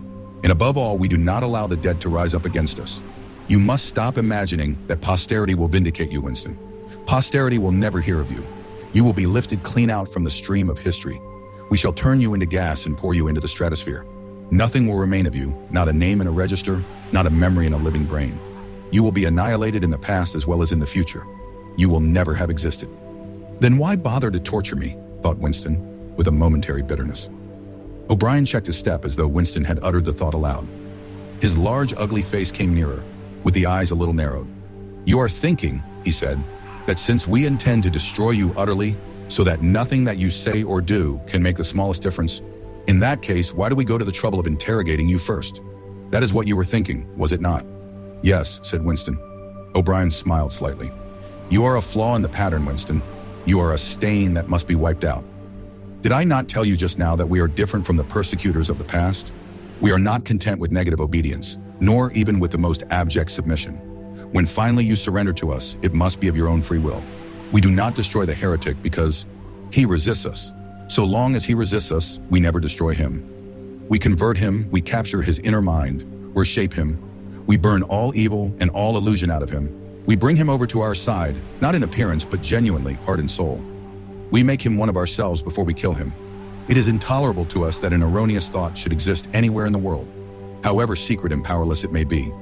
Even in the instant of death, we cannot permit any deviation. In the old days, the heretic walked to the stake, still a heretic, proclaiming his heresy, exulting in it. Even the victim of the Russian purges could carry rebellion locked up in his skull as he walked down the passage waiting for the bullet. But we make the brain perfect before we blow it out. The command of the old despotisms was, "Thou shalt not." The command of the totalitarians was, "Thou shalt." Our command is, "Thou art." No one whom we bring to this place ever stands out against us. Everyone is washed clean. Even those three miserable traitors in whose innocence you once believed, Jones, Aronson, and Rutherford. In the end, we broke them down. I took part in their interrogation myself. I saw them gradually worn down, whimpering, groveling, weeping, and in the end it was not with pain or fear, only with penitence. By the time we had finished with them, they were only the shells of men. There was nothing left in them except sorrow for what they had done and love of Big Brother. It was touching to see how they loved him. They begged to be shot quickly so that they could die while their minds were still clean. His voice had grown almost dreamy. The exaltation, the lunatic enthusiasm was still in his face. He is not pretending, thought Winston. He is not a hypocrite. He believes every word he says. What most oppressed him was the consciousness of his own intellectual inferiority. He watched the heavy yet graceful form strolling to and fro, in and out of the range of his vision. O'Brien was a being in all ways larger than himself. There was no idea that he had ever had, or could have, that O'Brien had not. Long ago known, examined, and rejected. His mind contained Winston's mind. But in that case, how could it be true that O'Brien was mad? It must be he, Winston, who was mad. O'Brien halted and looked down at him. His voice had grown stern again. Do not imagine that you will save yourself, Winston, however completely you surrender to. No one who has once gone astray is ever spared. And even if we chose to let you live out the natural term of your life, still you would never escape from us. What happens to you here is forever. Understand that in advance. We shall crush you down to the point from which there is no coming back. Things will happen to you from which you could not recover if you lived 1,000 years. Never again will you be capable of ordinary human feeling. Everything will be dead inside you. Never again will you be capable of love, or friendship, or joy of living, or laughter, or curiosity, or courage, or integrity. You will be hollow. We shall squeeze you empty, and then we shall fill you with ourselves. He paused and signed to the man in the white coat. Winston was aware of some heavy piece of apparatus being pushed into place behind his head. O'Brien had sat down beside the bed, so that his face was almost on a level with Winston's. 3,000, he said, speaking over Winston's head to the man in the white coat. Two soft pads, which felt slightly moist, clamped themselves against Winston's temples. He quailed. There was pain coming, a new kind of pain. O'Brien laid a hand reassuringly, almost kindly on his. This time it will not hurt, he said. Keep your eyes fixed on mine. At this moment there was a devastating explosion, or what seemed like an explosion, though it was not certain whether there was any noise. There was undoubtedly a blinding flash of light. Winston was not hurt, only prostrated. Although he had already been lying on his back when the thing happened, he had a curious feeling that he had been knocked into that position. A terrific, painless blow had flattened him out. Also, something had happened inside his head. As his eyes regained their focus, he remembered who he was and where he was, and recognized the face that was gazing into his own. But somewhere or other there was a large patch of emptiness, as though a piece had been taken out of his brain. It will not last, said O'Brien. Look me in the eyes. What country is Oceania at war with? Winston thought. He knew what was meant by Oceania, and that he himself was a citizen of Oceania. He also remembered Eurasia and Eastasia, but who was at war with whom he did not know. In fact, he had not been aware that there was any war. I don't remember. Oceania is at war with Eastasia. Do you remember that now? Yes.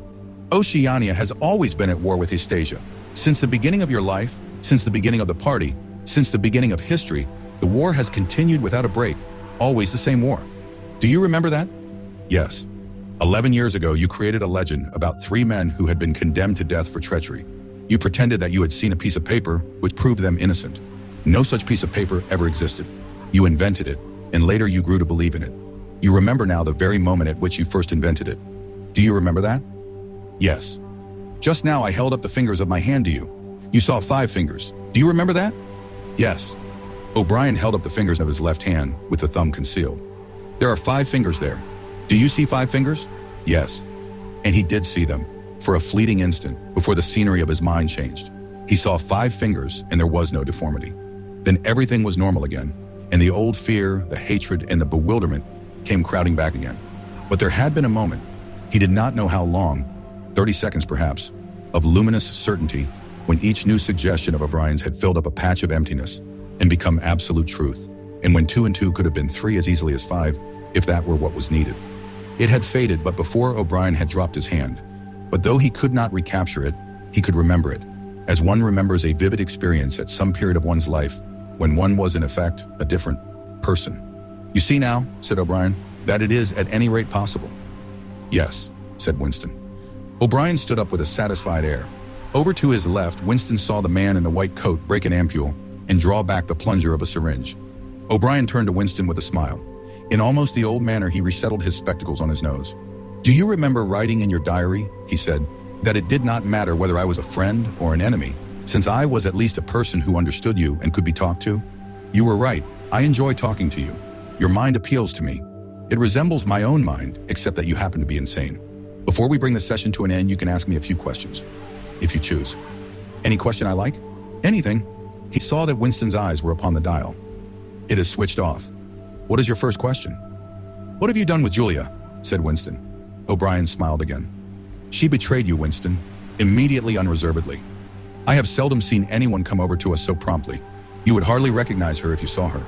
All her rebelliousness, her deceit, her folly, her dirty-mindedness, everything has been burned out of her. It was a perfect conversion, a textbook case. You torture her?" O'Brien left this unanswered.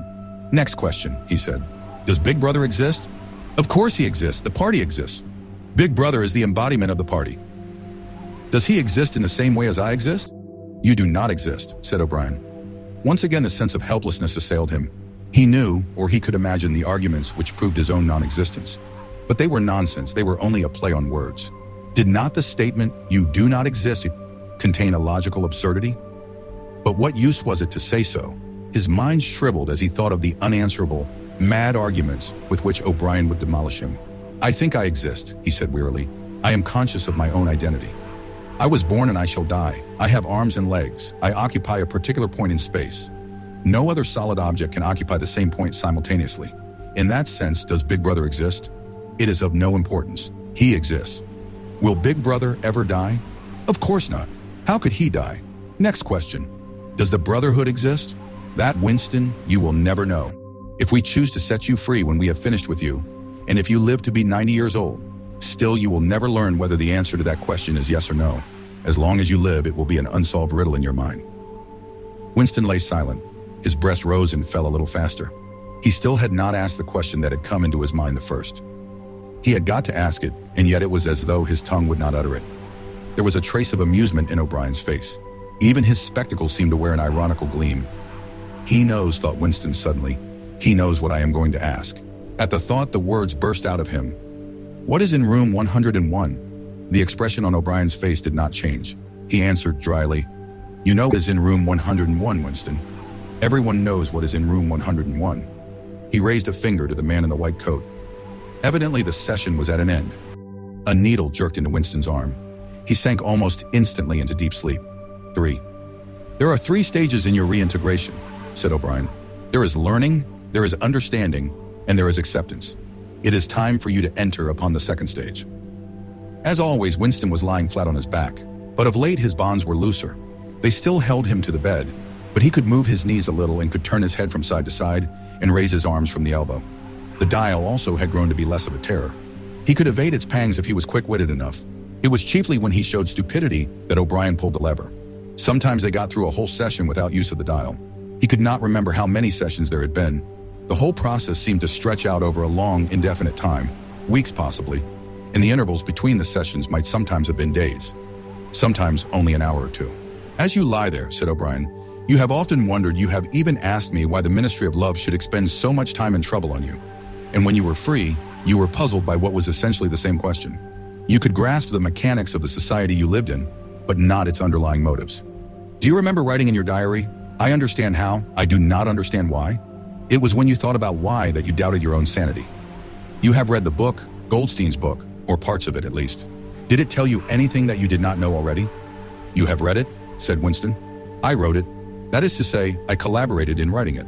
No book is produced individually, as you know. Is it true what it says? A description, yes. The program it sets forth is nonsense. The secret accumulation of knowledge, a gradual spread of enlightenment, ultimately a proletarian rebellion, the overthrow of the party. You foresaw yourself that was what it would say. It is all nonsense. The proletarians will never revolt, not in 1,000 years or 1,000,000. They cannot. I do not have to tell you the reason. You know it already. If you have ever cherished any dreams of violent insurrection, you must abandon them. There is no way in which the party can be overthrown. The rule of the party is forever. Make that the starting point of your thoughts." He came closer to the bed. "Forever," he repeated. "And now let us get back to the question of how and why. You understand well enough how the party maintains itself in power. Now tell me why we cling to power. What is our motive? Why should we want power? Go on, speak, he added as Winston remained silent. Nevertheless, Winston did not speak for another moment or two. A feeling of weariness had overwhelmed him. The faint, mad gleam of enthusiasm had come back into O'Brien's face. He knew in advance what O'Brien would say, that the party did not seek power for its own ends, but only for the good of the majority, that it sought power because men in the mass were frail, cowardly creatures who could not endure liberty or face the truth, and must be ruled over and systematically deceived by others who were stronger than themselves. That the choice for mankind lay between freedom and happiness, and that, for the great bulk of mankind, happiness was better. That the party was the eternal guardian of the weak, a dedicated sect doing evil that good might come, sacrificing its own happiness to that of others. The terrible thing, thought Winston, the terrible thing was that when O'Brien said this, he would believe it. You could see it in his face. O'Brien knew everything. 1,000 times better than Winston, he knew what the world was really like. In what degradation the mass of human beings lived, and by what lies and barbarities the party kept them there. He had understood it all, weighed it all, and it made no difference. All was justified by the ultimate purpose. What can you do, thought Winston, against the lunatic who is more intelligent than yourself, who gives your arguments a fair hearing, and then simply persists in his lunacy? You are ruling over us for our own good, he said feebly. You believe that human beings are not fit to govern themselves, and therefore, he started and almost cried out. A pang of pain had shot through his body. O'Brien had pushed the lever of the dial up to 35. That was stupid, Winston. Stupid, he said. You should know better than to say a thing like that. He pulled the lever back and continued. Now I will tell you the answer to my question. It is this. The party seeks power entirely for its own sake. We are not interested in the good of others. We are interested solely in power. Not wealth or luxury or long life or happiness. Only power, pure power. What pure power means you will understand presently. We are different from all the oligarchies of the past, in that we know what we are doing. All the others, even those who resembled ourselves, were cowards and hypocrites. The German Nazis and the Russian communists came very close to us in their methods, but they never had the courage to recognize their own motives. They pretended, perhaps they even believed, that they had seized power unwillingly and for a limited time, and that just round the corner there lay a paradise where human beings would be free and equal. We are not like that. We know that no one ever seizes power with the intention of relinquishing it. Power is not a means, it is an end. One does not establish a dictatorship in order to safeguard a revolution. One makes the revolution in order to establish the dictatorship. The object of persecution is persecution. The object of torture is torture. The object of power is power. Now, do you begin to understand me? Winston was struck, as he had been struck before, by the tiredness of O'Brien's face. It was strong and fleshy and brutal. It was full of intelligence and a sort of controlled passion before which he felt himself helpless. But it was tired. There were pouches under the eyes, the skin sagged from the cheekbones. O'Brien leaned over him, deliberately bringing the worn face nearer. You are thinking, he said, that my face is old and tired. You are thinking that I talk of power, and yet I am not even able to prevent the decay of my own body. Can you not understand, Winston, that the individual is only a cell? The weariness of the cell is the vigor of the organism. Do you die when you cut your fingernails? He turned away from the bed and began strolling up and down again, one hand in his pocket. We are the priests of power, he said. God is power, but at present power is only a word so far as you are concerned. It is time for you to gather some idea of what power means. The first thing you must realize is that power is collective. The individual only has power insofar as he ceases to be an individual. You know the party slogan, freedom is slavery. Has it ever occurred to you that it is reversible? Slavery is freedom. Alone, free, the human being is always defeated. It must be so because every human being is doomed to die, which is the greatest of all failures. But if he can make complete, utter submission, if he can escape from his identity, if he can merge himself in the party so that he is the party, then he is all-powerful and immortal. The second thing for you to realize is that power is power over human beings. Over the body, but above all, over the mind. Power over matter, external reality, as you would call it, is not important. Already our control over matter is absolute. For a moment, Winston ignored the dial. He made a violent effort to raise himself into a sitting position and merely succeeded in wrenching his body painfully. But how can you control matter? He burst out. You don't even control the climate or the law of gravity. And there are disease, pain, death. O'Brien silenced him by a movement of his hand. We control matter because we control the mind. Reality is inside the skull. You will learn by degrees, Winston. There is nothing that we couldn't do. Invisibility, levitation, anything. I could float off this floor like a soap bubble if I wished to. I do not wish to, because the party does not wish it. You must get rid of those 19th century ideas about the laws of nature. We make the laws of nature. But you do not. You are not even masters of this planet. What about Eurasia and Eastasia? You have not conquered them yet. Unimportant. We shall conquer them when it suits us. And if we did not, what difference would it make? We can shut them out of existence. Oceania is the world. But the world itself is only a speck of dust. And man is tiny helpless. How long has he been in existence? For millions of years, the earth was uninhabited. Nonsense. The earth is as old as we are, no older. How could it be older? Nothing exists except through human consciousness. But the rocks are full of the bones of extinct animals, mammoths and mastodons, and enormous reptiles which lived here long before man was ever heard of. Have you ever seen those bones, Winston? Of course not. 19th century biologists invented them. Before man, there was nothing. After man, if he could come to an end, there would be nothing. Outside man, there is nothing. But the whole universe is outside us. Look at the stars. Some of them are 1,000,000 light years away. They are out of our reach forever. What are the stars? Said O'Brien indifferently. They are bits of fire a few kilometers away. We could reach them if we wanted to, or we could blot them out. The earth is the center of the universe. The sun and the stars go round it. Winston made another convulsive movement. This time he did not say anything. O'Brien continued as though answering a spoken objection. For certain purposes, of course, that is not true. When we navigate the ocean, or when we predict an eclipse, we often find it convenient to assume that the earth goes around the sun, and that the stars are millions upon millions of kilometers away. But what of it? Do you suppose it is beyond us to produce a dual system of astronomy? The stars can be near or distant, according as we need them. Do you suppose our mathematicians are unequal to that? Have you forgotten doublethink? Winston shrank back upon the bed. Whatever he said, the swift answer crushed him like a bludgeon. And yet he knew that he was in the right. The belief that nothing exists outside your own mind, surely there must be some way of demonstrating that it was false. Had it not been exposed long ago as a fallacy? There was even a name for it, which he had forgotten. A faint smile twitched the corners of O'Brien's mouth as he looked down at him. I told you, Winston, he said, that metaphysics is not your strong point. The word you are trying to think of is solipsism, but you are mistaken. This is not solipsism, collective solipsism, if you like. But that is a different thing. In fact, the opposite thing. All this is a digression, he added in a different tone. The real power, the power we have to fight for night and day, is not power over things, but over men. He paused and for a moment assumed again his air of a schoolmaster questioning a promising pupil. How does one man assert his power over another, Winston thought. By making him suffer, he said. Exactly, by making him suffer. Obedience is not enough. Unless he is suffering, how can you be sure that he is obeying your will and not his own? Power is in inflicting pain and humiliation. Power is in tearing human minds to pieces and putting them together again in new shapes of your own choosing. Do you begin to see then what kind of world we are creating? It is the exact opposite of the stupid, hedonistic utopias that the old reformers imagined. A world of fear and treachery is torment. A world of trampling and being trampled upon. A world which will grow not less but more merciless as it refines itself. Progress in our world will be progress towards more pain. The old civilizations claimed that they were founded on love or justice. Ours is founded upon hatred. In our world, there will be no emotions except fear, rage, triumph, and self-abasement. Everything else we shall destroy. Everything. Already we are breaking down the habits of thought which have survived from before the revolution. We have cut the links between child and parent, and between man, and between man and woman. No one dares trust a wife or a child or a friend any longer. But in the future, there will be no wives and no friends.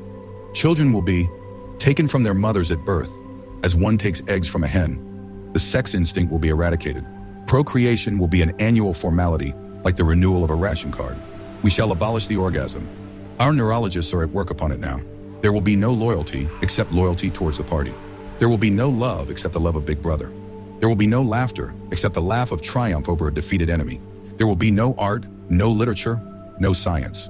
When we are omnipotent, we shall have no more need of science. There will be no distinction between beauty and ugliness.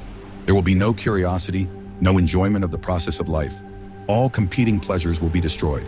But always, do not forget this, Winston. Always there will be the intoxication of power, constantly increasing and constantly growing subtler. Always at every moment, there will be the thrill of victory, the sensation of trampling on an enemy who is helpless. If you want a picture of the future, imagine a boot stamping on a human face. Forever. He paused as though he expected Winston to speak. Winston had tried to shrink back into the surface of the bed again. He could not say anything. His heart seemed to be frozen. O'Brien went on. And remember that it is forever. The face will always be there to be stamped upon. The heretic, the enemy of society, will always be there so that he can be defeated and humiliated over again. Everything that you have undergone since you have been in our hands, all that will continue, and worse. The espionage, the betrayals, the arrests, the tortures, the executions, the disappearances will never cease. It will be a world of terror as much as a world of triumph. The more the party is powerful, the less it will be tolerant. The weaker the opposition, the tighter the despotism. Goldstein and his heresies will live forever. Every day, at every moment, they will be defeated, discredited, ridiculed, spat upon, and yet they will always survive. This drama that I have played out with you during 7 years will be played out over and over again, generation after generation, always in subtler forms. Always we shall have the heretic here at our mercy, screaming with pain, broken up, contemptible, and in the end utterly penitent, saved from himself, crawling to our feet of his own accord. That is the world that we are preparing, Winston. A world of victory after victory, triumph after triumph after triumph, an endless pressing upon the nerve of power. You are beginning, I can see, to realize what that world will be like. But in the end, you will do more than understand it. You will accept it, welcome it, become part of it. Winston had recovered himself sufficiently to speak. You can't, he said weakly. What do you mean by that remark, Winston? You could not create such a world as you have just described. It is a dream. It is impossible. Why? It is impossible to found a civilization on fear and hatred and cruelty. It would never endure. Why not? It would have no vitality. It would disintegrate. It would commit suicide. Nonsense. You are under the impression that hatred is more exhausting than love. Why should it be? And if it were, what difference would that make? Suppose that we choose to wear ourselves out faster. Suppose that we quicken the tempo of human life till men are senile at 30. Still, what difference would it make? Can you not understand that the death of the individual is not death? The party is immortal. As usual, the voice had battered Winston into helplessness. Moreover, he was in dread that if he persisted in his disagreement, O'Brien would twist the dial again. And yet he could not keep silent. Feebly, without arguments, with nothing to support him except his inarticulate horror of what O'Brien had said, he returned to the attack. I don't know. I don't care. Somehow you will fail. Something will defeat you. Life will defeat you. We control life, Winston, at all its levels. You are imagining that there is something called human nature which will be outraged by what we do and will turn against us. But we create human nature. Men are infinitely malleable. Or perhaps you have returned to your old idea that the proletarians or the slaves will arise and overthrow us. Put it out of your mind. They are helpless, like the animals. Humanity is the party. The others are outside, irrelevant. I don't care. In the end, they will beat you. Sooner or later, they will see you for what you are, and then they will tear you to pieces. Do you see any evidence that that is happening? Or any reason why it should? No. I believe it. I know that you will fail. There is something in the universe, and I don't know, some spirit, some principle, that you will never overcome. Do you believe in God, Winston? No. Then what is it, this principle, that will defeat us? I don't know. The spirit of man. And do you consider yourself a man? Yes. If you are a man, Winston, you are the last man. Your kind is extinct. We are the inheritors. Do you understand that you are alone? You are outside history. You are non-existent. His manner changed and he said more harshly, and you consider yourself morally superior to us, with our lies and our cruelty? Yes, I consider myself superior. O'Brien did not speak. Two other voices were speaking. After a moment, Winston recognized one of them as his own.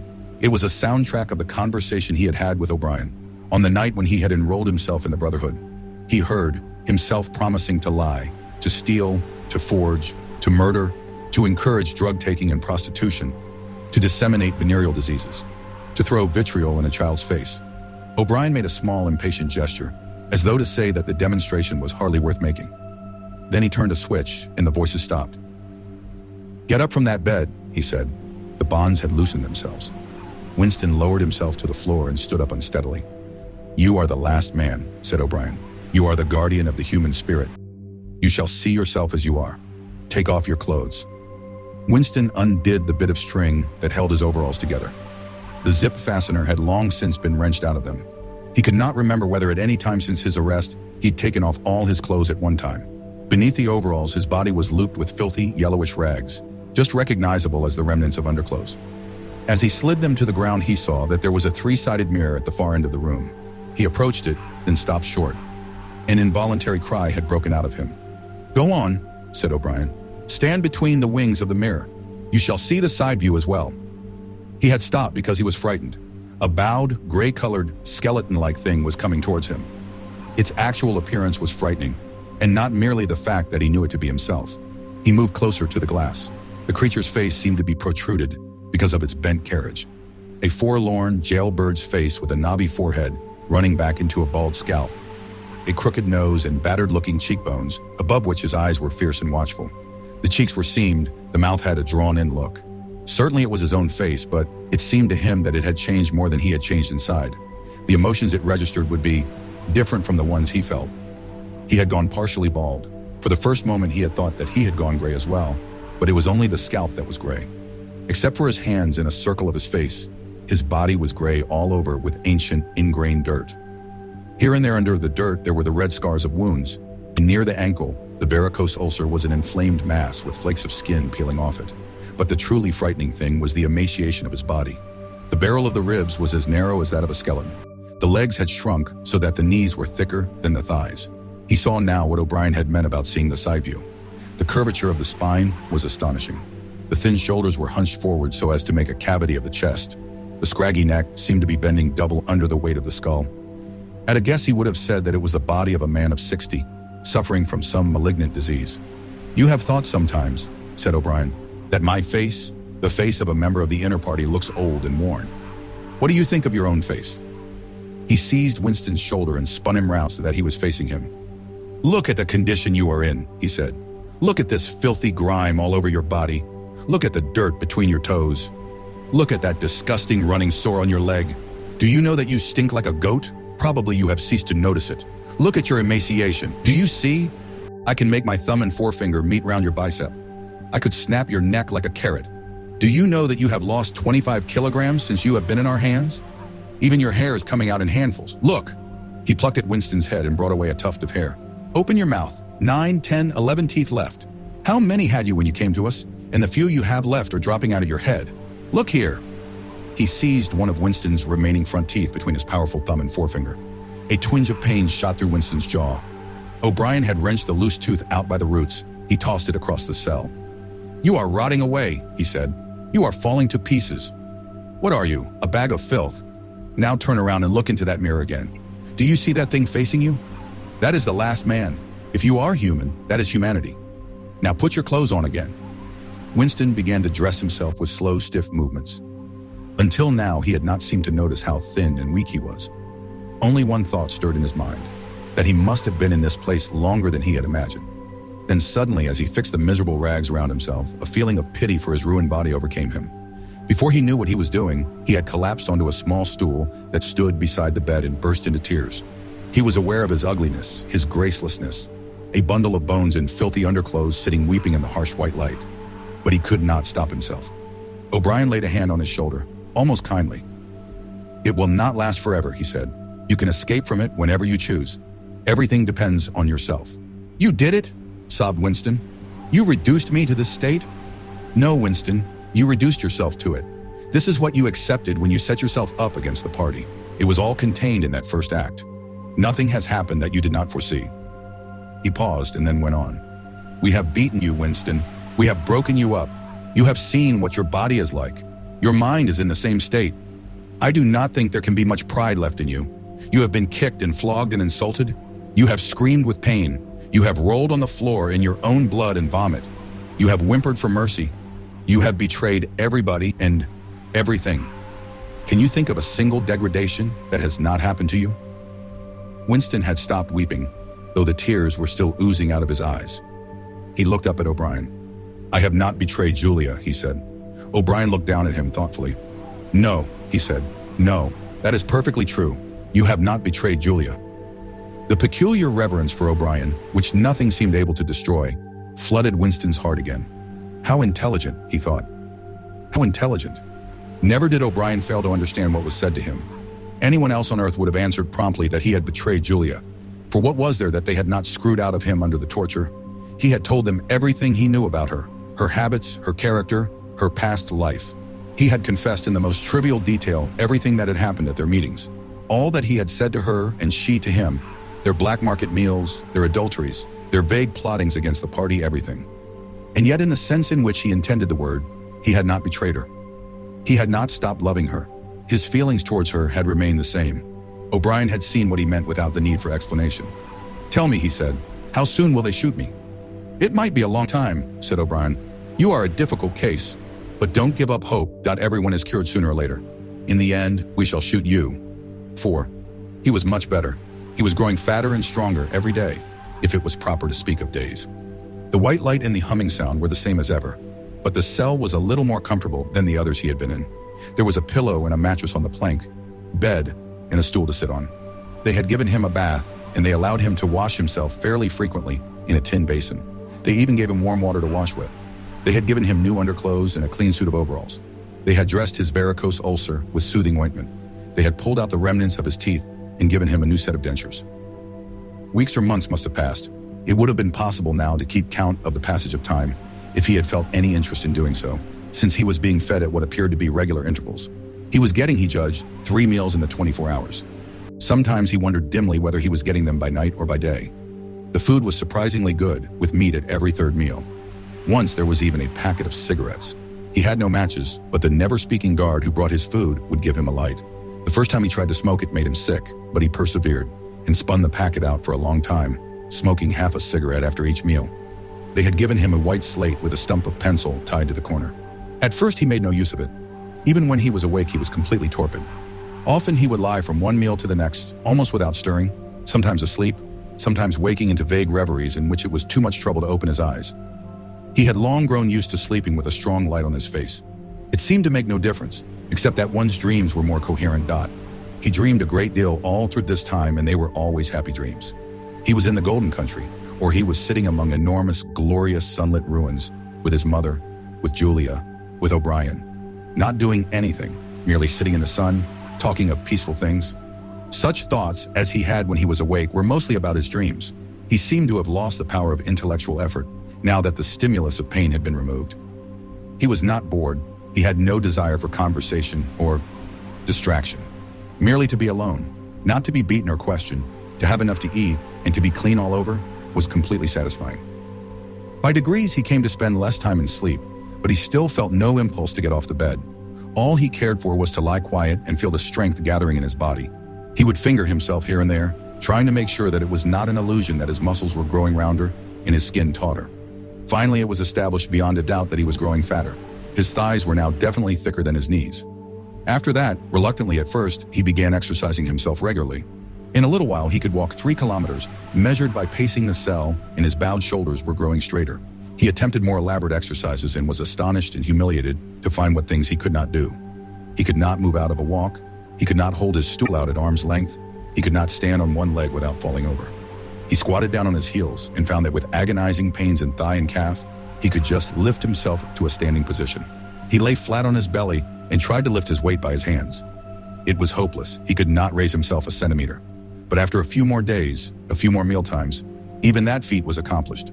A time came when he could do it 6 times running. He began to grow actually proud of his body and to cherish an intermittent belief that his face also was growing back to normal. Only when he chanced to put his hand on his bald scalp did he remember the seamed, ruined face that had looked back at him out of the mirror. His mind grew more active. He sat down on the plank bed, his back against the wall and the slate on his knees, and set to work deliberately at the task of re-educating himself. He had capitulated, that was agreed. In reality, as he saw now, he had been ready to capitulate long before he had taken the decision.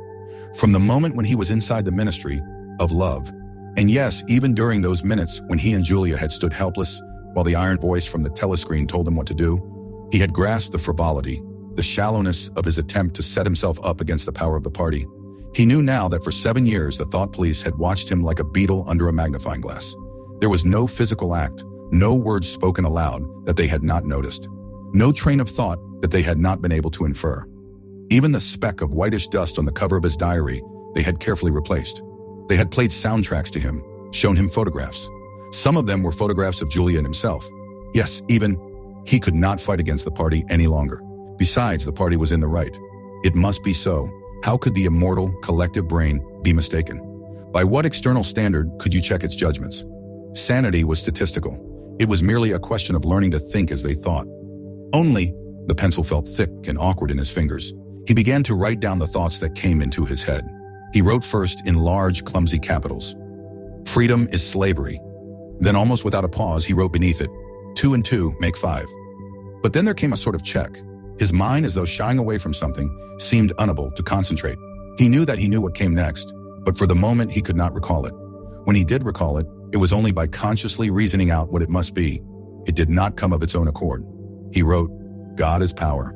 He accepted everything. The past was alterable. The past never had been altered. Oceania was at war with Eastasia. Oceania had always been at war with Eastasia. Jones, Aronson, and Rutherford were guilty of the crimes they were charged with. He had never seen the photograph that disproved their guilt. It had never existed. He had invented it. He remembered remembering contrary things, but those were false memories, products of self-deception. How easy it all was, only surrender, and everything else followed. It was like swimming against a current that swept you backwards however hard you struggled, and then suddenly deciding to turn around and go with the current instead of opposing it. Nothing had changed except your own attitude. The predestined thing happened in any case. He hardly knew why he had ever rebelled. Everything was easy, except anything could be true. The so-called laws of nature were nonsense. The law of gravity was nonsense. If I wished, O'Brien had said, I could float off this floor like a soap bubble.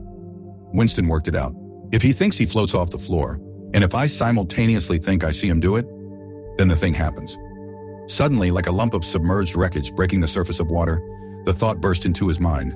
It doesn't really happen. We imagine it. It is hallucination. He pushed the thought under instantly. The fallacy was obvious. It presupposed that somewhere or other, outside oneself, there was a real world where real things happen. But how could there be such a world? What knowledge have we of anything save through our own minds? All happenings are in the mind. Whatever happens in all minds truly happens. He had no difficulty in disposing of the fallacy, and he was in no danger of succumbing to it. He realized, nevertheless, that it ought never to have occurred to him.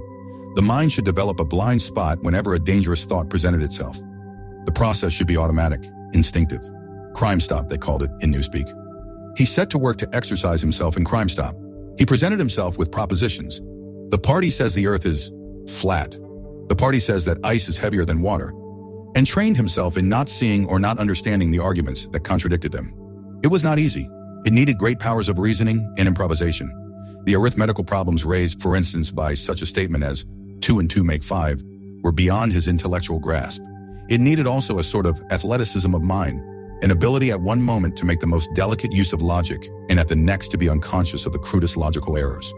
Stupidity was as necessary as intelligence, and as difficult to attain. All the while, with one part of his mind, he wondered how soon they would shoot him. Everything depends on yourself, O'Brien had said, but he knew that there was no conscious act B which he could bring it nearer. It might be 10 minutes hence or 10 years. They might keep him for years in solitary confinement. They might send him to a labor camp. They might release him for a while, as they sometimes did. It was perfectly possible that before he was shot, the whole drama of his arrest and interrogation would be enacted all over again. The one certain thing was that death never came at an expected moment. The tradition, the unspoken tradition, somehow you knew it, though you never heard it said, was that they shot you from behind, always in the back of the head, without warning, as you walked down a corridor from cell to cell. One day, but one day was not the right expression. Just as probably it was in the middle of the night. Once, he fell into a strange, blissful reverie. He was walking down the corridor, waiting for the bullet. He knew that it was coming in another moment. Everything was settled, smoothed out, reconciled. There were no more doubts, no more arguments, no more pain, no more fear. His body was healthy and strong. He walked easily with the joy of movement and with a feeling of walking in sunlight. He was not any longer in the narrow white corridors in the Ministry of Love. He was in the enormous, sunlit passage, a kilometer wide, down which he had seemed to walk in the delirium induced by drugs. He was in the Golden Country, following the foot track across the old rabbit crop pasture.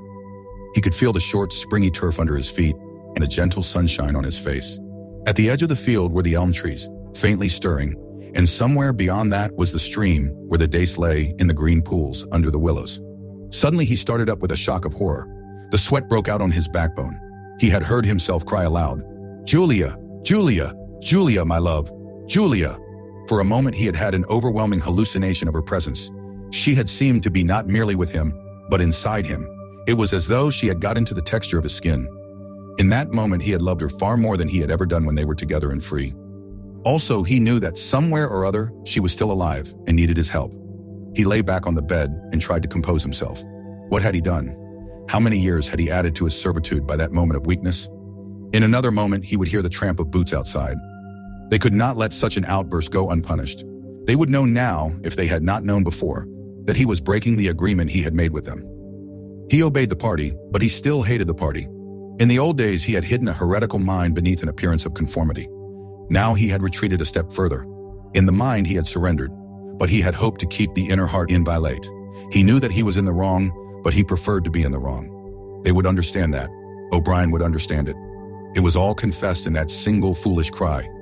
He would have to start all over again. It might take years. He ran a hand over his face, trying to familiarize himself with the new shape. There were deep furrows in the cheeks. The cheekbones felt sharp, the nose flattened. Besides, since last, seeing himself in the glass, he had been given a complete new set of teeth. It was not easy to preserve inscrutability when you did not know what your face looked like. In any case, mere control of the features was not enough. For the first time, he perceived that if you want to keep a secret, you must also hide it from yourself. You must know all the while that it is there, but until it is needed, you must never let it emerge into your consciousness in any shape that could be given a name. From now onwards, he must not only think right, he must feel right, dream right, and all the while he must keep his hatred locked up inside him like a ball of matter which was part of himself and yet unconnected with the rest of him. A kind of cyst. One day they would decide to shoot him. You could not tell when it would happen, but a few seconds beforehand, it should be possible to guess. It was always from behind, walking down a corridor. 10 seconds would be enough. In that time, the world inside him could turn over. And then suddenly, without a word uttered, without a check in his step, without the changing of a line in his face, suddenly the camouflage would be down and bang, would go the batteries of his hatred. Hatred would fill him like an enormous roaring flame. And almost in the same instant, bang would go the bullet, too late or too early. They would have blown his brain to pieces before they could reclaim it. The heretical thought would be unpunished, unrepented, out of their reach forever. They would have blown a hole in their own perfection. To die hating them, that was freedom. He shut his eyes. It was more difficult than accepting an intellectual discipline. It was a question of degrading himself, mutilating himself. He had got to plunge into the filthiest of filth. What was the most horrible, sickening thing of all? He thought of Big Brother. The enormous face, because of constantly seeing it on posters, he always thought of it as being a meter wide, with its heavy black mustache and the eyes that followed you to and fro, seemed to float into his mind of its own accord. What were his true feelings towards Big Brother? There was a heavy tramp of boots in the passage. The steel door swung open with a clang. O'Brien walked into the cell. Behind him were the waxen-faced officer and the black uniformed guards. "Get up," said O'Brien. "Come here." Winston stood opposite him. O'Brien took Winston's shoulders between his strong hands and looked at him closely. "Oh, Walt, you have had thoughts of deceiving me," he said. "That was stupid. Stand up straighter. Look me in the face." He paused and went on in a gentler tone. "You are improving. Intellectually, there is very little wrong with you. It is only emotionally that you have failed to make progress. Tell me, Winston, and remember, no lies. You know that I am always able to detect a lie. Tell me, what are your true feelings towards Big Brother?" "I hate him." "You hate him? Good. Then the time has come for you to take the last step. You must love Big Brother. It is not enough to obey him. You must love him." He released Winston with a little push toward the guards. "Room 101, he said. B. At each stage of his imprisonment, he had known, or seemed to know, whereabouts he was in the windowless building. Possibly there were slight differences in the air pressure. The cells where the guards had beaten him were below ground level. The room where he had been interrogated by O'Brien was high up near the roof. This place was many meters underground, as deep down as it was possible to go. It was bigger than most of the cells he had been in, but he hardly noticed his surroundings. All he noticed was that there were two small tables straight in front of him, each covered with green baize. One was only a meter or two from him. The other was further away, near the door. He was strapped upright in a chair, so tightly that he could move nothing, not even his head. A sort of pad gripped his head from behind, forcing him to look straight in front of him. For a moment he was alone. Then the door opened and O'Brien came in. "You asked me once," said O'Brien, "what was in room 101. I told you that you knew the answer already. Everyone knows it. The thing that is in room 101 is the worst thing in the world." The door opened again. A guard came in, carrying something made of wire a box or basket of some kind. He set it down on the further table.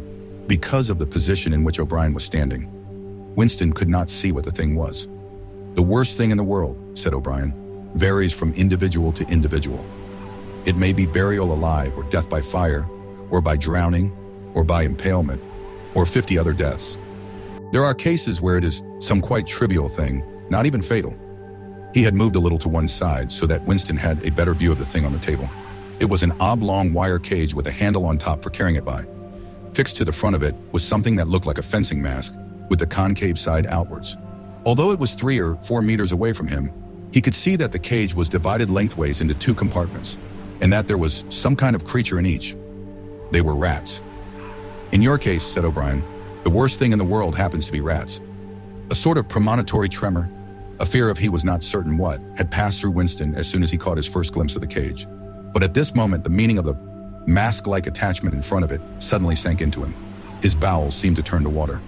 "You can't do that," he cried out in a high, cracked voice. "You couldn't. You couldn't. It's impossible." "Do you remember," said O'Brien, "the moment of panic that used to occur in your dreams? There was a wall of blackness in front of you, and a roaring sound in your ears. There was something terrible on the other side of the wall. You knew that you knew what it was, but you dared not drag it into the open. It was the rats that were on the other side of the wall." "O'Brien," said Winston, making an effort to control his voice, "you know this is not necessary. What is it that you want me to do?" O'Brien made no direct answer. When he spoke, it was in the schoolmasterish manner that he sometimes affected. He looked thoughtfully into the distance, as though he were addressing an audience somewhere behind Winston's back. "By itself," he said, "pain is not always enough. There are occasions when a human being will stand out against pain, even to the point of death. But for everyone there is something unendurable, something that cannot be contemplated. Courage and cowardice are not involved. If you are falling from a height, it is not cowardly to clutch at a rope. If you have come up from deep water, it is not cowardly to fill your lungs with air. It is merely an instinct which cannot be destroyed. It is the same with the rats. For you, they are unendurable. They are a form of pressure that you cannot withstand, even if you wish to. You will do what is required of you. But what is it? What is it? How can I do it if I don't know what it is?" O'Brien picked up the cage and brought it across to the nearer table. He set it down carefully on the baize cloth. Winston could hear the blood singing in his ears. He had the feeling of sitting in utter loneliness. He was in the middle of a great empty plain, a flat desert drenched with sunlight, across which all sounds came to him out of immense distances. Yet the cage with the rats was not 2 meters away from him. They were enormous rats. They were at the age when a rat's muzzle grows blunt and fierce, and his fur brown instead of gray. "The rat," said O'Brien, still addressing his invisible audience, "although a rodent, is carnivorous. You are aware of that. You will have heard of the things that happen in the poor quarters of this town. In some streets, a woman dare not leave her baby alone in the house, even for 5 minutes. The rats are certain to attack it. Within quite a small time, they will strip it to the bones. They also attack sick or dying people. They show astonishing intelligence in knowing when a human being is helpless." There was an outburst of squeals from the cage. It seemed to reach Winston from far away. The rats were fighting. They were trying to get at each other through the partition. He heard also a deep groan of despair. That too seemed to come from outside himself. O'Brien picked up the cage, and as he did so, pressed something in it. There was a sharp click. Winston made a frantic effort to tear himself loose from the chair. It was hopeless. Every part of him, even his head, was held immovably. O'Brien moved the cage nearer. It was less than a meter from Winston's face. "I have pressed the first lever," said O'Brien. "You understand the construction of this cage, Dot. The mask will fit over your head, leaving no exit. When I press this other lever, the door of the cage will slide up. These starving brutes will shoot out of it like bullets. Have you ever seen a rat leap through the air? They will leap onto your face and bore straight into it. Sometimes they attack the eyes first. Sometimes they burrow through the cheeks and devour the tongue." The cage was nearer. It was closing in. Winston heard a succession of shrill cries which appeared to be occurring in the air above his head. But he fought furiously against his panic. To think, even with a split second left. To think was the only hope. Suddenly the foul, musty odor of the brutes struck his nostrils. There was a violent convulsion of nausea inside him, and he almost lost consciousness. Everything had gone black. For an instant he was insane, a screaming animal. Yet he came out of the blackness clutching an idea. There was one and only one way to save himself. He must interpose another human being, the body of another human being, between himself and the rats. The circle of the mask was large enough now to shut out the vision of anything else. The wire door was a couple of handspans from his face. The rats knew what was coming now. One of them was leaping up and down. The other, an old scaly grandfather of the sewers, stood up with his pink hands against the bars and fiercely sniffed the air. Winston could see the whiskers and the yellow teeth. Again, the black panic took hold of him. He was blind, helpless, mindless. "It was a common punishment in Imperial China," said O'Brien as didactically as ever. The mask was closing on his face. The wire brushed his cheek, and then, no, it was not relief, only hope, a tiny fragment of hope. Too late, perhaps too late. But he had suddenly understood that in the whole world there was just one person to whom he could transfer his punishment, one body that he could thrust between himself and the rats. And he was shouting frantically over and over, "Do it to Julia! Do it to Julia! Not me! Julia, I don't care what you do to her! Tear her face off, strip her to the bones! Not me! Julia, not me!" He was falling backwards into enormous depths, away from the rats. He was still strapped in the chair, but he had fallen through the floor, through the walls of the building, through the earth, through the oceans, through the atmosphere, into outer space, into the gulfs between the stars, always away, away, away from the rats. He was light years distant, but O'Brien was still standing at his side. There was still the cold touch of wire against his cheek, but through the darkness that enveloped him, he heard another metallic click and knew that the cage door had clicked shut and not open. So 6. The chestnut tree was almost empty. A ray of sunlight slanting through a window fell on dusty tabletops. It was the lonely hour of 15. A tinny music trickled from the telescreens. Winston sat in his usual corner, gazing into an empty glass. Now and again he glanced up at a vast face which eyed him from the opposite wall. "Big Brother is watching you," the caption said. Unbidden, a waiter came and filled his glass up with Victory gin, shaking into it a few drops from another bottle with a quill through the cork. It was saccharin flavored with cloves, the speciality of the cafe. Winston was listening to the telescreen. At present, only music was coming out of it, but there was a possibility that at any moment there might be a special bulletin from the Ministry of Peace. The news from the African front was disquieting in the extreme. On and off, he had been worrying about it all day. A Eurasian army. Oceania was at war with Eurasia. Oceania had always been at war with Eurasia, was moving southward at terrifying speed. The midday bulletin had not mentioned any definite area, but it was probable that already the mouth of the Congo was a battlefield. Brazzaville and Leopoldville were in danger. One did not have to look at the map to see what it meant. It was not merely a question of losing Central Africa. For the first time in the whole war, the territory of Oceania itself was menaced. A violent emotion, not fear exactly, but a sort of undifferentiated excitement, flared up in him, then faded again. He stopped thinking about the war. In these days, he could never fix his mind on any one subject for more than a few moments at a time. He picked up his glass and drained it at a gulp. As always, the gin made him shudder and even retch slightly. The stuff was horrible. The cloves and saccharin, themselves disgusting enough in their sickly way, could not disguise the flat, oily smell. And what was worst of all was that the smell of gin, which dwelt with him night and day, was inextricably mixed up in his mind with the smell of those. He never named them, even in his thoughts, and so far as it was possible, he never visualized them. They were something that he was half aware of, hovering close to his face, a smell that clung to his nostrils. As the gin rose in him, he belched through purple lips. He had grown fatter since they released him, and had regained his old color. Indeed, more than regained it. His features had thickened. The skin on nose and cheekbones was coarsely red. Even the bald scalp was too deep a pink. A waiter, again unbidden, brought the chessboard and the current issue of the Times, with the page turned down at the chess problem. Then, seeing that Winston's glass was empty, he brought the gin bottle and filled it.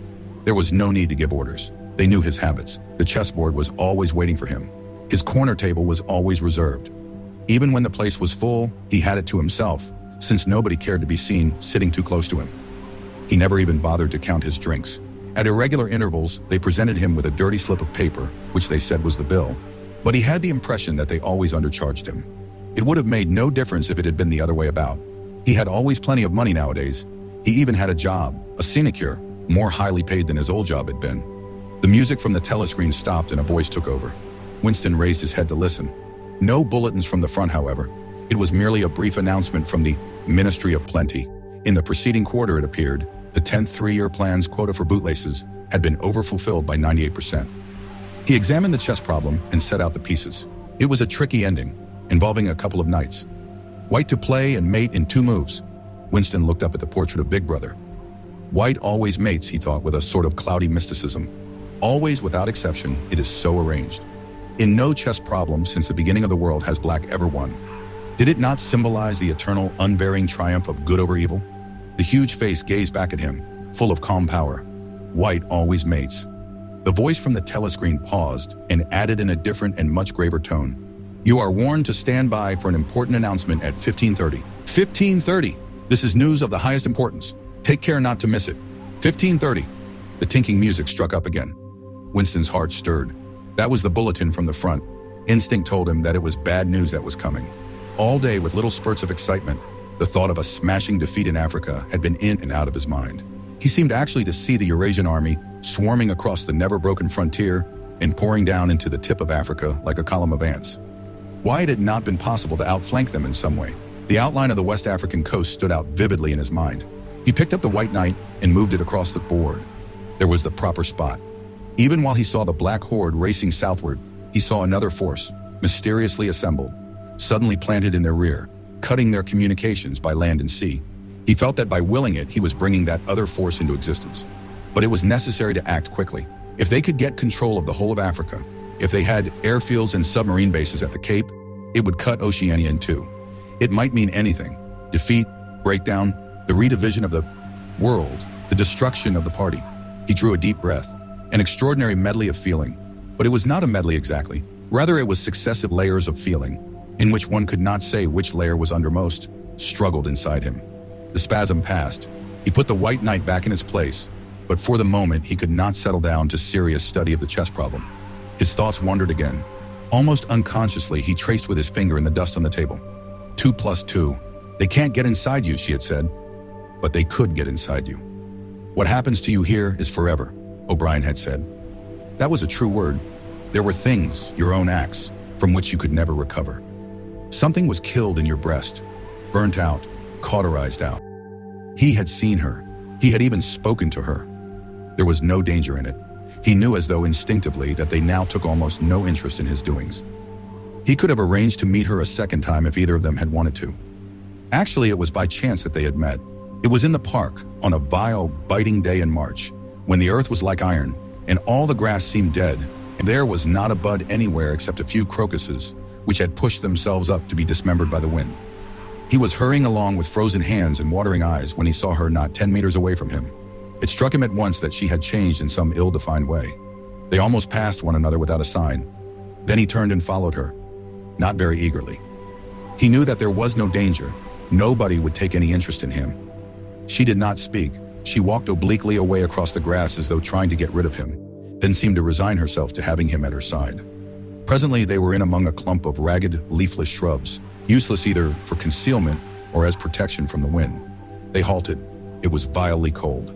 The wind whistled through the twigs and fretted the occasional, dirty-looking crocuses. He put his arm around her waist. There was no telescreen, but there must be hidden microphones. Besides, they could be seen. It did not matter. Nothing mattered. They could have lain down on the ground and done that if they had wanted to. His flesh froze with horror at the thought of it.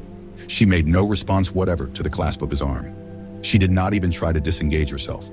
He knew now what had changed in her. Her face was sallower, and there was a long scar, partly hidden by the hair, across her forehead and temple. But that was not the change. It was that her waist had grown thicker, and in a surprising way had stiffened. He remembered how once, after the explosion of a rocket bomb, he had helped to drag a corpse out of some ruins, and had been astonished not only by the incredible weight of the thing, but by its rigidity and awkwardness to handle, which made it seem more like stone than flesh. Her body felt like that. It occurred to him that the texture of her skin would be quite different from what it had once been. He did not attempt to kiss her, nor did they speak. As they walked back across the grass, she looked directly at him for the first time.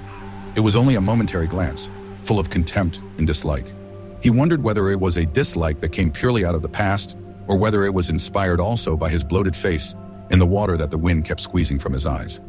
They sat down on 2 iron chairs, side by side but not too close together. He saw that she was about to speak. She moved her clumsy shoe a few centimeters and deliberately crushed a twig. Her feet seemed to have grown broader, he noticed. "I betrayed you," she said baldly. "I betrayed you," he said. She gave him another quick look of dislike.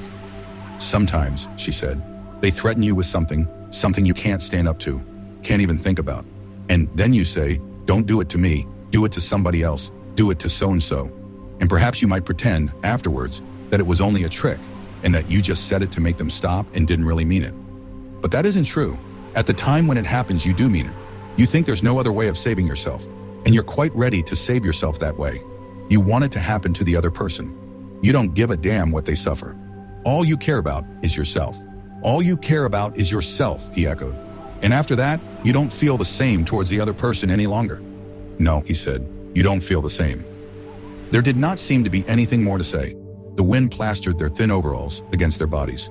Almost at once, it became embarrassing to sit there in silence. Besides, it was too cold to keep still. She said something about catching her tube and stood up to go. We must meet again, he said. Yes, she said, we must meet again. He followed irresolutely for a little distance, half a pace behind her. They did not speak again. She did not actually try to shake him off, but walked at just such a speed as to prevent his keeping abreast of her. He had made up his mind that he would accompany her as far as the tube station, but suddenly this process of trailing along in the cold seemed pointless and unbearable. He was overwhelmed by a desire not so much to get away from Julia as to get back to the Chestnut Tree Cafe, which had never seemed so attractive as at this moment. He had a nostalgic vision of his corner table, with the newspaper and the chessboard and the ever-flowing gin. Above all, it would be warm in there. The next moment, not altogether by accident, he allowed himself to become separated from her by a small knot of people. He made a half-hearted attempt to catch up, then slowed down, turned, and made off in the opposite direction. When he had gone 50 meters, he looked back. The street was not crowded, but already he could not distinguish her. Any one of a dozen hurrying figures might have been hers. Perhaps her thickened, stiffened body was no longer recognizable from behind. At the time when it happens, she had said, you do mean it. He had meant it. He had not merely said it, he had wished it. He had wished that she, and not he, should be delivered over to the... Something changed in the music that trickled from the telescreen. A cracked and jeering note, a yellow note, came into it. And then, perhaps it was not happening. Perhaps it was only a memory taking on the semblance of sound. A voice was singing, under the spreading chestnut tree, I sold you and you sold me. The tears welled up in his eyes. A passing waiter noticed that his glass was empty and came back with the gin bottle. He took up his glass and sniffed at it. The stuff grew not less but more horrible with every mouthful he drank. But it had become the element he swam in. It was his life, his death, and his resurrection. It was gin that sank him into stupor every night, and gin that revived him every morning. When he woke, seldom before 1100, with gummed-up eyelids and fairy mouth and a back that seemed to be broken, it would have been impossible even to rise from the horizontal if it had not been for the bottle and teacup placed beside the bed overnight. Through the midday hours, he sat with glazed face, the bottle handy, listening to the telescreen. From 15 to closing time, he was a fixture in the chestnut tree. No one cared what he did any longer. No whistle woke him, no telescreen admonished him. Occasionally, perhaps twice a week, he went to a dusty, forgotten-looking office in the Ministry of Truth and did a little work, or what was called work. He had been appointed to a subcommittee of a subcommittee, which had sprouted from one of the innumerable committees dealing with minor difficulties that arose in the compilation of the 11th edition of the Newspeak Dictionary. They were engaged in producing something called an interim report. But what it was that they were reporting on, he had never definitely found out. It was something to do with the question of whether commas should be placed inside brackets or outside. There were 4 others on the committee, all of them persons similar to himself. There were days when they assembled and then promptly dispersed again, frankly admitting to one another that there was not really anything to be done. But there were other days when they settled down to their work almost eagerly, making a tremendous show of entering up their minutes and drafting long memoranda which were never finished.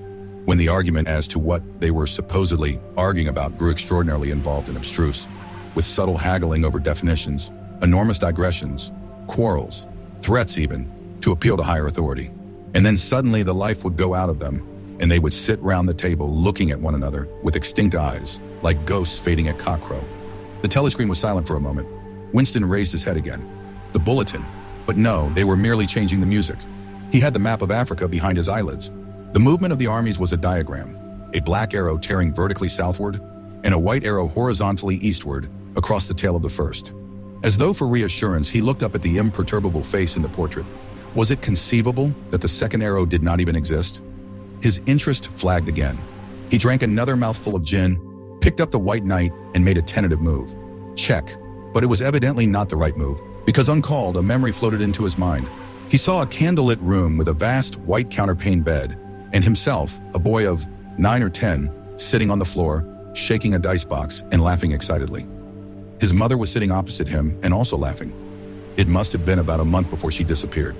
It was a moment of reconciliation, when the nagging hunger in his belly was forgotten and his earlier affection for her had temporarily revived. He remembered the day well, a pelting, drenching day when the water streamed down the window pane and the light indoors was too dull to read by. The boredom of the two children in the dark, cramped bedroom became unbearable. Winston whined and grizzled, made futile demands for food, fretted about the room, pulling everything out of place and kicking the wainscoting until the neighbors banged on the wall, while the younger child wailed intermittently. In the end, his mother said, "Now be good and I'll buy you a toy. A lovely toy, you'll love it." And then she had gone out in the rain to a little general shop which was still sporadically open nearby, and came back with a cardboard box containing an outfit of snakes and ladders. He could still remember the smell of the damp cardboard. It was a miserable outfit.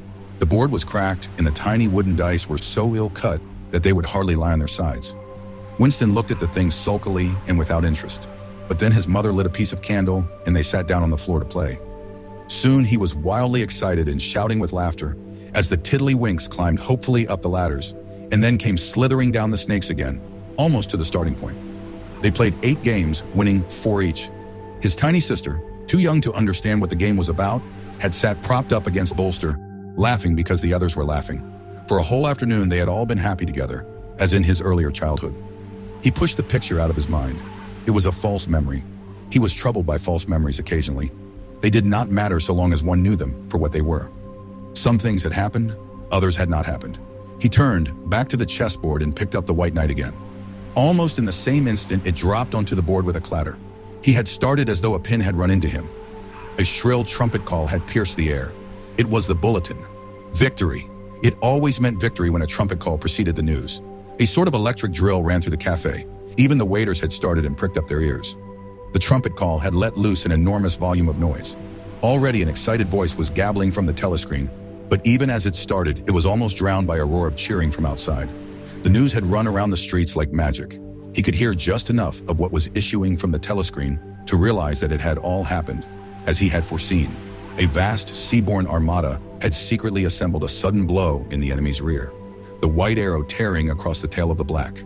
Fragments of triumphant phrases pushed themselves through the din. Vast strategic maneuver, perfect coordination, utter rout, 500,000 prisoners, complete demoralization, control of the whole of Africa, bring the war within measurable distance of its end victory, greatest victory in human history, victory, victory, victory. Under the table, Winston's feet made convulsive movements. He had not stirred from his seat, but in his mind he was running, swiftly running.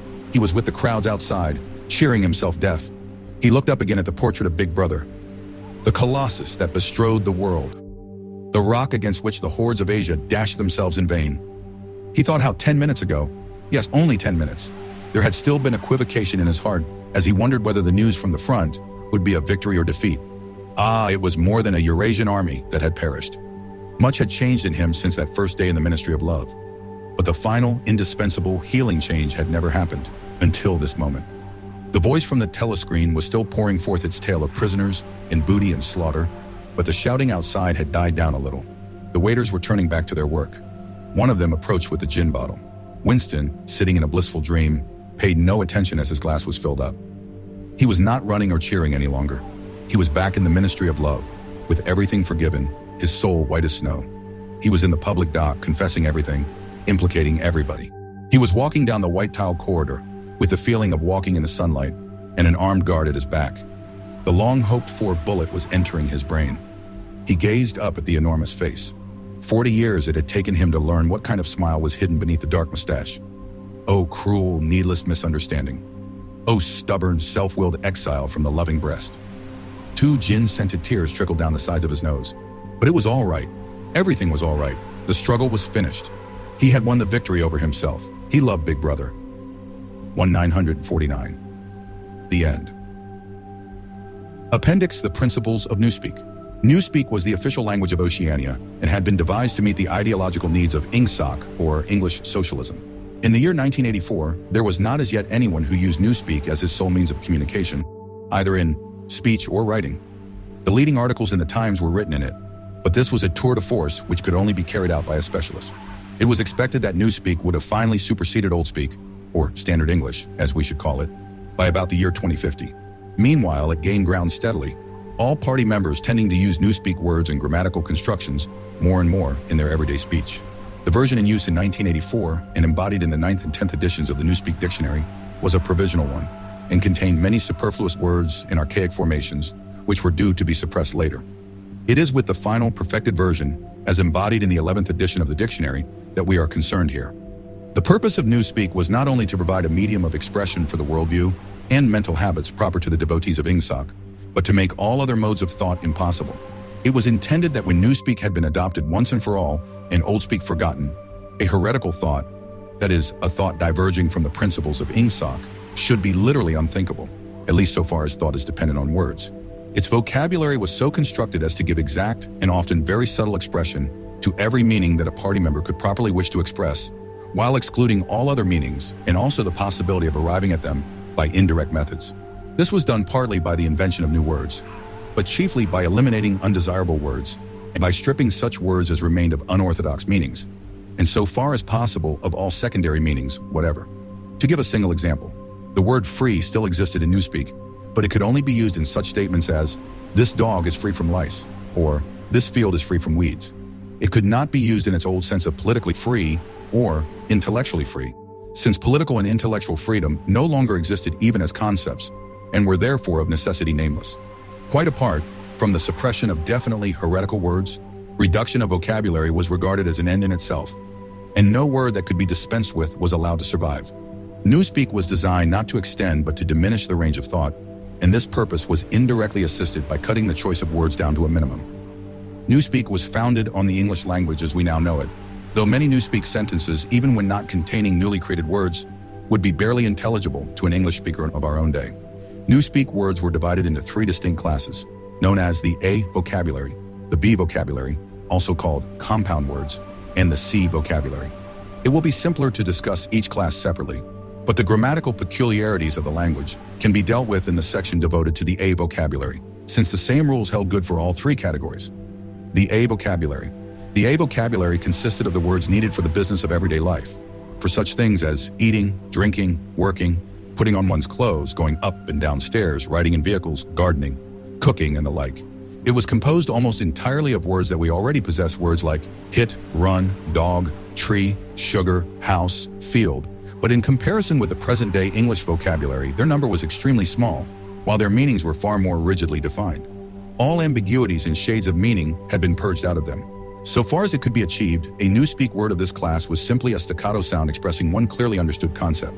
It would have been quite impossible to use the A vocabulary for literary purposes or for political or philosophical discussion. It was intended only to express simple, purposive thoughts, usually involving concrete objects or physical actions. The grammar of Newspeak had 2 outstanding peculiarities.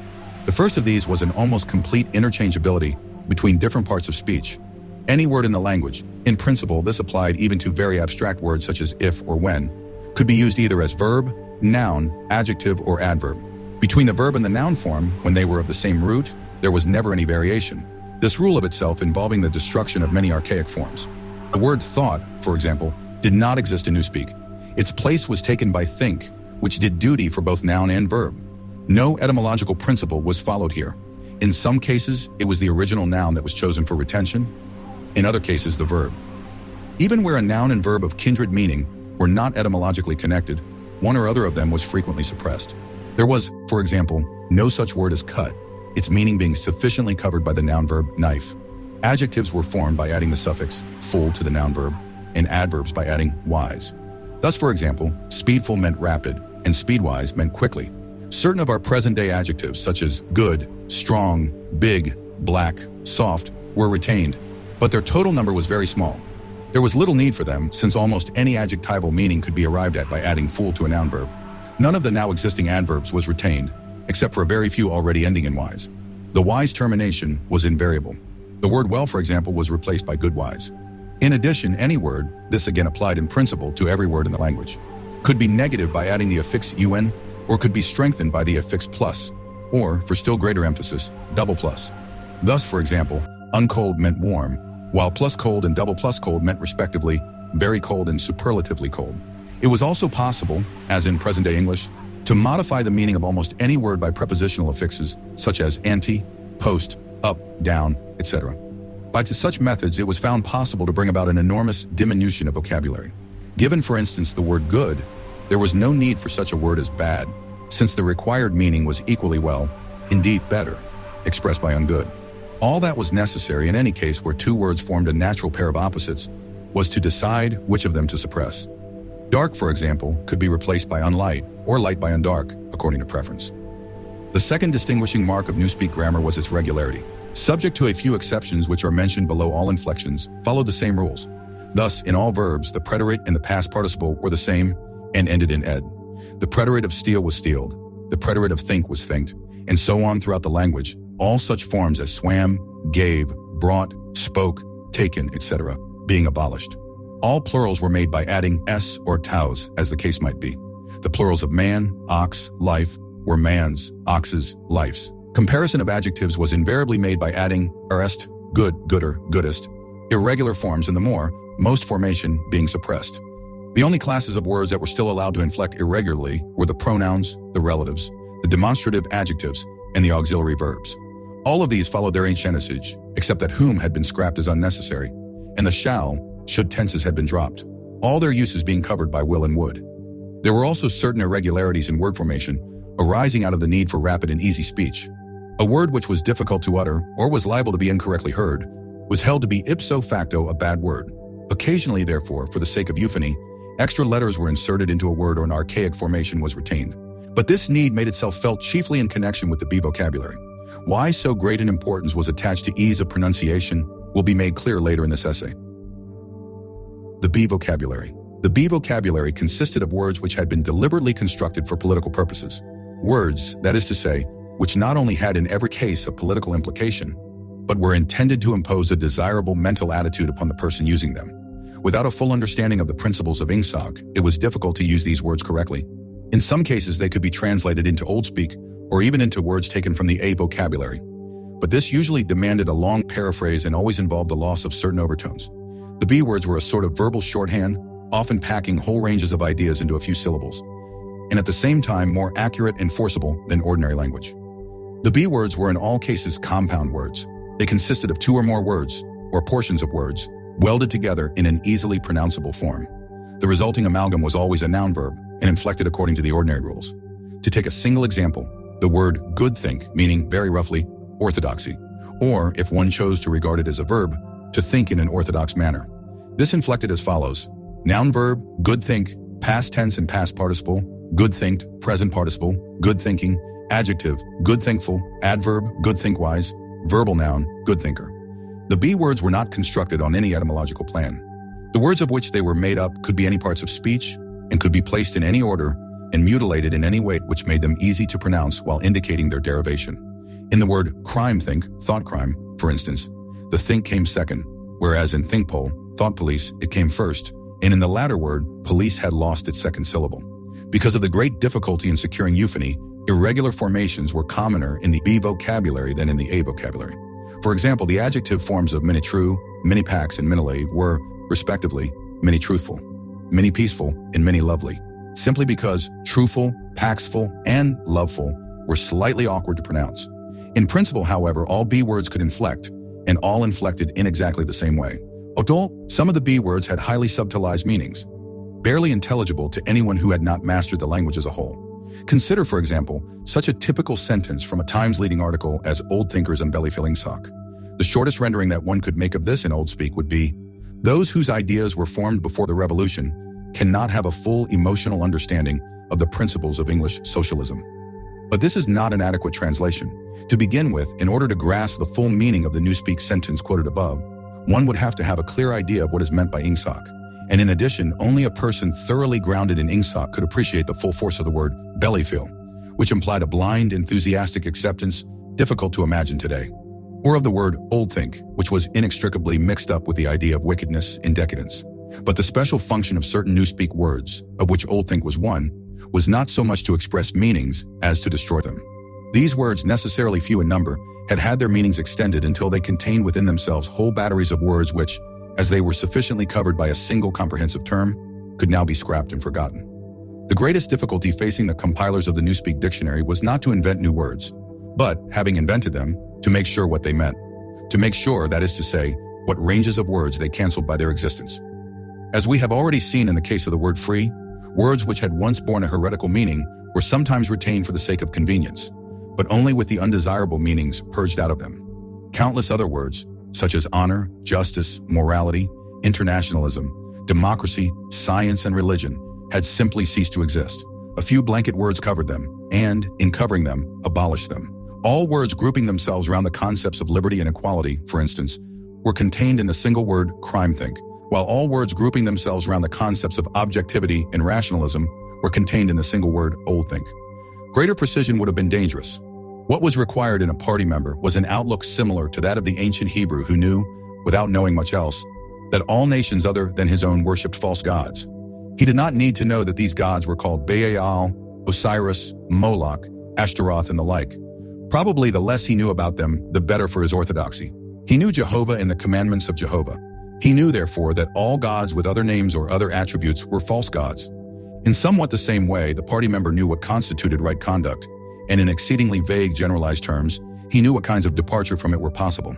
His sexual life, for example, was entirely regulated by the two newspeak words sex crime, sexual immorality, and good sex, chastity.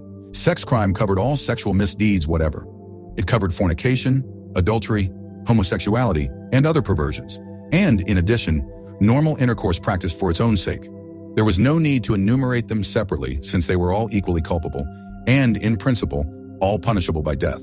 In the C vocabulary, which consisted of scientific and technical words, it might be necessary to give specialized names to certain sexual aberrations, but the ordinary citizen had no need of them. He knew what was meant by good sex, that is to say, normal intercourse between man and wife, for the sole purpose of begetting children, and without physical pleasure on the part of the woman. All else was sex crime. In Newspeak, it was seldom possible to follow up heretical thought further than the perception that it was heretical. Beyond that point, the necessary words were non-existent. No word in the B vocabulary was ideologically neutral. A great many were euphemisms. Such words, for instance, as joy camp, forced labor camp, or mini-pax, ministry of peace, that is, ministry of war, meant almost the exact opposite of what they appeared to mean. Some words, on the other hand, displayed a frank and contemptuous understanding of the real nature of oceanic society. An example was prolifide, meaning the rubbishy entertainment and spurious news which the party handed out to the masses. Other words, again, were ambivalent, having the connotation good when applied to the party and bad when applied to its enemies. But in addition, there were great numbers of words which at first sight appeared to be mere abbreviations and which derived their ideological color not from their meaning, but from their structure. So far as it could be contrived, everything that had or might have political significance of any kind was fitted into the B vocabulary. The name of every organization or body of people or doctrine or country or institution or public building was invariably cut down into the familiar shape. That is, a single, easily pronounced word with the smallest number of syllables that would preserve the original derivation. In the Ministry of Truth, for example, the records department, in which Winston Smith worked, was called RecDep, the fiction department was called FicDep, the teleprograms department was called Teledep, and so on. This was not done solely with the object of saving time. Even in the early decades of the 20th century, telescoped words and phrases had been one of the characteristic features of political language, and it had been noticed that the tendency to use abbreviations of this kind was most marked in totalitarian countries and totalitarian organizations. Examples were such words as Nazi, Gestapo, Comintern, Inprocor, Agitprop. In the beginning, the practice had been adopted as it were instinctively, but in Newspeak it was used with a conscious purpose. It was perceived that in thus abbreviating a name, one narrowed and subtly altered its meaning by cutting out most of the associations that would otherwise cling to it. The words Communist International, for instance, call up a composite picture of universal human brotherhood, red flags, barricades, Karl Marx in the Paris Commune. The word Comintern, on the other hand, suggests merely a tightly knit organization and a well-defined body of doctrine. It refers to something almost as easily recognized and as limited in purpose as a chair or a table. Comintern is a word that can be uttered almost without taking thought, whereas Communist International is a phrase over which one is obliged to linger, at least momentarily. In the same way, the associations called up by a word like Minitru are fewer and more controllable than those called up by Ministry of Truth. This accounted not only for the habit of abbreviating whenever possible, but also for the almost exaggerated care that was taken to make every word easily pronounceable. In Newspeak, euphony outweighed every consideration other than exactitude of meaning. Regularity of grammar was always sacrificed to it when it seemed necessary, and rightly so, since what was required, above all for political purposes, was short-clipped words of unmistakable meaning which could be uttered rapidly and which roused the minimum of echoes in the speaker's mind. The words of the B vocabulary even gained in force from the fact that nearly all of them were very much alike. Almost invariably, these words good think, mini-packs, prolifeed, sex crime, joy camp, ingsoc, bellyfill, think pole, and countless others were words of 2 or 3 syllables, with the stress distributed equally between the first syllable and the last. The use of them encouraged a gabbling style of speech, at once staccato and monotonous, and this was exactly what was aimed at. The intention was to make speech, and especially speech on any subject not ideologically neutral, as nearly as possible independent of consciousness. For the purposes of everyday life, it was no doubt necessary, or sometimes necessary, to reflect before speaking. But a party member called upon to make a political or ethical judgment should be able to spray forth the correct opinions as automatically as a machine gun spraying forth bullets. His training fitted him to do this. The language gave him an almost foolproof instrument, and the texture of the words, with their harsh sound and a certain willful ugliness, which was in accord with the spirit of ingsoc, assisted the process still further. So did the fact of having very few words to choose from. Relative to our own, the Newspeak vocabulary was tiny, and new ways of reducing it were constantly being devised. Newspeak indeed differed from most all other languages in that its vocabulary grew smaller instead of larger every year. Each reduction was a gain, since the smaller the area of choice, the smaller the temptation to take thought. Ultimately, it was hoped to make articulate speech issue from the larynx without involving the higher brain centers at all. This aim was frankly admitted in the Newspeak word, duckspeak, meaning to quack like a duck. Like various other words in the B vocabulary, duckspeak was ambivalent in meaning. Provided that the opinions which were quacked out were orthodox ones, it implied nothing but praise. And when the Times referred to one of the orators of the party as a double plus good duck speaker, it was paying a warm and valued compliment. The C vocabulary. The C vocabulary was supplementary to the others and consisted entirely of scientific and technical terms. These resembled the scientific terms in use today and were constructed from the same roots. But the usual care was taken to define them rigidly and strip them of undesirable meanings. They follow the same grammatical rules as the words in the other 2 vocabularies. Very few of the C words had any currency either in everyday speech or in political speech. Any scientific worker or technician could find all the words he needed in the list devoted to his own speciality, but he seldom had more than a smattering of the words occurring in the other lists. Only a very few words were common to all lists, and there was no vocabulary expressing the function of science as a habit of mind or a method of thought, irrespective of its particular branches. There was indeed no word for science, any meaning that it could possibly bear being already sufficiently covered by the word ingsoc.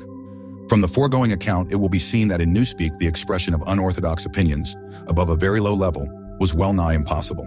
It was, of course, possible to utter heresies of a very crude kind, a species of blasphemy. It would have been possible, for example, to say Big Brother is ungood. But this statement, which to an orthodox ear merely conveyed a self-evident absurdity, could not have been sustained by reasoned argument, because the necessary words were not available. Ideas inimical to ingsoc could only be entertained in a vague, wordless form, and could only be named in very broad terms, which lumped together and condemned whole groups of heresies without defining them in doing so.